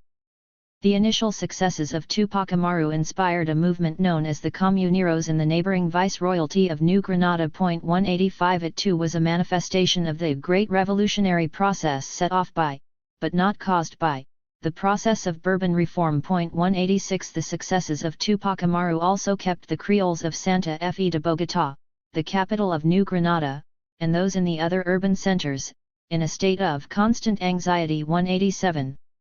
The immediate cause of the uprising of the Comuneros on March 16, 1781 was outrage at the harsh new procedures and increased alcabala, sales tax, of the new Visitor General, Juan Francisco Gutiérrez de Pines. The central issue was who had the authority to levy new fiscal exactions. 188 Thus, the issue was a constitutional one and parallel to the issue that had been raised by the British North American settlers. The difference was that, in New Granada, there was a significant Indian population who were less interested in devolution of central fiscal power and far more interested in the abuses of this power, such as excessive tribute and the invasion of the resguardos, the community lands of the Indians, which were being auctioned off to Creole large landowners, hacendados, as well as to smaller purchasers who were largely mestizos. The situation was worsened by the fact that the local textile industry was in decline, again a result of the general economic problems of the world economy. 189. Whereas in Peru the social tinderbox, when ignited, fell into the hands of Indian leadership, albeit Indians who were caciques and claimed descent from the old Inca aristocracy. In New Granada, the insurrection had a very large mestizo element from the outset, and the leadership was assumed by a Creole, Juan Francisco Burbio, who was a hacendado, albeit a modest one.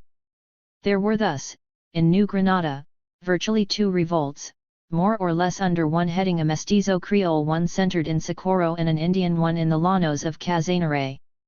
The rebels marched on Santa Fe, where, in the confusion, power had been assumed temporarily by the Archbishop, Antonio Caballero y Góngora, whose line was subtle and conciliatory. Burbio held back the rebel army 190 and entered into negotiations with Caballero. The result was a compromise, the capitulations of Zipaquira, June 8, 1781, which reduced taxes, assured greater access to office by non-peninsular Spaniards, and offered some improvements to the Indians. The latter, however, basically saw the capitulations as a betrayal. 191, a way to keep the Indians from entering Santa Fe, by appeasing the Creole and mestizo elements of the revolt. The Indians sought to continue the struggle alone but were crushed with the help of their former allies. In the end, the temporary alliance of a part of the elite, unhappy with Spain, and the plebe, the disinherited, was an impossible alliance. 192, the former were inspired by the revolt of their counterparts, the North American settlers. 193, the latter were inspired by the example of Tupac Amaru, and in the end, the Creole landowners not only did not support them, but openly rebuffed them and collaborated with the authorities. 194, however, in New Granada, the elites, sustained by somewhat different demographics, had quickly learned the lesson of Tupac Amaru. By assuming the leadership of the revolt and sapping it from within, they preserved their options for the future far better in terms of pursuing their own interests vis-a-vis Spain. Bolívar was to emerge in New Granada, and to suffer a very mixed reception in Peru in the 1820s. The Creole drive to independence thus now found its double spur: the grievances of Creole against Peninsular, and the fear that both had of the non-white lower strata. It is the first, the subject of Creole-Peninsular rivalry, that has virtually dominated the historiography of the late colonial period of Hispanic America, and to a lesser degree of Brazil. A Creole was, by definition, the descendant of a peninsular. At all moments in Hispanic America, as in almost all settler colonies, a segment of the settlers were born in the colony, and a segment were migrants from the metropole. Among the latter, some were new settlers, and others were persons who migrated temporarily to hold office of some kind with the intention of returning to the metropole. Some fulfilled this intent and others did not. In any case, even if a peninsular returned to the metropole, it was perfectly possible that he had children born in the colony who opted to remain. The discussion has in a sense gone through two phases. The classic position is that the Creoles were being excluded from office in the 18th century in favor of peninsulars, and this was the source of their discontent. 195, beginning in the 1950s, this position came under attack. Ezequiel, for example, argues that Creoles still maintained unquestioned predominance in the bureaucracy, and what was at issue was a Creole drive to transform its majority into an exclusivity of access to official posts. 196, the revisionists argue that the sequence Bourbon reforms leading to Creole discontent was, in fact, the reverse. Creole control caused alarm to Spanish officialdom. 197, Bourbon reform was a consequence rather than a cause of Creole assertion. 198. It seems clear that whatever the sequence of development of the issue, and whatever the degree of reality in perceptions, the subject of the place of peninsulars in Hispanic America had become more acute, that is, more public, and that, in the dispute, the colonial administration placed all its weight on the side of the peninsulars. 199, this was less a matter of new legislation than of enforcing old ones. 200, the issue became more acute also because, on the one hand, there was a significant numerical growth in the number of Creoles. 201, and on the other hand, there was a significant new influx of immigrants precisely because of the Spanish effort at reconquest of the Americas and economic expansion. 202. No doubt the situation was exacerbated by the arbitrariness of the metropolitan authorities as viewed by the Creoles. 203 and by the ineptitude and suspected disloyalty of the Creoles as seen by the Spanish authorities. 204 Precisely as in British North America, the mutual suspicions grew, slowly perhaps but steadily. But there was a further complication: racism. In British North America, the situation was relatively clear-cut. There were whites and there were blacks. The racial barrier was strong. Indians were disdained, but they were largely outside the economic system. Mulattoes were blacks. And among whites, the distinctions were largely on straight class lines, uncomplicated by too much ethnicity. There were sure to be settlers whose origins were not British but rather, for example, German. But whatever antagonisms existed in this regard played almost no role in the political turmoil. There were loyalists and patriots, but no peninsulars nor Creoles. Racial lines were far more complex in Hispanic America, as well as in Portuguese and French colonies. Instead of a simple bifurcation of white-black, or non-white, there was a complex graded hierarchy. The realities of sexual habits over 3 centuries meant that peninsulars were pure white but Creoles were more or less white.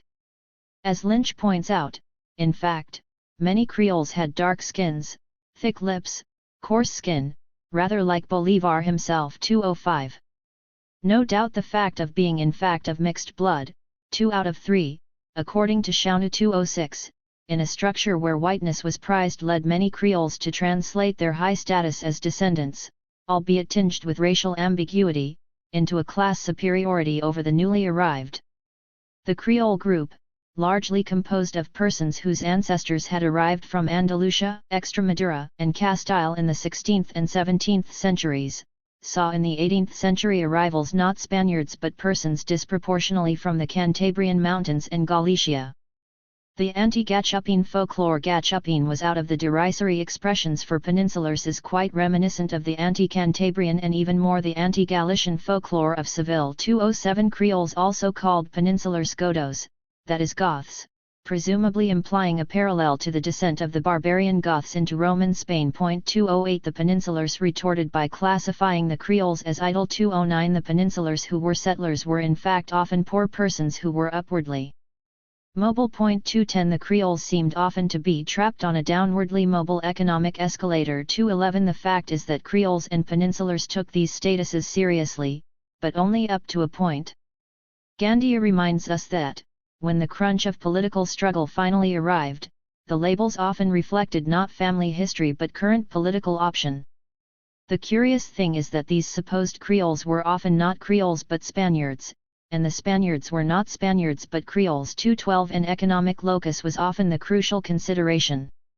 As Izard says of Venezuela, the confrontation between merchants and landowners did not take place between metropolitans and Creoles, but between producers and buyers. 213 The proof, he says, is that the conflicts continued after independence when all the peninsular merchants disappeared from the scene. What comes through clearly is that the Bourbon reforms crystallized the issues. The attempt to reassert central authority, so necessary if Spain were to limit the impending final thrust forward of British economic interests in Hispanic America, a desperate rearguard action. 214 was a no-win game. Had Charles III and his agent Galvez failed, the British would have won. But Charles III and Galvez did not fail. They were, for example, quite successful in reigning in the Church. The expulsion of the Jesuits was achieved with remarkable ease and resolved various financial and authority problems for the Spanish state. But, in the process, the loyalty of the Creoles was sorely strained, for the over 1,000 American Jesuits who sailed off to Europe were in fact the very flower of the Creole elite. 215 The price of this policy was to be the alienation of those who remained. 216 And this alienation because of the Jesuits, because of the substitution of intendants for corregidors, because of the higher taxes more effectively collected was to lead the elites in the direction of independence, especially given the evolving political climate of the world system. By 1781, Marcos Marrero Valenzuela wrote a memo to Charles III predicting that this had to happen. 217.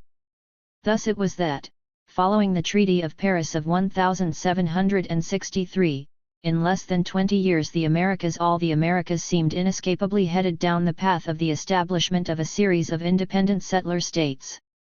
The next 50 years was merely the unfolding of a pattern whose general lines, if not detailed etching, had been drawn.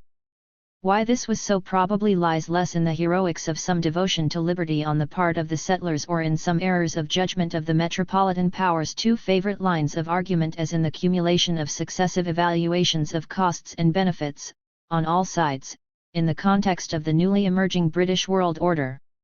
This was not all cool calculation, to be sure. Once launched, the settler thrust for independence would build its own momentum, which led to results that often went beyond narrower calculations of collective interests. The final outcome was beneficial in different ways simultaneously to the British and to the settlers in the Americas, both North and South. Of course, the degree and quality of the benefits varied. The principal losers were the Iberian states and the non-white populations of the Americas. It was an unequal contest, and in hindsight the outcome may seem evident. The de facto long-term alliance of those who gained was the one that provided the most immediate political stability to the world system, and was, therefore, optimal for the worldwide accumulation of capital. In 1781, the United States forces defeated the British at Yorktown. This seemed a great defeat for Great Britain, and no doubt it was sobering for the British.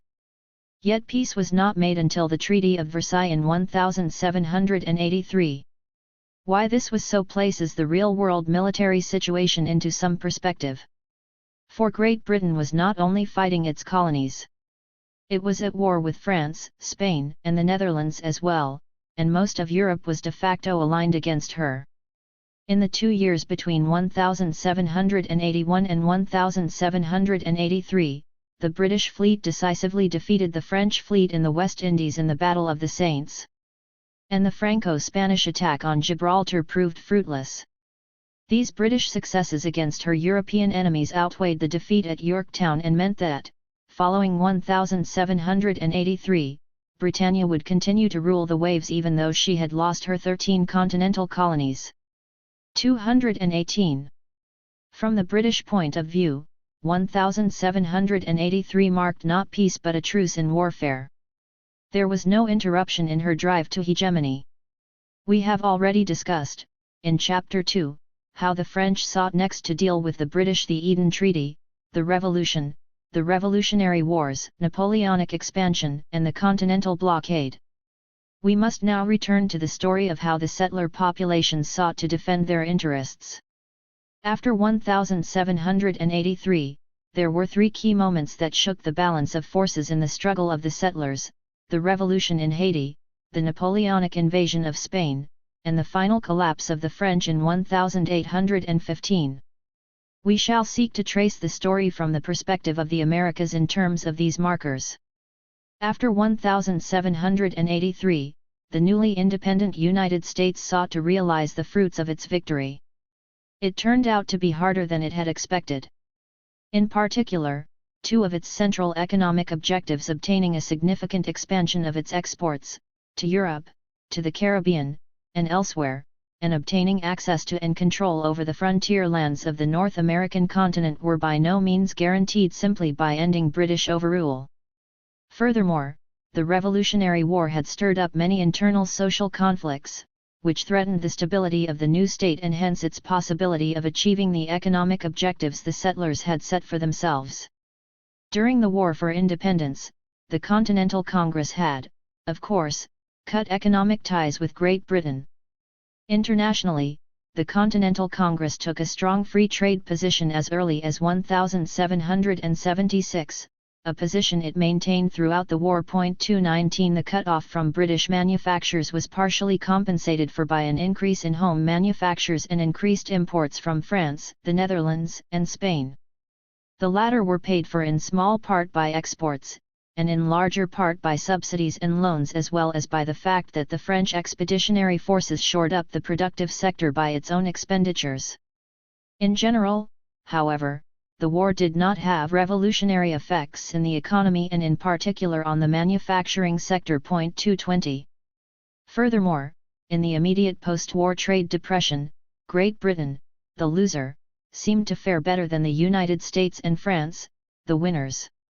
Essentially, the United States remained in a quite dependent relation on Great Britain. 221 A matter of some frustration to both the United States and France. With our present knowledge, the reasons seem obvious enough. For the United States, British entrepôts were strong and inexpensive in their offerings. Above all, United States merchants had long established commercial connections with them, which meant that long-term credits were available. Nor should one forget the value of a common language and culture. 222 Moreover, after 1783, British merchants bestirred themselves to recapture the American trade. The British government assisted them by offering these merchants the same drawbacks, exemptions, and bounties they had been getting when the United States were still British colonies. 223 By contrast, for French merchants, developing trade with the United States involved creating new channels of trade and, given the losses port merchants had suffered during the war, in 1783 they couldn't permit themselves the luxury of much innovation. 224. Thus, the United States found its commerce back in the hands of the British, though at a lower overall level. 225 and with the two countries in an unequal position. This was because however valuable American trade was to England, English trade was vital to America. 226 It is no wonder that Arthur Young could reflect in a conversation with the Abbé Raynal in 1789 that it was a most extraordinary event in world politics for people to lose an empire and to gain by the loss. 227. The most obvious zone in which the United States could hope to expand its trade was the Caribbean, with which it had long been trading.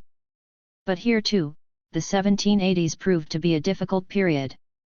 None of the British West Indian Islands had joined in the American War of Independence, despite various declarations of sympathy throughout the islands and some measure of covert support. 228 The reason was probably twofold: demographics, that is, the fact that blacks, mostly slaves, were about 7/8 of the population, 229 and the military vulnerability of small islands to British sea power. 230. However, the link of the mainland colonies and the British West Indies had grown strong in the decades before the outbreak of the Revolution, precisely because the increasingly monocultural production of sugar had led to a great need for food imports by the West Indian Islands. The disruptions of the war caused severe short-term dislocations in this trade link and thereby raised the cost of sugar production. 231 Giving the West Indians great motivation to resume ties as soon as possible. Yet, after 1783, United States ships were excluded by the British from their West Indian colonies, as they were from Spanish colonies. 232 This was bad news as well for the sugar plantation owners. From 1783 onward marginal plantations began to collapse. 233. If external trade prospects seemed momentarily dim for the new settler state, they thought that at least they could expand their economic development on the continent by colonizing the frontier zones. But neither Great Britain nor Spain had any intention of facilitating this ambition, which ran directly opposite to their own interests. One can think of the eastern half of the North American continent as forming a rectangle in which, in 1783, the new United States constituted a box within the box. Though its border to the east was the same as that of the larger box, the Atlantic Ocean, it was surrounded to the north by Canada, which was excluded from its jurisdiction, to the south where the whole northern border of the Gulf of Mexico, from Louisiana to Florida, was under Spanish jurisdiction, and to the west by a vast zone between the Mississippi and the Appalachians, the jurisdiction over which was contested. There was no question during the peace discussion at Versailles of whether the United States would get Canada. They had failed militarily or politically to secure it during the war. And they certainly had no French diplomatic support in this regard. 234 The British were, if anything, more casual about Canada than the French. 235 The bigger question was whether the United States should be allowed to expand westward. The Treaty of 1783 provided that Great Britain turn over the so-called Western ports, 8 frontier posts on the American side of the boundary line from Lake Michigan to Lake Champlain. The British dragged their feet. The excuse was that the United States refused to restitute confiscated property of the Loyalists, the United States retorting that the British had permitted thousands of blacks who were slaves to emigrate to Canada, thus not restituting property. In reality, the British merely sought to give Canadian fur traders enough time to reorganize their businesses and withdraw their property. 236 The matter would not be settled until the Jay Treaty of 1796. Yet the quarrel would eventually be settled with the British, precisely because the British counted on maintaining the United States as a sort of economic satellite. 237 In addition, it is likely that the British were skeptical that the new United States government could solve the real obstacle to its westward expansion, the strong drive to separatism on the part of the frontiersmen. 238. The situation in the Northwest was complex. In addition to the United States and Great Britain, the individual states of the United States had varying interests, as did fur traders and land speculators, as did the white frontiersmen and the Native Americans, the so-called Indians. The problem, seen from the perspective of the new country, involved two successive issues. First, straightening out the claims of the various 13 East Coast colonies among themselves, then, straightening out the disputes between the East Coast, in some zones called the Tidewater, and the frontier, largely but not entirely Trans-Appalachia. The first issue revolved around presumed ancient rights. 6 states, Massachusetts and Connecticut, in the north, and Virginia, North Carolina, South Carolina, and Georgia, in the south, claimed that their charters going from sea to sea allowed them indefinite westward expansion. The states in between, and notably Pennsylvania, Maryland, Delaware, and New Jersey, had no such clause in their founding documents, and would, therefore, be excluded from the land speculation rush. They sought to organize private companies, e.g., the Indiana Company and the Illinois Wabash Company, and turned to the new United States to help them, as they had in earlier times turned to the British. 239 The outcome was a compromise, the Northwest Ordinance of 1787. The states with sea-to-sea claims ceded these claims to the United States, allowing the land to be sold off, and thereby reduce United States debt, but only in lots of 640 acres, thereby satisfying the large land speculators in democratic fashion.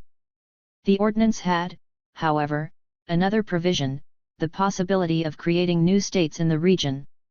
This clause, again excluding equally all East Coast imperialism, would eventually be the solution for the Tidewater backwoodsman tension which plagued the Continental Congress throughout the Revolution, the hostility of the regulators in North Carolina and the ambivalence of Vermont to the revolutionary cause. 240 In general, Westerners, particularly those in the new territories of Kentucky and Tennessee, saw congressional control as deliverance from the role of the coast counties in the legislatures.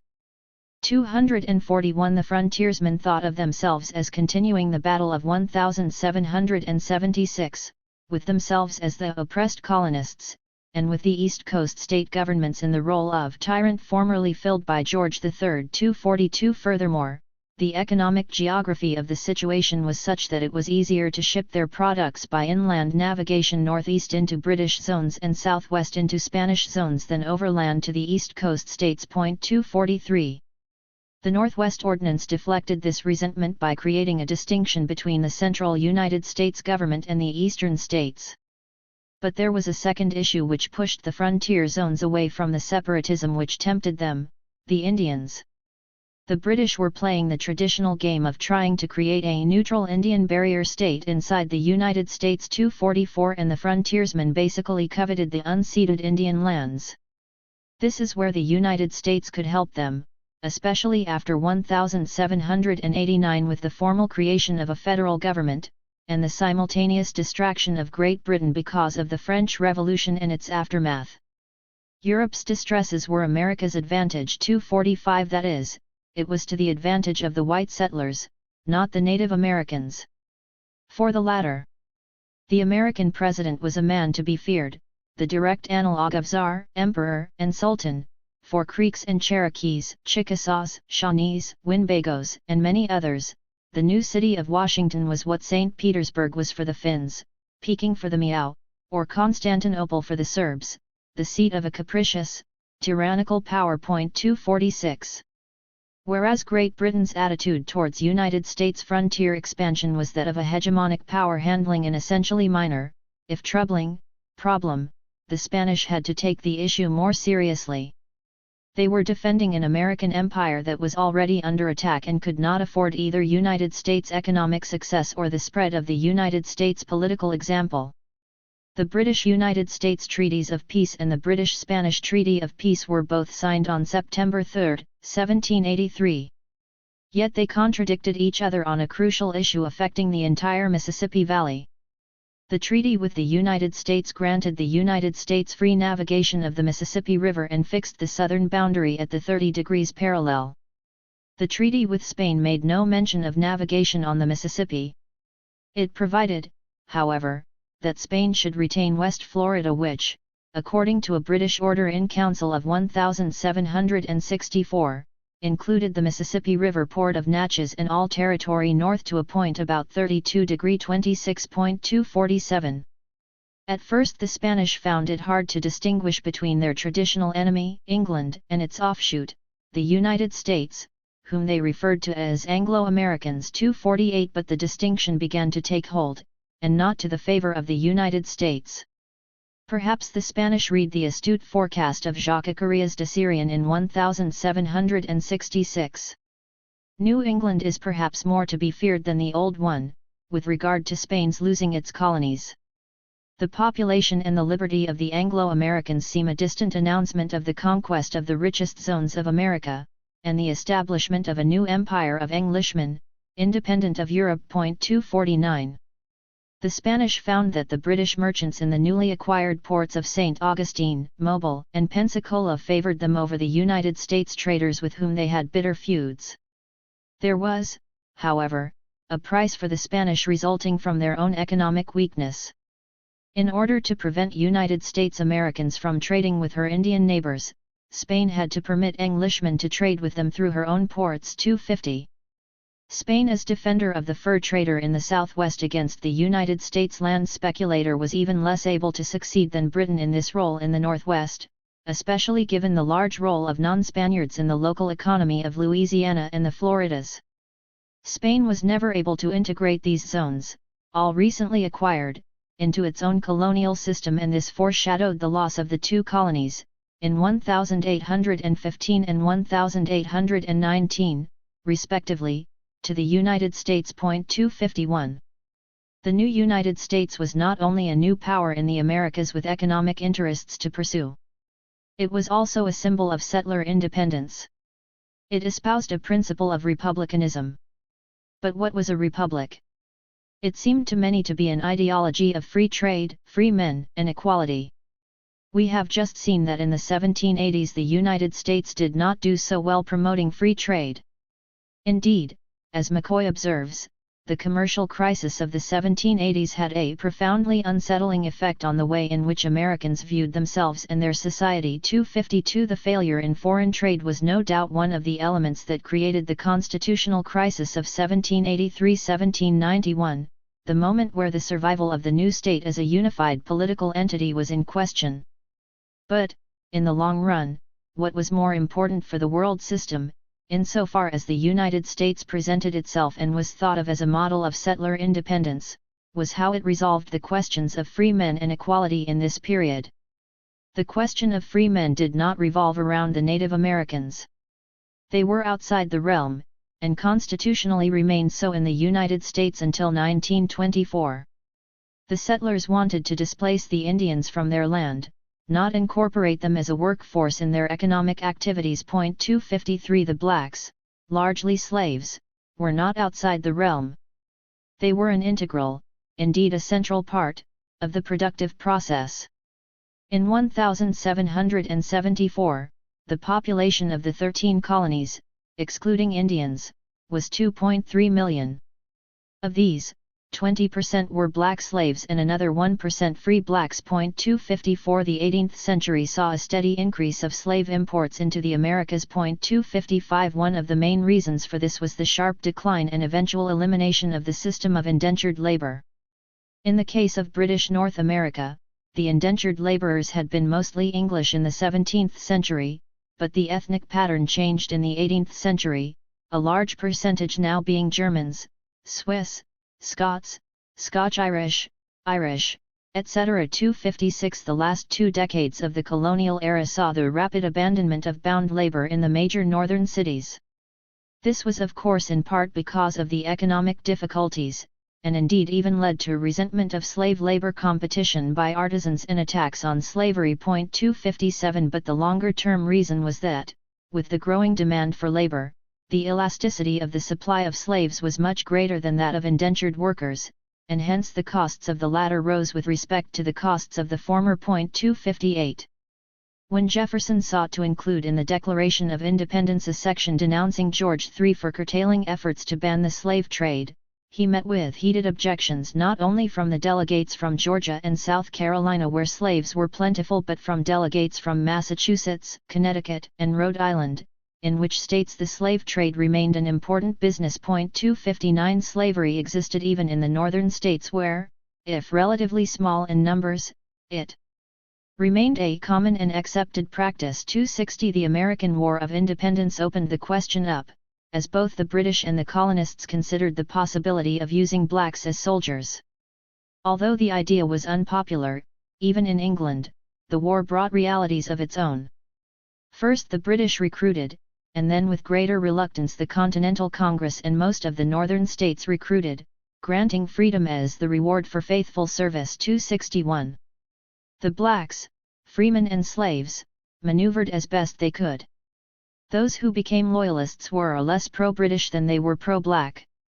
They saw themselves as advocates of black liberation. 262 Others joined the revolutionary cause and thereby contributed to a process of eradicating slavery which, by the end of the war, had been launched in all the northern states except New York and New Jersey. 263 The message was clearly mixed at best. And the post-war pattern remained mixed. The Northwest Ordinance of 1787 did ban slavery from this region. And the matter of the slave trade was much debated in the Constitutional Convention. The famous Compromise, a total abolition of the slave trade to come into effect 20 years later, in 1808, had the important side effect of pushing slavery deeper into the South. 264 70 years later, in 1857, Chief Justice Roger Taney would declare in the Dred Scott decision that, as of 1787, the blacks had no rights which man was bound to respect. As Litwack says, this was less a sign of moral callousness than an important historical truth. 265 The inalienable rights of the colonists did not yet include blacks. Well then, were at least all white settlers equal? Not quite. We know that there was growing inequality in the period leading up to the War of Independence. The question is whether the war itself and its immediate aftermath had any significant impact on the degree of economic polarization and on the political ideology that was in formation. What originally split Empire loyalists and rebels in British North America was less the perception of British policy, widely considered to be misguided, as the attitude to take toward it. The Whigs thought they were rebelling on behalf of British national ideals, the Tories thought loyalty to the Crown had to be maintained despite ministerial folly. The positive act of creating a new nation came later. It was the march of events of the Revolution that were inexorably pushing the Americans toward the formation of the image of a nation. 266 This is important to remember, because the dynamic of a nationalism in creation had a lot of impact upon the social perception of inequality. To understand what was happening, we have to look at who was cool to revolution. We must always bear in mind that here, as in most revolutionary situations, at the beginning, only a minority were strongly committed either way. The majority were dubious, afraid, uncertain, indecisive. 267 There seemed to be three zones where Toryism, or at least loyalism, had its strongest foothold. One zone was constituted by the maritime regions of the Middle Colonies. This was the Toryism of social conservatism. These were the people who feared New England activists as radical levelers. 268 These were the people who saw themselves in a great battle with other colonists over what kind of institutions America ought to have. If one looks at these Tories vis-a-vis the Patriots, one can talk of a civil war, in which the Patriots were the party of movement against the Tories as the party of order. 269 This is the basis of the mythology, plausible up to a point, of the American Revolution as a social revolution. But there were other Tories. A second major group were the frontiersmen from Georgia to Vermont, most notable in the Regulator movement in western North Carolina. Wherever sailors and fishermen, trappers and traders outnumbered farmers and planters, their Tories outnumbered Whigs. 270 These were the Loyalists who looked to the British government as a check on the rapacious land speculators of the East Coast. As we have just seen, the fear was real and justified, and the victory of the settler patriots doomed these frontiersmen. Perhaps they were doomed in any case, but the American Revolution no doubt accelerated the pace. For these Loyalists, the Patriots represented a conservative, not a radical force. There was a third node of resistance, the cultural minorities, all of whom seemed to show a higher rate of loyalism. This group, who overlapped with the group of frontiersmen, were more beset by poverty. From Pennsylvania to Georgia, inland counties were largely peopled by Scots, Irish, and Germans.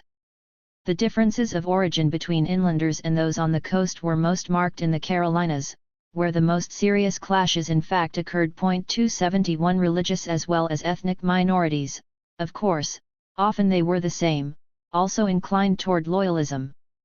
Episcopalians in the northern colonies, Presbyterians in the southern ones, Pietists and Baptists everywhere, were not leaning toward the revolutionary cause. 272 All of these people seemed skeptical that the new national and nationalist majority would consider their interests. They feared that the emphasis on individual interests would eradicate their group interests. In terms, therefore, of the defense of social privilege, there were Loyalists who were Loyalists because they feared egalitarian tendencies, and there were Loyalists who were Loyalists for exactly the opposite reason. In the end, Palmer's evaluation seems quite just. The Patriots were those who saw an enlargement of opportunity in the break with Britain, and the Loyalists were in large measure those who had benefited from the British connection, or at least, one might add, who saw no reason to presume they would benefit from the break. 273 One last consideration. Why was not what might be called the Toryism of the left, those who were not patriots precisely because they feared inegalitarian majorities, not stronger than it was? For had it been politically stronger, it is probable the settlers would never have won the war with the British. Morgan notes how different the intensity of this class conflict was between the atmosphere in 1676 at the time of Bacon's Rebellion 274 and in 1776.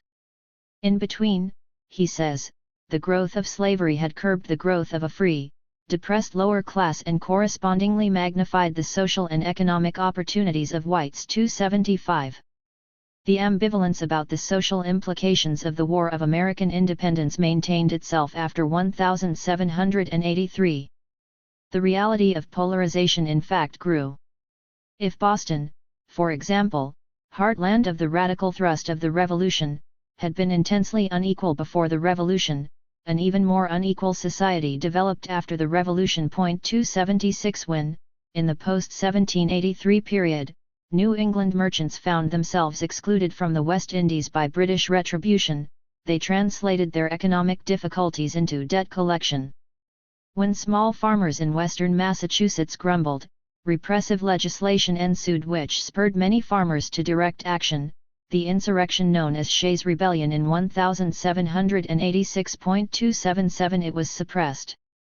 This ambivalence was the context within which the Constitution was drafted in 1787.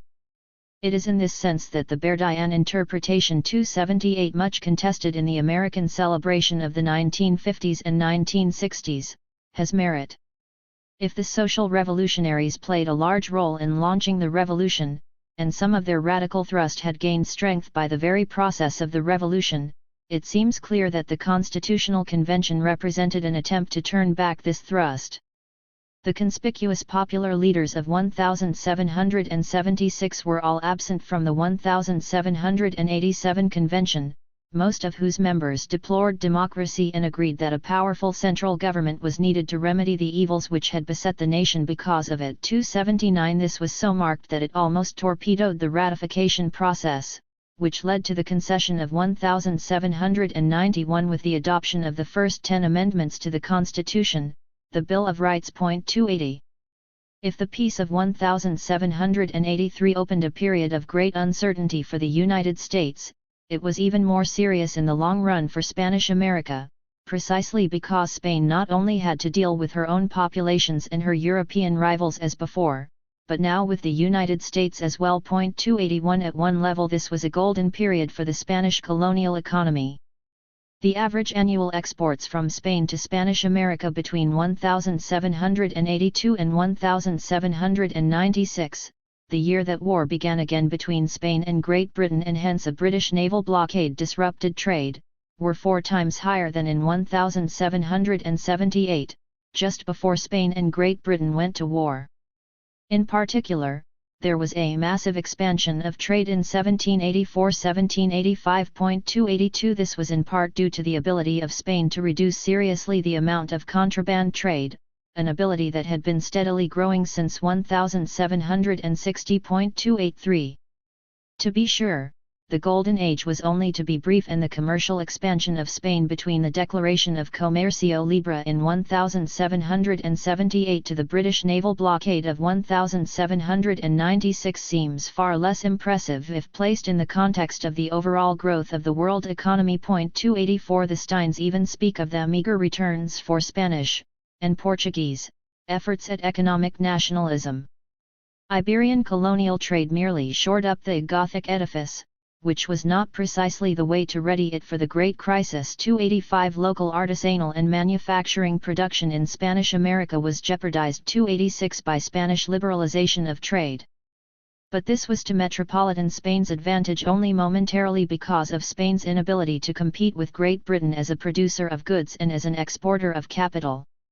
Thus, precisely where foreign penetration was deepest, Caracas and La Plata, some colonists began to think that perhaps a golden prospect was in store for them if they could but shake off the Spanish yoke. 287 In the meantime, the position of British merchants located in Cadiz and Lisbon seemed particularly fortunate and happy, since they could immediately benefit from the abolition of the monopolies. 288 Furthermore, it may even be that the relative success of the Spanish against the interlopers was itself negative for Spain politically, since previously these British interlopers, by supplying the needs of the Spanish-American colonies, kept them from rebelling earlier against the rule of Spain. 289 Still, during this brief interlude of the 1780s, matters were quiet in Spanish America, and the United States was absorbed in its own difficulties. The outbreak of the French Revolution in 1789 was unsettling. But even more unsettling was the fact that the outbreak of the revolution in France set in motion a process in Saint-Domingue that would lead to the creation of the first Black Republic in the modern world system. The violent birth of Haiti was a more critical factor in the history of the Americas than we usually suggest. It should be given credit for hastening and clarifying the pattern of settler independence everywhere else.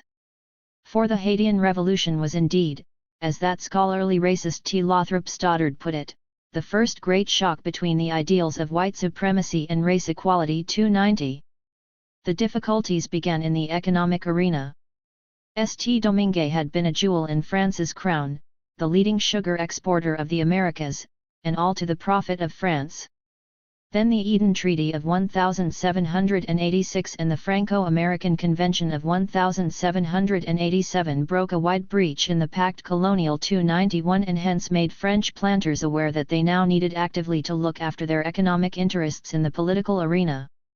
Thus, when Louis XVI convened the Estates General in 1787, there was an immediate debate about whether Saint-Domingue should claim representation.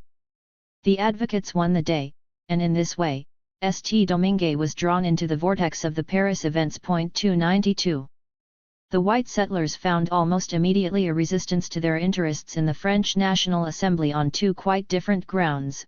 resistance to the idea of colonial autonomy, and resistance by some who wished to accord individual rights, and hence share in control of any potential autonomy, to the so-called free-colored, a legal category, and even thought of emancipating slaves. 293 The reaction was swift. On April 15, 1790, at Saint Marc, the General Assembly of the French sector of St-Domingue met and refused the title of colony. Its president, Bacon de la Chevalerie, posed the following question: by what subtle reasoning has one arrived at a situation in which one puts free and independent conquerors under the most astonishing despotic yoke? 294, Shades of 1776. He promptly announced to the colored populations that they would be put back behind their demarcation line, Shades of 1787. The difference was that, in France, the revolution proclaimed the aim of ending legal privilege, while the white settlers of St-Domingue made claims for autonomous authority on the basis for the political non-existence of other free persons and the political and civil non-existence of the slaves. In short, instead of ending legal privilege, they wanted to give permanent legal status to a dominant caste. 295 They were not successful in this objective. France's Constituent Assembly in 1790 ambiguously gave the vote to propertied mulattoes in St-Domingue. When a political leader of the mulattoes returned to St-Domingue and sought by rebellion to enforce this right, he was captured, tortured, and executed. The National Assembly, upset, passed another, less ambiguous decree. The white settlers rose up against the French and against the mulattoes. And suddenly, in the midst of this, we have the first black uprising of slaves. Instead of the class alliance of the government, the planters and the rich mulattoes against poor whites, mulattoes, and black slaves, as occurred in other French colonies, such as Isle de France and Isle de Bourbon, the race war had begun. 296. The race war was not what the white settlers had wanted when seeking their racially pure autonomy. Nor was it what the French revolutionaries in Paris wanted, since, for them, the principle of territorial conservation remained strong. 297 Nor was it what the free-coloreds, often rich, slave-owning mulattoes had wanted when they laid claim to their equal rights. But it was imposed by the black slaves themselves, in what can only be seen as the most successful slave rebellion in the history of the capitalist world economy. Now began the period of the three-way civil war. 298 in St-Domingue, the fruit of the three successive uprisings: the Fronde of the important whites, the Mulatto Revolt, and the Negro Revolution. 299. The situation alarmed, appalled, and discontented all four powers in the region: France, Great Britain, the United States, and Spain. The views in the National Assembly and then in the Convention were mixed and perhaps confused. But overall, the Convention tended to be on the side of the mulattoes, as the guarantors of a civilized transition. As Césaire put it, the famous Société des Amis des Noirs in Paris was first and foremost the Society of the Mulattoes. 300. As for the British, as soon as the war broke out between Great Britain and France in February 1793, the white settlers appealed for British assistance and entered into secret accords with the British. 301 The British saw this as a good opportunity to ruin the commerce of France. The British sent an expedition, but their occupation of St-Domingue backfired badly, ranking among the greatest disasters in British military history. 302 Indeed, their intervention, by creating a competition among French, Spanish, and British troops for slave support, dramatically broadened the scope of the then languishing slave revolt and rescued it from what might have been extinction. 303. The United States, which feared as much as Great Britain that the virus of freedom would infect slaves in their own possessions, was, however, by no means enthusiastic about the British intervention, which threatened to place their trading partner, St-Domingue, behind the bars of the navigation system. 304 The United States therefore tried very hard to maintain and extend its role as food supplier to St-Domingue, while avoiding all political relations. 305. The Spaniards, of course, were equally wary. The eastern half of the island was their colony of Santo Domingo. The Black Revolution did not really spread there, except by conquest. The economy was different, cattle and subsistence farming instead of sugar plantations. The demography was therefore different: whites, libertos, mostly mulatto, but some black, and black slaves in equal proportions. Finally, the social structure was different. The libertos were not an important economic force, like the mulattoes in St. Domingue, and the Spanish administration was able to keep them under stricter control. 306 The initial Spanish intervention in St. Domingue was no more successful than the British.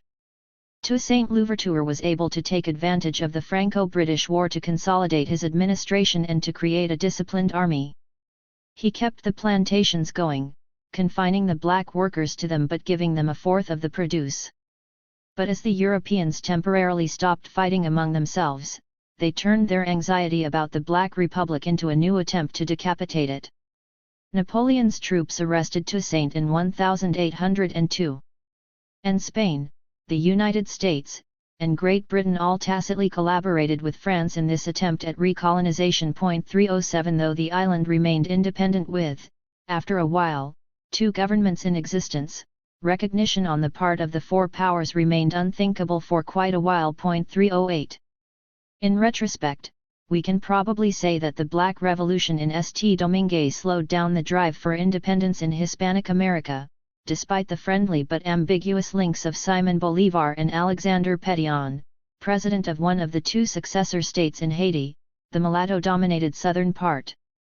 The effect of St. Domingue was to instill a great deal of prudence not only in the European powers but, above all, among the white settlers of the Americas. 309 It was in this same period that the prospects of an Irish Revolution, which initially seemed to be carried along by the same wave that swept up British North America, but then began to assume the shape of a social revolution, came to an end. Ireland had played a role in precipitating the British imperial crisis of the 1760s in the first place. In some ways, in North America, Great Britain was repeating attitudes and carrying out policies already invented for the Irish situation. 310 Ireland itself was actually in many ways worse off than British North America.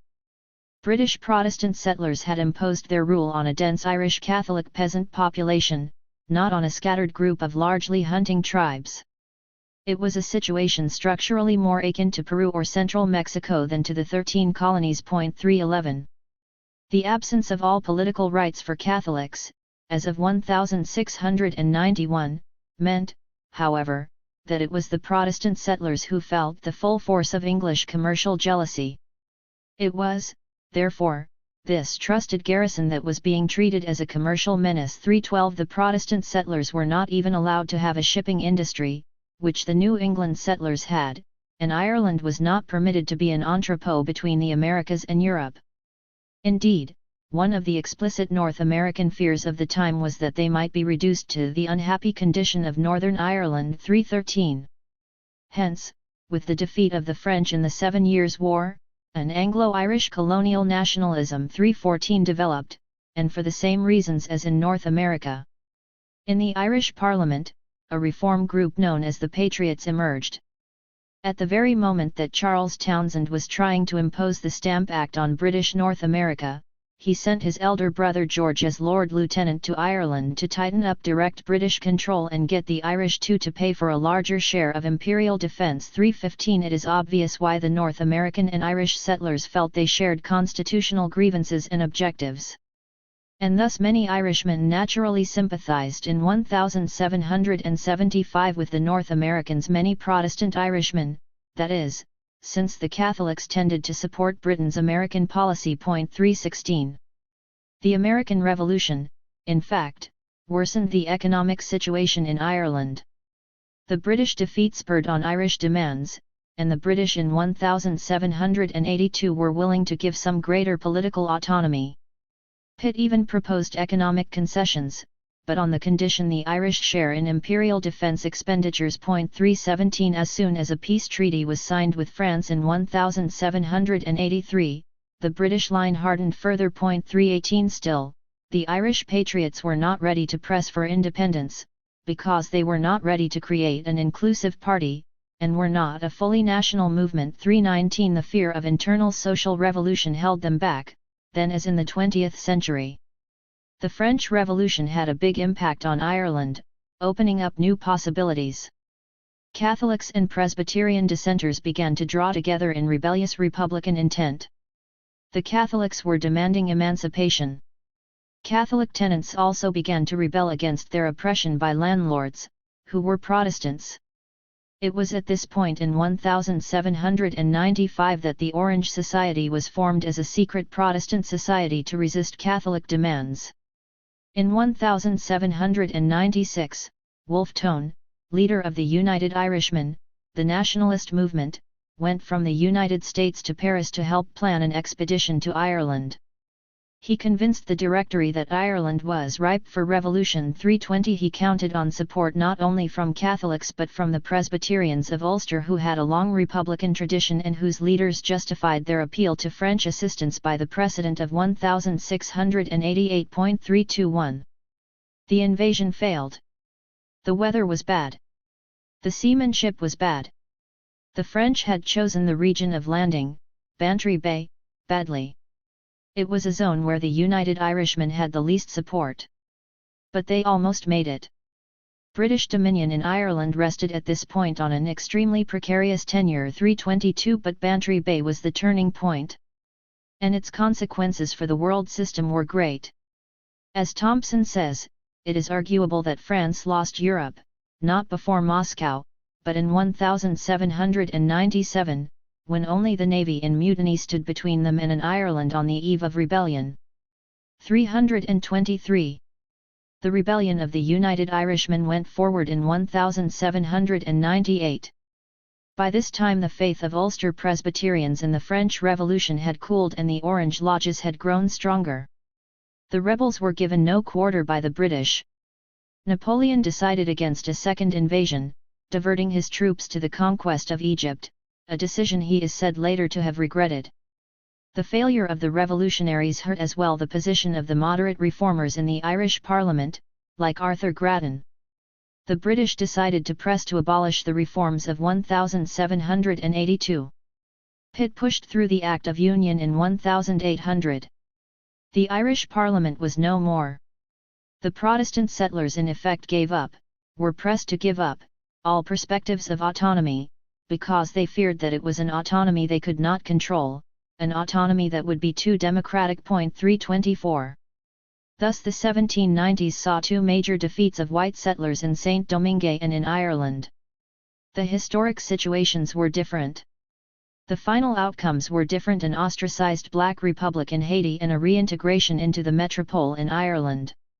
But both served as a signal, warning the white settlers of the Americas that the road to a settler republic was a difficult one and strewn with hazards, and that the example of the 13 colonies would be difficult to emulate if one wanted to have the desired outcome. And Haiti and Ireland in the 1790s came after Tupac Amaru and the Comuneros in the 1780s. Independence was decidedly a risky affair. It was no wonder then that those like Miranda and Bolivar who preached settler revolution were received cautiously for the most part. Then one event transformed the world political situation: Napoleon's invasion of Spain in 1808. Before, however, we discuss why this event could crystallize and give renewed life to the cause of settler independence in the Americas, we must observe what had been happening in the one existent settler republic until then. The years 1793–1807 were extraordinarily prosperous ones for the young United States. In what in retrospect seems a long-run pattern of United States economic growth, this period was a particular bulge in which the United States was able to take advantage of their neutral position in the Franco-British Wars by gaining a substantial share of the transatlantic commerce. 325. What made this possible was a strategic decision by the United States in 1794, to tilt their neutrality toward the eventual victor and hegemonic power, their ex-colonial master, Great Britain. It was in fact the outbreak of war in 1793 that precipitated the decision, which took the form of Jay's Treaty in 1794. Great Britain had refused to recognize the United States' claims to full rights of wartime trade to the French West Indian Islands. The United States tacitly ceded the issue in return for the return of the western ports, at last, they had been legally the possession of the United States since 1783, and some new trading rights in the British West Indies. 326 The terms were basically poor for the United States, but the United States feared war with Great Britain more than the latter did. Essentially, Jay's Treaty served to postpone hostilities to 1812, a moment that would be more favorable to the United States. 327 The British, meanwhile, saw the treaty as guaranteeing a freedom of commerce with the United States for the benefit of British industry. 328 There seemed to be two great economic pressures on the United States which lay behind this strategic choice. The economics of transport still condemned the United States to earn a large part of its income from foreign trade, though this would later change after 1820.329. The second factor was the opportunity for agricultural revival offered to the southern United States by the invention of the cotton gin in 1793. The Revolutionary War had been quite destructive of agriculture in the Lower South, and there seemed to be no expanding markets for their principal staples of indigo and rice. 330 The South in the 1790s urgently needed a new crop. 331 Cotton was it, and cotton needed Great Britain as a customer. 332 To be sure, this geopolitical economic deal of the United States with Great Britain would have its negative side for the weaker partner. It slowed down the development of United States manufactures, which could not compete as a locus of investment given the high profits to be won in foreign commerce in the period after 1793. 333 In 1808, an American author, James Cheetham, was boasting of the fact that the United States had become, as by enchantment, the successful rival of the greatest commercial nation on earth. 334 It was perhaps fortunate for the United States that renewed hostilities in Europe burst this naive bubble. On November 11, 1807, Great Britain placed a total ban on United States trade with European ports under Napoleon's control. President Thomas Jefferson sought to pressure both Great Britain and France by an embargo on both. The Embargo Act of 1808 lasted only 1 year and turned out to be self-defeating. 335 But it eventually led to the renewal of conflict with Great Britain in 1812, to which we will return. What it did do was renew the role of the United States, as a rival as well as collaborator with Great Britain in the decolonization of the Americas. 336 Much has been written about the ideological inspiration of the American and above all of the French Revolution on the thinking of the Creoles in Spanish America. No doubt it is true, at least for certain strata. Yet it is too easy to exaggerate the importance of such diffusion of ideas ex post facto in cases where the ultimate political outcome makes the importance of such diffusion plausible. What Ezequiel concludes for Chile may in fact be more widely true. It cannot be demonstrated that the French Revolution was a catalyst for separatist ideas. It may even have been on the contrary the occasion for the Creoles to reaffirm their fidelity to the monarchy. 337 Spain was at war with revolutionary France from 1793 to 1796. But in 1796, the Spanish minister Manuel de Godoy led Spain into an alliance with France in the Treaty of San Ildefonso. Great Britain retaliated by cutting Spain's maritime links with the Americas. 338 But Great Britain at this point hesitated to give any serious support to the burgeoning settler independence movement. 339 In any case, the entire economic impact of the economic reforms of Charles III, the neo-protectionism combined with intra-imperial liberalism that had led to the revived prosperity of Spain, was completely overturned between 1797 and 1814. 340 The impact was equally great on some zones of Spanish America. Venezuela in particular entered into economic difficulties as of 1797. One response was the legalization of contraband. 341 The sharp price inflation in Mexico increased economic polarization and led to discontent among the less privileged classes. 342 But these difficulties reappeared cyclically and under other geopolitical conditions would have had few major political consequences. In 1806, an unauthorized British expeditionary force occupied Buenos Aires.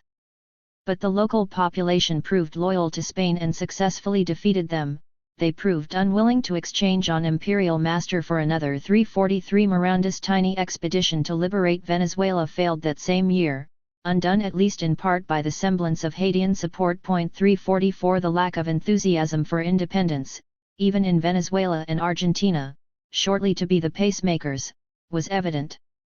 All this would change abruptly. In 1807, Napoleon induced Spain to join in conquering Portugal. Dom João fled to Brazil. Godoy's permission for French troops to enter Spain en route to Portugal led to a Spanish nationalist reaction and Godoy's unseating.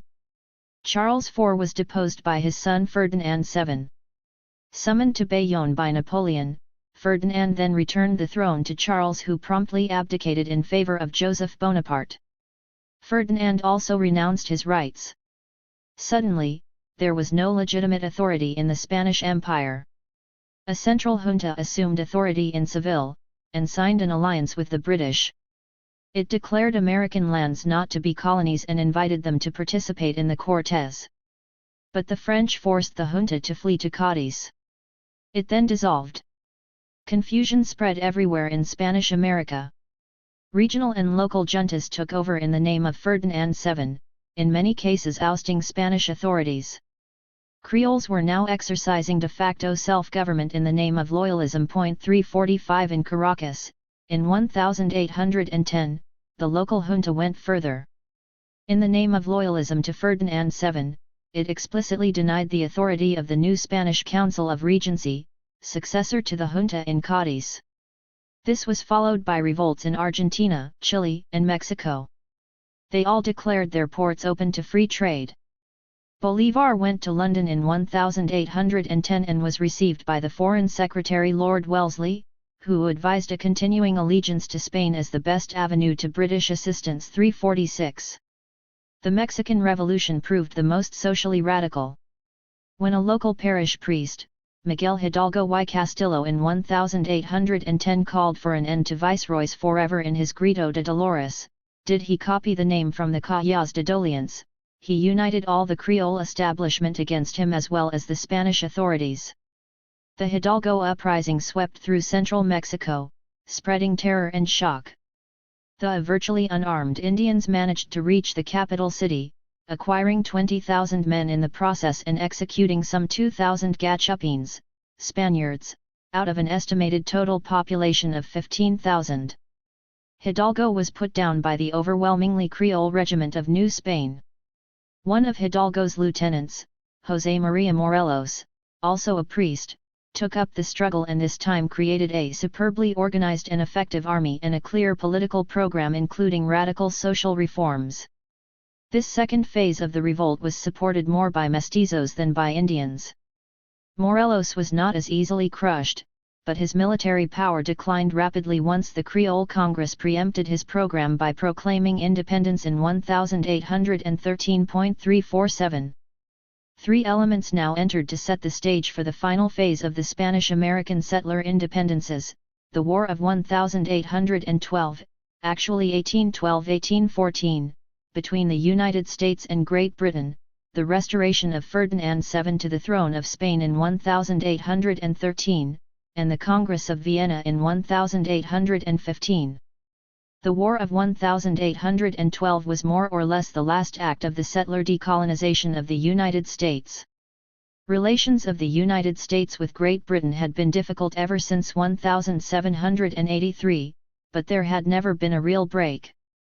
Great Britain wanted the United States as a market but not as a competitor. The United States was seeking to improve its standing in the world economy. The Franco-British Wars were both an opportunity and an exasperation for the United States. As the British maritime position grew uncontested, United States anger against British constraints on its trade grew greater. When fighting broke out again on the continent, the United States' opportunity to press Great Britain, and perhaps to conquer Canada, arrived. 348 In a sense, the United States did badly in the war. There was now little enthusiasm either among English-speaking or French-speaking Canadians for incorporation into the United States. 349 Canada remained British. The importance of the fur trade had declined. 350 The British made no real concessions about the constraints of their navigation code on the carrying trade. 351 All that Great Britain surrendered at the Treaty of Ghent was an intangible recognition of a United States right to its own westward and southern expansion. 352 And a say, at least a junior say, in the developments to come in the decolonization of the Americas. But, of course, this was crucial. 353 The war between Great Britain and the United States came at a critical moment for Spain. With the defeat of Napoleon, Ferdinand VII would return to the throne in 1814. He abrogated the liberal constitution of 1812 and sought to restore the status quo ante, including in Hispanic America. Within a year, most of the uprisings in Hispanic America were put down by his armies. Bolívar himself wrote that, but for the War of 1812, Venezuela single-handedly would have triumphed, and South America would not have been devastated by Spanish cruelty nor destroyed by revolutionary anarchy. 354 Bolívar may have been right about the very short run. But actually the Spanish Restoration guaranteed the only slightly delayed independences of Hispanic America. The return of Ferdinand VII liberated both the United States and Great Britain to pursue their penchant to support the settler movements. 355 And the Treaty of Ghent reduced the United States-British mutual sense of need to be fearful that these independences would favor the other. Finally, the Congress of Vienna, by establishing peace in Europe on the basis of the support of legitimacy and absolutism, in a perverse way, weakened the Spanish claim to Hispanic America. The major European powers feared that Spain's repressive measures were unlikely to be effective, and that revolutions leading to independence in Hispanic America would encourage liberal revolutionaries in Europe. Hence they much preferred that Spain grant concessions to the colonies. 356 This further freed Great Britain's hand to pursue her commercial interests in Latin America, especially now that it had become a major zone of expansion of cotton textile sales for Great Britain. 357 All that remained for the settlers was to make sure that the independence to which there was now no major obstacle would truly fall into their hands, and not into the hands of other groups. The second round of struggles began. Much of the difference between the form of the struggle in the different colonies was a consequence of the different rapport de force between Creole elements and blacks, Indians, and mestizo pardo, mulatto, groups.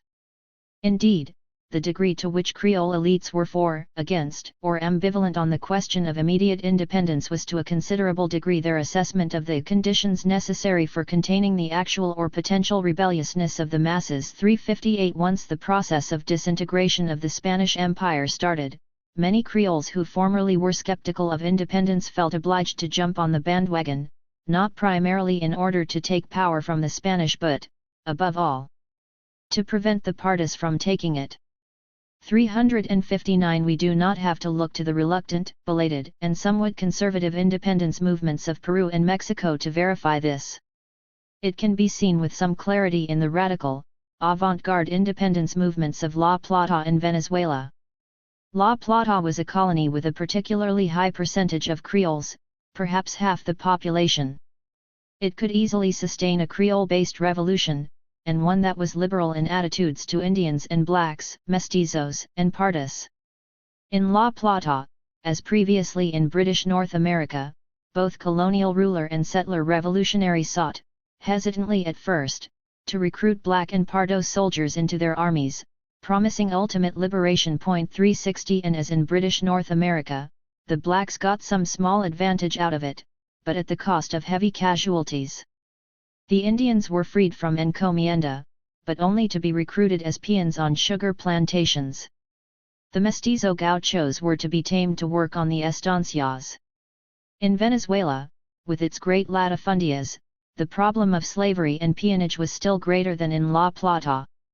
Whites were only 20% of the population, and many of these were the blancos de Orilla, poor whites often of Canarian origin. When Bolívar relaunched the struggle in 1816, he arrived from Haiti, and saw the need of fusing the Creole, Pardo, and slave rebellions into one great movement. 361 Bolívar promised to liberate the slaves in Venezuela and elsewhere. 362 But he was unable to impose abolition on his fellow hacendados, and the black slaves became less enthusiastic about independence, lapsing into neutrality. 363 Full abolition would only come much later, in 1854. And Bolívar himself would repay his early Haitian support by refusing later to recognize Haiti or to support its invitation to the Panama Congress in 1826. Indeed, the fear of creating another Haiti entered into the decision not to invade Cuba. 365.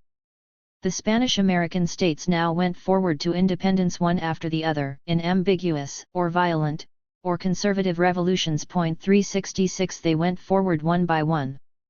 Bolívar's dream of replicating the formula of unity achieved by the 13 colonies failed. The area involved was, of course, far more dispersed, and hence there was no possibility of unifying the military struggle, an important factor in the creation of the United States. Bolívar's Congress of Panama in June 1826 failed completely. The year 1823 sealed the issue.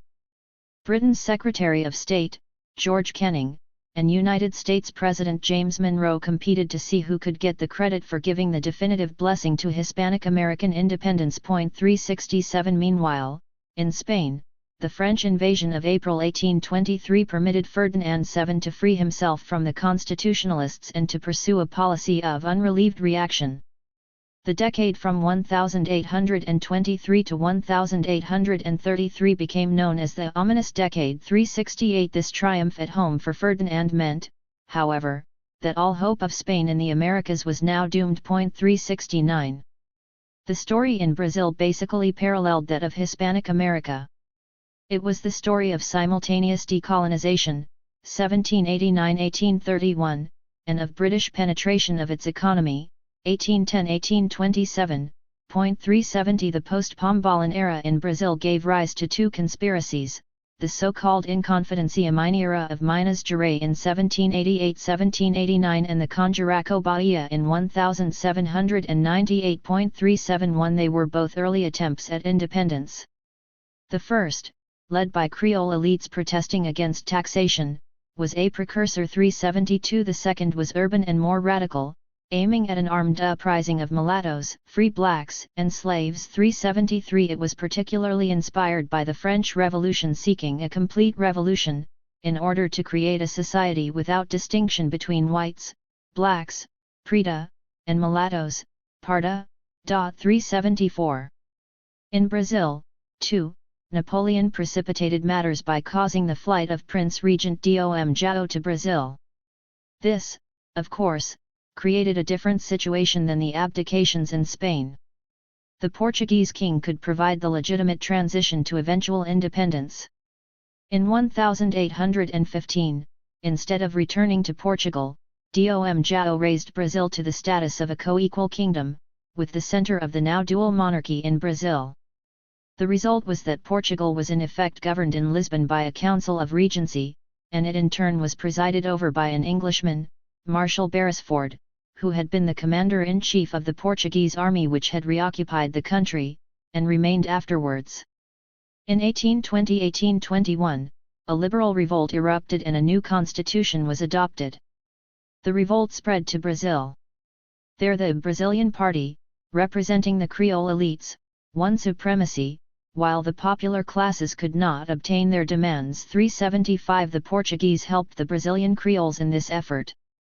A Portuguese deputy, José Joaquim Ferreira de Moura, defended sending troops to Bahia in 1821 by the argument that the Brazilian people, composed of Negroes, mulattoes, and white Creoles, and Europeans of various sorts, are under the impulse of passions in effervescence and need help in restoring order. 376 Dom João returned to Portugal, and now the Brazilians feared they were faced with less than full equality. They transferred allegiance from King João VI to the Prince Regent Dom Pedro, who was persuaded to remain.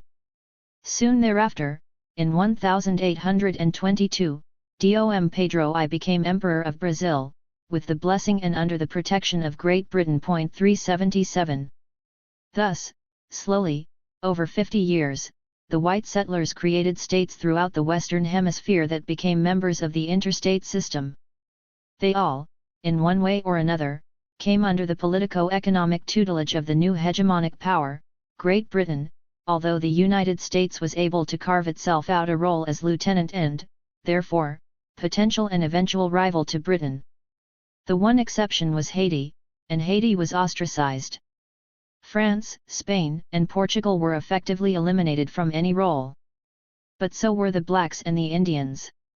The dream of Morelos, that he could found a republic modeled on European constitutional theories but which proclaimed Aztec antiquity as the true origin of the nation, remained a dream that was quashed. 378 The new nationalism was almost entirely devoid of social content. 379 None of the great revolutions of the late 18th century, the so-called Industrial Revolution, the French Revolution, the settler independences of the Americas, represented fundamental challenges to the world capitalist system. They represented its further consolidation and entrenchment. The popular forces were suppressed, and their potential in fact constrained by the political transformations. In the 19th century, these forces, or rather their successors, would reflect on their failures and construct a totally new strategy of struggle, one that was far more organized, systematic, and self-conscious.